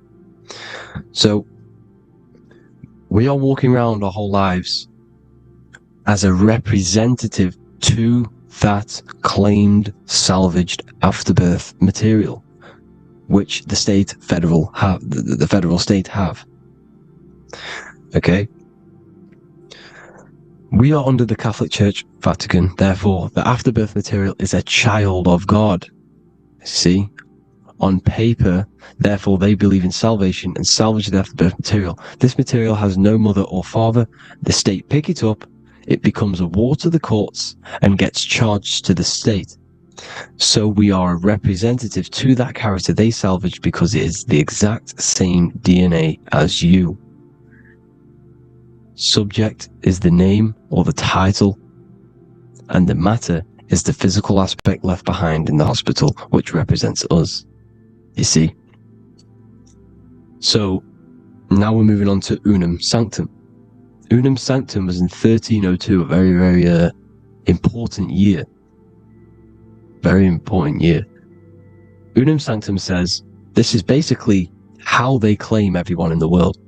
So the Vatican had all this power, all this gold, all these people under them. They need to get a claim for them so then they can rule over them and make them slaves. So what they did, they created Unum Sanctum. Pope Boniface VIII did this. And it says, the spiritual man judges of all things, and he himself is judged by no man. The spiritual man, keep that in mind, unless he invent like Manichaeus two beginnings, which is false and judged by heretical, since according to the testimony of Moses, it is not in the beginnings, but in the beginning that God created heaven and earth. Furthermore, we declare, we proclaim, we define that it is absolutely necessary for salvation that every human creature to be subjected to the Roman pontiff. So they are claiming us in Unum Sanctum, and it's in the vaults in the Vatican. They will put a spell on it because they are sorcerers, they are magicians. They put a spell on it, they lock it up, and whatever goes on that piece of paper goes. And this Unum Sanctum is claiming all of us. So what does it say in the beginning? The spiritual man judges of all things, and he himself is judged by no man. The spiritual man, the man with the body, mind, and soul, the first baby that comes out the birth canal. That's you, your body, you, body, mind, and soul. You have the Christ, which is I am, which is grace. Grace means here, now, in the present. You have the Christ, which means I am. Therefore, you have a soul. If you can say I am, you have the Christ. You have a soul. But a creature can be anything with no soul. You see, so no man can judge the man with the soul. However, as it says in the second part, we proclaim, we define that it's absolutely necessary for salvation that every human creature to be subject to the Roman pontiff. So they are subjecting the afterbirth, not the man with the body, mind, and soul, but the afterbirth to the Roman pontiff, to the Roman Catholic Church. We are the ones who are claiming to be the afterbirth material, which is our birth certificate, which is our representative. We represent that because it is our DNA. This is how we are stuck. We are stuck because we represent this DNA, which is on paper, recorded. You see? So we, being untaught, uneducated in these subjects, we are subjecting ourselves to this system, to this slavery, because we just want to live. We just want to live happily, just peaceful. Think about it. Where's all this coming from? Where's all this war, all this killing, deaths coming from? We just want to live.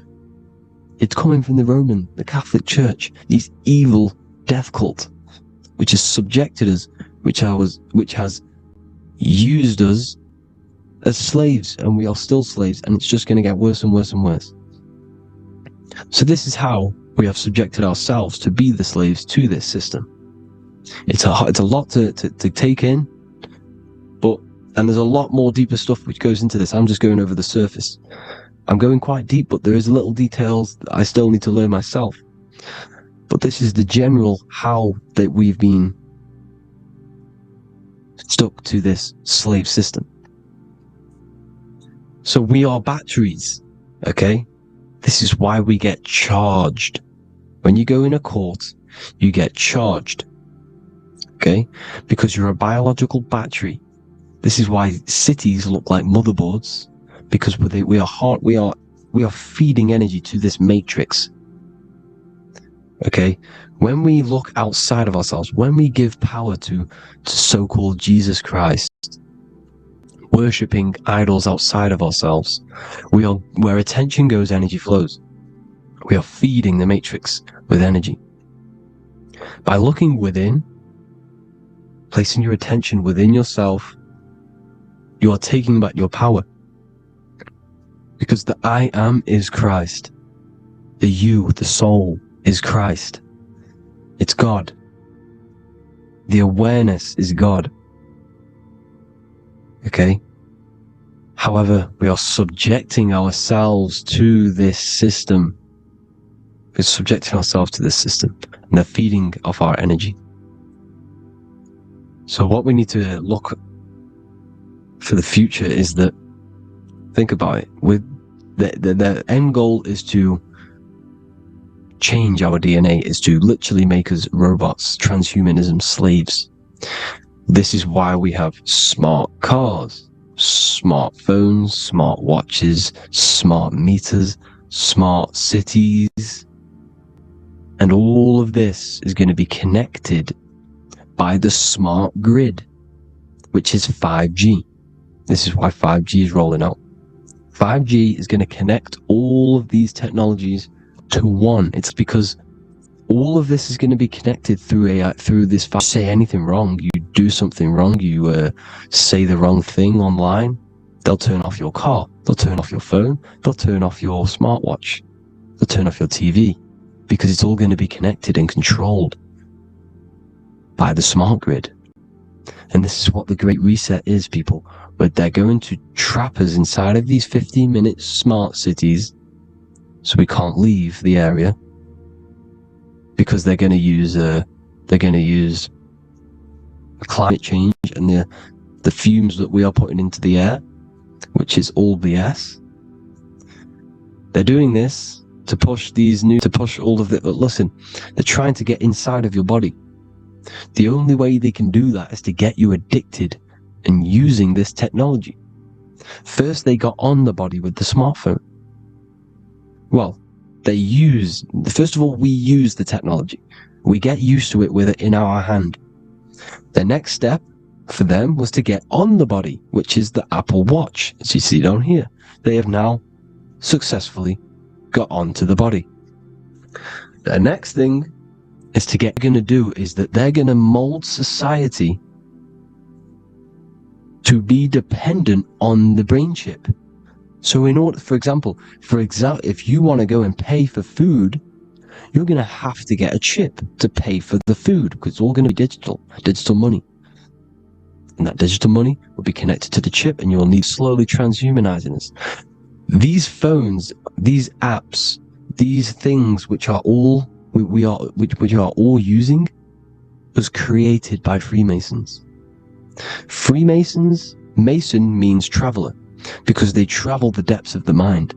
They understand human consciousness. They understand the brain. They understand the mind. By the deepest root cause, they understand it. This is what Masonry is. It's the occult.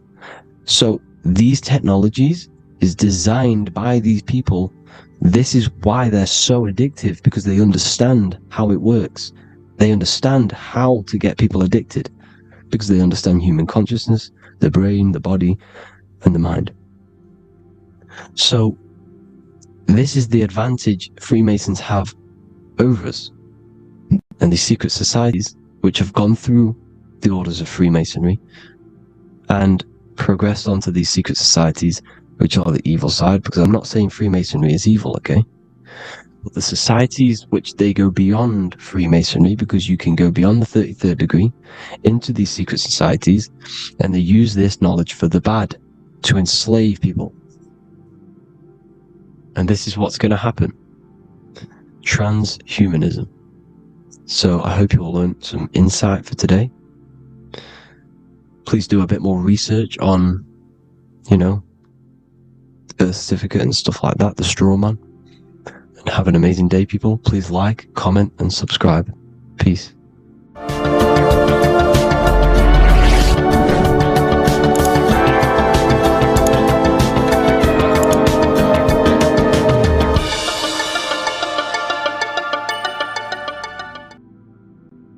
You don't just have a physical body. You have a physical, mental, spiritual, and emotional body. Each one of these aspects are a body of its own. Body does not just refer to a physical substance. You have a mental body for thinking, an emotional body for your emotions, a spiritual body for your energy in your astral form, and a physical body to encapsulate all of these. Each four of these aspects are essential for the human experience and essential to balance. Now, today we're going to be syncing the 4 aspects of your consciousness with the 4 seasons and the 4 elements, and how this ties into the Bible.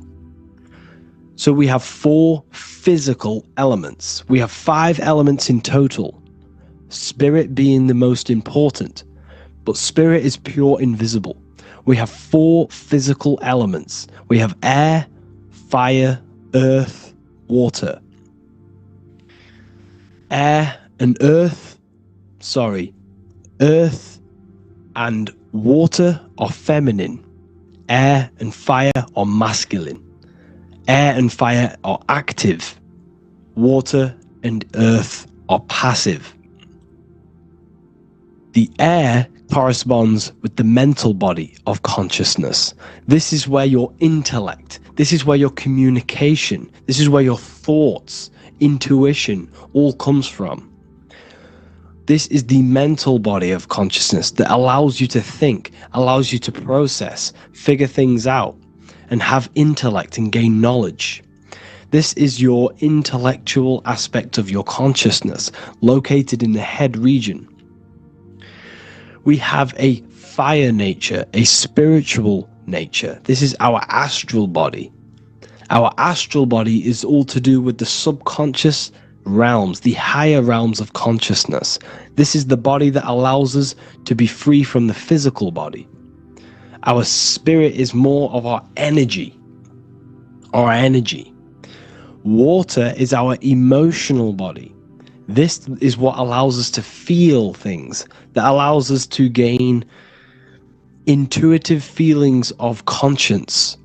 So emotion allows us to understand what is right and what is wrong. When we feel something bad, we know that this is wrong. When we feel something good, we know that we are doing good.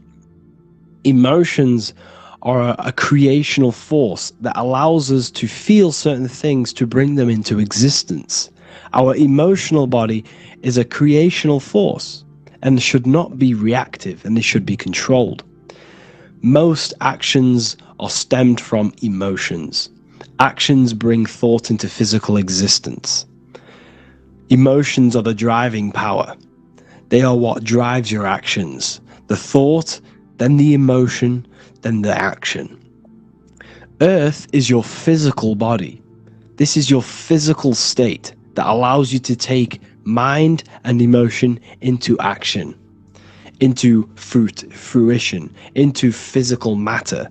This is what your physical body allows your consciousness, your soul, to interact with the physical world and bring things into physical existence. The physical body, the physical world, is an outcome and an effect of the thinking mind.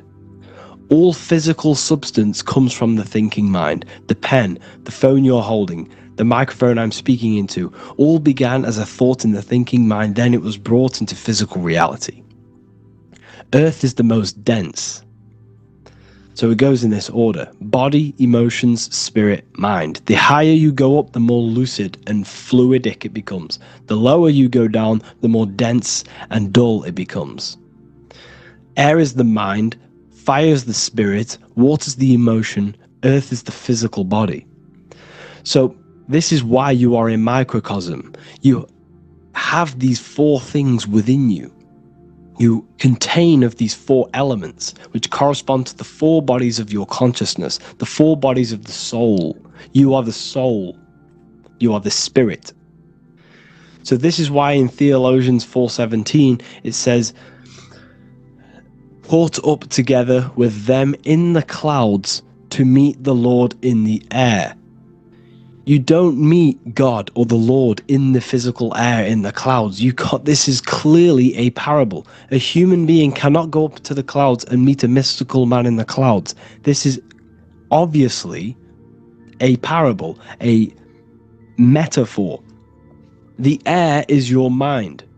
You must raise your consciousness beyond the body, beyond the emotions, beyond the spirit, and enter in the mind during meditation, turning the mind inward to connect with the Lord. The Lord is the highest aspect of your consciousness, the one that exists beyond the physical body, beyond your emotions, beyond the thought. So you meet the Lord in the air, in the mind. The mind represents the air. This is why in America there's a saying called an airhead. You're an airhead. This means that you are stupid, or you don't think, or you have nothing in your mind. You have nothing in your head. When someone's very stupid, you call them an airhead, because air represents the mind. The air is elevated. The air is invisible. The mind is totally invisible to the human eyes. It is a metaphysical substance. In fact, it's not a substance at all. It's so fluidic. It's everywhere. The mind can be everywhere at all times. It can be anything. Nothing is impossible within the mind. Now, this is synced with the 4 seasons. The 4 seasons represent the 4 aspects of human consciousness, the 4 bodies of your consciousness, the 4 bodies of your soul. The sun is your soul, okay? And the sun travels around 4 seasons. Summer, when the sun is the most hottest point. Autumn, when the sun starts to move away from the hottest point. Things start to die. Then it goes to winter. This is when everything dies. This is when things enter in within itself. This is when darkness occurs. Then spring. This is the reignition of the sun. This is when the sun starts to bring back the warmth back to the summer. You have 4 seasons which correspond to the 4 bodies of consciousness. Fire is the spirit. This is when you are passionate. This is when you are taking action. This is when you are fiery. The sun is blazing. You're taking action. You're very passionate. You're very spirit. You're in the spirit. Autumn is water, emotion. This is when you start to become very reflecting. This is when you start to feel emotional. Because in autumn, there's lots of water. This represents the emotional body of consciousness. Winter is the mind. This is air. Winter, what happens in winter? Everything enters within itself. The leaves die, the trees die, everything dies and goes within. This is the mind. The mind is the darkness, remember. You close your eyes to enter within the mind. The winter represents meditation. In the winter, what do people do? They stay inside of their house. They research more. They read more books. They become more intellectual. They think more in the winter because we are so we're stuck inside. So we're more reflective. We're thinking more. We're more communicative. We're more intellectual. In the spring, this represents the earth, the body. This is when we start to come out of the mind and we awaken to the body. And things start to grow again. The plants start to grow. The earth is growing again and reborn again. This is the body. This is when you become more active in the spring. And then the summer, back to the summer, we then take action on these thoughts and these thoughts that we gained over the winter. Essentially, this is just a massive cycle. And this is a daily cycle also. The nighttime is the winter. The morning is the spring. The midday is the summer. And the evening time is the autumn. This is a microcosm. We have 4 bodies of consciousness. You are the sun, you are the soul, and the soul has 4 bodies: summer, autumn, winter, spring. Emotion, air, body, spirit. Sorry, emotion, mind, body, spirit. So you are the soul. You are the pure essence of consciousness. The sun is your soul in the heart. And the seasons are inside of you because you are a microcosm. Okay? You are a microcosm. The word sun is son. The Latin word for sun is sol, which is soul or solo, because the sun is solo. It's on its own. You are the soul, and the soul has the 4 different bodies of consciousness. So, before we move on any further, if I've blown your mind, please, if you can, leave a like, a comment, a share, and a subscribe. Let me know what videos you want me to make in the future. Please drop a like, it definitely will help me. You are a microcosm of the macrocosm. Man is a miniature universe that goes through its own cycles. The seasons of the summer, winter, spring, and autumn do not occur merely outside of him, but within him as well. The summer is within you. You feel different in the summer. You feel different in the winter. You feel, depending on the body of consciousness, it's your soul's interacting with. So the sun in the sky is your soul inside, and the sun goes through these cycles, which is affecting your bodies of consciousness, because the cycles represent your bodies of consciousness. Now this ties in with the Bible. This is why we have 4 Gospels. This is why Matthew, Mark, Luke, and John are always seen with the 4 different zodiac sign animals or symbols. So you always see each one of the Gospels. If you just type in on Google Matthew, Mark, Luke, and John, type in ancient pictures, paintings or pictures of them, and you will find these 4 zodiac signs are always standing with each one. Taurus, the bull; Leo, the lion; Scorpio, the eagle. An old symbol for Scorpio was the eagle, and a man for Aquarius. Here you see very, very ancient paintings and artwork. Here we see Matthew, the man, Aquarius. Here we see John, the Scorpio. The same here. We also see it on the tarot cards, on the world card. We see the 4 fixed zodiac signs. Here we see it as well. These are called the 4 fixed zodiac signs. Now, when we look at the zodiac, we're no longer looking at the sky, because what you must understand is as above, so below. What is above you is inside of you. What is above is what is below. What is outside of you is within you. The zodiac is inside of you. The zodiac revolves around the sun. The sun is your soul. These are different energies of your soul. Like I said earlier, the 4 seasons are the 4 bodies of your consciousness. And in each body of consciousness, you have these different energetic energies that you can work with. Okay, so this is the true astrology. This is the true astrology, the internal esoteric astrology. You can't find much information on this at all. Very hard to find. So what we're looking at are the 4 bodies of consciousness. Obviously, when you look in the middle of each, when we look in the middle of each season, spring, the middle of spring is Taurus. The middle of winter is Aquarius. The middle of autumn is Scorpio. The middle of summer is Leo. These 4 signs are known as the 4 fixed signs. Okay? Scorpio is fixed. It's the middle of autumn.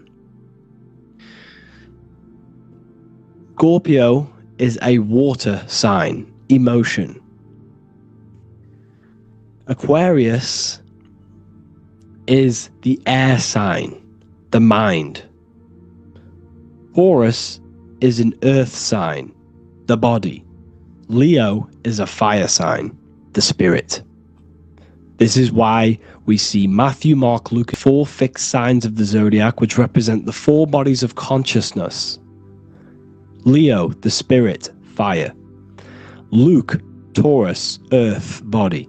Matthew, Aquarius, air, mind. John, Scorpio, water, emotion. Each gospel is depicting Jesus and showing Jesus in each gospel. Each one of these gospels is showing and depicting Jesus according to the different body of consciousness.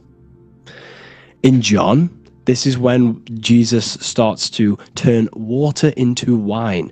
Water is emotion. Wine is transmuted emotion. This is when he does miracles with his emotions, water into wine. Aquarius, which is Matthew, air, the mind. Inside of the Gospel of Matthew, this depicts Jesus as an intellectual person, a person is communicating and using his mind, his mental body a lot inside of the Gospel of Matthew. Go and read it, and you will see this. Luke, Taurus, earth, the body. Luke shows and depicts Jesus according to the body of consciousness, the physical body. He shows Jesus as a human. being a human being, helping people physically and helping people's physical needs, like giving away food and doing all sorts of good things for other people. Leo, Mark, inside of the Gospel of Mark, this shows Jesus as a spiritual teacher, a passionate person who is taking action. Each gospel is showing Jesus according to the different body of consciousness, and Jesus represents you, the Son. That's why it's called the Son of God, the light of the world. Jesus represents your soul, and your soul has these four gospels, the four bodies of consciousness, the four fixed signs, the four elements, and the four seasons. These things all correspond to your consciousness. So this is Leonardo da Vinci, showing you the exact same thing. Jesus is the I am, the Son, the soul, in the middle, on his own. Luke, spring, earth, body. There are 3 people in each group. There are 4 groups, and there are 3 people in each group. 1, 2, 3. 1, 2, 3, 1, 2, 3, 1, 2, 3. Fall, winter, summer, spring. These are according to the 4 bodies of consciousness. Here we see Aries, which rules the head region. He's on the head of the table. Gemini, he's holding up the 2 hands because Gemini rules the 2 hands, the 2 arms. Gemini is the 2 twins, which is the 2 arms and 2 hands, and the 2 lungs.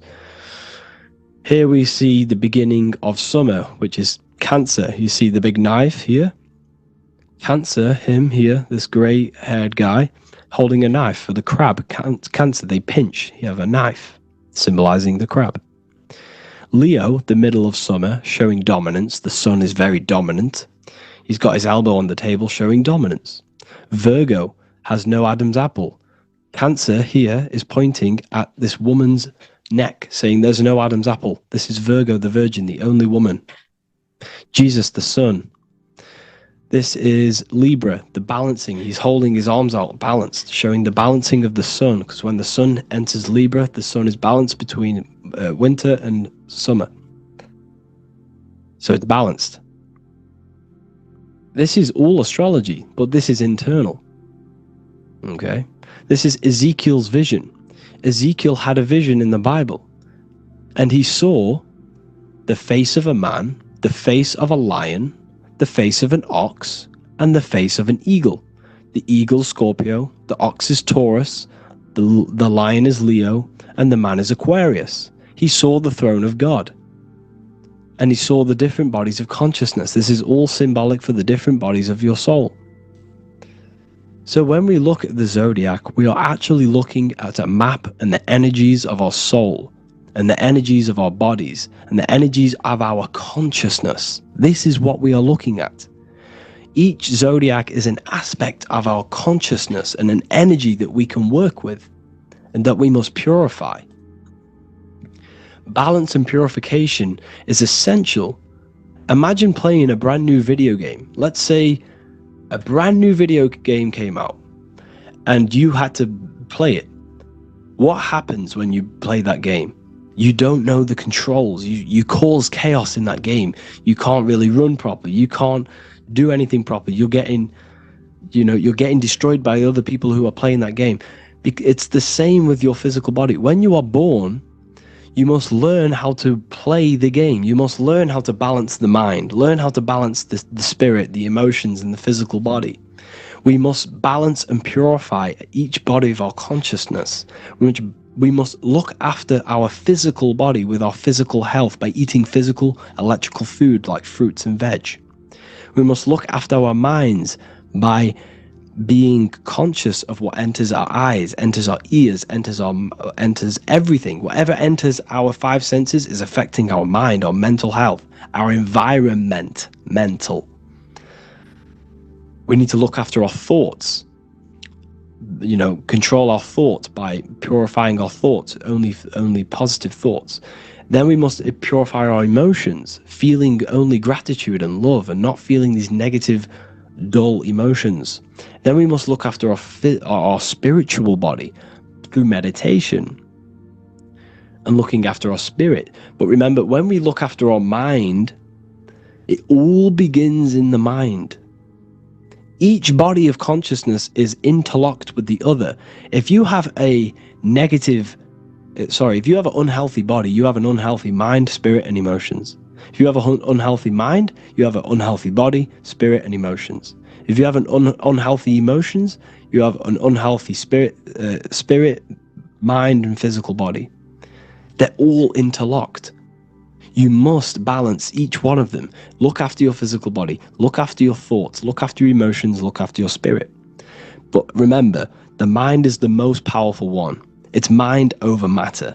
Once we look after the mind, because once we start to control our minds and control every thought we think, this will then turn into discipline in our physical body. Because once we learn how to discipline the mind, we learn how to discipline what we eat, we learn how to discipline what we feel, we learn how to discipline our spirit. This is all interlocked, but work on the mind first.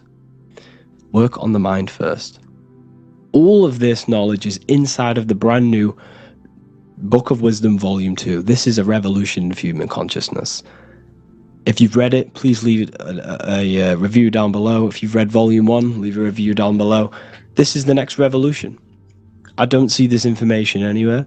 This is the next revolution of human consciousness. And of course, if you are serious about this and you truly want to gain enlightenment and join an amazing community where you can connect with me on live calls, lectures, the Manifestation Mastery course, you can gain access to my library of over 45 PDFs plus my books. And if you do join the university, you can order a Volume 2 free of charge. All you have to do is to pay for shipping. If you truly take your knowledge serious and you want to take advantage of life, join the university. This is where truth seekers belong. Just want to say thank you all. Please leave a comment. Please leave a like. It's going to help me a lot spread this knowledge to the world. And yeah, share this with a friend and subscribe. Thank you all.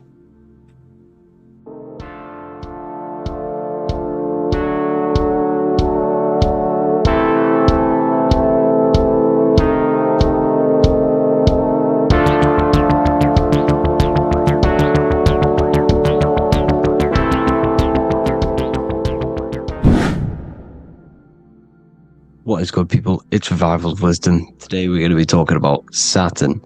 I've done this video in the past. However, this video is going to contain a lot more in-depth explanation of Saturn. So the 33rd degree Mason, Manly P. Hall, said, Saturn is the key to crystallization, physical matter. Light is matter, matter is light. They are interchangeable. Low vibrating light turns into matter, high vibrating matter turns into light. And Saturn is the god of this world, this physical world. He crystallizes light into matter. This is symbolized as the Masonic checkerboard, matter and spirit, matter and light, light and matter. He's also the god of time, destruction, justice. He creates and destroys, because all things in time die. He creates and destroys you. So, because we live in this physical world, which is the electric world, this is why we say electricity, because it comes from the root word of El, Saturn. They used to call Saturn El, E-L. This is why we used to say Elohim is God. The real God of this world is Saturn, but it's being hid. This is being hid. Jesus is Saturn. All of this is Saturn. It's all Saturn worship. It's the real God of this world, So, physical matter is a result of two opposing forces equalized on the plane of inertia, because everything is created out of electromagnetic toroidal fields.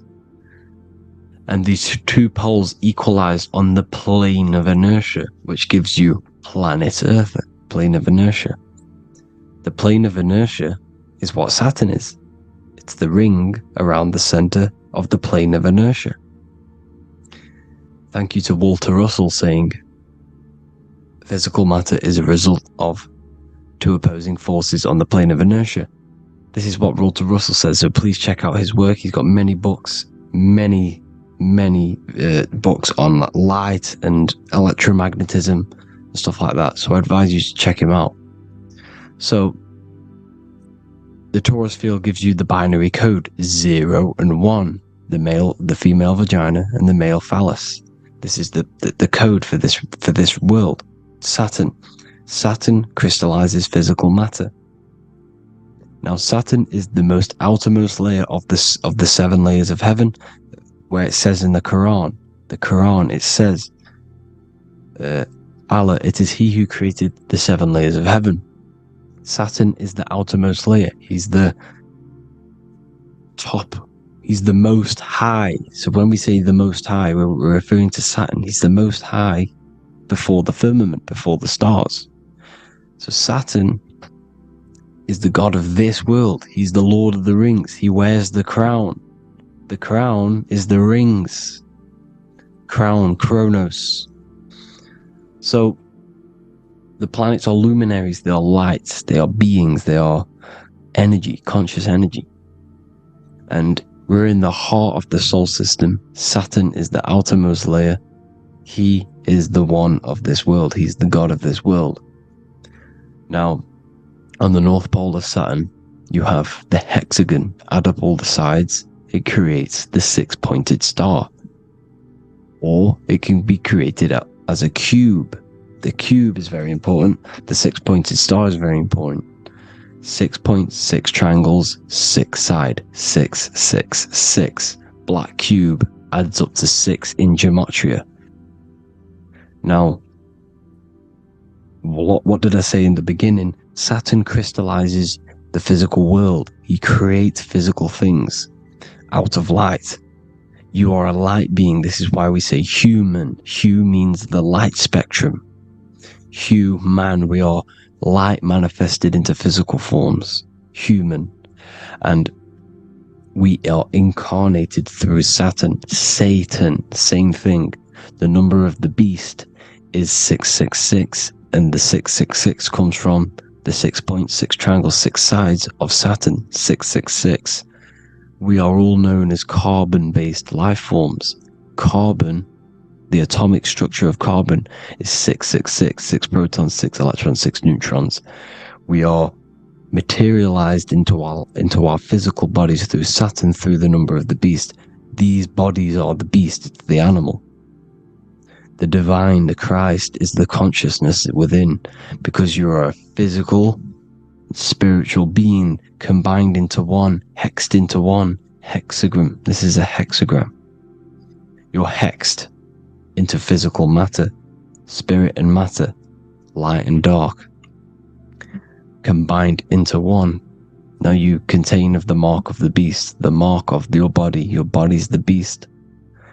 It says in the Bible, Satan, who is the god of this world.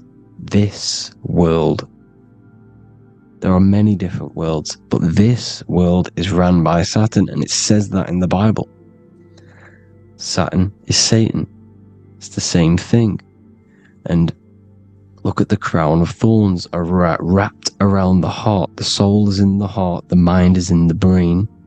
The soul is wrapped around the rings of Saturn. You're wrapped in physical matter. This is what it's showing you. This is symbolizing the rings of Saturn wrapping you. And the cross on top is the cross of the cube. The cube, the black cube of Saturn, unfolds into a cross.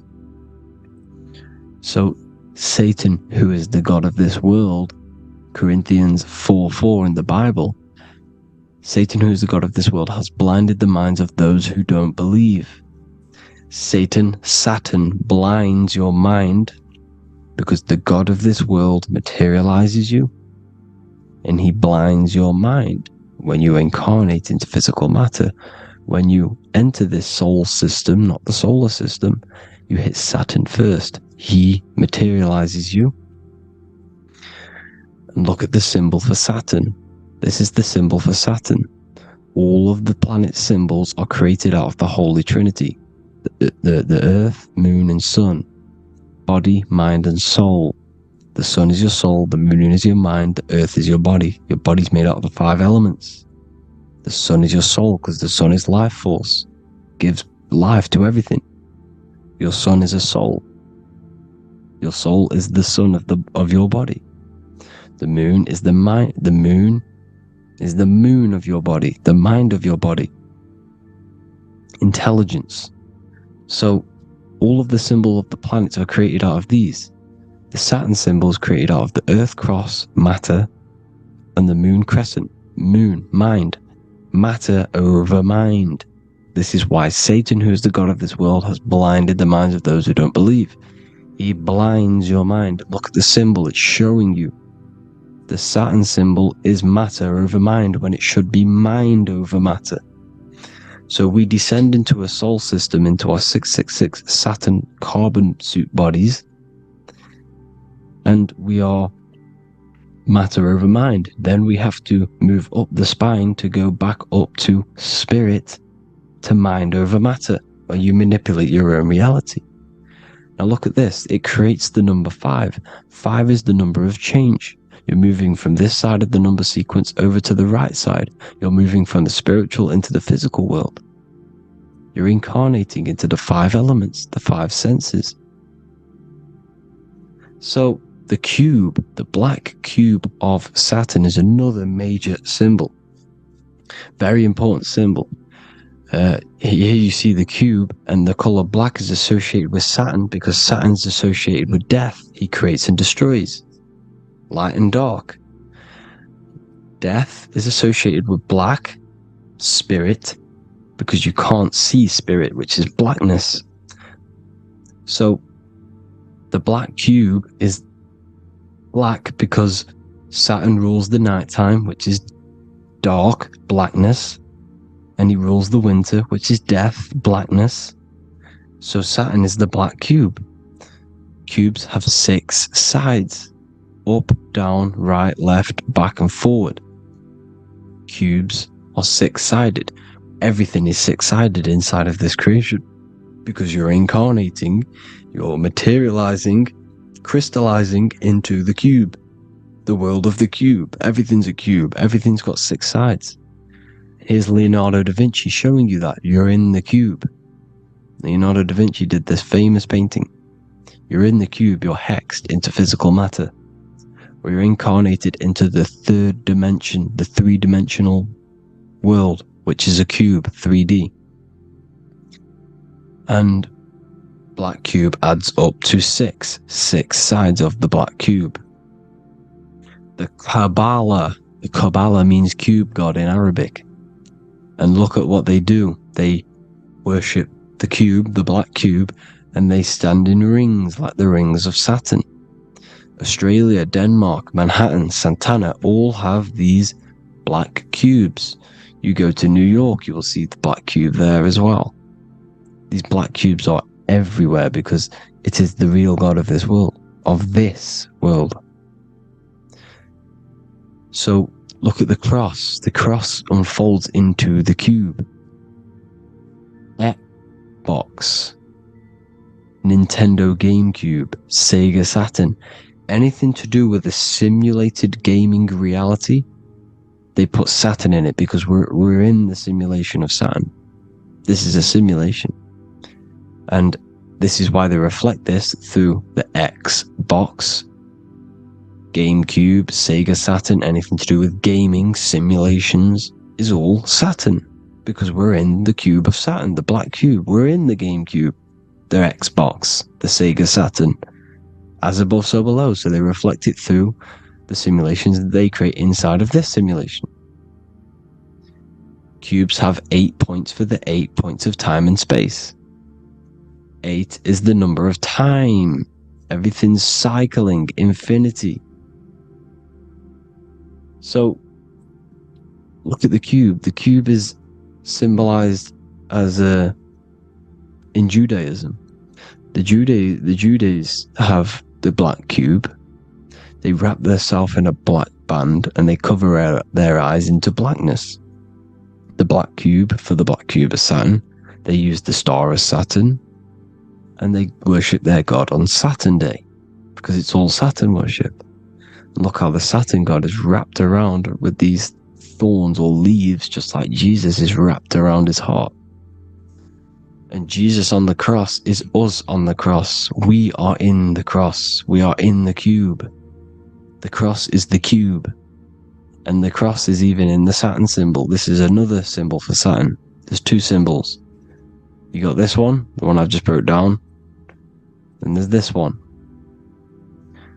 This is the cross of Saturn, the cube god, the simulation, the game cube. Now, Chronos is another word for Saturn. Chronos means time. When you clock into work, you go to the Chronos machine. Well, I did anyway. And I tap my card on the Chronos, because Chronos is time. Anything to do with time is Saturn. He creates and destroys. Look at the artwork of Saturn with the sand, the time. Look at this, how he's cutting off the baby's wings. He's crystallizing the spirit into matter. He's cutting off your wings. Satan, in the Bible, he falls from heaven into earth and he loses his wings. He becomes a serpent. See it's all symbolic for us. We are the fallen angels, fallen angles of light. We're fallen angles of light. We are light beings. Now we're fallen into physical matter. Saturn's chopped off our wings. He's chopped off our spirit wings, because when you astral project, you can fly. You will fly around. He's got the Reaper staff here, always depicted with the Reaper staff. Now look at the clock. Saturn day is the 6th day, the number of the beast, 666. Look at the clock. 6 take away 12. 12 take away 6 equals 6. 7 take away 1 equals 6. 8 take away 2 equals 6. 60 seconds in a minute, 60 minutes in an hour, 24 hours in a day, 2 plus 4 equals 6. That's 666. Everything's 666 because it's time. Saturn. All goes to Saturn. He's the god of time. We're in time now. We're in time. We're in the time, which is God. The god of this world. The god of time. Now look at this. The Reaper is also depicted as the Reaper with the staff, the black cloak.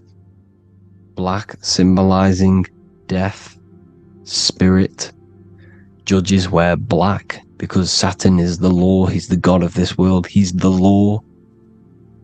This is why they wear black cloaks. When you graduate from university, you wear a black cloak and a black cube on your head. You've been hexed. Funerals, you wear black because it's all to do with Saturn, Father Time, Father Crystallization. Now Saturn, here's another one of him cutting off the wings of a child. Because he cuts off the wings. He creates and destroys your body. We're in the electrical world. Everything that is electrical vibrates. All vibrations have to come back to a standstill point, which is death. This is why your body dies. Your atoms stop vibrating. Corona. Look at the crown. The crown is the corona. Corona means crown. And look at this is an alcohol brand for beer. You can see the staff of Saturn in the symbol with the moon crescent. Corona, which is the crown, Saturn, the crown on Saturn, the rings. And then you've got the staff. It's all Saturn worship.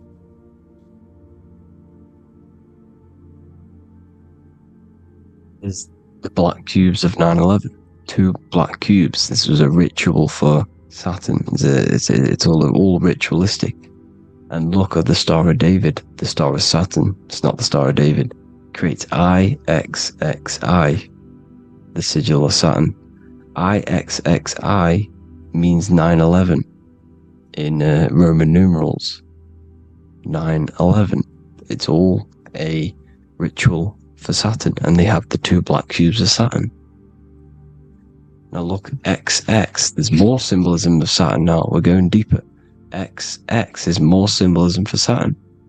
The sigil of Saturn is XX, as above, so below.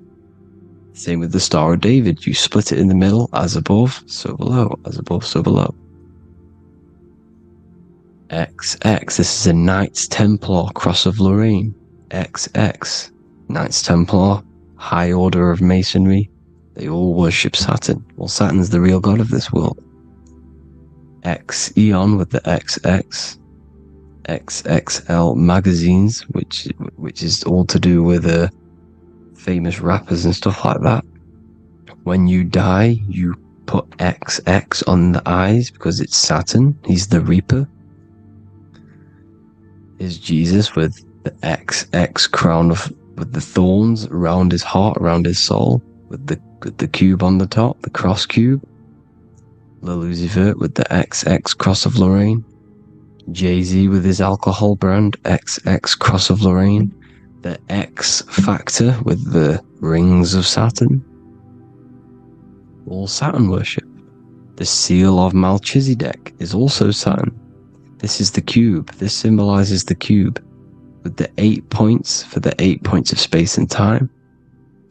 And this is the cube. It's another ancient symbol for Saturn. Here you see the star of Saturn with the Melchizedek symbol around it, which is all to do with Saturn. Here you see an altar, the Holy Grail, the Melchizedek symbol on it, and they're worshipping it. This is why we wear rings, wedding rings for the rings of Saturn. It all goes back to Saturn. Earrings. The 8-pointed star of the ancient Sumerians is all Saturn. It's all Saturn. So, the ancients, the symbols of Saturn goes on forever. It's in all of the major corporations. You can see it everywhere, the rings of Saturn. Toyota is an obvious one. Internet, Nike, Target, Sega, Saturn. It's all Saturn worship. All Saturn worship. Because he is the real god of this world. Here's Kanye West's album with a Saturn here. Here's Michael Jackson's album saying X, escape. There's the X again. The X, escape. You have to escape this reality. Maybe that's what he's pointing at. Here you see it on the dollar bill. The star of Saturn. Here you see it again on the dollar bill. So that is it for today's people. I hope you all gain some insight on Saturn. Please like, comment, and share if you can. Subscribe if you like the channel. Please have an amazing day. God bless.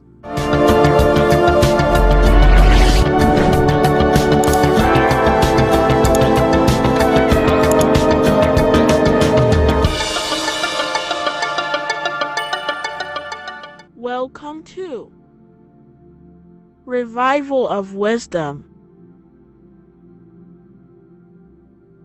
What is good, people? Is Revival of Wisdom. We're back with another video. Today we're going to be talking about the importance of Saturn and the occult. Let's jump straight into this. So Saturn is the god of the earth, right? It's the time of God, change, destruction, physical matter. He creates and destroys, because the energy of Saturn is the key to crystallization. It wraps things in physical matter, right? He creates everything, all life forms, and he takes things back, because the day that you're born, that's the day that your expiry date is coming. The time is ticking until Saturn takes your life. This is why he's known as the Reaper. Okay?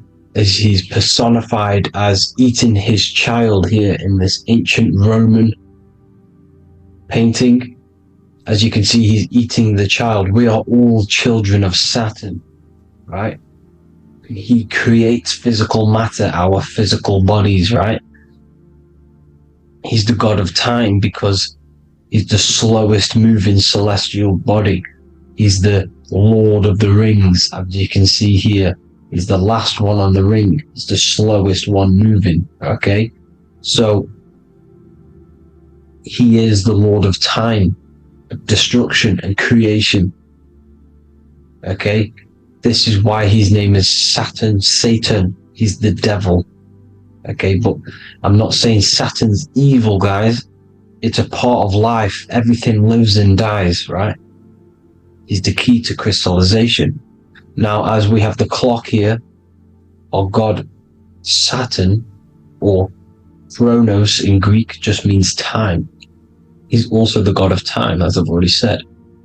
60 seconds in a minute, 60 minutes in an hour, 24 hours in a day. Add 2 plus 4 equals 6. 60 seconds, 60 minutes, 2 plus 4 equals 6. That's 666. Okay? And as you see on the clock, 6 take away 12 equals 6. 7 take away 1 equals 6. 9 take away 3 equals 6. 6 is the number of Saturn. It's associated with Saturn, right? He's the god of time, of justice. Everything goes back to the Reaper in the end. Everything lives and dies. Now, the artwork of him, he's always got the Reaper staff. You see, it's personifying death. Now, when you see this, the Romans were not saying Saturn was a real person, a real god in human form. No, this is personification.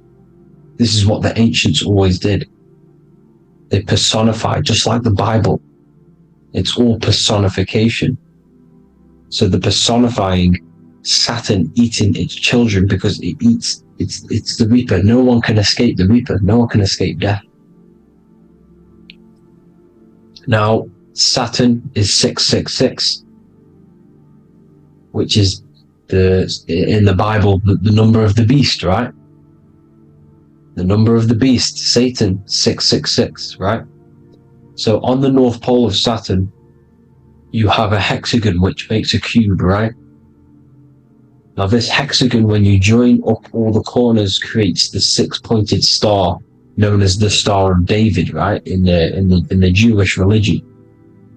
Now, as you can see, the 6-pointed star has 6 points, 6 mini triangles, and a 6-sided hexagon.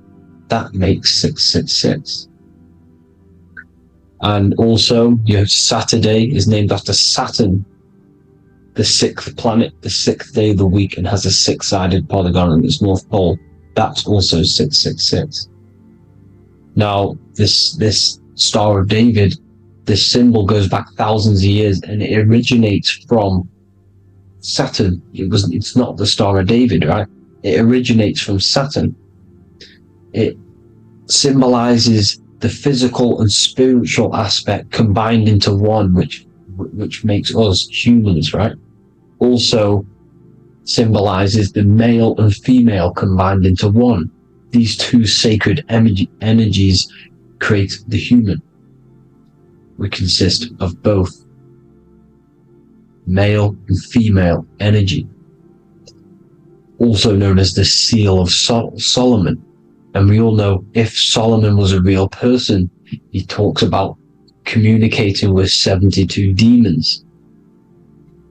He could apparently, in the text, he could communicate with 72 demons, and this is sorcery. This is black magic. Now, this symbol is associated with hexing people. When you place a hex on someone, that is a form of witchcraft, which a hex is just a curse. When you're cursing someone, this is black magic. Now, the black magician would stand in the middle of the symbol and cast his spells onto other people. Now, this symbol is obviously on the $1 bill, twice on the $1 bill. And it's very, very ancient symbol, and it originates from Saturn.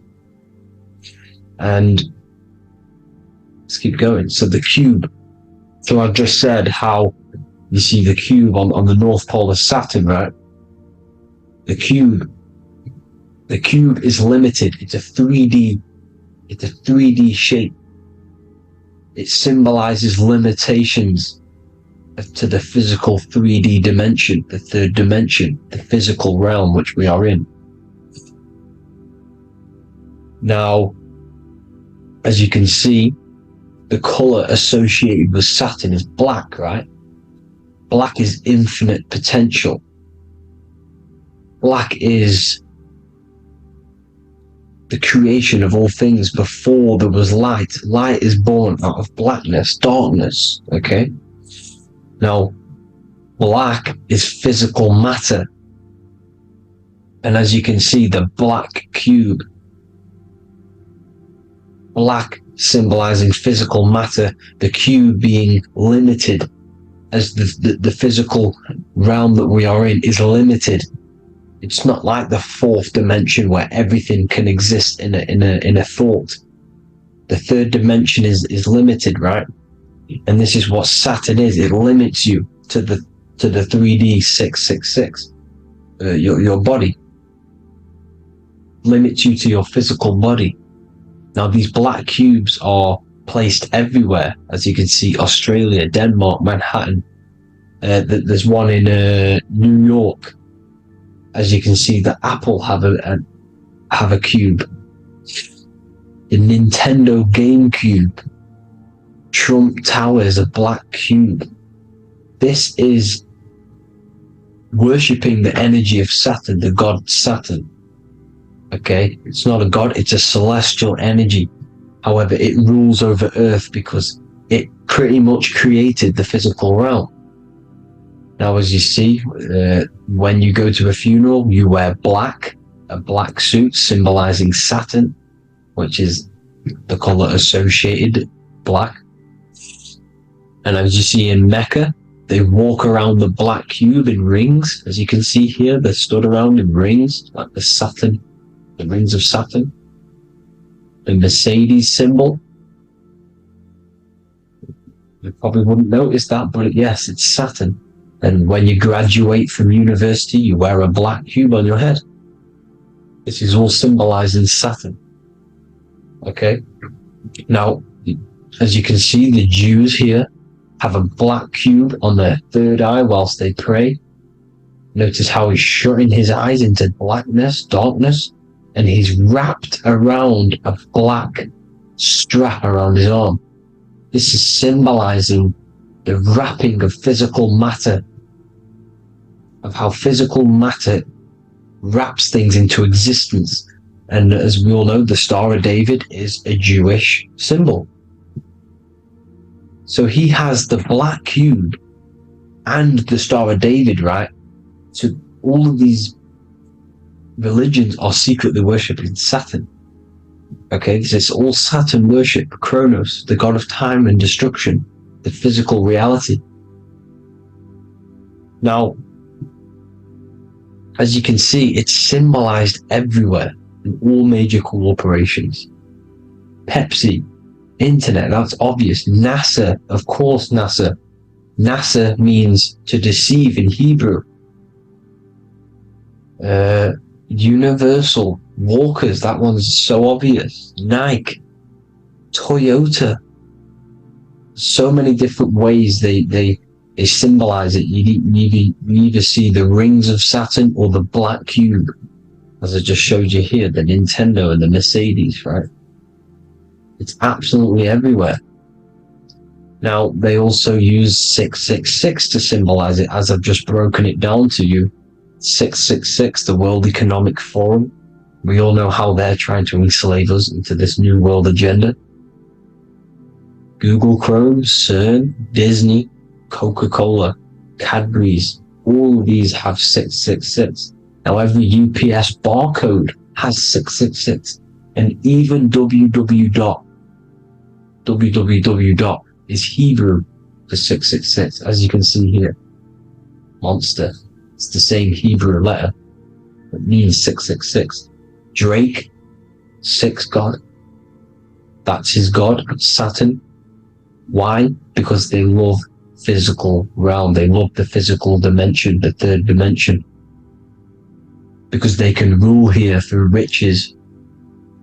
They can build an empire here. It's not like the fourth dimension. They don't want to ascend. They want to stay down here in the physical realm. Okay? Now, this is why they're cloning. They can move their consciousness into other clones to live forever. This technology exists. This is why they love the third dimension. As you can see, all of these sellouts here, Drake, Leonardo DiCaprio, you know, all of these people doing 666 because this is their God. This is their God. They love the physical realm. They sold their souls for wealth and fame in this physical realm. So why would they leave? You see? Now, this isn't all just evil, okay? So you have 7 chakras, right? You have 7 days of the week, 7 solfeggio scale notes. These are frequencies, the solfeggio scale. Now, it's called the Saturn moon matrix because the moon symbolizes your mind, because you're created out of the Holy Trinity, which is body, mind, and spirit, right? That's the triangle, the equal triangle, body, mind, and spirit. Now, the 3 main celestial bodies are Earth, Moon, and Sun. The Earth being your physical body, the Moon being your mind, and the Sun is your soul, hence why it's called solar. It's a solar soul.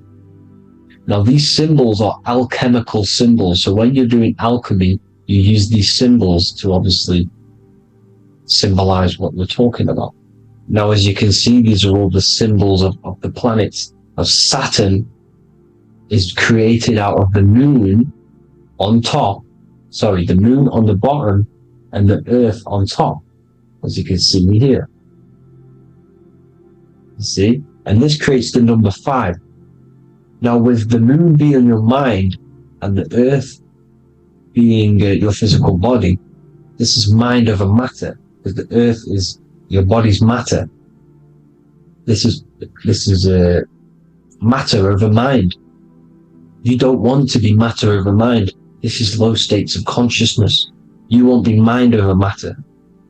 You see, to manipulate matter, to create your own reality. Now, obviously, we all know Saturn is associated with the lowest chakra, which is the root chakra. This is to deal with your animal instincts. When you're down here, you identify as the physical body. You don't know anything spiritual. You're you have a pure physical mind. You don't believe in anything spiritual. This is survival mode, consumption. They want you trapped down here, which is matter over mind. They don't want you to create your own reality, which is mind over matter. You see? Now, that's what Jupiter is. Saturn is the moon on the bottom and the earth on top. But Jupiter is the moon on top with the earth on the bottom. That's mind over matter, you see? So, these chakras are an ascension process from matter, physical matter to spiritual. This is the ascension. This is the stairway to heaven. This is Jacob's ladder. You see? Now, the number 5, which is obviously associated with Saturn as well, which create the symbol for Saturn, created the number 5. You have 5 senses, 5 elements, 5 physical elements. As we all know, Saturn crystallizes everything into physical matter out of the 4 elements. 5 fingers and toes, 5 points of man. Okay, the number 5 is the number of justice. Saturn holds things back. He restrains things from you, makes you learn the lesson. Now, 666 is not all evil. 666 is the atomic structure of the carbon atom. 6 protons, 6 electrons, 6 neutrons, right? We are carbon-based life forms. All life forms are based on the bonding properties of the element carbon. Because Saturn crystallizes everything into physical matter. Now, the Masons symbolize this with the checkered boards, they have the black square, which is obviously matter, as I just said, the black cube, and spirit is the white square, because white is eternal light. White and light, you see. Black is physical matter. Now this is what we are. The point of our soul is to transmute from matter to spirit, but these are interchangeable. This is the constant cycle between spirit and matter, spirit and matter. High vibrational matter turns into spirit. Low vibrational spirit turns into physical matter. You see? Now, we are carbon-based life forms. This is what 666 is, the number of the beast. Well, when I say we, the physical body is the beast. It's the animal. It's the carbon suit to operate in this physical dimension, in this physical realm. See? It's the vehicle used to operate in this physical realm. But your mind isn't from this physical realm, you see? The brain is the physical manifestation of the soul. Okay? So, as you can see here, the spine is an extension of the brain. Everything goes back to the brain. This is literally what your physical body is. You see, this is the nervous system, and everything reports back to the brain, and everything's controlled from this control center. And this spinal column, at the top of the spinal column, is your third eye, which is known as the pineal gland. And this is the seat of consciousness. It's the center of consciousness. That is your true self, pure consciousness. This body is just a physical body. This body is mortal. This body runs out, but your consciousness lives forever. They don't want you knowing this. This is why they keep you down here in your lower chakra. They want you to believe everything is just physical. They don't want you to believe in the spiritual side of reality. Because this way they can manipulate you, right? They want you matter over mind, because they know your mind creates reality. They know your mind is the root cause of reality. You manifest your own reality from the inside out. So this is why they control your perception of reality. They control your information in order to manifest their new world order. You, who are ignorant to knowledge and wisdom, you who are ignorant are manifesting their agenda because you accept their information and their perception of this reality. Now, this is why they tell you the globe model, the heliocentric model, to trap you into physical matter. Now, if you understood about this true form of this realm, you'd understand that there's a spiritual side behind everything. The spiritual side, something has to exist. The root cause of reality is higher planes of existence. It happens in the mind before it happens on the physical plane. You see? They don't want you knowing this. They want you matter over mind, which is the symbol for Saturn. Moon over Earth. The Holy Trinity.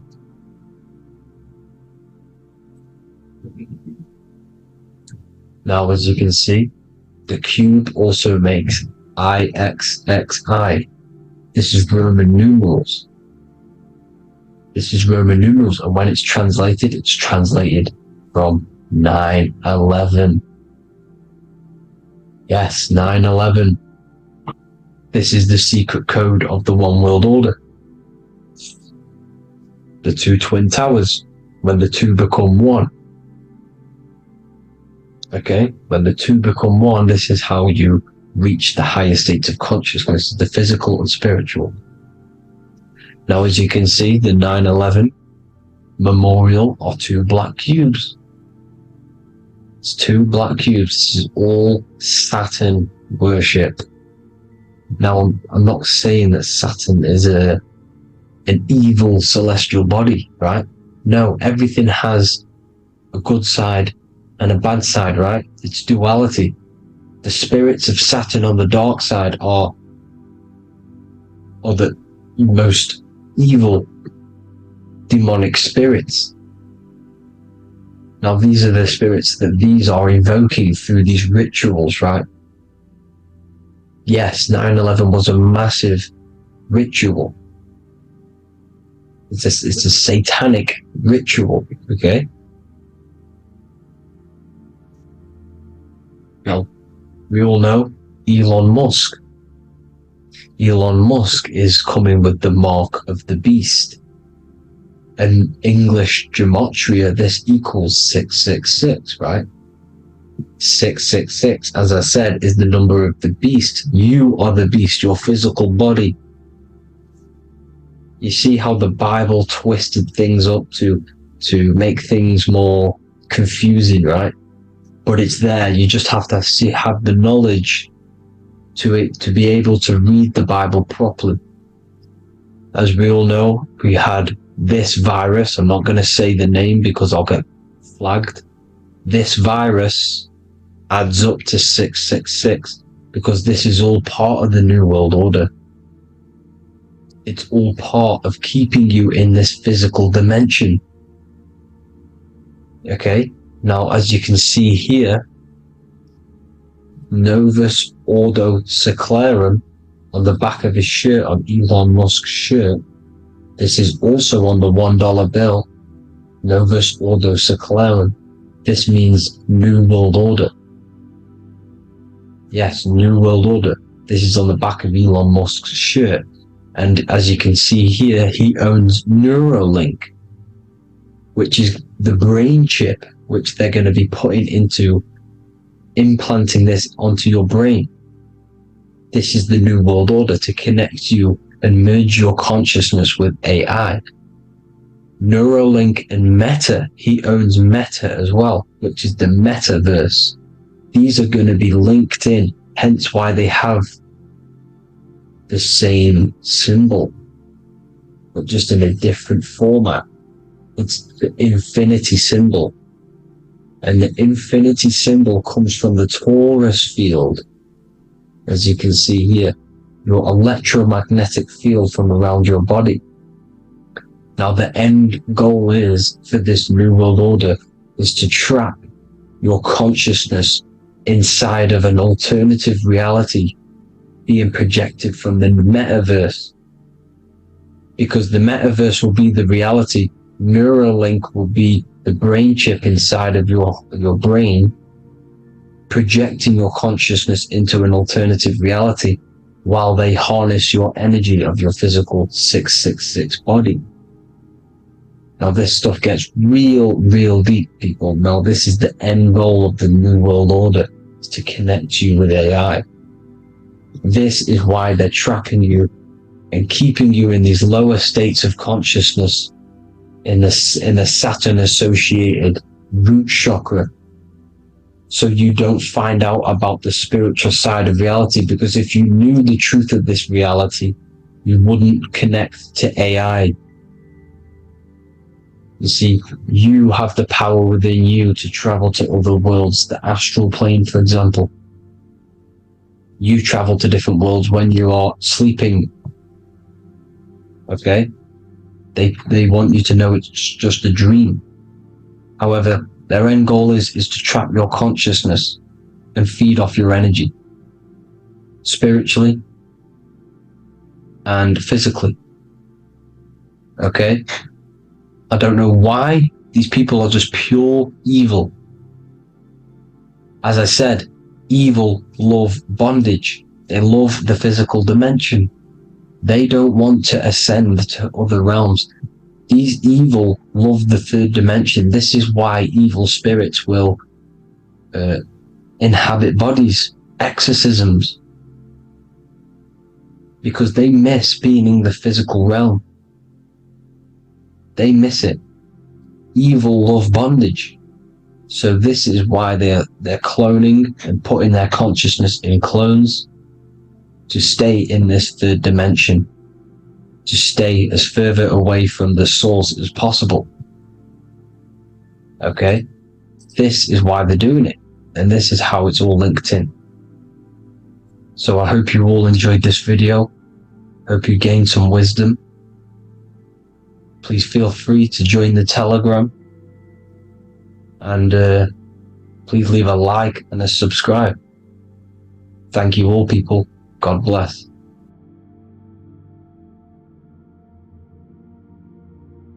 Welcome to Revival of Wisdom. Today we're going to be breaking down Saturn worship and how the occult are linked in with Saturn. Okay, so first of all, let's start with the celebrities. All these celebrities are doing 666. Okay, covering the one eye, which also symbolizes the all-seeing eye, which is another occult symbol. But we're focusing on the 666, the 6 with the 3 fingers. Also, we have CERN with the 666 within their logo. Also Disney, okay, as you can see here, 666 within their logo. Pepsi, Coca-Cola, and even Cadbury's. Monster Energy with the 666 in Hebrew numerals. Unleash the beast. So what is 666 to do with Saturn? Because on Saturn, there is on their north pole of Saturn, there is a 6-sided hexagon, okay? So Saturday is named after Saturn Day, the 6th planet. It is also the 6th day of the week, and has a 6-sided polygon on its north pole, 666. Not only that, when you create a star out of the hexagon, you will create a 6-pointed star, okay? With 6 triangles within the star, and a 6-sided hexagon, which all adds up to 666. Okay, so this is why all these symbols contain 666. So why do they worship 666? Saturn. Because Saturn is the god of time and death. Okay, and order and lessons. Okay, Saturn is a very cold and dry being. That is the 6th planet from the sun. Okay, Saturn represents the winter, which symbolizes death. Okay, because all nature dies within winter because the sun's not there. So it represents darkness and death. It rules the zodiac sign of Capricorn. Okay, so in the celestial cycle, Saturn is always opposite the sun. So it's the opposite of the sun. So they're worshipping this energy which is death-like. Okay, this god which is death and does not bring life. Okay, also is the god of time. Okay, also in the Roman and in Greek it's called Chronos. Okay, which is just a translation for time. Also known as the Father Time, aka the Grim Reaper. Okay, the Grim Reaper, keep that in mind, we'll come back to this. Here are some more logos with Saturn, okay? NAG, Internet, Wi-Fi. Okay, all these occult logos all worship Saturn. They are a satanic occult. They worship this death god, this evil god. Okay, this is where the cube now comes in. Okay, because what colour is associated with Saturn? It's black, because it's the absence of light. It's opposite the sun. So black is the colour associated with Saturn. Each planet has its own colour associated with it. Okay, so when you make the cube, okay, as you can see here, the cube out of the polygon, it creates what? A black cube. Okay, and the Kabbalah, okay, Kabbalah means cube, Allah means the god, the cube god. These religions are secretly worshipping this cube god, the god of death, Saturn, Satan. It's the same entity behind it all. Okay, so also we have these black cubes in Australia, Denmark, all around the world, these black cubes, because this occult is worldwide.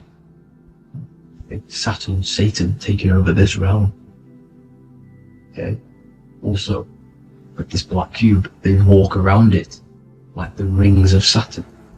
It's around the black cube of Saturn with the rings, they walk around in circles. What are circles? Cycles. What is a cycle? Time. The time god. This is why it has a ring around it, because it represents time, cycles. Okay? And this is another depiction, Saturn, always depicted with this Reaper staff. Okay? Keep in mind this staff, just like we associated it, aka the Grim Reaper. The Grim Reaper also wears a black robe, representing Saturn with the same staff. Can you see it? This is where it comes in. Okay? The same thing, look, the same staff with the black robe. Black representing Saturn, the god of death. Okay, the Grim Reaper, Satan. Okay? Also, when you graduate from university, what do? You wear a cube on your head, a black cube with a black robe. This is Saturn worship. See, this is how Satan has tricked the world into worshipping him, not God, the sun, which represents God. So what is a corona? Because a corona is a crown, a circle, okay? A set of concentric circles of light seen around a luminous body. So Saturn, so this is why they used to worship Saturn by wearing crowns in ancient days, and we still do to this day. The king or queen has a crown, a corona. Also, corona, the drink. Corona adds up to 666, just like Saturn is 666. But like you see in the corona, you see the staff.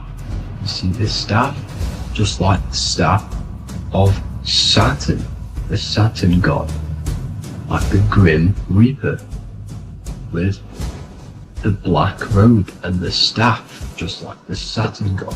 What is the Grim Reaper? It's a killer, it represents death, just like Saturn, the god of death and time. So all these occults and secret societies all worship the 666 god, which is Saturn, Satan. All of our energy is being put into Saturn. Okay, and Saturn, Satan, is harnessing all of this energy. So gradually, this is what the mark of the beast is. Like it says in the Bible, the mark of the beast, or the name of the beast. Here is wisdom, let him know that he hath understand and count the number of the beast, for it is 6. It is the number 6 of a man, and is 600, 6, 666. So this is what the mark of the beast is. They are going to eventually put green chips, just like Neuralink, which is what Elon Musk is pushing. Okay, so this chip is the mark of the beast, and it's going to be implanted to our hands or brains.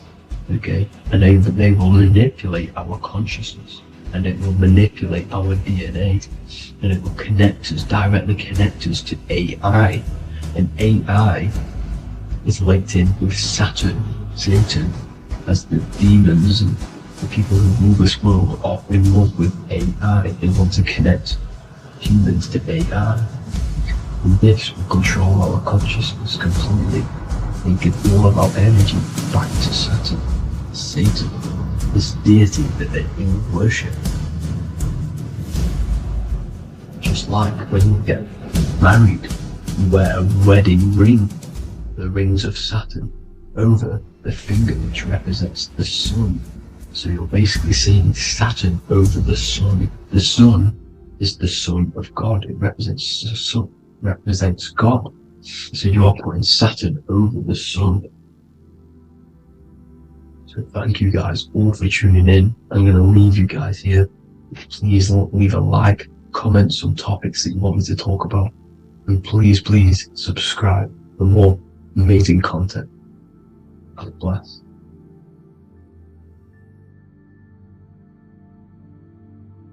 mind. You can think. The thinking plane is a dimension. Your emotions, that's another dimension. Your physical body is another dimension. And your, and your spirit, energy, that's another dimension. So you are a multi-dimensional being, and your mind has access to them all. Mind can manipulate them all. We're not taught this because if we were taught this, then we would unlock our full power. You have no clue how powerful we truly are. We are very powerful beings. And when we are, back in the, thousands of years ago in the ancient Egyptian times, they didn't have school to learn about science and all of these things that we learn about. They had schools to manipulate your energy and focus and directing energy. Look at Avatar. So Avatar, that was real. We used to be like that. They put the truth in the movies and the kids' films. There were schools, mystery schools, on unlocking aspects of your consciousness and working with energy. This is what the schools were truly for. Is it true that our heart can live for more than 200 years? 1,000,000%. 1,000,000%. Think about it. If we weren't exposed to seed oils, air chemicals, fragrances, toxic foods, what else have we got? Like, the list goes. I made a list in this Telegram of all of the toxins you're exposed to on a daily basis, and I swear down, it was more than 50 different things. The list was massive. If we weren't exposed to these toxins on a daily basis, we would live for 500, 600, maybe 1,000 years. And if we were trained mentally and emotionally, we would live a lot longer.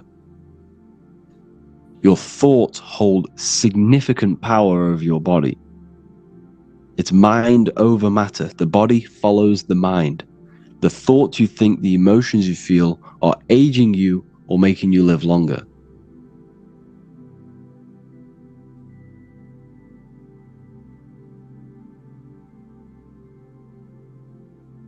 Recording in progress.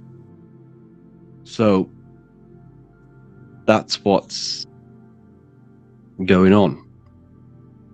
We could live for easily 500 years if we were truly in our natural state. Can we heal our vessels from all the toxins because of what we tell ourselves? Yes. 1,000,000%. What happens when you cut your body? When you cut your body and blood starts to come out, a scab will come and then it will heal. So what does that tell you? Your body has self-regenerating technology within it. Your body's a piece of technology. It's the most advanced technology on the face of the earth. And it's encoded with self-regenerating cells and self-regenerating technology. So therefore, your body knows how to heal the illness that you have and the toxins that you have. You just have to create the right environment. And how do you create the right environment? By creating an alkaline environment within your body can heal from pretty much anything. Your body is a self-regenerating piece of technology designed to do that. The systems in your body are so advanced. So advanced. So to fully heal your body from any problem you have, you need to start fasting and you need to go on an alkaline diet, an alkaline vegan diet. That is the best way for you to fully heal and regenerate your body. Stop wasting your sexual energy. Meditate daily. Affirm daily. affirm positive words daily. Eat alkaline vegan food.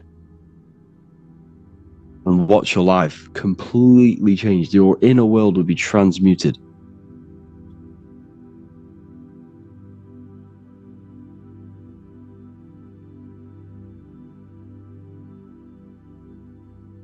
So yes, you can heal yourself. You need to create an alkaline environment within your body. And that's the most essential part. And fasting is one of the best ways as well. Because essentially what you're doing with the fruit diet, everything you do with the fruit diet is essentially taking energy away from the digestive system. The foods we eat are designed to ruin your energy, to steal your energy. Foods that they are creating and making you eat are blocking your energy, is blocking and ruining your energy body. Why? Because think about it. When we go and buy a very dense, dull food like meat, very dense, it doesn't break down. What happens to a fruit? When you get a fruit and you squeeze it, you can squeeze it into nothingness. It will just turn into liquid and mush. Meat doesn't do that. Meat just stays. It's very dense. So when you put this in your body, all of your digestive system is taking all of your electromagnetic energy from your field to digest this very dense food.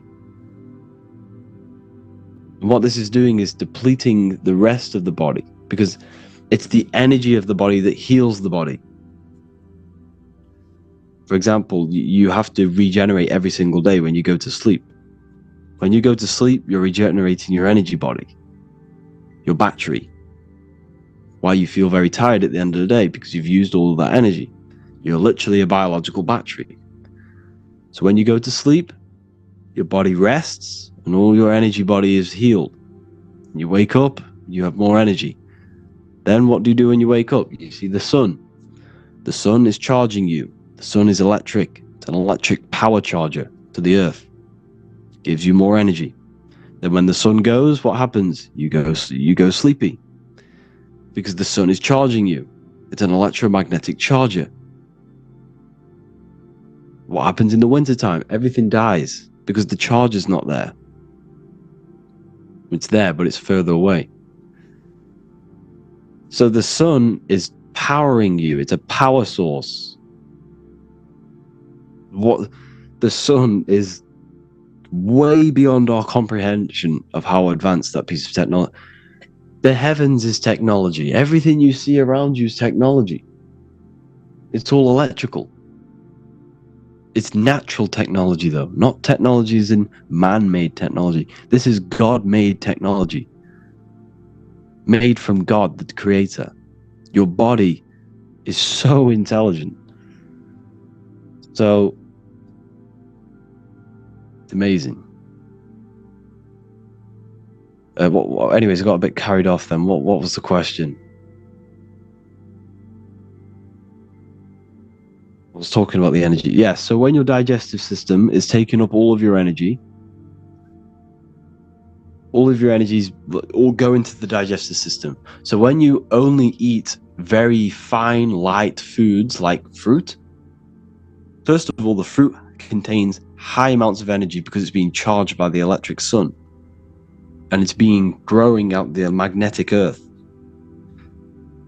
So when you eat that, you're eating a lot of energy.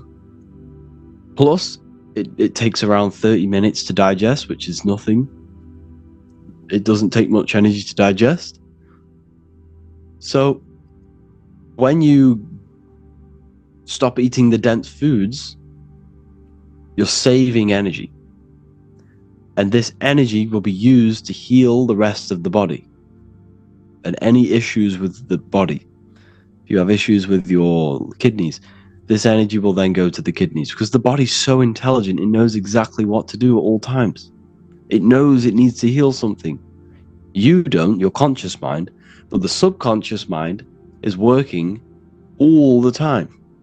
It's breathing. Your subconscious mind is controlling your breathing. It's controlling your digestion. You don't have to tell your heart to beat. You don't have to tell your digestive system to do this. That's the subconscious mind. There's an aspect of your mind controlling your body right now, and you have no awareness of it. That's how powerful the subconscious is.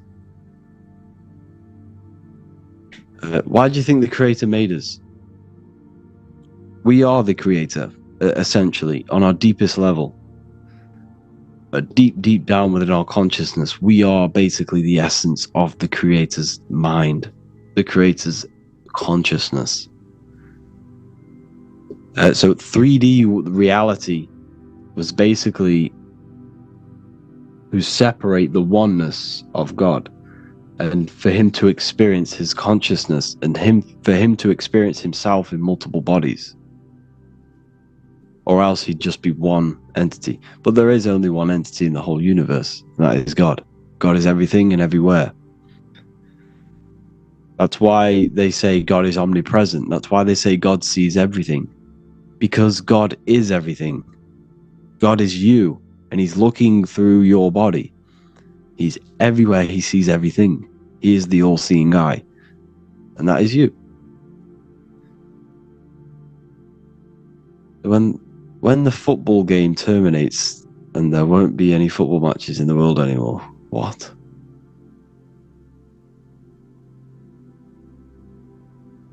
I don't know what you mean.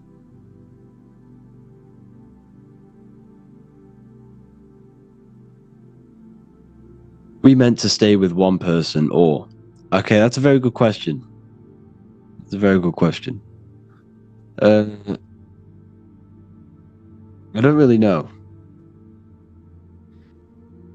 I think it's one person because, don't get me wrong, our nature is to reproduce. For example, our DNA is encoded to reproduce. That's why, but this, remember, you got to understand that is part of your physical body.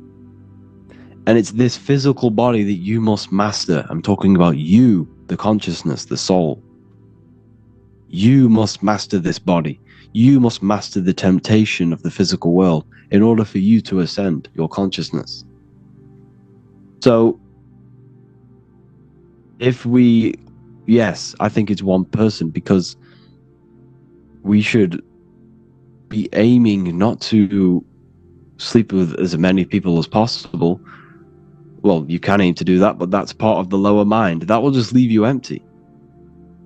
And it will deplete your life force. You'll be wasting your semen, your vitality. So we are, I think, one person. 100%. We should be aiming to reach our higher minds and become one with the higher mind.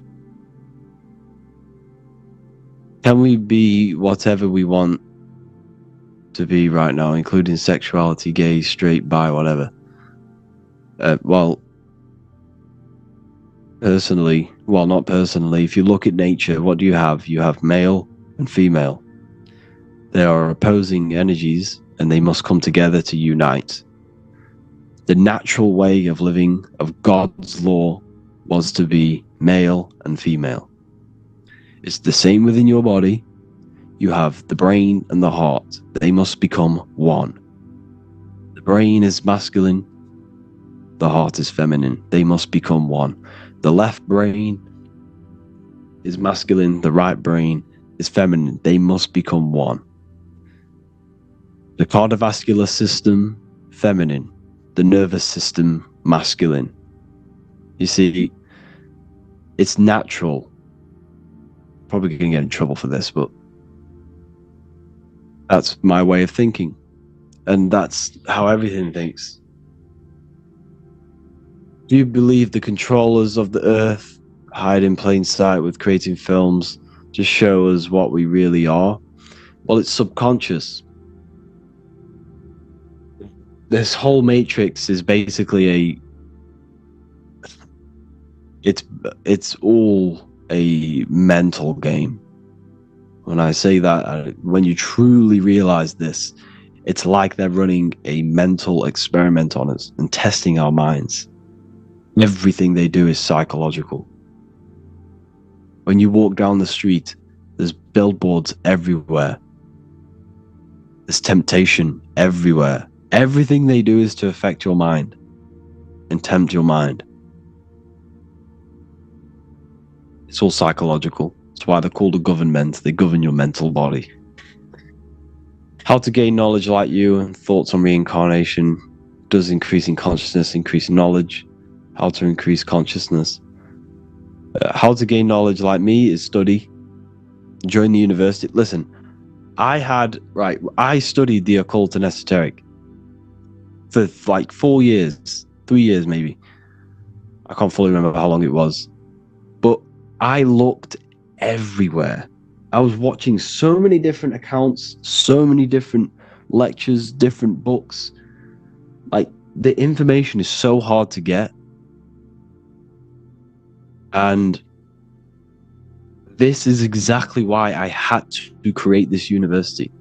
Everything is in one place. If there was a university for me to study back then, the occult and esoteric, I would have definitely joined, because I had to search all over the place just to scramble together this information that I'm telling you. And it would have taken me maybe a year to do if I had a university. But it took so much longer because I was watching some lectures that were just complete, weren't good. But reading books that maybe weren't that good, but I read them anyway. Like, that's why I created the university, to get everything in one place. You have a whole library. Look, I'll show you. I'll show you what's inside the university. It's insane. So we have the library. So it's $44 a month. This is the libraries. This is the astral project. Each one of these is a PDF book you can download. You have my book. You have the Hearth book 1 and 2. You have all of these occult books you can download and read. You have a Freemasonry section, magic section, alchemy, Kabbalah, health, historical, CIA documents on remote viewing. So you have a massive library you can read. We are now creating a new section for electromagnetism hosted by Divine Being. We also have Manifestation Mastery course. Each one of these teaches you how your consciousness creates reality and how your energy fields contribute towards creating reality. How to reprogram your mind. We also have a lecture section with all of my lectures. These lectures are around 13 to 50 minute long lectures. Plus we do these live calls. We have a numerology lecture. We've got a few health lectures. We've got a live call, so you can rewatch all the live calls and Q&As. But there's so much more coming. I'm gonna speak to this guy who's like very into breath work. He's like a master on breath work. I'm gonna have him to create some lectures and a section on breath work. Like, this university it has so much potential. It's gonna change your life if you join. 1,000,000%. It's going to have the whole of spirituality, truth, and occult and symbolism in one place. You don't have to scramble everywhere.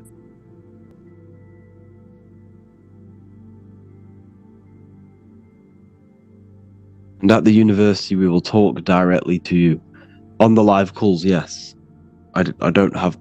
I really don't have the time to sit there like messaging people and stuff like that.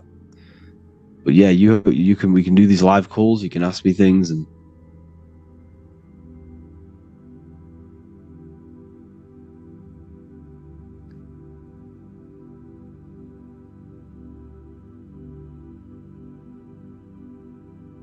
wrote the book.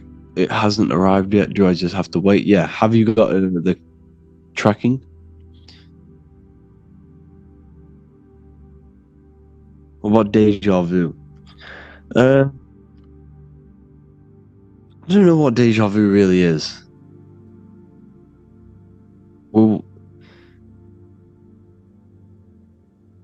Yes, in shop app. Yeah, well, if you've got the tracking, it should just arrive. If it doesn't arrive, like if there's an issue where it says on the tracking there's an issue, so like, I don't know, like it's been returned back to the people or something, then yeah, please contact my support team. We'll send a new book for you. If you have any issues with your orders, people, please just let my support team know and they'll sort it out for you. I don't want people going empty-handed. That's definitely not what I want. I want people to get their books. We refund people. We send new books out on a daily basis.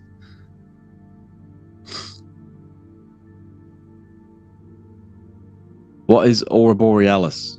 Okay, that's a good question. Aurora Borealis.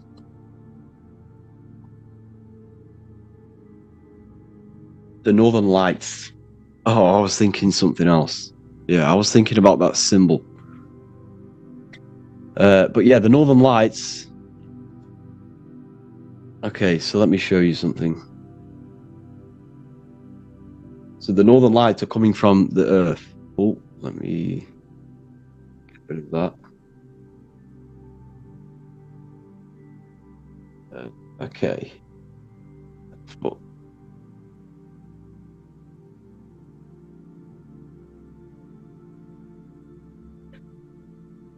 So the Aurora Borealis is coming from the center of the Earth, because the Earth is an electromagnetic torus field.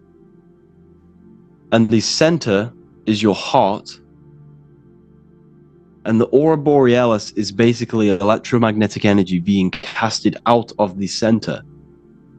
Okay? This is what the Earth looks like. It's an electromagnetic torus field. Okay?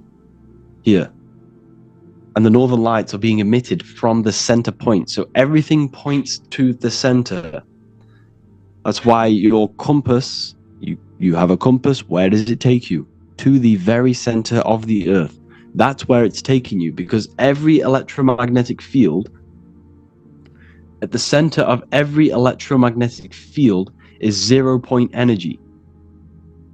So what is this